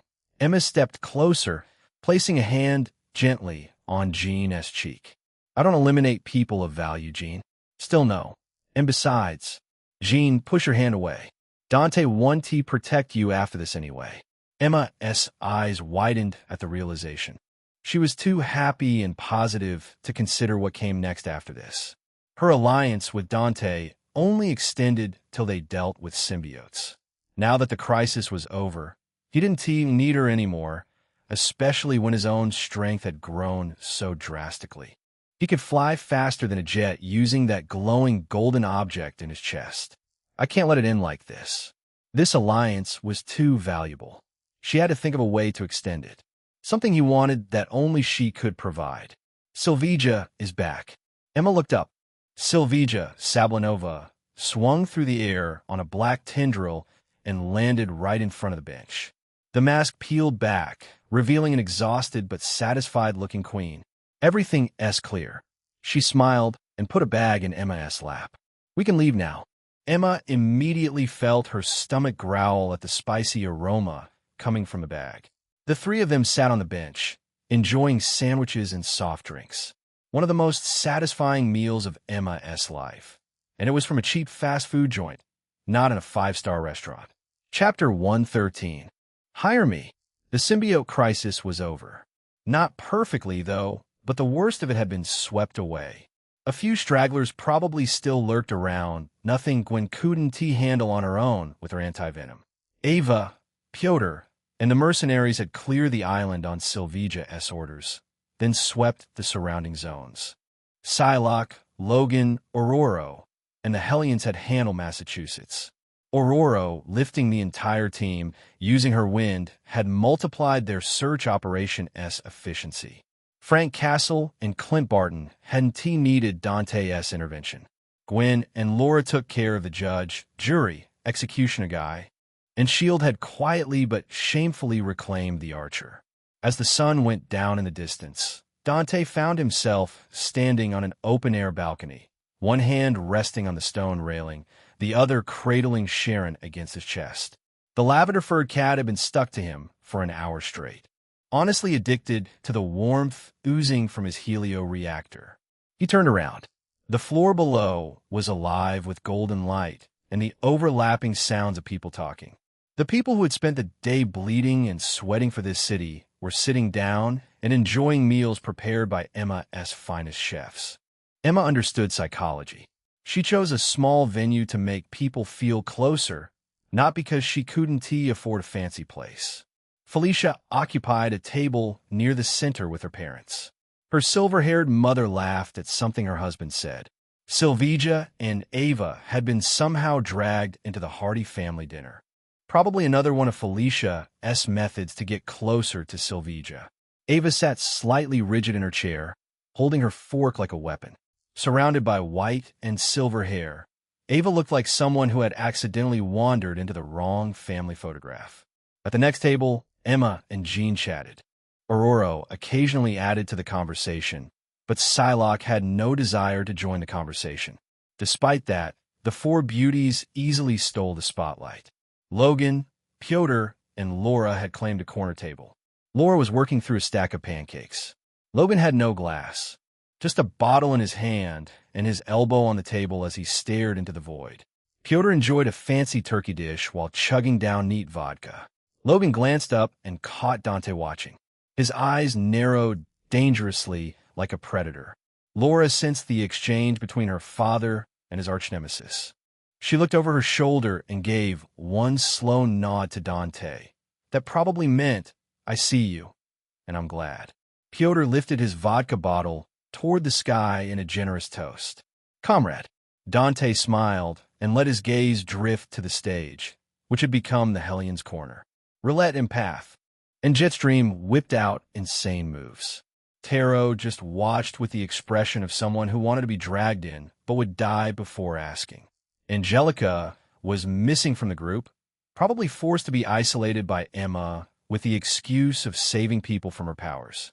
The sight of people enjoying together warmed his heart, which dampened a little when he noticed the missing blonde Spider-Woman. Gwen had been summoned by the Spider Society, probably to be asked about how her canon event had been reversed without any consequences. Anna didn't attend either when Silvija asked her to.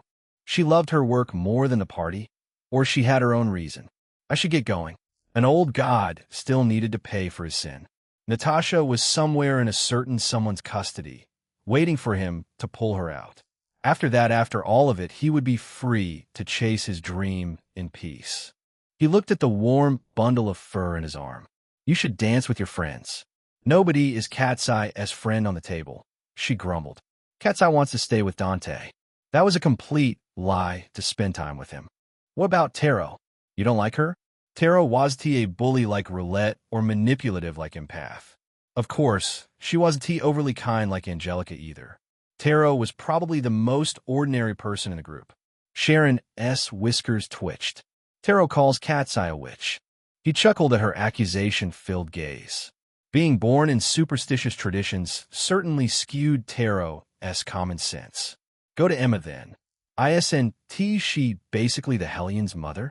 Sharon looked up at him with enormous, pleading amber eyes, the most emotionally manipulative gaze he'd ever received from any creature capable of speech. Warm human, he stroked her fur, feeling the purr rumble through her frame. "I'll play with you later. I promise." Sharon held the stare for a moment and then jumped down his arm. She meowed at him and then trotted downstairs. A minute later, Sharon reappeared in the cramped staircase, already cradled in Emma's arms. She stroked the lavender fur with one hand and held her expensive phone in the other. Sharon looked up at Dante with triumphant eyes and meowed. Then she twisted in Emma's grip and buried her face in Emma's breasts. She ascended the last few stairs slowly and arrived before him. "Dear." With a pinch to Sharon's back, she shooed the lavender-furred cat away. It made him wonder why she brought the poor cat up here. Sharon glared at Emma's back. "Bad Emma." Emma waved her hand without looking. Sharon had to follow Emma's order, even if it was dismissive. He raised his brows questioningly. "What do you want?" Emma smiled charmingly and leaned against the balcony. Her revealing silver dress glittered under moonlight, further enhancing her charm. "Do I only ever visit you for benefits?" "Let us see," he replied with a matching smile. He closed the distance between them and placed his hands loosely on her waist. Emma seemed curious what he would do next, but when he moved his face closer to kiss her, she shoved him back. "What do you think you're doing?" He took a step back and smiled. "Proving you're here for benefits." "Men," Emma groaned. You really believe ladies can't form friendships across genders? I'm all for friendship, but you, he laughed. You don't make friends. She pressed a hand to her chest. That hurts, dear. He leaned beside her on the balcony, watching the clear moon and stars in the sky. Truth always does, my dear. This was, of course, meant as teasing. Emma had proven herself to be more than a profit-hungry. She had shown real desire to help others, even if it was disguised as working for herself. Emma crossed her arms, realizing she couldn't surpass him in a battle of words. I want to make our alliance permanent. She finally cut to the chase. When I'm back, he said, let us sit down and talk. He remembered their last negotiation when she had more leverage. This time, when they sat across from each other, things would be different. Wait. He stole a quick kiss on her cheek and walked ahead, raising a hand in farewell. The sound of Emma stomping her high heels made him smile. She was easily provoked at moments when her telepathy failed to work.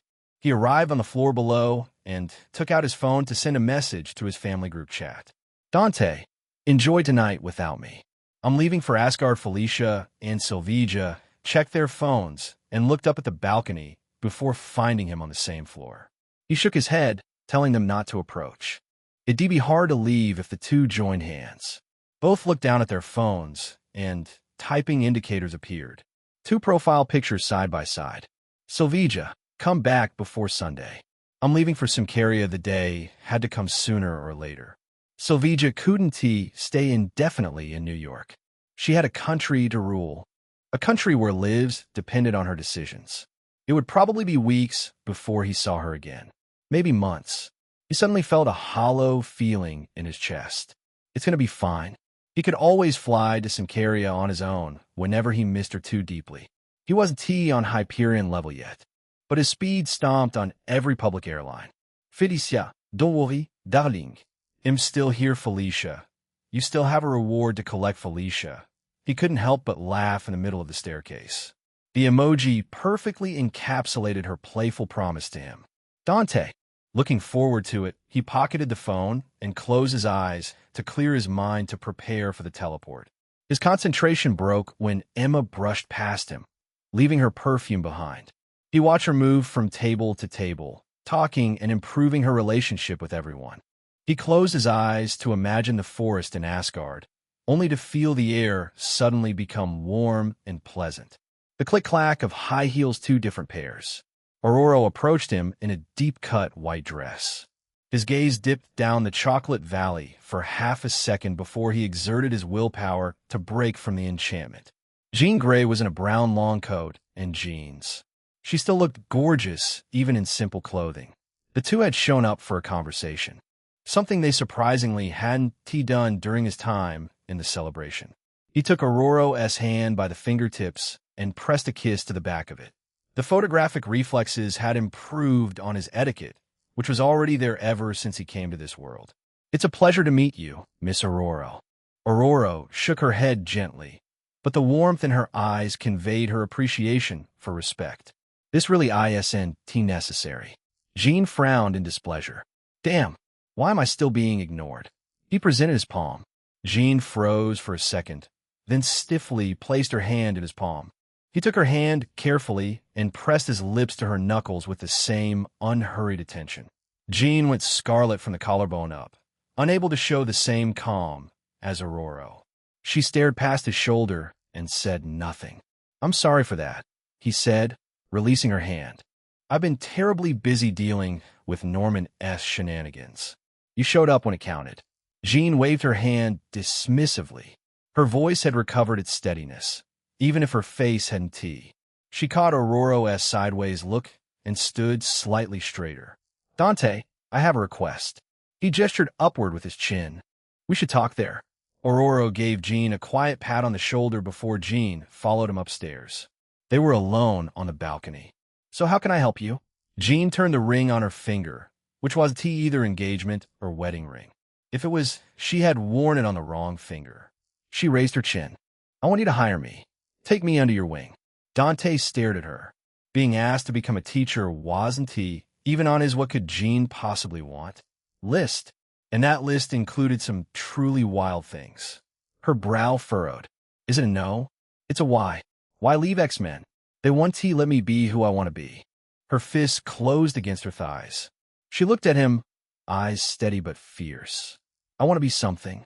Being locked in a mansion while the world outside burned was its own kind of slow suffocation, especially when she had the powers to help. He understood her, but that didn't mean he would help her for nothing. What makes you believe I want to just throw you in a lab? Because you don't work that way. She gave a smile full of confidence. You return what you're given. You're nice to anyone who is nice to you. I don't believe you have a single reason to hurt me. Her confidence was startling. Then again, she had Emma's memories to assess the situation and draw conclusions. And she had been accurate in a way. He had no intention of offending the future host of Phoenix Force. If anything, it would be great to have her as a part of his team. S.H.I.E.L.D. won't punish me under your protection. This was the real reason she sought to become his student. She only wanted his protection to spread her wings as a superhero, which Xavier refused to let her do. That's where you're wrong, Dante said. Nick Fury's mind is under someone's control. Whoever S pulling Fury's strings wants mutants to live under constant oppression. Jean's expression flickered. She placed her hands on the railing and looked out at the city, quiet for a moment. If you don't want me, I'll go my separate way. Back to Xavier? She responded with a slow, certain shake of the head. She seemed determined to die fighting S.H.I.E.L.D. rather than living a safe life. It was less about her desire to be a superhero and more about freeing herself from oppression. Go back to your school. Jean only let out a sigh, accepting that this wouldn't work out. And pack your things. He grinned when she turned to him with wide eyes. I'll come and get you in 2 days. Jean held still for a moment. Then the breath left her body all at once, and she gave a single, heavy nod. 2 days are enough for a proper goodbye. She went quiet after that, eyes drifting upward to the stars. The X-Men chapter of her life came to an end with this decision. He could see her coming to terms with that fact. What about Scott? He asked. He. She looked at him with a blank gaze. He is nothing. That was the tone of someone who would snap at a follow-up question. He had no reason to push it. The only reason he asked was because Scott might use his lovey-dovey words to stop her from leaving. I'll see you at the mansion then. Jean turned and walked downstairs in a somber mood. Dante was just reaching the concentration necessary to teleport when he heard more footsteps. Psylocke came up like she had been waiting for Jean's footsteps to fade. Unlike everyone else, she was still in her usual outfit. He would never complain. The bodysuit looked great on her. Hey, Psylocke. Psy. Her stare made it clear that she would only accept this nickname moving forward. Anything else would be answered with her katana. He gestured to the empty space beside him. She took it without ceremony. Let us take care of the hand next week. He broke the ice since she refused to say anything. They have to die. She turned to him with a surprised look. Is this for me? Not really. They messed with Sylvia first. The conflict had been completely non-personal. Still, he wouldn't let those losers scheme in the background and hurt anyone around him. I want to kill them myself, she whispered in a cold voice, gritting her teeth. It's my vengeance. Dante felt the fine hair on his forearms respond to her thick, murderous intent. What did they do to you? If you don't mind me asking. He couldn't help but be curious about her past. It certainly wasn't the body swap magic that affected Betsy in the comics. The hand had done something worse. A mind, she whispered apologetically, yet showing no intention to revisit her past. Watch out for Selene. She left a warning behind, which may have been her goal from the start. He had no reason to make a move against Selene, but if she extended a hand toward anything he cared about, he would destroy her. He knew someone would come the moment Psylocke returned to her table. He was proven right when Logan came up the stairs with his hands tucked in his pocket. Laura was a half step behind him, eyes slightly heavy from exhaustion. Piotr came last with a bottle in each hand. The small balcony became crowded in an instant. Chapter 114, Be My Girlfriend, Bub. Logan stood across Dante with a look that resembled concern but would never admit it. Why do you look like someone canceled your funeral? You've got 2 women who fight wars for you. What exactly is the problem? The vodka had softened Logan's edges considerably. The reunion dinner had done the rest. Logan was, by his standards, cheerful. Dante's eye twitched. What do you need, old man? Old man? Logan's claws slid out. Before he could go feral, Pyotr wrapped his hand around Logan's chest from behind and lifted him off the ground, practically locking him in place. Logan could be broken free with his superhuman strength, but he knew Pyotr could one-up him with his mutant power. So he put his claws away. Let me down. Pyotr did so with a smile, but stayed ready to act. Logan straightened his jacket and adjusted his collar. Comrade Dante, in your honor. Pyotr handed him the vodka bottle with a bright grin. Now don't be a barato. Have it neat. Dante took the bottle, cracked the seal with his thumb, and clinked it against Pyotr's with a quiet cheers.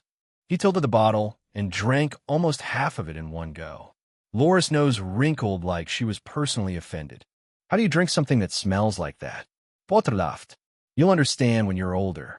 I'm 20. Laura grumbled with a blank look. Meathead. Pyotr looked down at her, taking in her height, or rather the distance between her height and his. He put a hand just above Laura's head. But Laura swung her hand.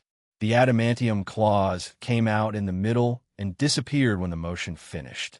The vodka bottle in Pyotr's hand split into 3 pieces, and the rest of the fluid dripped down. What were you saying? Tall. Pyotr smiled forcefully and rubbed the back of his head. Very tall for a girl. Isn't that so? Comrade Dante? Dante hooked an arm around Laura's shoulders. She didn't even flinch. Carrying her around everywhere had made her comfortable with physical contact, or perhaps she had adapted to recognize him as her own. Stop bullying my friend. Laura tilted her face up toward him. Should I bully you instead? He reached over and pinched her nose between 2 fingers. I dare you to try. She swatted his hand away. Fight me without abilities. Just your hands. We'll see who comes out on top. People really thought nothing of him without his resonance links, which might have been true before he copied multiple fighting styles, including Shang-Chi's with photographic reflexes. Now, he could easily be one of the best hand-to-hand combatants in this universe. We'll do it when I return. Both you and Ava need to be humbled. She lightly stepped on his foot. Where are you going? Comrade, Pyotr said, spreading his hands. We just saved the city. What fresh catastrophe is this? Logan stared at him and looked away when Dante noticed. The feral mutant wanted to know Dante's circumstances to see if he could help, but he was too embarrassed to ask. Dante looked up at the sky, knowing Heimdall was watching him from Bifrost. Some unfinished business. I'll be back in 2 days. You're never around, Laura grumbled.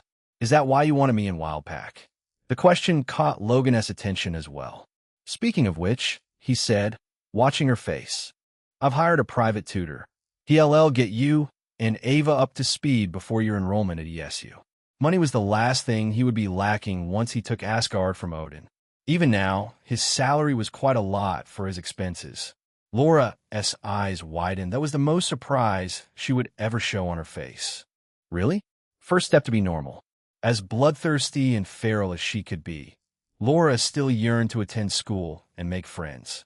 Ava was in the same boat, as her love and concern for Sylvija overrode her own desires. These two could attend the university together under Gwen and Felicia's care. Laura leaned closer, letting her body language convey her gratitude. Bub, Logan grunted from the other side, looking a tad uncomfortable to see Laura stick close to him. I'm joining the Wildpack. Dante raised an eyebrow. Sylvija will take you around the world for Merc missions. Are you sure? I'm not sitting around taking charity. Logan said nothing more. He turned and walked back down the stairs with heavy steps. Pyotr watched Logan leave and smiled softly. Your dad is a masterpiece. Laura seemed so absorbed in Dante's warmth that she completely ignored Pyotr.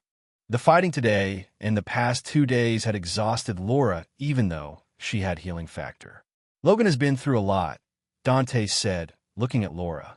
Don't bother him too much, okay? I'll try, she replied in a small voice. He should stop annoying me so much. I'll talk to him. Pyotr snatched the bottle from Dante. Don't be gone for too long, comrade. Wildpack, no, this city needs you. Dante smiled. I'll work on my promise when I return. Be ready to cook me some Russian dish, preferably meat. With some practice, He had full confidence in bringing magic back from which dimension she had gone to. Pyotr placed both hands on Dante's shoulders and delivered 3 solid, affectionate pats that would have staggered a weaker person. Return safe. Once Pyotr was gone, he saw Laura breathing softly. He rubbed her shoulder. Sleepy? Uh-huh. He thought of Silvija's room in her NYC branch and teleported there. He carried Laura to the bed and set her down on top of the covers. She ought to have been out before he finished pulling a blanket over her. Just when he tucked her in, arms came up and looped around his neck. She pulled down forcefully, making him bend. The kiss on his lips left him completely befuddled. Once the brief kiss ended, Laura's face was slightly flushed under the light. Good night. She released him, turned onto her side, and pulled the blanket up over her head. He straightened slowly and watched her go quiet under the covers. Is my face just universally kissable?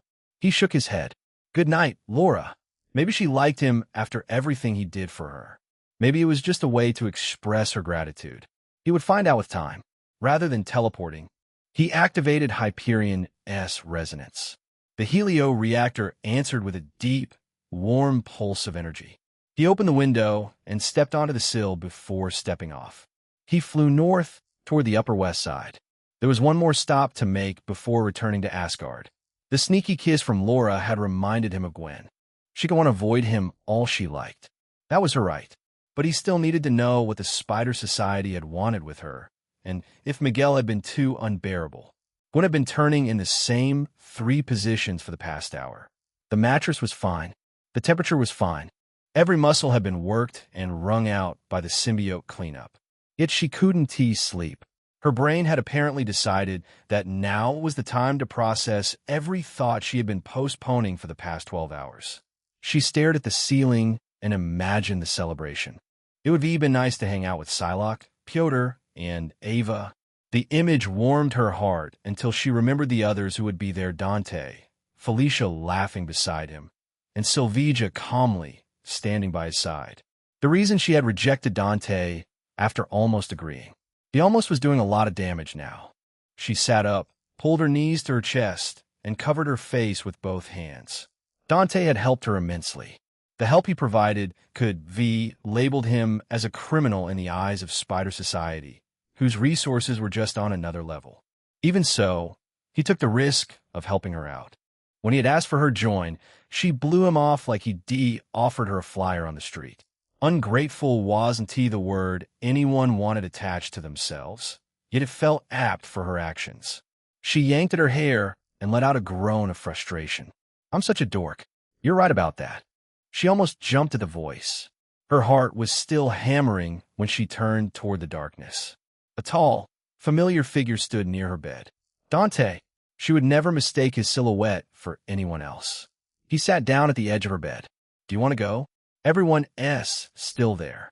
He had come to fill her with more guilt over her self-absorbed actions simply by showing care. Of course, he did.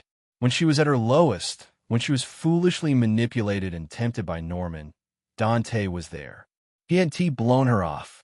No, he had lifted her up even when she blamed him. When pointed at her head, the hair situation was objectively catastrophic. Do you see this? You'll be in your suit. She stared at him and blinked. Right? She wasn't attending as Gwen Stacy, a sleep-deprived university student. She had to be the ghost spider, and the suit would hide everything. She looked away, heat creeping up her neck. Take anti-venom away. It's making me stupid. Hand it over then. No. She scratched her face with one finger and pivoted before he could look too pleased with himself. Not going to ask where I vanished in the evening? He showed a solemn expression. It made her feel like he would pay complete attention to her and her alone. Tell me. Gwen leaned over and flicked on the bedside lamp. Warm light filled the room, making her a tad more conscious about her appearance. Can you give me that bag? He looked over to the desk and stretched a hand. Symbiote tendrils shot out and yanked it to him. Here. Lazy ass. It's called being efficient. Gwen unzipped the bag and grabbed a sketchbook. Lazy and smart ass. I'll take that as a compliment. She dropped down beside him at the edge of the bed and flipped through her sketchbook. Their shoulders made contact and stayed in contact, sharing warmth through fabric without either of them acknowledging it. Here, she held the notebook out, open to the sketch she'd done after coming home, when everything was still vivid on her mind. A rough sketch of web-like walkways and numerous silhouettes walking upon them. This is Spider Society. Dante took the sketchbook and took in the drawing. Impressive. It's just like the movie. Gwen tilted her head. What movie? Nothing. He flipped to the next page before she did. The sketch on it was a rough but distinct face with a strong jaw and heavy brow.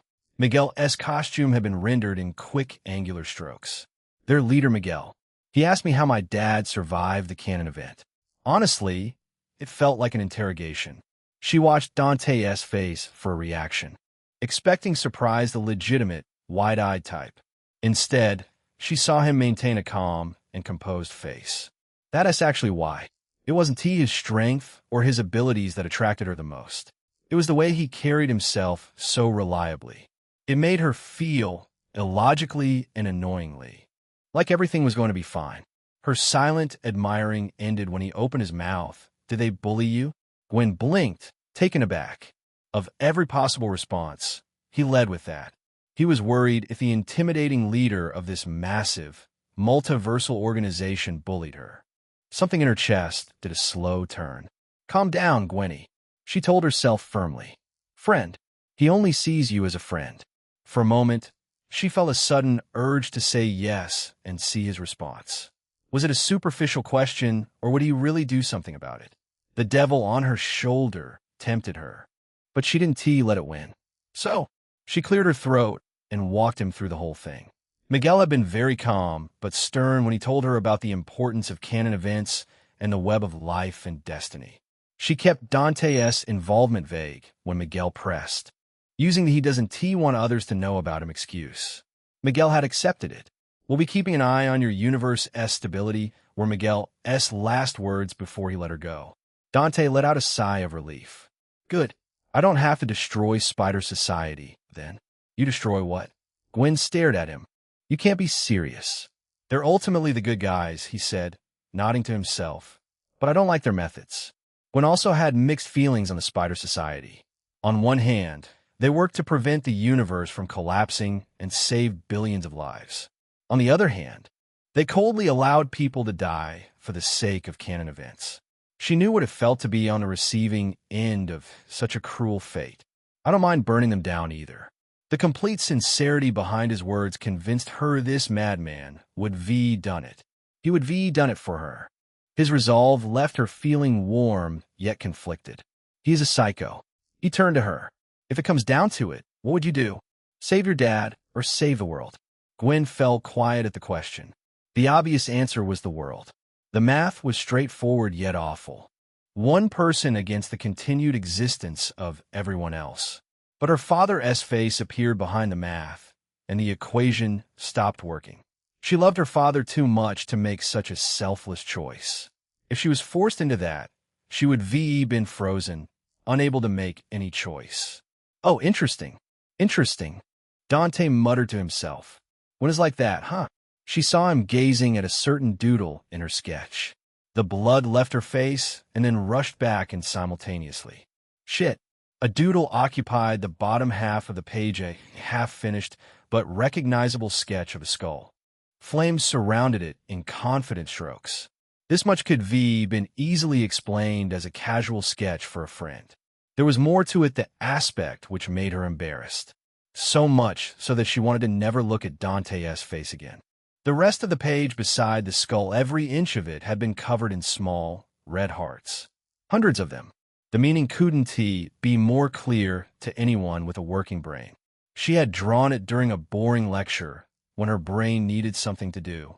Somehow, in some way, she had doodled this instead. She meant to destroy the doodle, but she physically couldn't put his face inside the shredder. Gwen took the notebook and threw it in the trash. It won't change anything. Anyway, she whispered, drooping her head dejectedly. You're already taken. That was just her unfortunate reality. Yeah, it won Despite knowing everything, hearing those words from him still twisted her heart.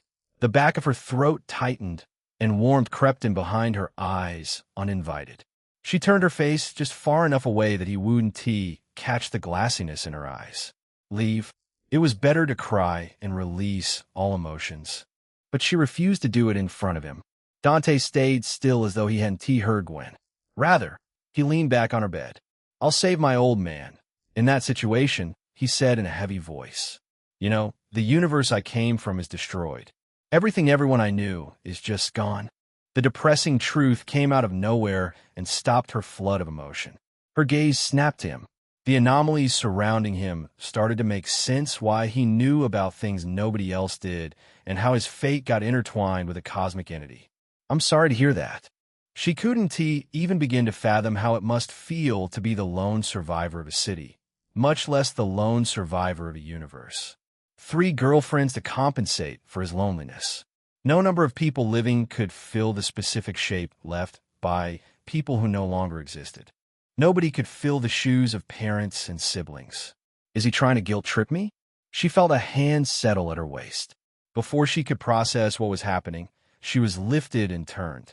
She found herself sitting in his lap, looking up at him, close enough to count the distance between them in centimeters. Her heart drummed so hard she felt like it would explode. She found herself unable to utter a single word. She just sat there, watching his face slowly approach hers. Her hands, which were on his chest, could pushed him away. She could have jumped away with her superhuman legs. There were so many options, but she chose to close her eyes and let her lips be claimed. The kiss arrived gently, full of warmth. It lasted a handful of seconds, just long enough to be unambiguous about what it was. When he pulled back, she saw a bright light in his eyes like determination that previously didn't exist. What are you doing? Only death knows that. Do you know why I told you? Gwen shook her head. I don't want to lose anymore. His voice was strong and firm. Nothing she had heard from him before. I don't want to see the people I care about suffer. Gwen understood it perfectly. That moment in the elevator, the awkwardness in Felicia's apartment, the way she ran away, how she avoided him, and then blaming herself on a sleepless night. She had been hurting. He didn't want to see that anymore. His hands settled on her waist. Gwen, let us try this. Be my girlfriend. Chapter 115. Splash. The confession stopped Gwen's mind for a full second. She pressed her forehead against Dante's chest. It's not fair. His arms came up around her back and folded her in completely. Give me a chance. Break up with me if I do it wrong. Her fingers found the front of his coat and closed around a fistful of it. She held on without meaning to. Why do you even like me? She asked, her voice muffled against his chest. I haven't done anything for you. I just showed up and did my job. She had only fulfilled her responsibilities as Ghost Spider and done nothing for him. Meanwhile, he had done too much for her. That's not how it works. He rested his chin on her shoulder, filling her with warmth that was uniquely his. You don't make someone like you by performing for them. That's an audition. She said nothing. Besides, is there anything to hate about Gwendoline Stacy? Let me think. A thoughtful pause, entirely too long. I don't like her selflessness. She's going to put her vigilante work ahead of her boyfriend. Not the best girlfriend material. A smile broke across her face before she could catch it. She found his waist with both hands and pinched hard, forcing him to make a satisfying moan. I'll prove you wrong, idiot. Just you wait. He chuckled. You agree then? Uh-huh. She stayed in the circle of his arms. By morning, she would probably have 17 well-reasoned objections to this decision, probably more. However, one thing was certain. She would regret not trying far more than she would ever regret trying out this relationship. Maybe Death's boyfriend had enough love to satisfy 4 women. If he failed, she would get a clean breakup and never see his face again. The power was in her hands. Dante pushed her shoulders. Are we fucking now? She gripped his wrists as he had rested his hands on her lower back and pushed. He went over with a dramatic scream like he had fallen from a skyscraper. He sprawled on the bed with his arms spread. She planted a knee on either side of him and looked down. I'll decide when that happens. Besides the breakup, some power had to be in her hands, or this relationship would become completely one-sided. She had read enough psychology books to know those always ended in a disaster. He put his hands on her knees. But this is such a good position for it. She slapped his hands away and crawled backward off the bed. Is the celebration still going on? He whispered something to himself, talking to his cosmic girlfriend. You want to go? Yes, and you're taking me there. Half an hour later, in an exclusive VIP room of Hell Moon Club, the lighting was cold and beautiful. Just like the moonlight, Celine sat in a high-backed chair upholstered in black silk, one leg crossed elegantly over the other. She wore a dress that seemed woven from the shadow itself, plunging at the neckline. Her dark hair framed a face that was beautiful and flawless, yet devoid of warmth. Floating before her was a mystical window displaying people celebrating, drinking, dancing, just enjoying the joys of life. These people, she whispered softly, disgust me. Do you want them removed? Asked Tessa, who stood perfectly still by the window, awaiting the orders of her mistress. Skullfire will be bothersome. Others would be eliminated within a day. Celine leaned on her luxurious chair and tapped a long, black-polished nail against the armrest. Hellions! The others are still of some use. Tessa turned her head, gazing at Celine's back with a frown. When should it be done, mistress? Let them celebrate today. Let them believe they VE won. Celine revealed a cold smile. Tomorrow, I want our White Queen to crash down from the highest heaven. Let her despair as her precious students are ripped limb from limb. The White Queen had to be reminded that Hell Moon Club was not meant for heroes. This was a group of elites who manipulated the world from the shadows. Tessa flinched at the cruel order. She gave a deeper bow and quickly recovered her emotions. Should I enact it myself? You aren't cruel enough for this. Celine leaned her face in her knuckle. Send the dog we've been raising. Tell him he is free to toy with Emma however he wishes, as long as he doesn't kill her. Tessa closed her eyes in pity and nodded. Trevor will be happy to fulfill your desire, mistress. Excellent. This is terrorism. These freaks are trying to wriggle their way into people's hearts. They should not be allowed to. These menaces must be caught and put behind bars right where they belong. Anna smiled at the fool called Jonah Jameson, who continued spitting at the camera. The vein on his left temple, which she had named Little J, pulsed with every hateful word. The clowness performance certainly made her giddy, but her real source of delight came from somewhere else. She muted Jameson mid-sentence and set the remote down. The symbiote and hive mind crisis had officially ended. New York could breathe once again. They finally found a source of hope in masked superheroes and mutants, and S.H.I.E.L.D. did absolutely nothing this time. Norman-esque craziness had her on edge every day. If Sylvija had died in Norman-esque chaos, Anna's value to Hydra would been reduced to zero. A dead Silver Sable meant starting over from scratch for the next monarch. Fortunately, Anna could stick to her mission and be useful to HYDRA. Her phone buzzed against the table. She picked it up. The screen showed a cascade of unread messages from Anna Marie, and the most recent one came from her boss, Sylvija Sablinova. Anna's eyebrow went up before she could stop it. Sylvija had a strict habit of never texting her employees. Then again, her boss had become a completely different person after finding love. Anna opened the message. Sylvija, get it framed. 50 copies from the best studio. Anna tapped on the PNG attachment. It was a group photograph of nearly everyone who had worked against symbiotes. Emma Frost held the camera, blowing a kiss directly into the frame with that I look dazzling confidence. At the center of the frame was Dante, without the Skullfire extravagance. Just a charming man. He was holding Cat's Eye against his chest. On his left, Sylvija had risen on her toes to press a kiss to his cheek. On his right, Felicia had done the same to his opposite cheek. Ghost Spider had a hand on Dante's shoulder from behind, and her left hand was raised high in a cheerful wave. The way her lenses narrowed gave the impression that she was smiling under the mask.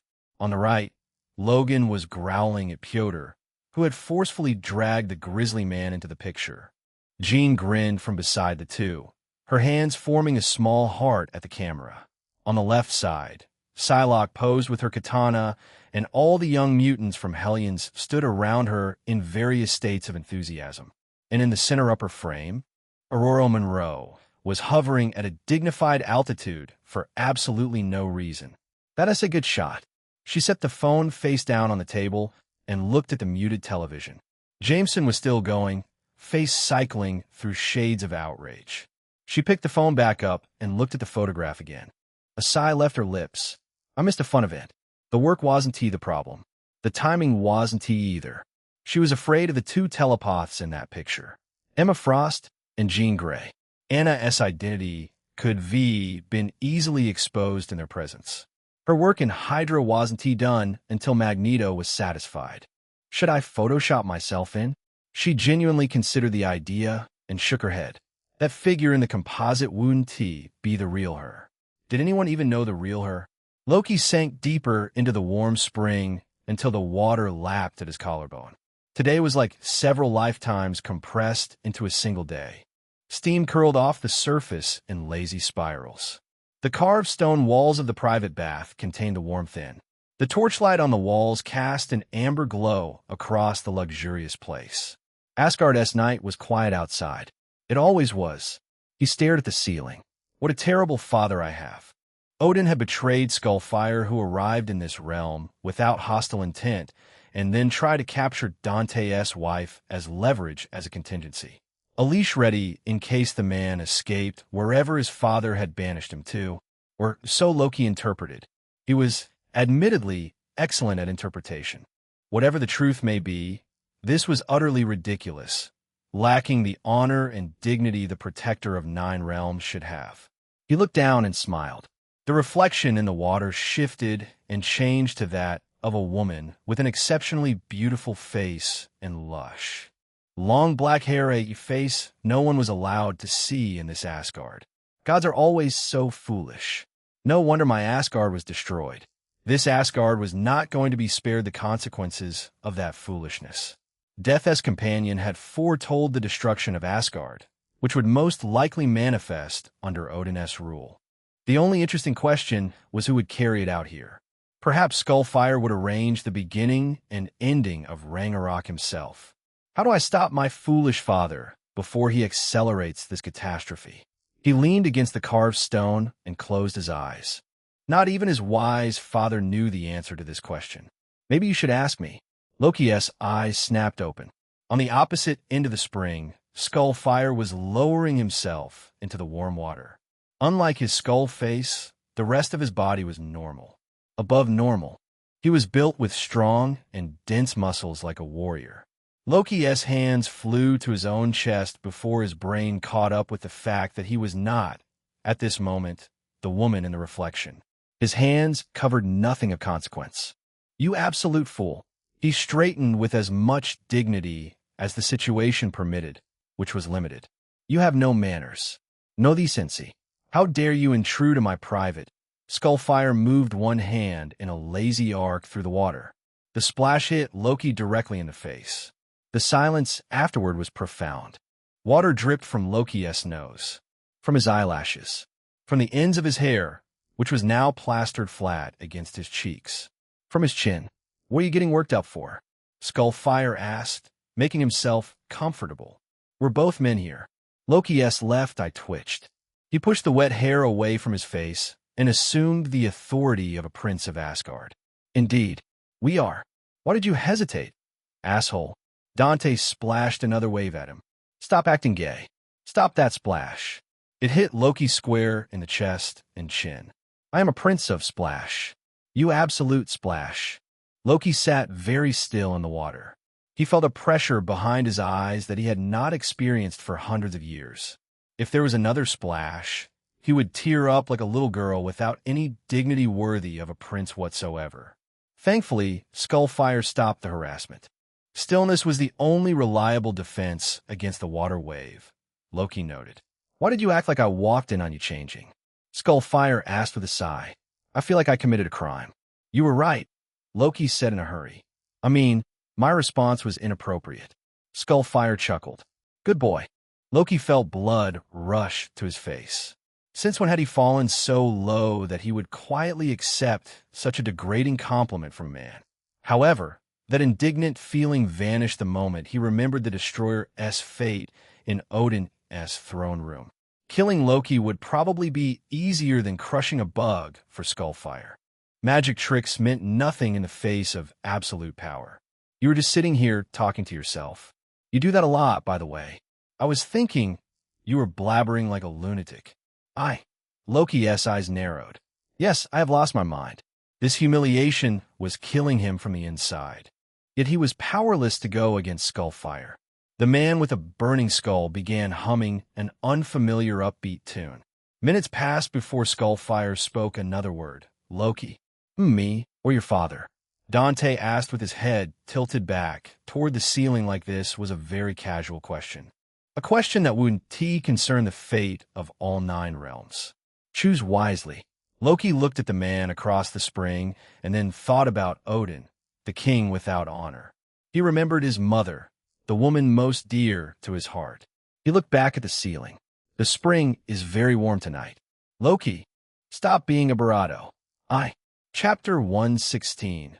God of Thunder, the Einherjar had been assembled before dawn. They stood in formation outside the palace, hundreds of elite warriors in ornate gilded armor, capes fluttering in the morning wind. Each one held a spear and a golden shield. As simple as they looked, every weapon here was special, imbued with Asgardian technology. Even the shields themselves could absorb great impact and deflect any energy attack. They were the finest of Asgard. They had never lost. The atmosphere here was tense, akin to a mine of explosives that would ignite with a single spark. But Thor wasn't he afraid or nervous. No, he felt a sense of anticipation as he stood by the side of his 4 friends warriors, 3 and Lady Sif. What kind of adversary had his father, who sat upon a throne behind them with the Destroyer by his side, encountered that made him assemble the Einherjar, the Destroyer, and devised an ambush tactic? He waited with bated breath. The warriors waited. The skies above Asgard were clear and pale, and then a dot appeared in the distance. A small, dark figure grew close as it descended slowly, as if the assembled might of Asgard below was a sight worth taking one's time approaching. The man in black clothes hovered above them with a skull for a face. The pale golden object in his chest glowed like a miniature star. His appearance reminded Thor of the woman they had fought yesterday, who had red flames around her skull rather than blue. How are they connected, and why are they going against Asgard? Odin's face, when Thor glanced back, had changed. It became cold yet filled with wrath.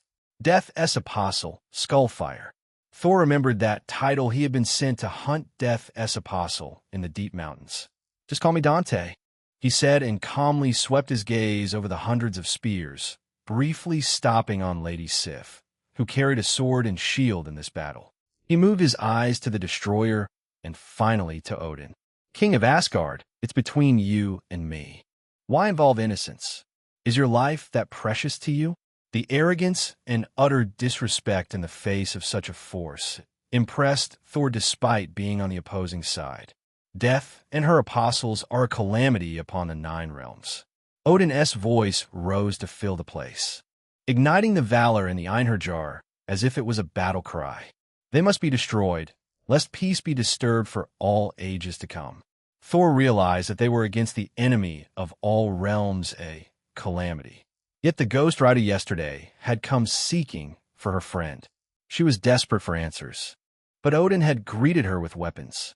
The young prince's head throbbed with the contradiction of it. He shook every thought away and chose a simple stance as the future king of Asgard. No matter how sentimental they appear, these are Asgard's enemies. They deserve no sympathy. The warriors readied their shields in unison and raised their spears. If their weapons could have reached him at this altitude, the man would already have been stabbed like a porcupine. Such a murderous aura flowed through these elite warriors. Dante crossed his arms. He looked, somehow, mildly inconvenienced. You tried to imprison me in hell with your daughter. Then you attempted to apprehend my wife. And I'm the calamity? In what world? There is no reasoning with servants of death. Odin raised Gungnir and slammed it down, the crack of the stone shaking the floor like an earthquake. Today you face Asgard's wrath. From a building around them, hatches fell open. A series of low, resonant thrums filled the air as Asgardian skiffs poured out. Over 100 Asgardian battleships stopped above the battlefield and surrounded Dante. One single order, and Dante would be obliterated by the rapid-firing rotary plasma cannons. It was all Odin had prepared.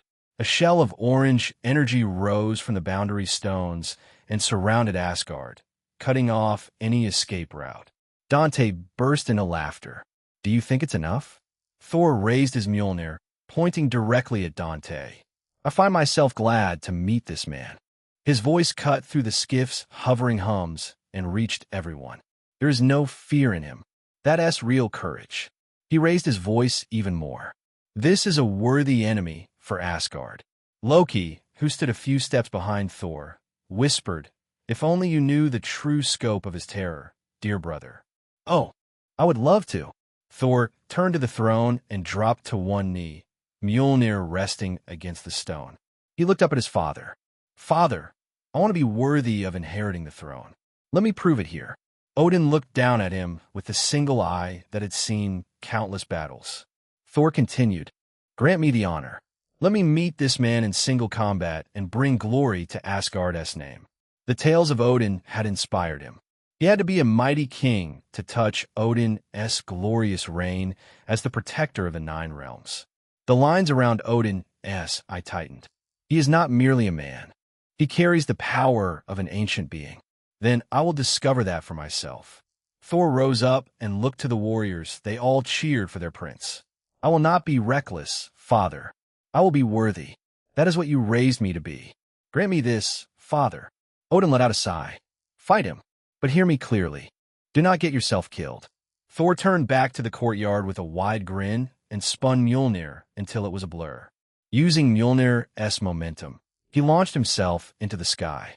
The soldiers below braced themselves against the wind. He brought Mjolnir forward at full velocity, aimed at Dante's chest. The blow that had caved mountains and redirected rivers. Mjolnir stopped like it had never charged. Thor felt the impact travel back up the handle and move through him. It felt as if Mjolnir had collided with an immovable object, not the hand of a man. "You are a powerful foe," Thor admitted. "One I will—" Dante pulled his right hand back.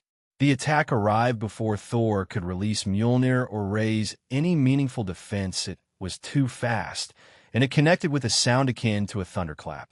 Good to know. Thor realized he was growing distant from Dante. He was crashing down. 3 soldiers' dove. He landed on, or rather into, the space they had occupied. The ground beneath him cracked. 2 soldiers groaned somewhere beneath him. Thor lay in the crater and stared at the sky. The silence was loud enough that he felt blood rush to his cheeks. He hurriedly got back to his feet. "I always wanted to punch that handsome face," Dante said, and there was something affectionate in his voice, which was perhaps the most offensive part. He tossed Mjolnir back, and Thor caught it in his right hand. "This isn't to your fight, Thor. Let me kill your father. That's all I want." He made the request as if he asked someone to pass a drink in a tavern. Thor spun the hammer until the wind screamed around it. "Then best me," Thor roared. "If you're worthy of facing the All-Father, prove it. No more words." "Very well." Surprisingly, Dante descended to the ground level. The Einherjar clutched their shields, but Thor raised his hand and waved them away. It was his battle, not theirs. Thor dashed forward and smashed Mjolnir into Dante's face. His face moved with the impact, but not a single drop of blood fell. He looked back at Thor, triggering his battle instincts. Thor moved back this time, barely dodging a punch that ripped the wind itself. Thor knew, from experience, that punch could be ended this battle. He might be more durable than other Asgardians, but he wasn't untouchable. Just when he thought he had dodged the worst, Dante's figure flickered. He arrived before Thor and kicked him right in the sternum. Thor moved backward through the air at a speed that far surpassed his own. He blew through the broadside of a skiff, tearing through it as he exited the other side in a shower of burning metal, and smashed into the golden walls of Asgard's palace. He slid down the wall and sat at the base of it.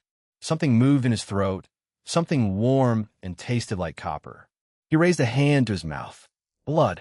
He stared at his own hand, completely bewildered. He had bled before, but he couldn't remember when was the last time it happened. Not only had he suffered internal injuries, his back was screaming in agony. He chose to ignore the pain and forced himself to stand, driven by adrenaline and burning shame. Dante was already there. The man moved like a ghost, unable to be detected even when Thor focused. The Prince of Asgard raised Mjolnir to the sky and roared like a wounded animal. The voice came from the part of him that had been shaped by every story he had ever been told about Asgard, the glorious tales of its king, the duty to protect the 9 realms, and what was required of the man who would one day sit on that throne. He had grown up in the long shadow of a reign that seemed to have no ceiling. What must it take to stand where Odin stood? What must a man be? Failure here wasn't personal failure, means he was not who he believed himself to be. Failure would become a story told in taverns for ages. The failure of the son of Odin, defeated by a single man, in full view of the Einherjar, in front of the palace. He refused to be a part of that story.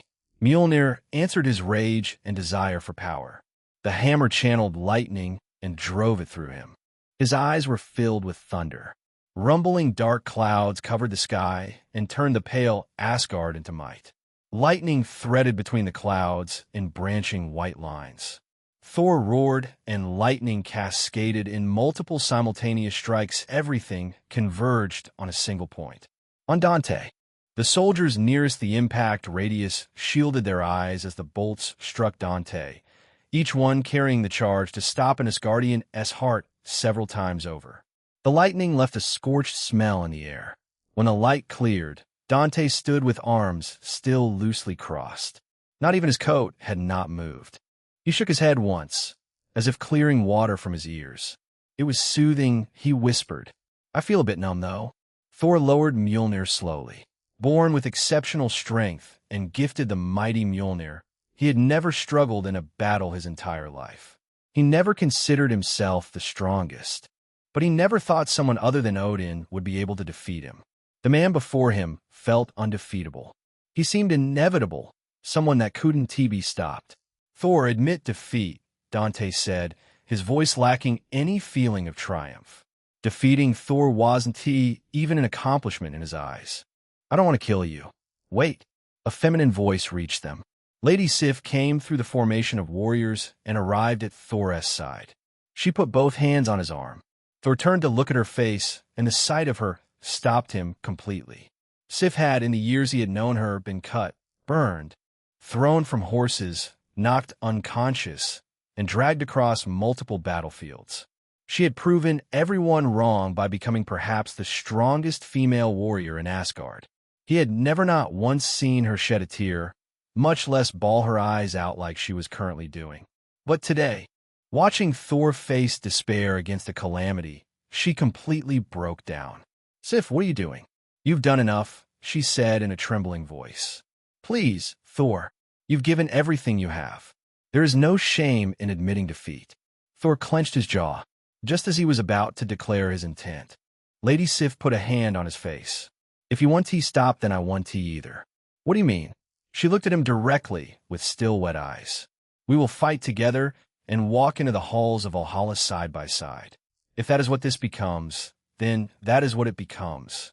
Thor raised his eyebrows at her sudden words that felt like the words someone would declare to their loved one. "I swear it, Thor. I will not sit on the side and watch you." There was a gust of wind, and Thor keeled over. The punch knocked every bit of wind out of him. He felt his eyes drooping close. "Thor!" Sif roared, holding him in her arms. "You coward, relax. He'll wake up in half an hour at most." Those were the last words Thor heard before everything turned dark. Dante watched Sif carry Thor away in her arms and smiled warmly behind his mask. Maybe in this world, Thor would end up with someone sensible rather than the train wreck of a relationship he had with Jane Foster. His gaze flicked to Loki, who stood far behind Odin. Loki returned a smile befitting his god of mischief title and disappeared without a trace. Nobody noticed their second prince's disappearance. They were too preoccupied with the threat of Dante to pay any attention to Loki. He approached Odin with slow steps. This was the time for a stellar performance. A performance necessary to make Asgard his own. Chapter 117. A new successor. Odin raised his hand and brought it down. Kill him. The battleships hovering above Dante opened fire simultaneously. 100 rotary plasma cannons bombarded Dante. Wave after wave of energy cannons roared and shook the entire Asgard. Dante just kept walking. The plasma dissipated against his skin without leaving anything behind. The destroyer turned its faceplate at Dante and gathered the Odin force in its core. The tiny hum climbed in pitch until the air around its face shimmered and distorted. Then it discharged a beam thick enough to swallow Dante whole. Even that couldn't stop him. Odin descended from his throne and shot blasts of Odin force at Dante. Attack! Everyone, attack! The Einherjar, every elite warrior, moved as one and stabbed their spears at him. The Asgardian-tempered metal struck Dante's skin and bent. The warriors stared at the ruined spears in their hands for a moment, then abandoned them and closed in with bare hands, throwing their weight against him from every direction.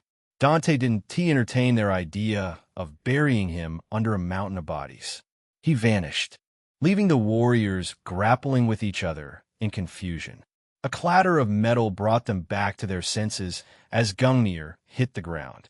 Odin's feet rose up as a single black-sleeved arm closed around the king's throat and lifted him. The king's hands flew to Dante's wrist, his legs kicking helplessly. The eye patch remained in place, but the eye behind it was wide open. Every spear in the courtyard turned toward Dante simultaneously. Just as the warriors were about to rush, a green glow enveloped Odin and forced everyone to shut their eyes. And then they saw an absurd sight. In the space where Odin had been hanging, there was a woman. The queen of Asgard, Frigga, hung in Dante's grip with her feet above the floor, both hands wrapped around his wrist. She wasn't panicking at the situation. Dante set her down and stared into her eyes. "Where is that coward?" She revealed a triumphant smile, relishing in his confusion. The magic spells of deception and shape-shifting were her pride, and even Odin had been helpless in front of her witchcraft. "Don't feel lost, child," she said in a warm voice. "Everything will be revealed in time, when the moment of your doom arrives." As though waiting precisely for her delivery, 2 columns of rainbow light descended from the sky. Frigga revealed a beautiful smile. "Ah, my husband is here." Odin hadn't returned alone. He had returned with the hope of Asgard, the only person who could save Odin and the 9 realms from the terror of death as apostle. Hela Odinsdottir. Her eyes found Dante immediately, and her hand moved. A necrosword materialized from nothing and left her grip. The black blade unleashed a deafening boom and hit Dante's chest. The necrosword pinned him to the wall of Asgard's palace. Hela aimed her hand and hurled 4 necroswords. All 4 of his limbs were stabbed and fixed to the wall. The unstoppable calamity hung there, blood pouring from his wound like a river. A thin line of it escaped the corner of his mouth. The place fell absolutely silent. Frigga had a lingering sense of uneasiness at how easy Dante went down, but that was overpowered by sheer relief. Perhaps the 1,000-year hatred had made Hela stronger than she had ever been, which was why she had easily slain Death's apostle. "Feast on him, my crows," Hela said, pointing at the pinned figure. A murder of crows dove from the air and engulfed him like a dark storm. The noise they made when fighting over Dante's flesh was not pleasant. Frigga held her breath, waiting for the moment the crows left. When the moment came, Death's companion was left as a splatter of blood around 4 necroswords. She heaved a sigh of relief, releasing with it the pressure which had been eating away at her for the entire day. They had been pushed too far this time. Odin had taken a massive risk in bringing Hela to Asgard. To fight a greater evil, they chose the lesser evil. Hela hated Odin, but she despised death far more. The hatred between them wouldn't end easily. utterly irreconcilable. The strategy had gone well. Everything worked out. The calamity had been delayed until death chose a new apostle, which was the only way death liked to act, or so Hela had revealed before. Frigga smiled at the warriors of the Einherjar and moved toward her husband. Her steps slowed when she felt a strange flicker around Odin. Before she could ponder over that, Odin beamed a happy grin. The smile was too warm for Odin's face in the immediate aftermath of a battle. My precious warriors, Odin spoke in a celebratory voice. My dear wife, listen to me. He opened his arms wide as he continued. Today we have an announcement that concerns the future of Asgard itself. Frigga's steps had stopped entirely. Odin stood before Hela and rested his golden lance lightly on Hela's shoulder. This was the precursor to a ceremony. They had discussed nothing about it, which was strange considering Odin usually revealed such matters to her. My dear daughter, Hela, Odin said gently, kneel for us. Frigga felt like losing grip on reality itself. This must be a dream, an illusion. Hela, who had been sentenced to hell by this man's own hand, exiled, erased from Asgard's history, stripped from even the mouths of its people, lowered herself to one knee and touched a hand on the ground. Hela's head lowered in complete submission.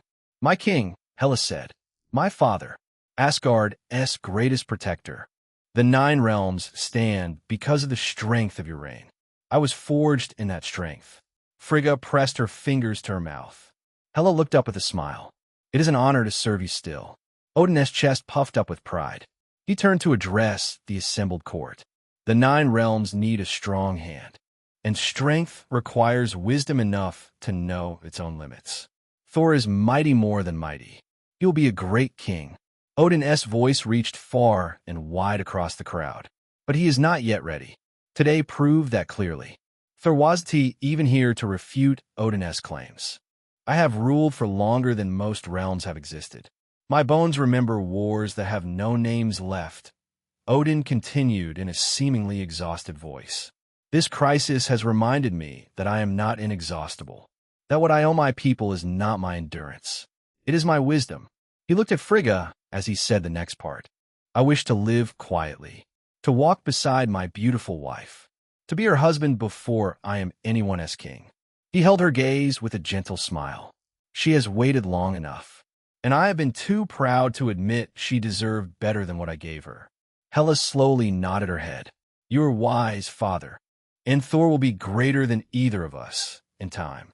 That will be the future, Odin said, and held Gungnir upright in the ceremonial position.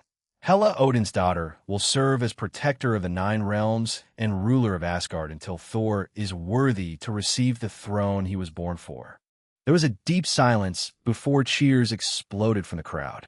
They loved Thor, but they loved the heroic firstborn of Odin even more. She had saved them from a walking calamity that was bound to consume Asgard and all the other realms. Frigga took one step forward to call out Odin's uncharacteristic behavior, but a hand covered her mouth from behind. Shh, why would you want to ruin a joyous occasion? The familiar voice sent a shiver down her spine. It was the voice of the man who had given her husband nightmares, the man who had thrashed Thor like he was a child. Death's companion lowered his hand from her mouth. Okay, you can scream now. Frigga screamed without the dignity of a queen. It was full of fury and despair. She screamed until her voice cracked, but not a single person noticed her. The cheering continued. Hela stood at Odin's side, accepting acclaim from warriors. Her chest heaved as she glared at the celebrating crowd with a red face. Why won't you hear me? No response. Dante stepped around to her side. His black, long coat fluttered as he watched people cheer for the woman responsible for killing him. She looked at the figure Dante held loosely at his right side. Odin. Yup, it's him. The man declaring Hela as the next ruler wasn't Odin. It never had been. Something clicked in her mind. Loki. She never thought that mentioning her dear son's name would ever bring her such pain in her chest. He betrayed us. Don't blame him. Blame your husband, Dante said coldly. He did it to protect your worthless life. My life? Dante chuckled. Only you will try underhanded methods to avenge Odin. I was going to get rid of you. Frigga knew that he was telling the truth. Thor was too honor-bound to chase revenge from the shadows. Loki treated Odin more as a stranger than a father. However, as a former witch, she would use every spell, even the forbidden craft, to get back at anyone who hurt her family.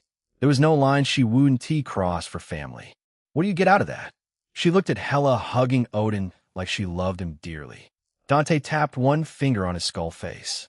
You still don't get it? Frigga shook her head. For someone of her age, shame was a non-existent concept. I defeated Hela when your husband sent me to hell. I made her submit. He nodded as though proud of his achievement. Heimdall never saw anything, though. He is too cowardly to stalk us personally. Frigga recalled Heimdall mentioning that Hela screamed in frustration when Dante departed. They had read it as her failure to allow Dante to escape, which was why they had allowed Hela to spend some time in Asgard to recover her powers for a confrontation with Dante. Their assumption couldn't have been more wrong. I visited Hela last night. He shamelessly admitted to sneaking around the palace at night. Then I saw Loki. Frigga gritted her teeth. Hela will rule Asgard, and you'll control her from the shadows. Me and your son Loki. Dante laughed gleefully. Loki can be bratty at times, but he is quite the intelligent man. I'm sure you know that better than me. Even with the stabbing pain in her chest, she nodded. Where Thor excelled in being a warrior, Loki had always been great at using his mind. Loki, her voice broke slightly. My foolish son gave away his own realm for what? What did you promise him? Your life. He didn't want anything else.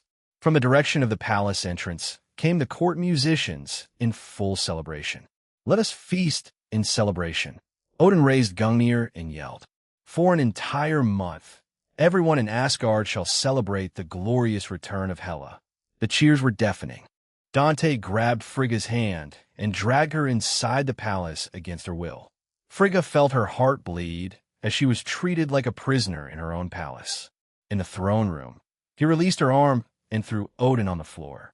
The All-Father tumbled across the shiny floor and came to rest at the base of steps leading to the throne. Frigga wanted to run to Odin, but she knew better than to anger the demon and suffer grave consequences. Sit there. Frigga sat, though the rage inside her was bubbling up. In a few minutes, Odin entered the throne room. The moment Odin saw Frigga, the magic dissolved. The face she had looked at 10,000 times in 10,000 different lights. She had never once looked at Loki with a wounded expression. Loki rushed to Frigga as side. Mother, do not call me that. Frigga roared, nearly hyperventilating from overwhelming feelings. I did not raise a traitor like you. Loki's face twisted in pain. I had no choice, mother. There's always a choice, Frigga growled through gritted teeth. The only question is how much the alternative costs. Loki put a hand on Frigga's shoulder and pointed at Dante. Then tell me how we can defeat him. Frigga suddenly had no words to speak, whether profound or coarse. She couldn't offer a solution or an alternative one. Loki burst into laughter. Father invited this calamity, but I'm sacrificing everything to fix his mess. Where's the justice in that? A look of guilt crossed her face. Those words couldn't have been truer. They only had to allow Dante to leave. He was happily leaving with his wife. But no, Odin carried too much paranoia about death. He had doubts of Dante scheming something behind his back. And these were the consequences. They had nothing to defeat Dante. Perhaps only the full power of Bifrost might be able to harm him. Now, with Hela on his side, who would be able to touch him? Nothing. Asgard's throne had been taken over by a man of Midgard, the companion of the very being who Odin despised. Nobody outside this chamber would even know of this shift in power. Dante looked over his shoulder. Take her away. She won't appreciate what I'm about to do. Frigga saw Dante walking toward Odin and sucked in a deep breath. Written across her face was despair in its purest form. Chapter 118. A cruel trial. Dante pulled Odin by his silver hair and slapped his face. The sound echoed through the throne room, satisfying some twisted part of his mind. Old fuck. Odin's single eye fluttered open, and in that red eye was the acceptance of his crime. The acceptance was almost worse than defiance would have been. Dante gave Odin a backhanded slap, sending him rolling across the floor. He approached Odin with slow steps and drove his foot into Odin's ribs. The groans Odin released made him feel like he was abusing the elderly, which he technically was. Odin had grown far too weak with age. But then again, this was the man who intended to keep him trapped in hell for centuries and use Natasha as a hostage. Such a man didn't he deserve sympathy. He stepped onto Odin's chest and ascended the stairs to the throne. He sat down on it and rested his hands over the carved armrests. The feeling of being in power was honestly not that bad.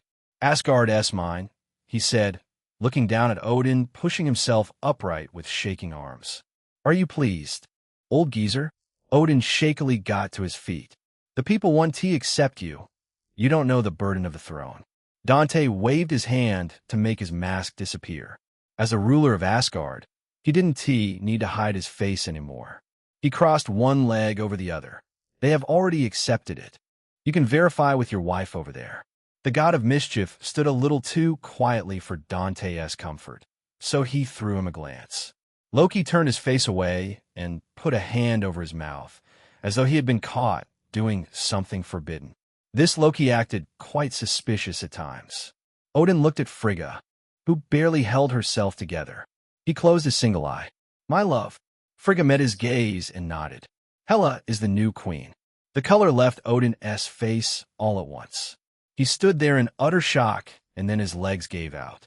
He put his hands over his heart and fell to his knees. Odin collapsed, holding his chest. Frigga rushed across the throne room, held him up, and lowered him more gently on her lap. Tears spilled from her eyes as she caressed her husband's face. This is Odin's sleep.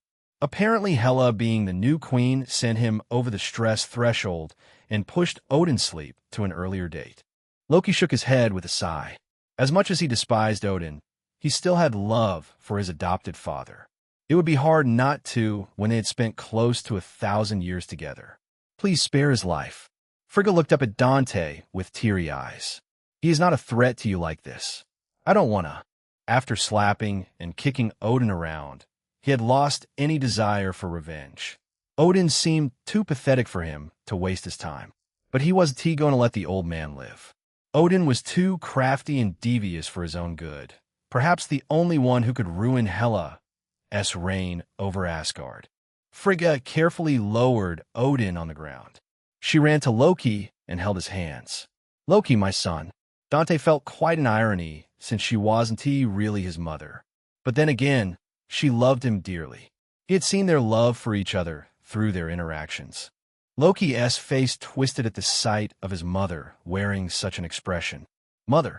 Dante hadn't expected Loki to make such an expression. The Loki before him was quite a lot better at showing emotions on his face than the chaotic goblin Loki of MCU. Almost as if they were different people. This is karma. Father built the trap that caught us all. This is the consequence of... Mother, what are you doing?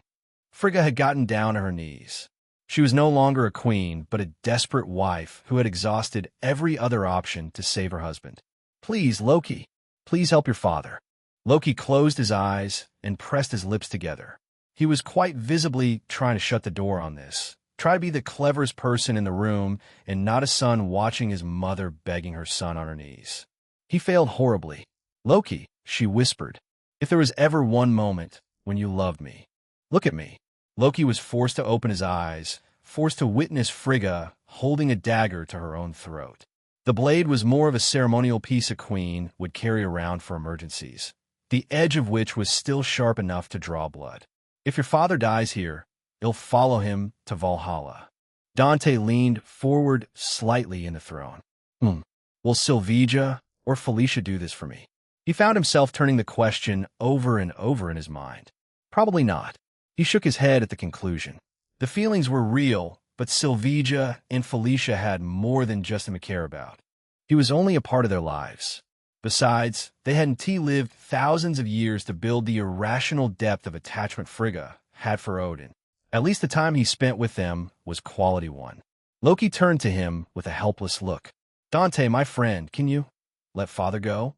He is, in every practical sense, already dead in that state. Dante smiled. Give me one good reason. Loki inhaled and straightened his robes before clearing his throat. First reason, Loki said, raising one finger. You gain my loyalty. Complete, undivided. One of the most capable minds, given to you at no cost. You overestimate your value. Loki's calm smile twitched for a moment. He raised two fingers. Second, my mother's support, and with it her silence. She will not pursue vengeance against you. Her hatred will never leave the chamber where father will occupy in Odin's sleep. Killing her is the better option. No? The dead tell no tales, after all. Loki's expression darkened. Then I might harbor resentment towards you. I should kill you as well. Friend, killing everyone isn't the way. The path of a slaughter is one of loneliness. Dante grinned. I already have a companion who can't die. I don't think I'll ever be lonely with her around. A gentle whisper caressed his face as death quietly showed her presence. Loki was left speechless. Nothing he could provide would be of value here when Dante had the entire Asgard in his grip. Everything already belonged to him. The prince, the former prince of Asgard, looked at his mother, who still held herself hostage. He looked at Dante, who showed no signs of backing down. He took a heavy step forward. I have another reason. Dante grew a bit interested after seeing Loki's reluctance in opening up about it. Oh, tell me. The third reason is a secret nobody in this realm knows. Loki crossed his arms. He wasn't the slightest bit happy to speak about it. Nobody. Will this secret make me happy in any way? Loki nodded promptly. A man of your interests will take particular delight in it. That I can promise. But is it useful? Loki held his chin, contemplating. The information might perhaps be of use to you. Dante leaned back on the throne and closed his eyes.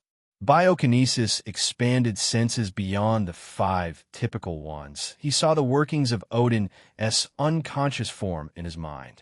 Asgardian physiology was extraordinary. Odin's muscles were dense, and each cell carried far more resilience than humans. Even in this broken, aged state, the architecture of the man was genuinely fascinating. He stopped himself from exploring everything. He could do that later with a healthier Asgardian later. He found the specific neural pathway responsible for Odin's sleep's mechanism. It allowed Odin to enter a deep restorative state to accumulate Odin force. He changed the cycle to self-sustaining so that it wouldn't require any external trigger to maintain or break. Odin would breathe, but he would never wake up. A king frozen in the amber of his own sleep, while the realm he had spent millennia ruling moved forward without him. Eternal slumber would be crueler than just killing him. He deactivated biokinesis and opened his eyes. All right, you win. Loki's expression did not relax entirely. It seemed that his intuition had caught onto Dante's trick. But then again, he had no proof of anything. Even Asgard's best physicians and equipment wouldn't be able to find out the reason Odin wouldn't wake up from Odin's sleep. Mother. He turned to Frigga, who had lowered the dagger the moment she heard Dante's words. Take father to his chambers. He'll be comfortable there. Frigga gave a grateful nod and soft smile to Loki and a quite stiff nod to Dante before she left the throne room with Odin in her arms. Outside, she called upon 2 attendants to help carry her husband.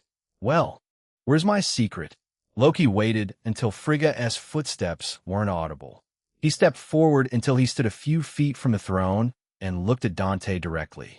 I need you to use your concealment, he said with a serious expression. Whatever death gives you to hide with. No one can see what I'm about to show you. Dante raised an eyebrow. Now I'm genuinely curious. He raised his hand. Death's invisible cloak fell from above and cut both of them out of the world as perception. The throne room continued existing around them, but they had ceased to exist within it. Death had shown no desire to take back this artifact.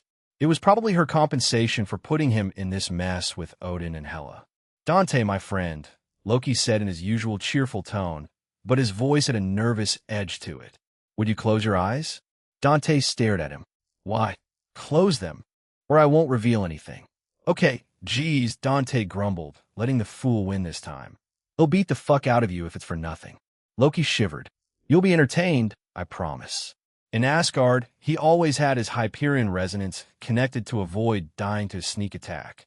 Death's resonance would help if any attack went through and killed him. And if that failed somehow, he had biokinesis to self-resurrect from nothing. And if Loki tried to trap him somewhere, he could always return through teleportation or just wait for Death to replenish her power. He had backup plans for his backup plans in case Loki tried anything. With his eyes closed, he heard a few hums associated with magic spells and rustling of clothes, and then nothing for a few seconds. What is he cooking? You can look now. Dante opened his eyes. What stood before him was not Loki, or rather it was not his mind couldn't reconcile the two facts simultaneously. He had become a woman. She was tall with long black hair, framing a face with sharp jaw and high cheekbones, a face that unmistakably belonged to Loki. Her bearing was identical to Loki, but the rest of her proportions weren't. Those green eyes gazed at him with a hint of anxiety. Well, this is the secret nobody knows. Loki. He leaned his face against his knuckle. How is your gender-leaping, shape-shifting supposed to make me happy? I said you would take particular delight in it. Her voice had adjusted to sound more feminine, but still carried the dry cadence. I know you have 3 lovers. How can a man with your energy not take delight in beholding Asgard's most beautiful lady? You're a man, he corrected with a frown. What the hell is wrong with you? For some odd reason, he was reminded of that sometimes it takes a real man to be the best girl quote. I'm not a man. I am Lady Loki. Loki took off her twin horn crown and held it in her hand. He realized that she held a chained amulet in her right hand. I was not born in this universe. He raised his eyebrow at that. Loki's flusteredness in the bath would make sense if this was the truth. You aren't T from here? My Asgard. She closed her eyes and whispered in a trembling voice, as though recalling a heartbreaking memory. It was destroyed. As a fellow survivor of a destroyed world, he empathized with her tragedy, perhaps more than anyone in this universe. She found parents in the new world. He found romance. They both lacked what the other found. He didn't show that on his face, however. How did you end up here then? I woke up as a child here with this around my neck. She flipped her right palm to show a crimson gem tied to a chain. It changes my body to mimic the Loki I replaced. I do not have any knowledge of who and why I have been brought here. He rubbed his chin. Who could be so meddlesome to take her from another universe and plant her in this one? It wasn't Death for sure. She had made an exception for him. Can I check that? She was reluctant. Rightfully so. Without the gem, she wouldn't be able to go back to being Frigga's good boy without this. He stretched his palm. I won't break it. I promise. She put her hand under his and gently placed the gem on his palm. Please treat it with care. He held the chain up and observed the gem from every angle.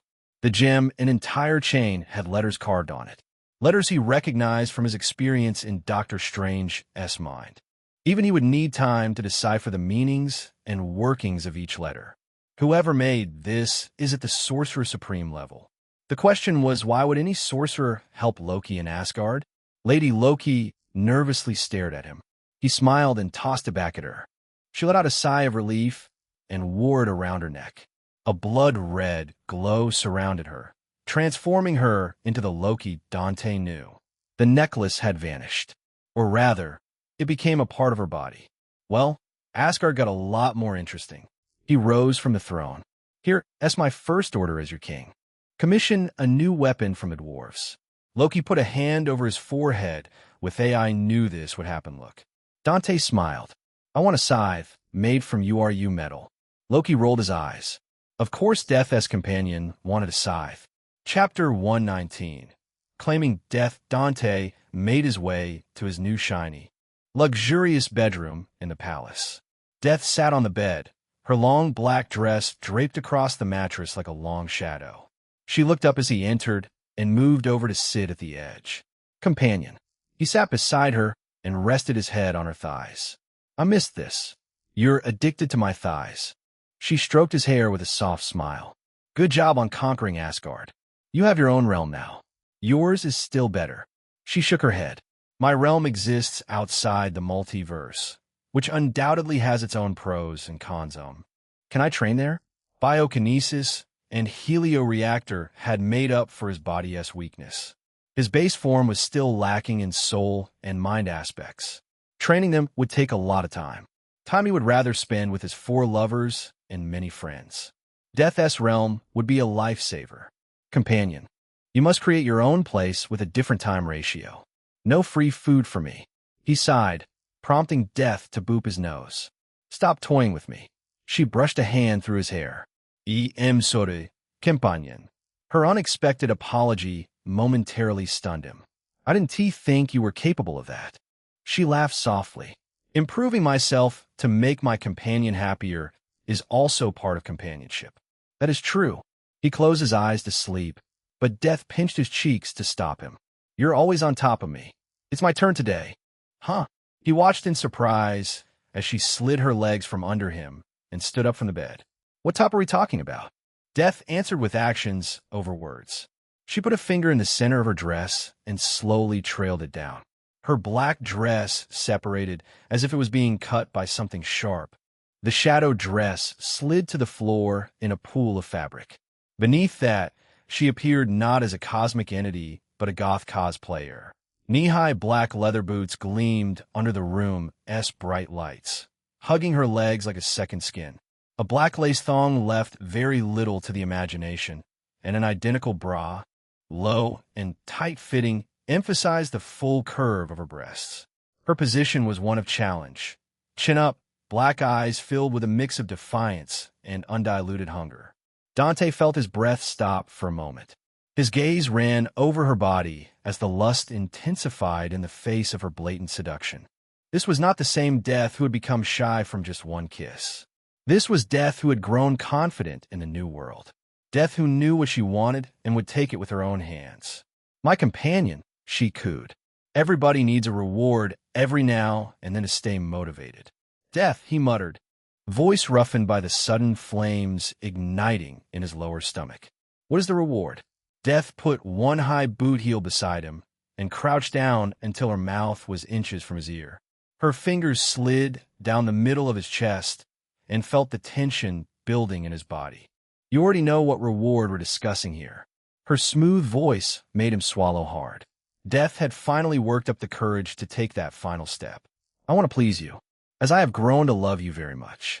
She leaned close to him, her breath warm against his ear. Sylvia, Felicia, Gwen, Laura, none of them are here, so let me satisfy you. His control broke. His hand flashed up and held the back of her head, his mouth sealing over her in a kiss. She pulled back, breathless, eyes wet with desire. She pushed her hair to her left shoulder. Am I beautiful? He nodded, mesmerized. Death smiled and looked up at him with a sudden sparkle in her eyes. She reached out and began loosening his belt. The buckle clicked open. Am I attractive? Extremely. She gave a playful smile and tilted her head. Are you happy to have me as your companion? He let out a deep groan and reached down to take her hands. To reverse the situation, he was reaching the limit of his patience. She caught his hands in the middle and firmly intertwined their fingers. This is my night. You're only allowed to receive this reward. Fine. She released his hands with a smile, clearly taking the lead as the evening continued. Smiling softly as she leaned in closer, she rested her hand gently against his chest. Answer my question. Are you happy to have me as your companion? The happiest man alive.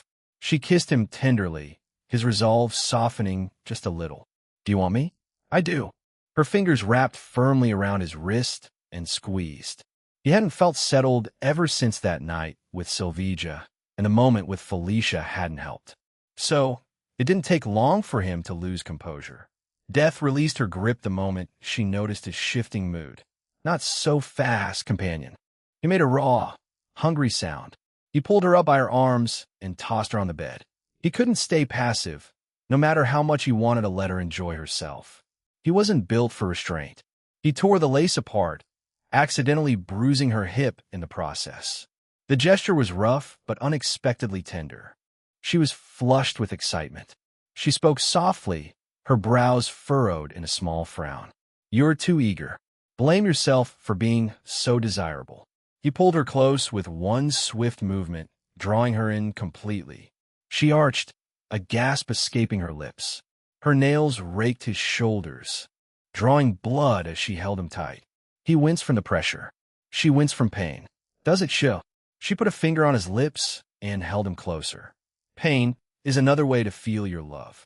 He cupped her face and gently kissed her. You are the best thing that happened to me. I love you. Then show me how much you love me, she whispered, pressing her head into his shoulder. Let me feel how deeply you cherish my companionship. Wrapping his arms around her back, he held her tightly and embraced her, showing her the full extent of his love. Just like this, she sighed, the words echoing off the golden walls. Show me that I am your eternal companion, not those little girls. Each fierce movement was a declaration, a marking. He saw her resolve crumbling as the defiance in her eyes gave way to stunned surrender. He touched her jaw, forcing her to meet his gaze.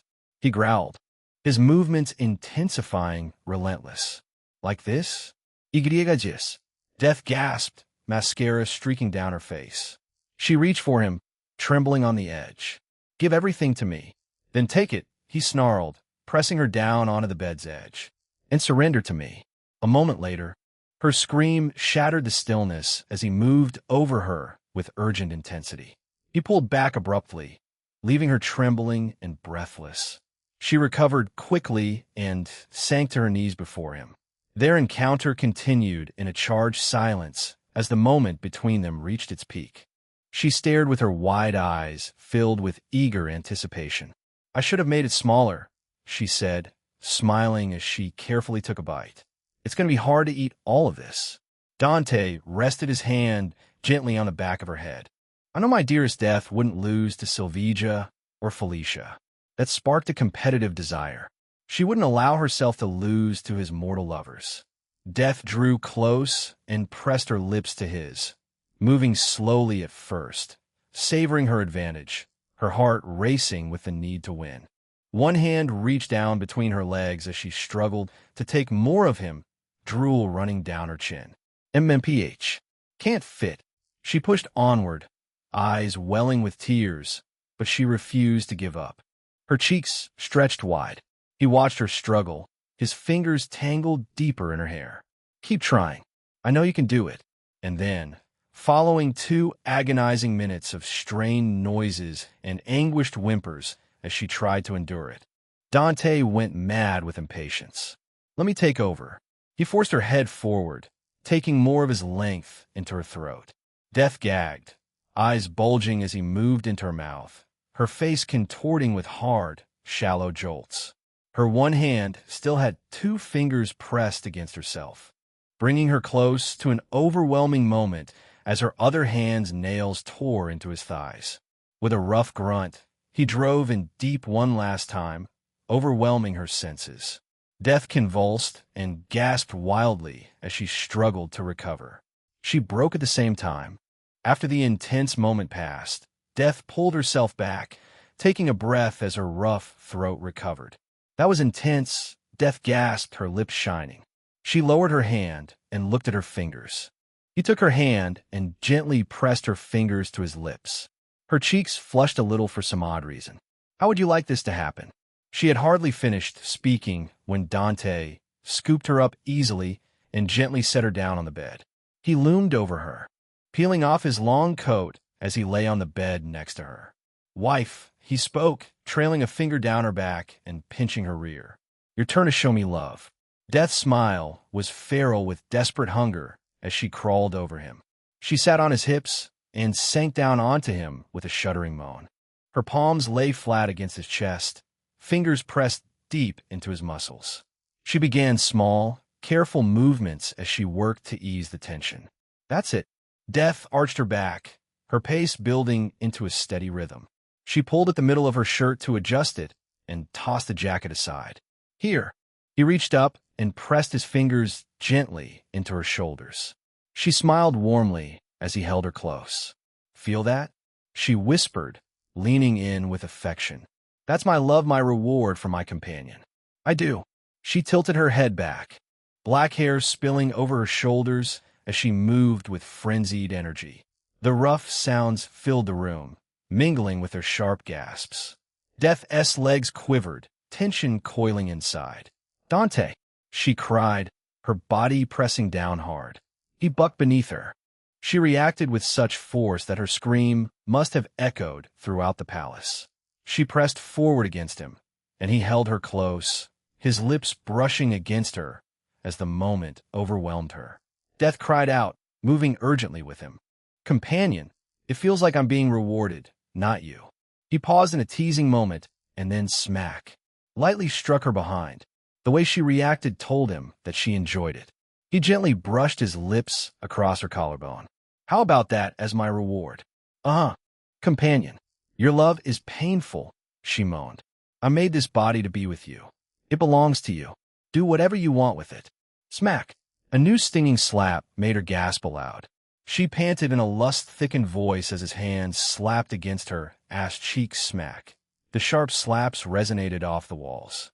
After overpowering her again, he flipped Death face down onto the bed and held her down as she struggled. He moved behind her with force. Death let out gasping whimpers with her face pressed into the sheets as she fought back against him. Harder. He obeyed. He pulled her close with fierce urgency, his hands gripping her hips.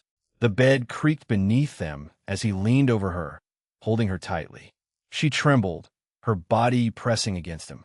His movements grew faster and more intense, every moment charged, as he held her completely close, every gasp, every bite.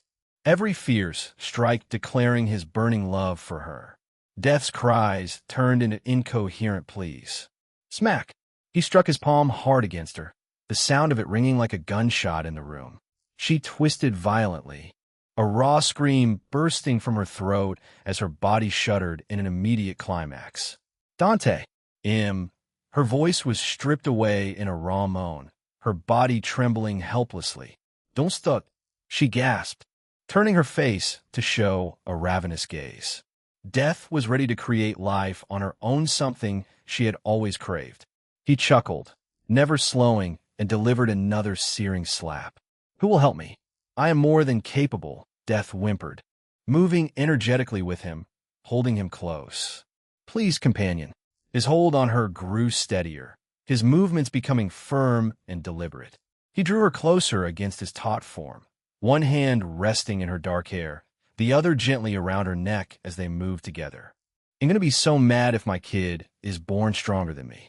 He squeezed her close as another intense wave crashed through her, her body trembling under his grip. His own control began to slip. He bit at her shoulder as he drove her forward again. Death could only nod frantically, her body vibrating to the ferocious rhythm of his embrace. He pulled her close one final time, holding her tightly as an overwhelming wave crashed over her again. A harsh sound tore from his throat as he held her firmly, their connection intense and unbreakable. She convulsed violently and collapsed on her front, her whole body quivering as she cried out his name. He let out a deep breath. She panted, trembling. He was still holding her close, and she could feel the heat of his body against hers. Gradually, he pulled away, leaving her breathless and unsteady. He patted the red marks on her back, making her shiver again. Death moved her head, looking at him with dazed eyes. "What's next, companion?" She seemed excited to continue in a different position, eager to be claimed by him. He flashed her a predatory smile. "Kneel down," he said. Death obeyed immediately, pressing herself up onto her hands and knees. She caught her breath as he stood close behind her, his hands taking hold of her hips. "Don't slow down," he obliged, moving forward with quick, sharp thrusts. He watched as her long black hair spilled down the length of her back. "You're perfect," he growled, pinching her sharply on the cheek to get her to react. "And you're mine." "Yes, I am," Death groaned, shifting her weight back in frustration. His free hand smacked hard against her left side, then her right, leaving red, stinging prints blooming on her pale skin. Death gasped, arching back from the sting as the sharp sensation flushed through her. His other hand swept up in her dark hair, pinning it back into a rigid ponytail that arched her spine into a crisp, elegant angle. Her breasts thrust out, nipples puckered against the cold air. "Don't stop," She screamed in a husky voice. Keep going. Dante, harder. I am yours as much as you are mine, every inch of our bodies. Her words broke into a fierce cry as he pressed his assault deeper, his weight bearing into her. He maintained the savage momentum, his grip on her hair unyielding as he drove forward. Death's body arched away from him, her body trembling with wild intensity as overwhelming waves of sensation coursed through her. Oh, she cried out, her body shuddering with abandon. He groaned and pushed forward with more strength as he tried to steady himself. His own release surged as he finished once more. Death let out a shuddering gasp, slick with sweat, as Dante finally released her hair. He gently tapped against her backside. I love ass. Death turned her head. Her black eyes stared at him with lingering desire. She reached out and gently held him, their skin warm together. Again? She asked with a provocative smirk. I can still go on. Her mortal body wasn't weak in any capacity. You're just as hungry as me, my wife, he whispered, his hand already around her waist. Let's see how many times I can make you scream before you give up. Death's retaliatory smile was wild as she leaned up on her elbows, preparing for another round. You'll be exhausted before that happens. Is that so? He gently pushed on her, but to get her to lie down. He shifted to lie beside her and draped a hand over her waist. The intimate position made them feel each other's warmth. Before we start, she turned slightly and placed her hand on his face, affection oozing from her voice and body language. Companion, what do you feel about me conceiving a child? Is it wrong? He put his chin on her slender shoulder. Why would it be? Because I'm the embodiment of death.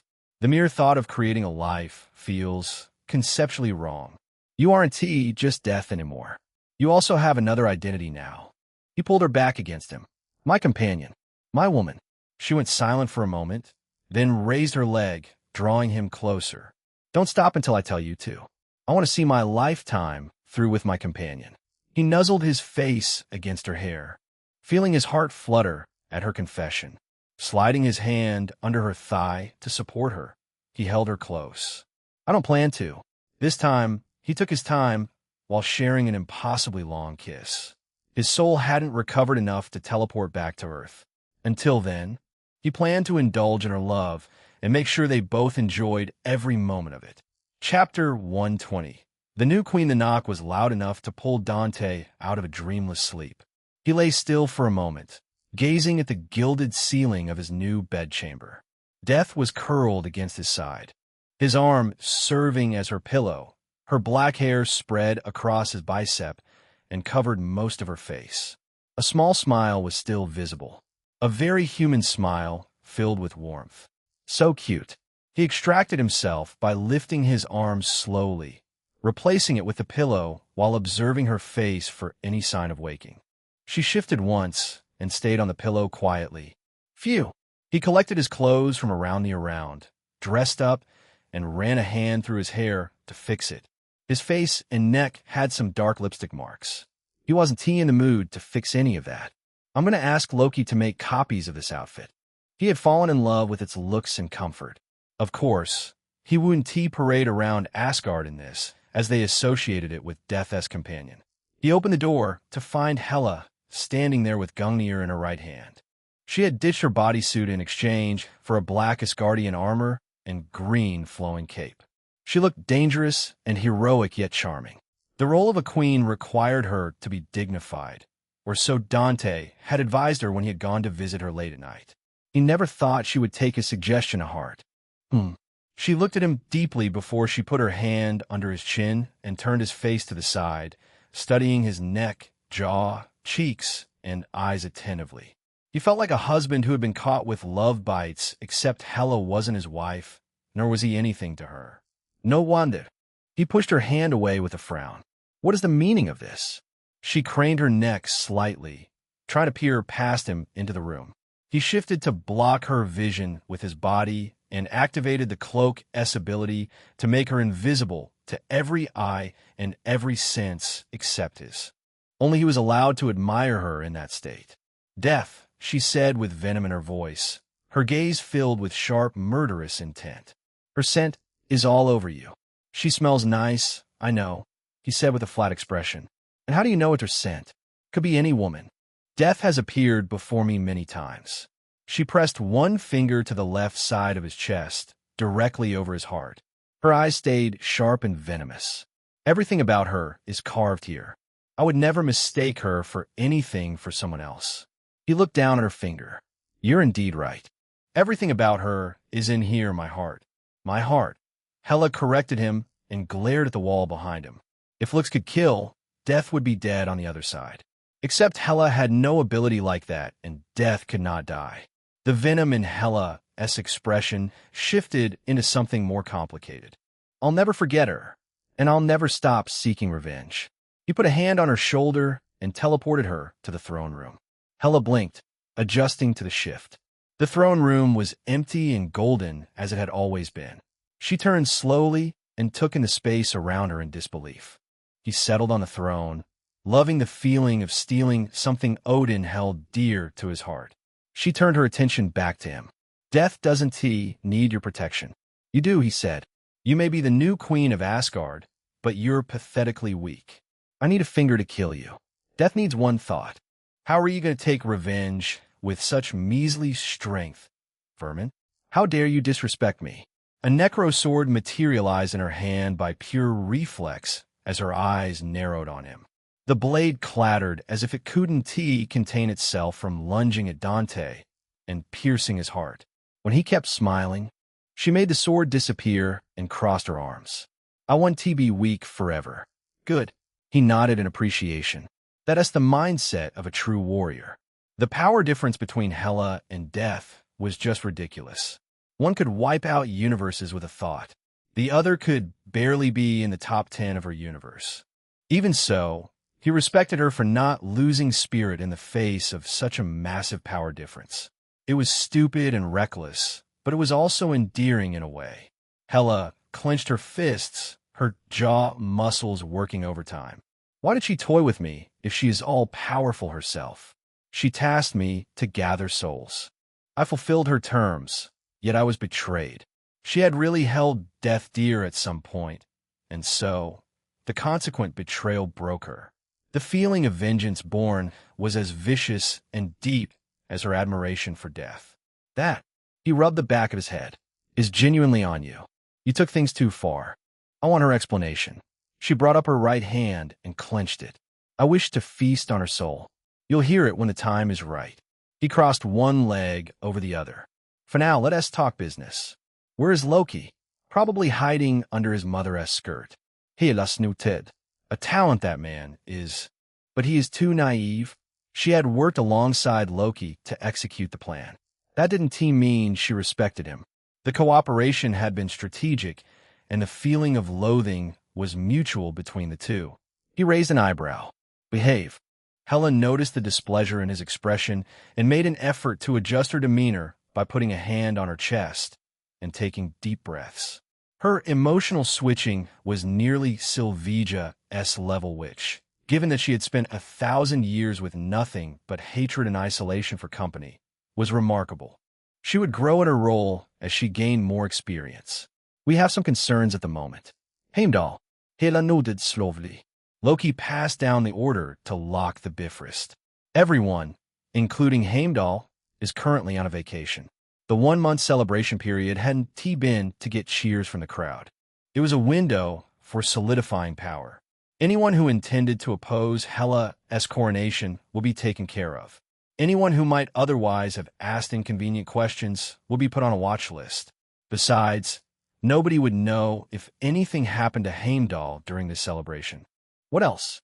Hela put a hand to her chin and began listing more concerns like resource management, alliance structures, the communication with other realms, the potential dangers of Jotunheim, and which of Odin's existing arrangements were functional and which were terrible. Leave the frost giants alone. As for other realms, maintain the current relationship. He gave some thoughtful answers to her other questions. Some made Hela roll her eyes, and some got a slow, reluctant nod of approval. Handle the rest yourself. What remained was politics. He had been clear with both Loki and Hela from the beginning that governing Asgard would fall on them. The daily work of 9 realms was not his interest. He only needed resources from Asgard and a realm as his base in case he decided to create his own faction. This was the whole reason behind putting Hela on the throne and controlling Asgard from the shadows. Well, beside the fact that her ascension would stop any civil war as long as Odin passed off the throne. A coup without a single death, so to speak. As for him, he had quite a lot of things to accomplish on Earth. Oh, one more thing. Keep an eye on Frigga. If you can't do that, I'll never let you rule any world outside of Asgard. He had given a warning to Loki already to keep Frigga in line and asked Death to watch over Frigga. If Frigga still decided to try anything, he wouldn't mind breaking his promise with Lady Loki. The ball was in Lady Loki's court to keep her mother alive. I will. Then I am halt. Hela raised one hand and summoned a necrosword, pointing it directly at his face. Spow. He stared into eyes without blinking. The lesson in Hel the Dance of Elegant Violence had been designed to sand down her centuries of fury and adjust her psyche to be more submissive to him. The results were a little too outstanding, as she had begun to yearn for that feeling of growing stronger while dancing to his tune. Maybe she craved that feeling of being dominated and led around by him. He wouldn't know unless he tried telepathy on her. Be a good girl, Hela. He smirked. I'll dance with you next time I return. She threw the sword at his face. He slapped it aside without a shift in his expression. A grunt of frustration left her lips. Who in the 9 realm is your good girl? I'm Hela, goddess of death. The executioner who bathed the 9 realms in blood. His feet tapped the floor once, then he was in front of Hela. With the helio reactor glowing in his chest, he took her arm and pulled it to him. She watched, stunned, as he slid his arm around her waist and confidently lowered her. She went completely stiff. He leaned in and kissed her cheek. A very tame kiss. Listen, you might be Asgard's queen, but don't forget who's holding your leash. Say, who is your master? A thick red covered her pale cheeks. She snarled. You dash. He thought of quite a lot of ways Hela would retaliate. But what she did was unexpected. A black swirling portal, tinted with Hela's signature green, opened behind her and swallowed her. The goddess of death escaped. He rubbed the back of his head, feeling like he had just bullied her. Then again, it was her fault for having no resistance to his charm. Shouldn't she fiercely fight back with everything and then get taught a lesson never mind? She had tried it plenty of times in Hell and failed. He was just too powerful for Hela, having an unfair advantage in both power and skill. Since he was done with Hela, he decided to visit the other's guardian beauty and give a heads up about his departure. Thor's POV. Thor stood on the balcony of his room. The warm and rich air of Asgard felt cool on his bare chest as he observed his home. The city moved through its celebration below, music and cheer coming from every street. Dante. The name brewed many emotions in his heart. Shame was the loudest. He unclenched his fists and looked back. Sif sat on the edge of his bed with her hands in her lap and her long ponytail over one shoulder. The expression on her face was that of concern or something else. In all the years he had known her, he had never seen her like this. Sif had never been shy about her desire for a warrior's death. To fall in battle with a sword in her hand and then be carried into the halls of Valhalla on the strength of her deeds alone. To be sung the same as any other warrior who had bled for Asgard, this had been her lifelong goal. She had shed blood and sweat for it. Now, she was the only female warrior known throughout Asgard. But for Thor, she had not considered that. No, she wished for him to live more than anything else, and she would die by his side. He shook the thoughts away. That facial suits you, Sif. I lost one battle. I won hundreds. It is not a challenge for me to bounce back. Sif looked up at him. You should let me worry about you, Thor. Let me carry some of it. You mean a great deal to me. Something stirred in Thor's chest that he wasn't sure he had a word for. He gave her a charming smile. Asgard's most capable warrior and the most golden heart in all 9 realms. Sif tucked a loose strand of hair behind her ear. The gesture was small and entirely ordinary and for reasons Thor could not immediately explain why it made him quiet and stare at her face. His silence only made Sif more restless as she began to avoid looking directly at him. He covered the awkwardness the only way he knew how. He let out a loud laughter. Sif shook her head, unable to suppress a smile. "You're a moron. This moron has made a decision." He turned to face the open balcony and spread his arms as though addressing the city below. "I will travel the 9 realms. I will train until the day I can surpass or be Hela's equal, until I am truly worthy of taking over the throne." The silence after it was softer than the laugh. "I will make him proud." Sif rose from the bed and gripped the hilt of her sword to hold it upside down. In Asgard, warriors did that when they made a big decision. "I'll go with you," she said, meeting his eyes. "You'll need someone watching your back, someone capable of doing it properly. Allow me the honor, Odinson." Chapter 121. Forget the impossible, Thor went silent at Sif's request. Sif, this woman who had faced creatures twice her size without fear, who had never once in his memory asked to be treated differently than any other warrior. She was sacrificing her life in Asgard to accompany him through a dangerous journey across 9 realms. She was completely sincere about it. "You know," Thor said, "I cannot grow strong if I have to worry about protecting you everywhere. This is my trial." Sif shut her eyes and sheathed her sword. She said nothing. Thor squeezed her arm. "Thank you for everything." With that, he headed toward the door, which opened on its own. A palace warrior bowed the moment he noticed Thor. "My prince, I regret to inform you the All-Father has entered Odin's sleep." Thor stared at him. "Now, it appears to have been sudden, my lord." Thor dismissed him with a shaking hand. Odin had halted his Odin sleep for 1,000 years. Somehow, it felt less abrupt than Odin suddenly handing the throne over to his firstborn who nobody knew about. He was already moving before the door had closed, striding through the corridor. In a few moments, he arrived at Odin's royal chambers. The room was circular, with a warm glow of ceremonial fire braziers covered the golden walls. On the raised platform, inside a dome of faint golden energy, Odin lay with his hands crossed and his eyes closed. He looked peaceful and weak. Loki sat on one side of the bed and Frigga on the other. Neither of them looked at Odin, lost in their own worlds. Thor rushed to Odin's side and fell to his knees beside Loki. "Father." Loki turned and offered a tired smile. He looked relieved in a way. "Brother, you've recovered." Thor placed his hand over Odin's. What caused him to make such a hasty decision? Frigga's eyes moved to Loki. A hole was conveyed through that look on her face. She looked back at Odin's aged face. "Your father. He has been carrying a great burden." The responsibility of the protector weighed him down. When he passed it to Hela today, he felt it would be the right moment to enter Odin's sleep. Thor sat there for minutes, holding Odin's hand. After processing everything on his chest, he whispered, "I failed him." "Thor, you didn't." "No, mother. I know what I did." He faced Frigga with a complicated gaze. "I was arrogant. I charged in looking for glory, and I accomplished nothing. I stained Father's honor." Loki put a hand on Thor's shoulder. "Some battles are destined for defeat, brother." Thor straightened his back. "It ends today. I'll travel the realms my father protected, and I'll grow from this defeat." Loki showed a look of surprise, then revealed a warm smile. "Go make us proud."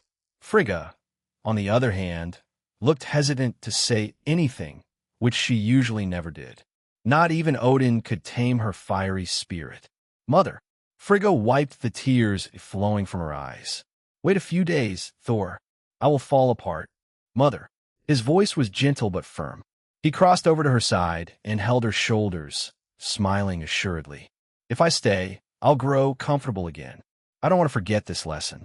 I must leave today." Frigga looked at him for a long moment, then pulled him to her chest. When she finally drew back, her eyes were bright but dry. She held his face in both hands. "Return safely." Loki rose and placed one hand between their shoulders, patting them both tenderly. "Go spend some time together before you leave.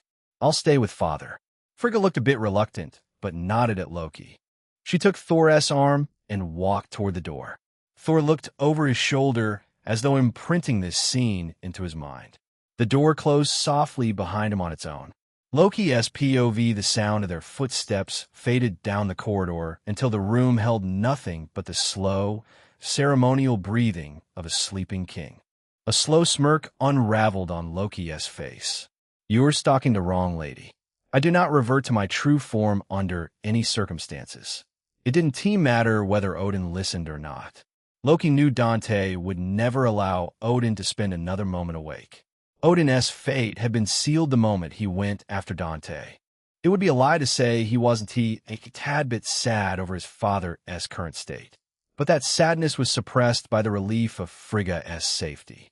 A flicker of blue energy rippled in the air, and Dante stepped through it. The energy was entirely new to Loki. "Lady Loki, stop being so cocky," he said. "I'll make you my wife." Loki raised both eyebrows slowly. His gaze drifted to Odin's sleeping form on the platform, then back to Dante. To marry the daughter of the king Dante had personally ruined that was tragic and twisted. It would be a tragedy Loki would take delight in. "No, thank you," she whispered. "I will not reveal my true form to my mother." "Don't bring it up then. They'll keep treating you like a man." Loki nodded. "I couldn't ask for more." Dante reached over and pulled the fur blanket up over Odin's face until the sleeping king was completely obscured. He stepped back with a satisfied expression. "That's better. You truly hate my father." Loki tilted his head, which again is entirely justified. "Talking like you love him." He chuckled. The Loki of this timeline was going to indirectly cause Odin's death and directly kill Thor. Chaos for chaos' sake. Are you any different? Loki's nose wrinkled with genuine distaste. That is a classless act. No matter how much I revel in chaos, I would never stoop to the level of killing my family. The throne had never really been the point. The point always had been protecting Asgard. To never relive the nightmare of seeing Asgard lay in ruins and smoke. Everything else was secondary. Morals, Dante said with a charming smirk, don't suit a god of mischief. Loki rose to his feet and smoothed his robes before smiling. I can protect Asgard without ruling it, by making questionable deals with dangerous people, the kind your realm would call villains. Dante gave him a look of mild disgust. A real villain would killed your mother. Loki found, somewhat against his will, that he had nothing to argue with. Dante had never shown any intent to harm anyone beside Odin. Even the change in rulership came without a single bloodshed. That was, Loki reflected, not the behavior of a man who enjoyed destruction for its own sake. Then again, it was the very reason Loki had aligned himself with Dante. Well, other than the fact that they couldn't kill him or seal him somewhere. He is the villain in mother and father's eyes. Yet they are the villains in his eyes. How fascinating. Dante turned toward the door. "I'm leaving for Earth." "Wait." Loki took one step forward and called out in panic. "Stay for a few years, at minimum." Hela does not listen to me. Hela was a madwoman who was far worse than Dante. A woman who made Dante look innocent and sweet. Without Dante to contain her, Loki worried she would lose control and slaughter Odin and all his relatives. 1,000 years of grudge weren't calmed so easily, after all. Dante frowned. "Loki, how old are you?" Loki straightened his collar, giving a mysterious smile. Men should never concern themselves with a lady's age.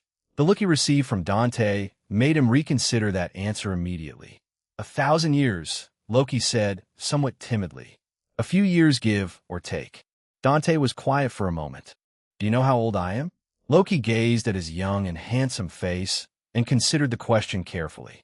Dante was from Midgard and looked to be in his 20s. Yet he was also one with cosmic entanglements. Death couldn't have been seduced by a young, naive boy of less than 1,000 years. Confidence and charm oozed from his face as he answered, several thousand, presumably. 25 or 26, maybe. He whispered the second one to himself, uncertain of his real age. "Why would I spend the best years of my life in Asgard? I have considerably better things to do." Loki stared at him in silence. The companion of death and the man who had beaten Thor unconscious and rearranged Asgard's line of succession, was 25 years old. He was convinced at all. Dante chuckled. You know where to find me if Hela does anything stupid. He vanished without a sound like he usually did.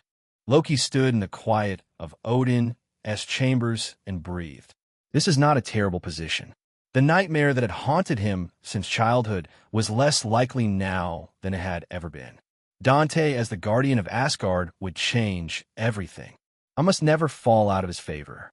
The moment that happened, they would lose his protection and become free food to satiate Hela's hunger for revenge. Loki, Thor, Odin, and Frigga, all four of them. He sat back down beside Odin's covered face. Whatever it takes.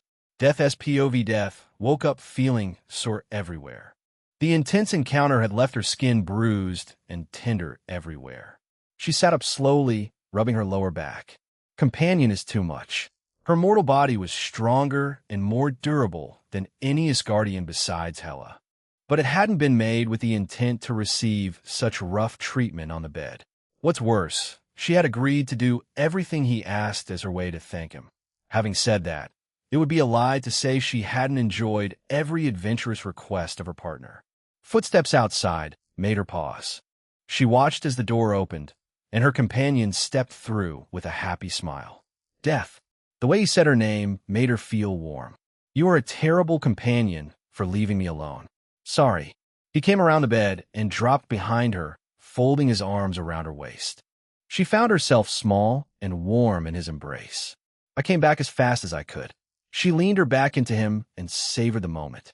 She had tried to live a mortal life before, but it had been nothing but suffering and misery.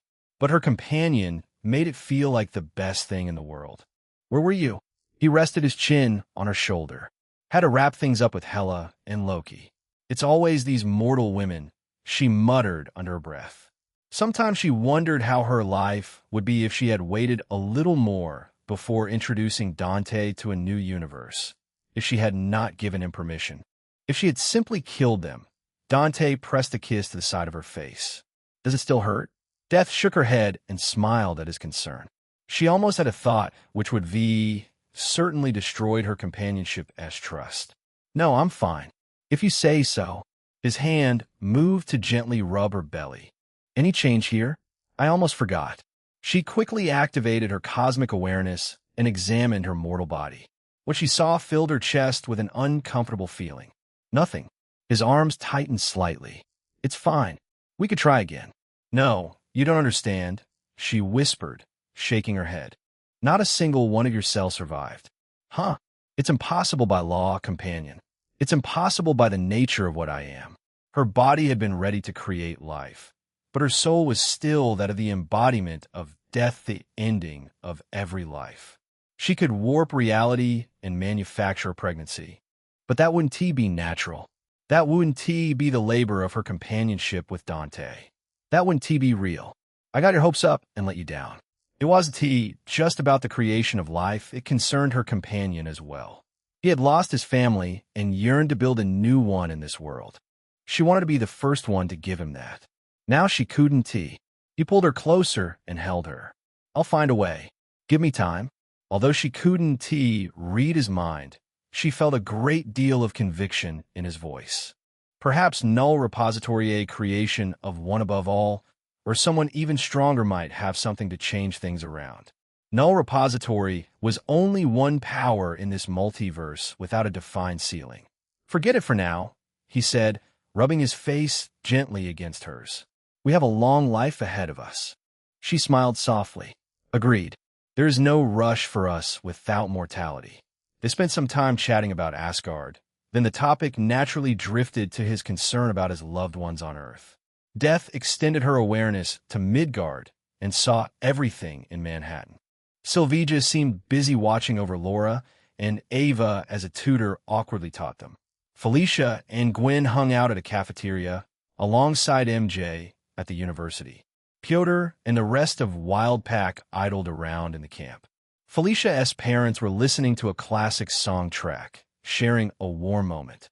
Gwen's father was idly watching JJJ on the news. She moved over to check on Dante's friends and Hellman Club. Her black eyes flickered the moment she saw Emma. Companion, this is bad. Emma Frost is in grave danger. Chapter 122. The prank message 2 hours ago. Emma stood by the window and enjoyed her first dose of coffee while observing the ever-busy New York through the floor-to-ceiling window of her penthouse study. Behind her, the maid Blanche read the Frost International Daily Report in a calm voice. Technology division up 4%. Telecommunications holding steady. In the overall stock position, Blanche took a dramatic pause. 31% above last quarter's closing figure. Emma took a sip and smiled.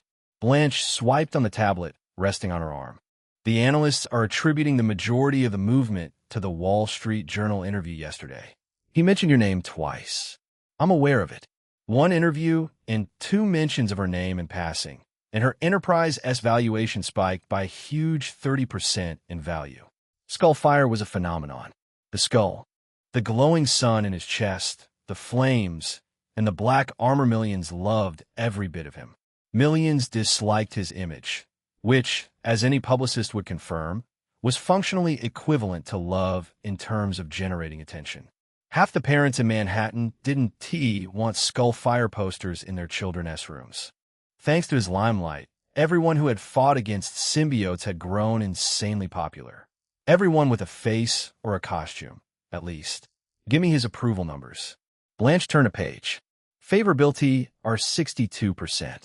Unfavorability at 31. Remainder undecided. The unfavorable 31. Emma said, what is driving it? Parental concern groups, primarily. Several editorial pieces from family-oriented publications citing the skull imagery as, Blanche paused to clear her throat. Quote, an unsuitable object of admiration for developing minds. Emma looked at her reflection in the glass. Still looking glamorous. What does his merchandise sales say about it? She had capitalized on his popularity already by selling everyone's merchandise, including Logan's. She had, of course, taken everyone's consent firsthand at the celebration.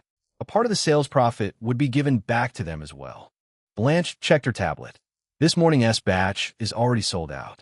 The production of Skullfire and his bride's merch can't keep up with the demand. Emma let out a short chuckle. The man who threatened to kill her in her very territory was the biggest reason for Frost International's growth. The irony was just brilliant.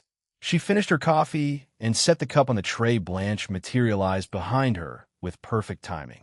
His gravitational field is extraordinary. Everything in his orbit accelerates. She smiled. Make a note. I want a full analysis of the brand association effect on Frost International by the end of week.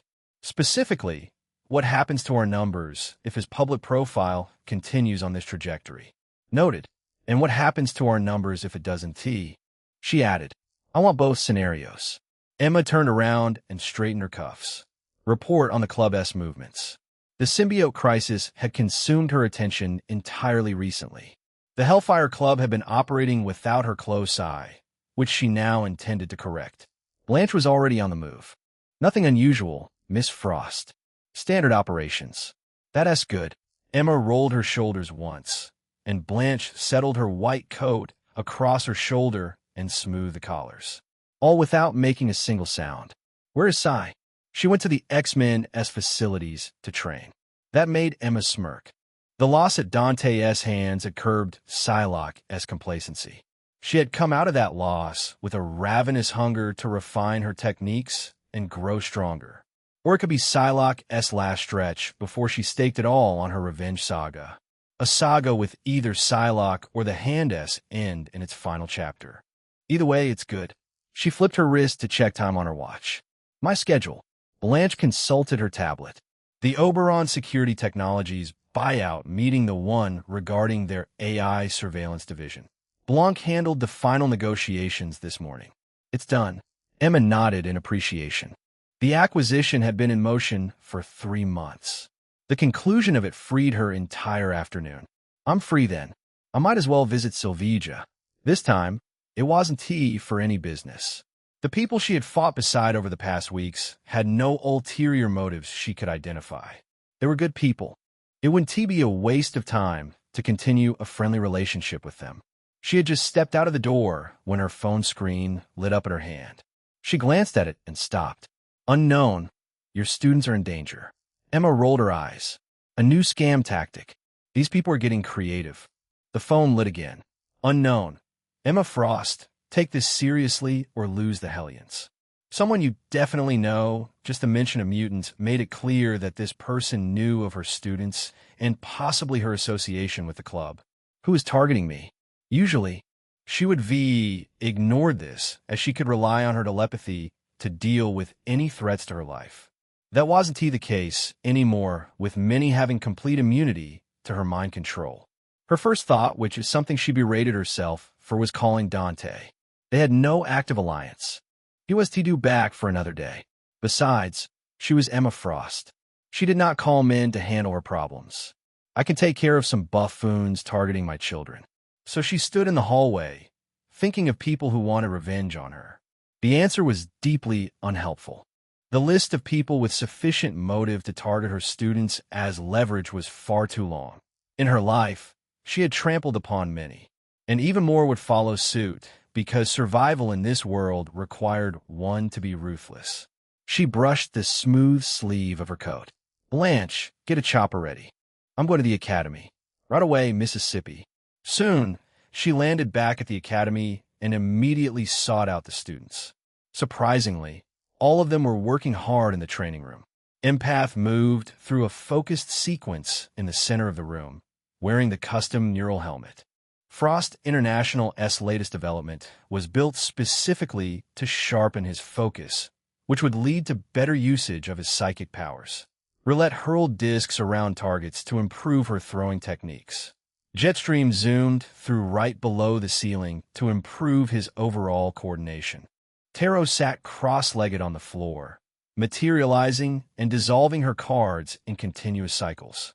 And Sharon Cat's eye was a purple blur around the training dummies in the corner facility. She always had the raw instinct. The combat against the symbiotes had changed her the most. Sharon had emerged with the clearest sense of what she was working toward. Emma crossed her tablet and pulled up the dormitory cameras. Angelica sat by her window, absent-mindedly stroking through the mane of the horse named Butterrum. She looked sad and lonely, which had been Emma's plan to keep herself as the emotional pillar in Angelica's life. I should stop grooming her for the club. She had a favor with Dante to kill Celine anyway, and another in the pocket for someone else. It would be more beneficial to let Angelica grow her mutant powers and become a powerhouse. No need to turn Angelica into an assassin or an object of power for the club. She could just be Angelica, a Hellion. Her phone beeped twice. Unknown, don't say nobody warned you. Unknown, you will regret this. Emma's patience reached its limit. She pulled up her contacts, found the person most likely responsible for these prank messages, and tapped it. The call was answered in an instant. Stop messing with me, Cat. What Ash? Felicia's voice came through confused. What are you talking about? I've been with Gwen all morning. A pause, and then the slight softening in her voice that she used when something had shifted from banter to concern. You should see what we've been up to, honestly. But Emma, what happened? Do you need help? Emma fell silent.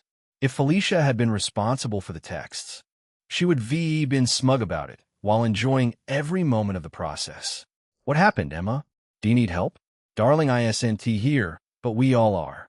The question touched a soft part in her heart. Felicia seemed ready to help her out without asking anything in return, despite knowing her inhumane power to read minds. They trusted her. It's all right. I'll speak with you later. Emma hung up and stood there, watching her students train for another minute. Children, come to me. The Hellions finished the motion they were midway through before turning, which she approved of. Sharon padded over last and pressed herself against Emma's shin before she jumped on the table and looked at everyone with her amber eyes. Emma looked at each face in turn. All of them seemed eager, as though Emma would reward them for working hard. Her heart softened. She had recruited them to create pieces for the inner circle and spite the X-Men. All of them turned out to be good children, even if they fought and bullied each other at times. "We're going on a holiday," she said. "Follow me." "Where?" Roulette asked excitedly. "Are we going somewhere actually good?" Sharon's ears perked. "Dante's home?" Emma promised cat's eye. "Honestly?" Roulette grinned, looking around at the others for support. "I wouldn't object. He is a pretty chill guy." Taro nodded after some consideration. "It doesn't hurt that he is publicly the strongest person known. Some mutants may be stronger still." Jetstream rubbed the back of his neck. "I'm going to ask him for some flight tips. His speed and control are leagues above mine." Emma didn't know whether to laugh or cry. Every single one of them had concluded that Dante's apartment was the ideal vacation destination. She would 100% bothered him if he was still in Manhattan. Unfortunately, he had gone somewhere Sylvia and Felicia had been evasively unhelpful about where. "We'll go to Dante's place later." Today, Hot Springs. Emma had grown fond of Japanese culture because of Psylocke. Hot Springs would be a great place to relax after everything that happened recently. "Hot spring?"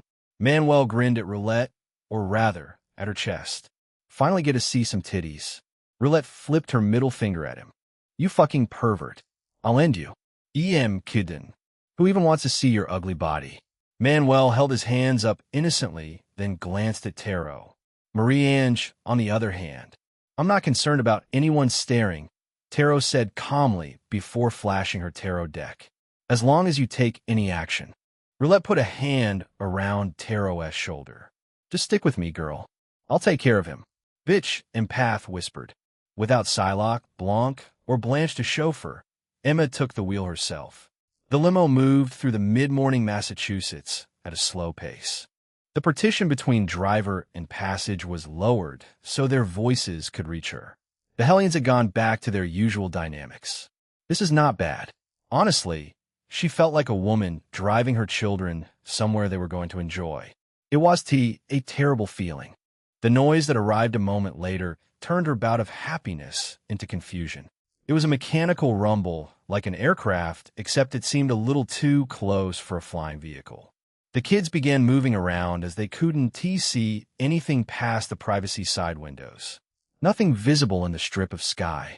Emma adjusted the mirror angle, and a huge shape filled every corner of the glass.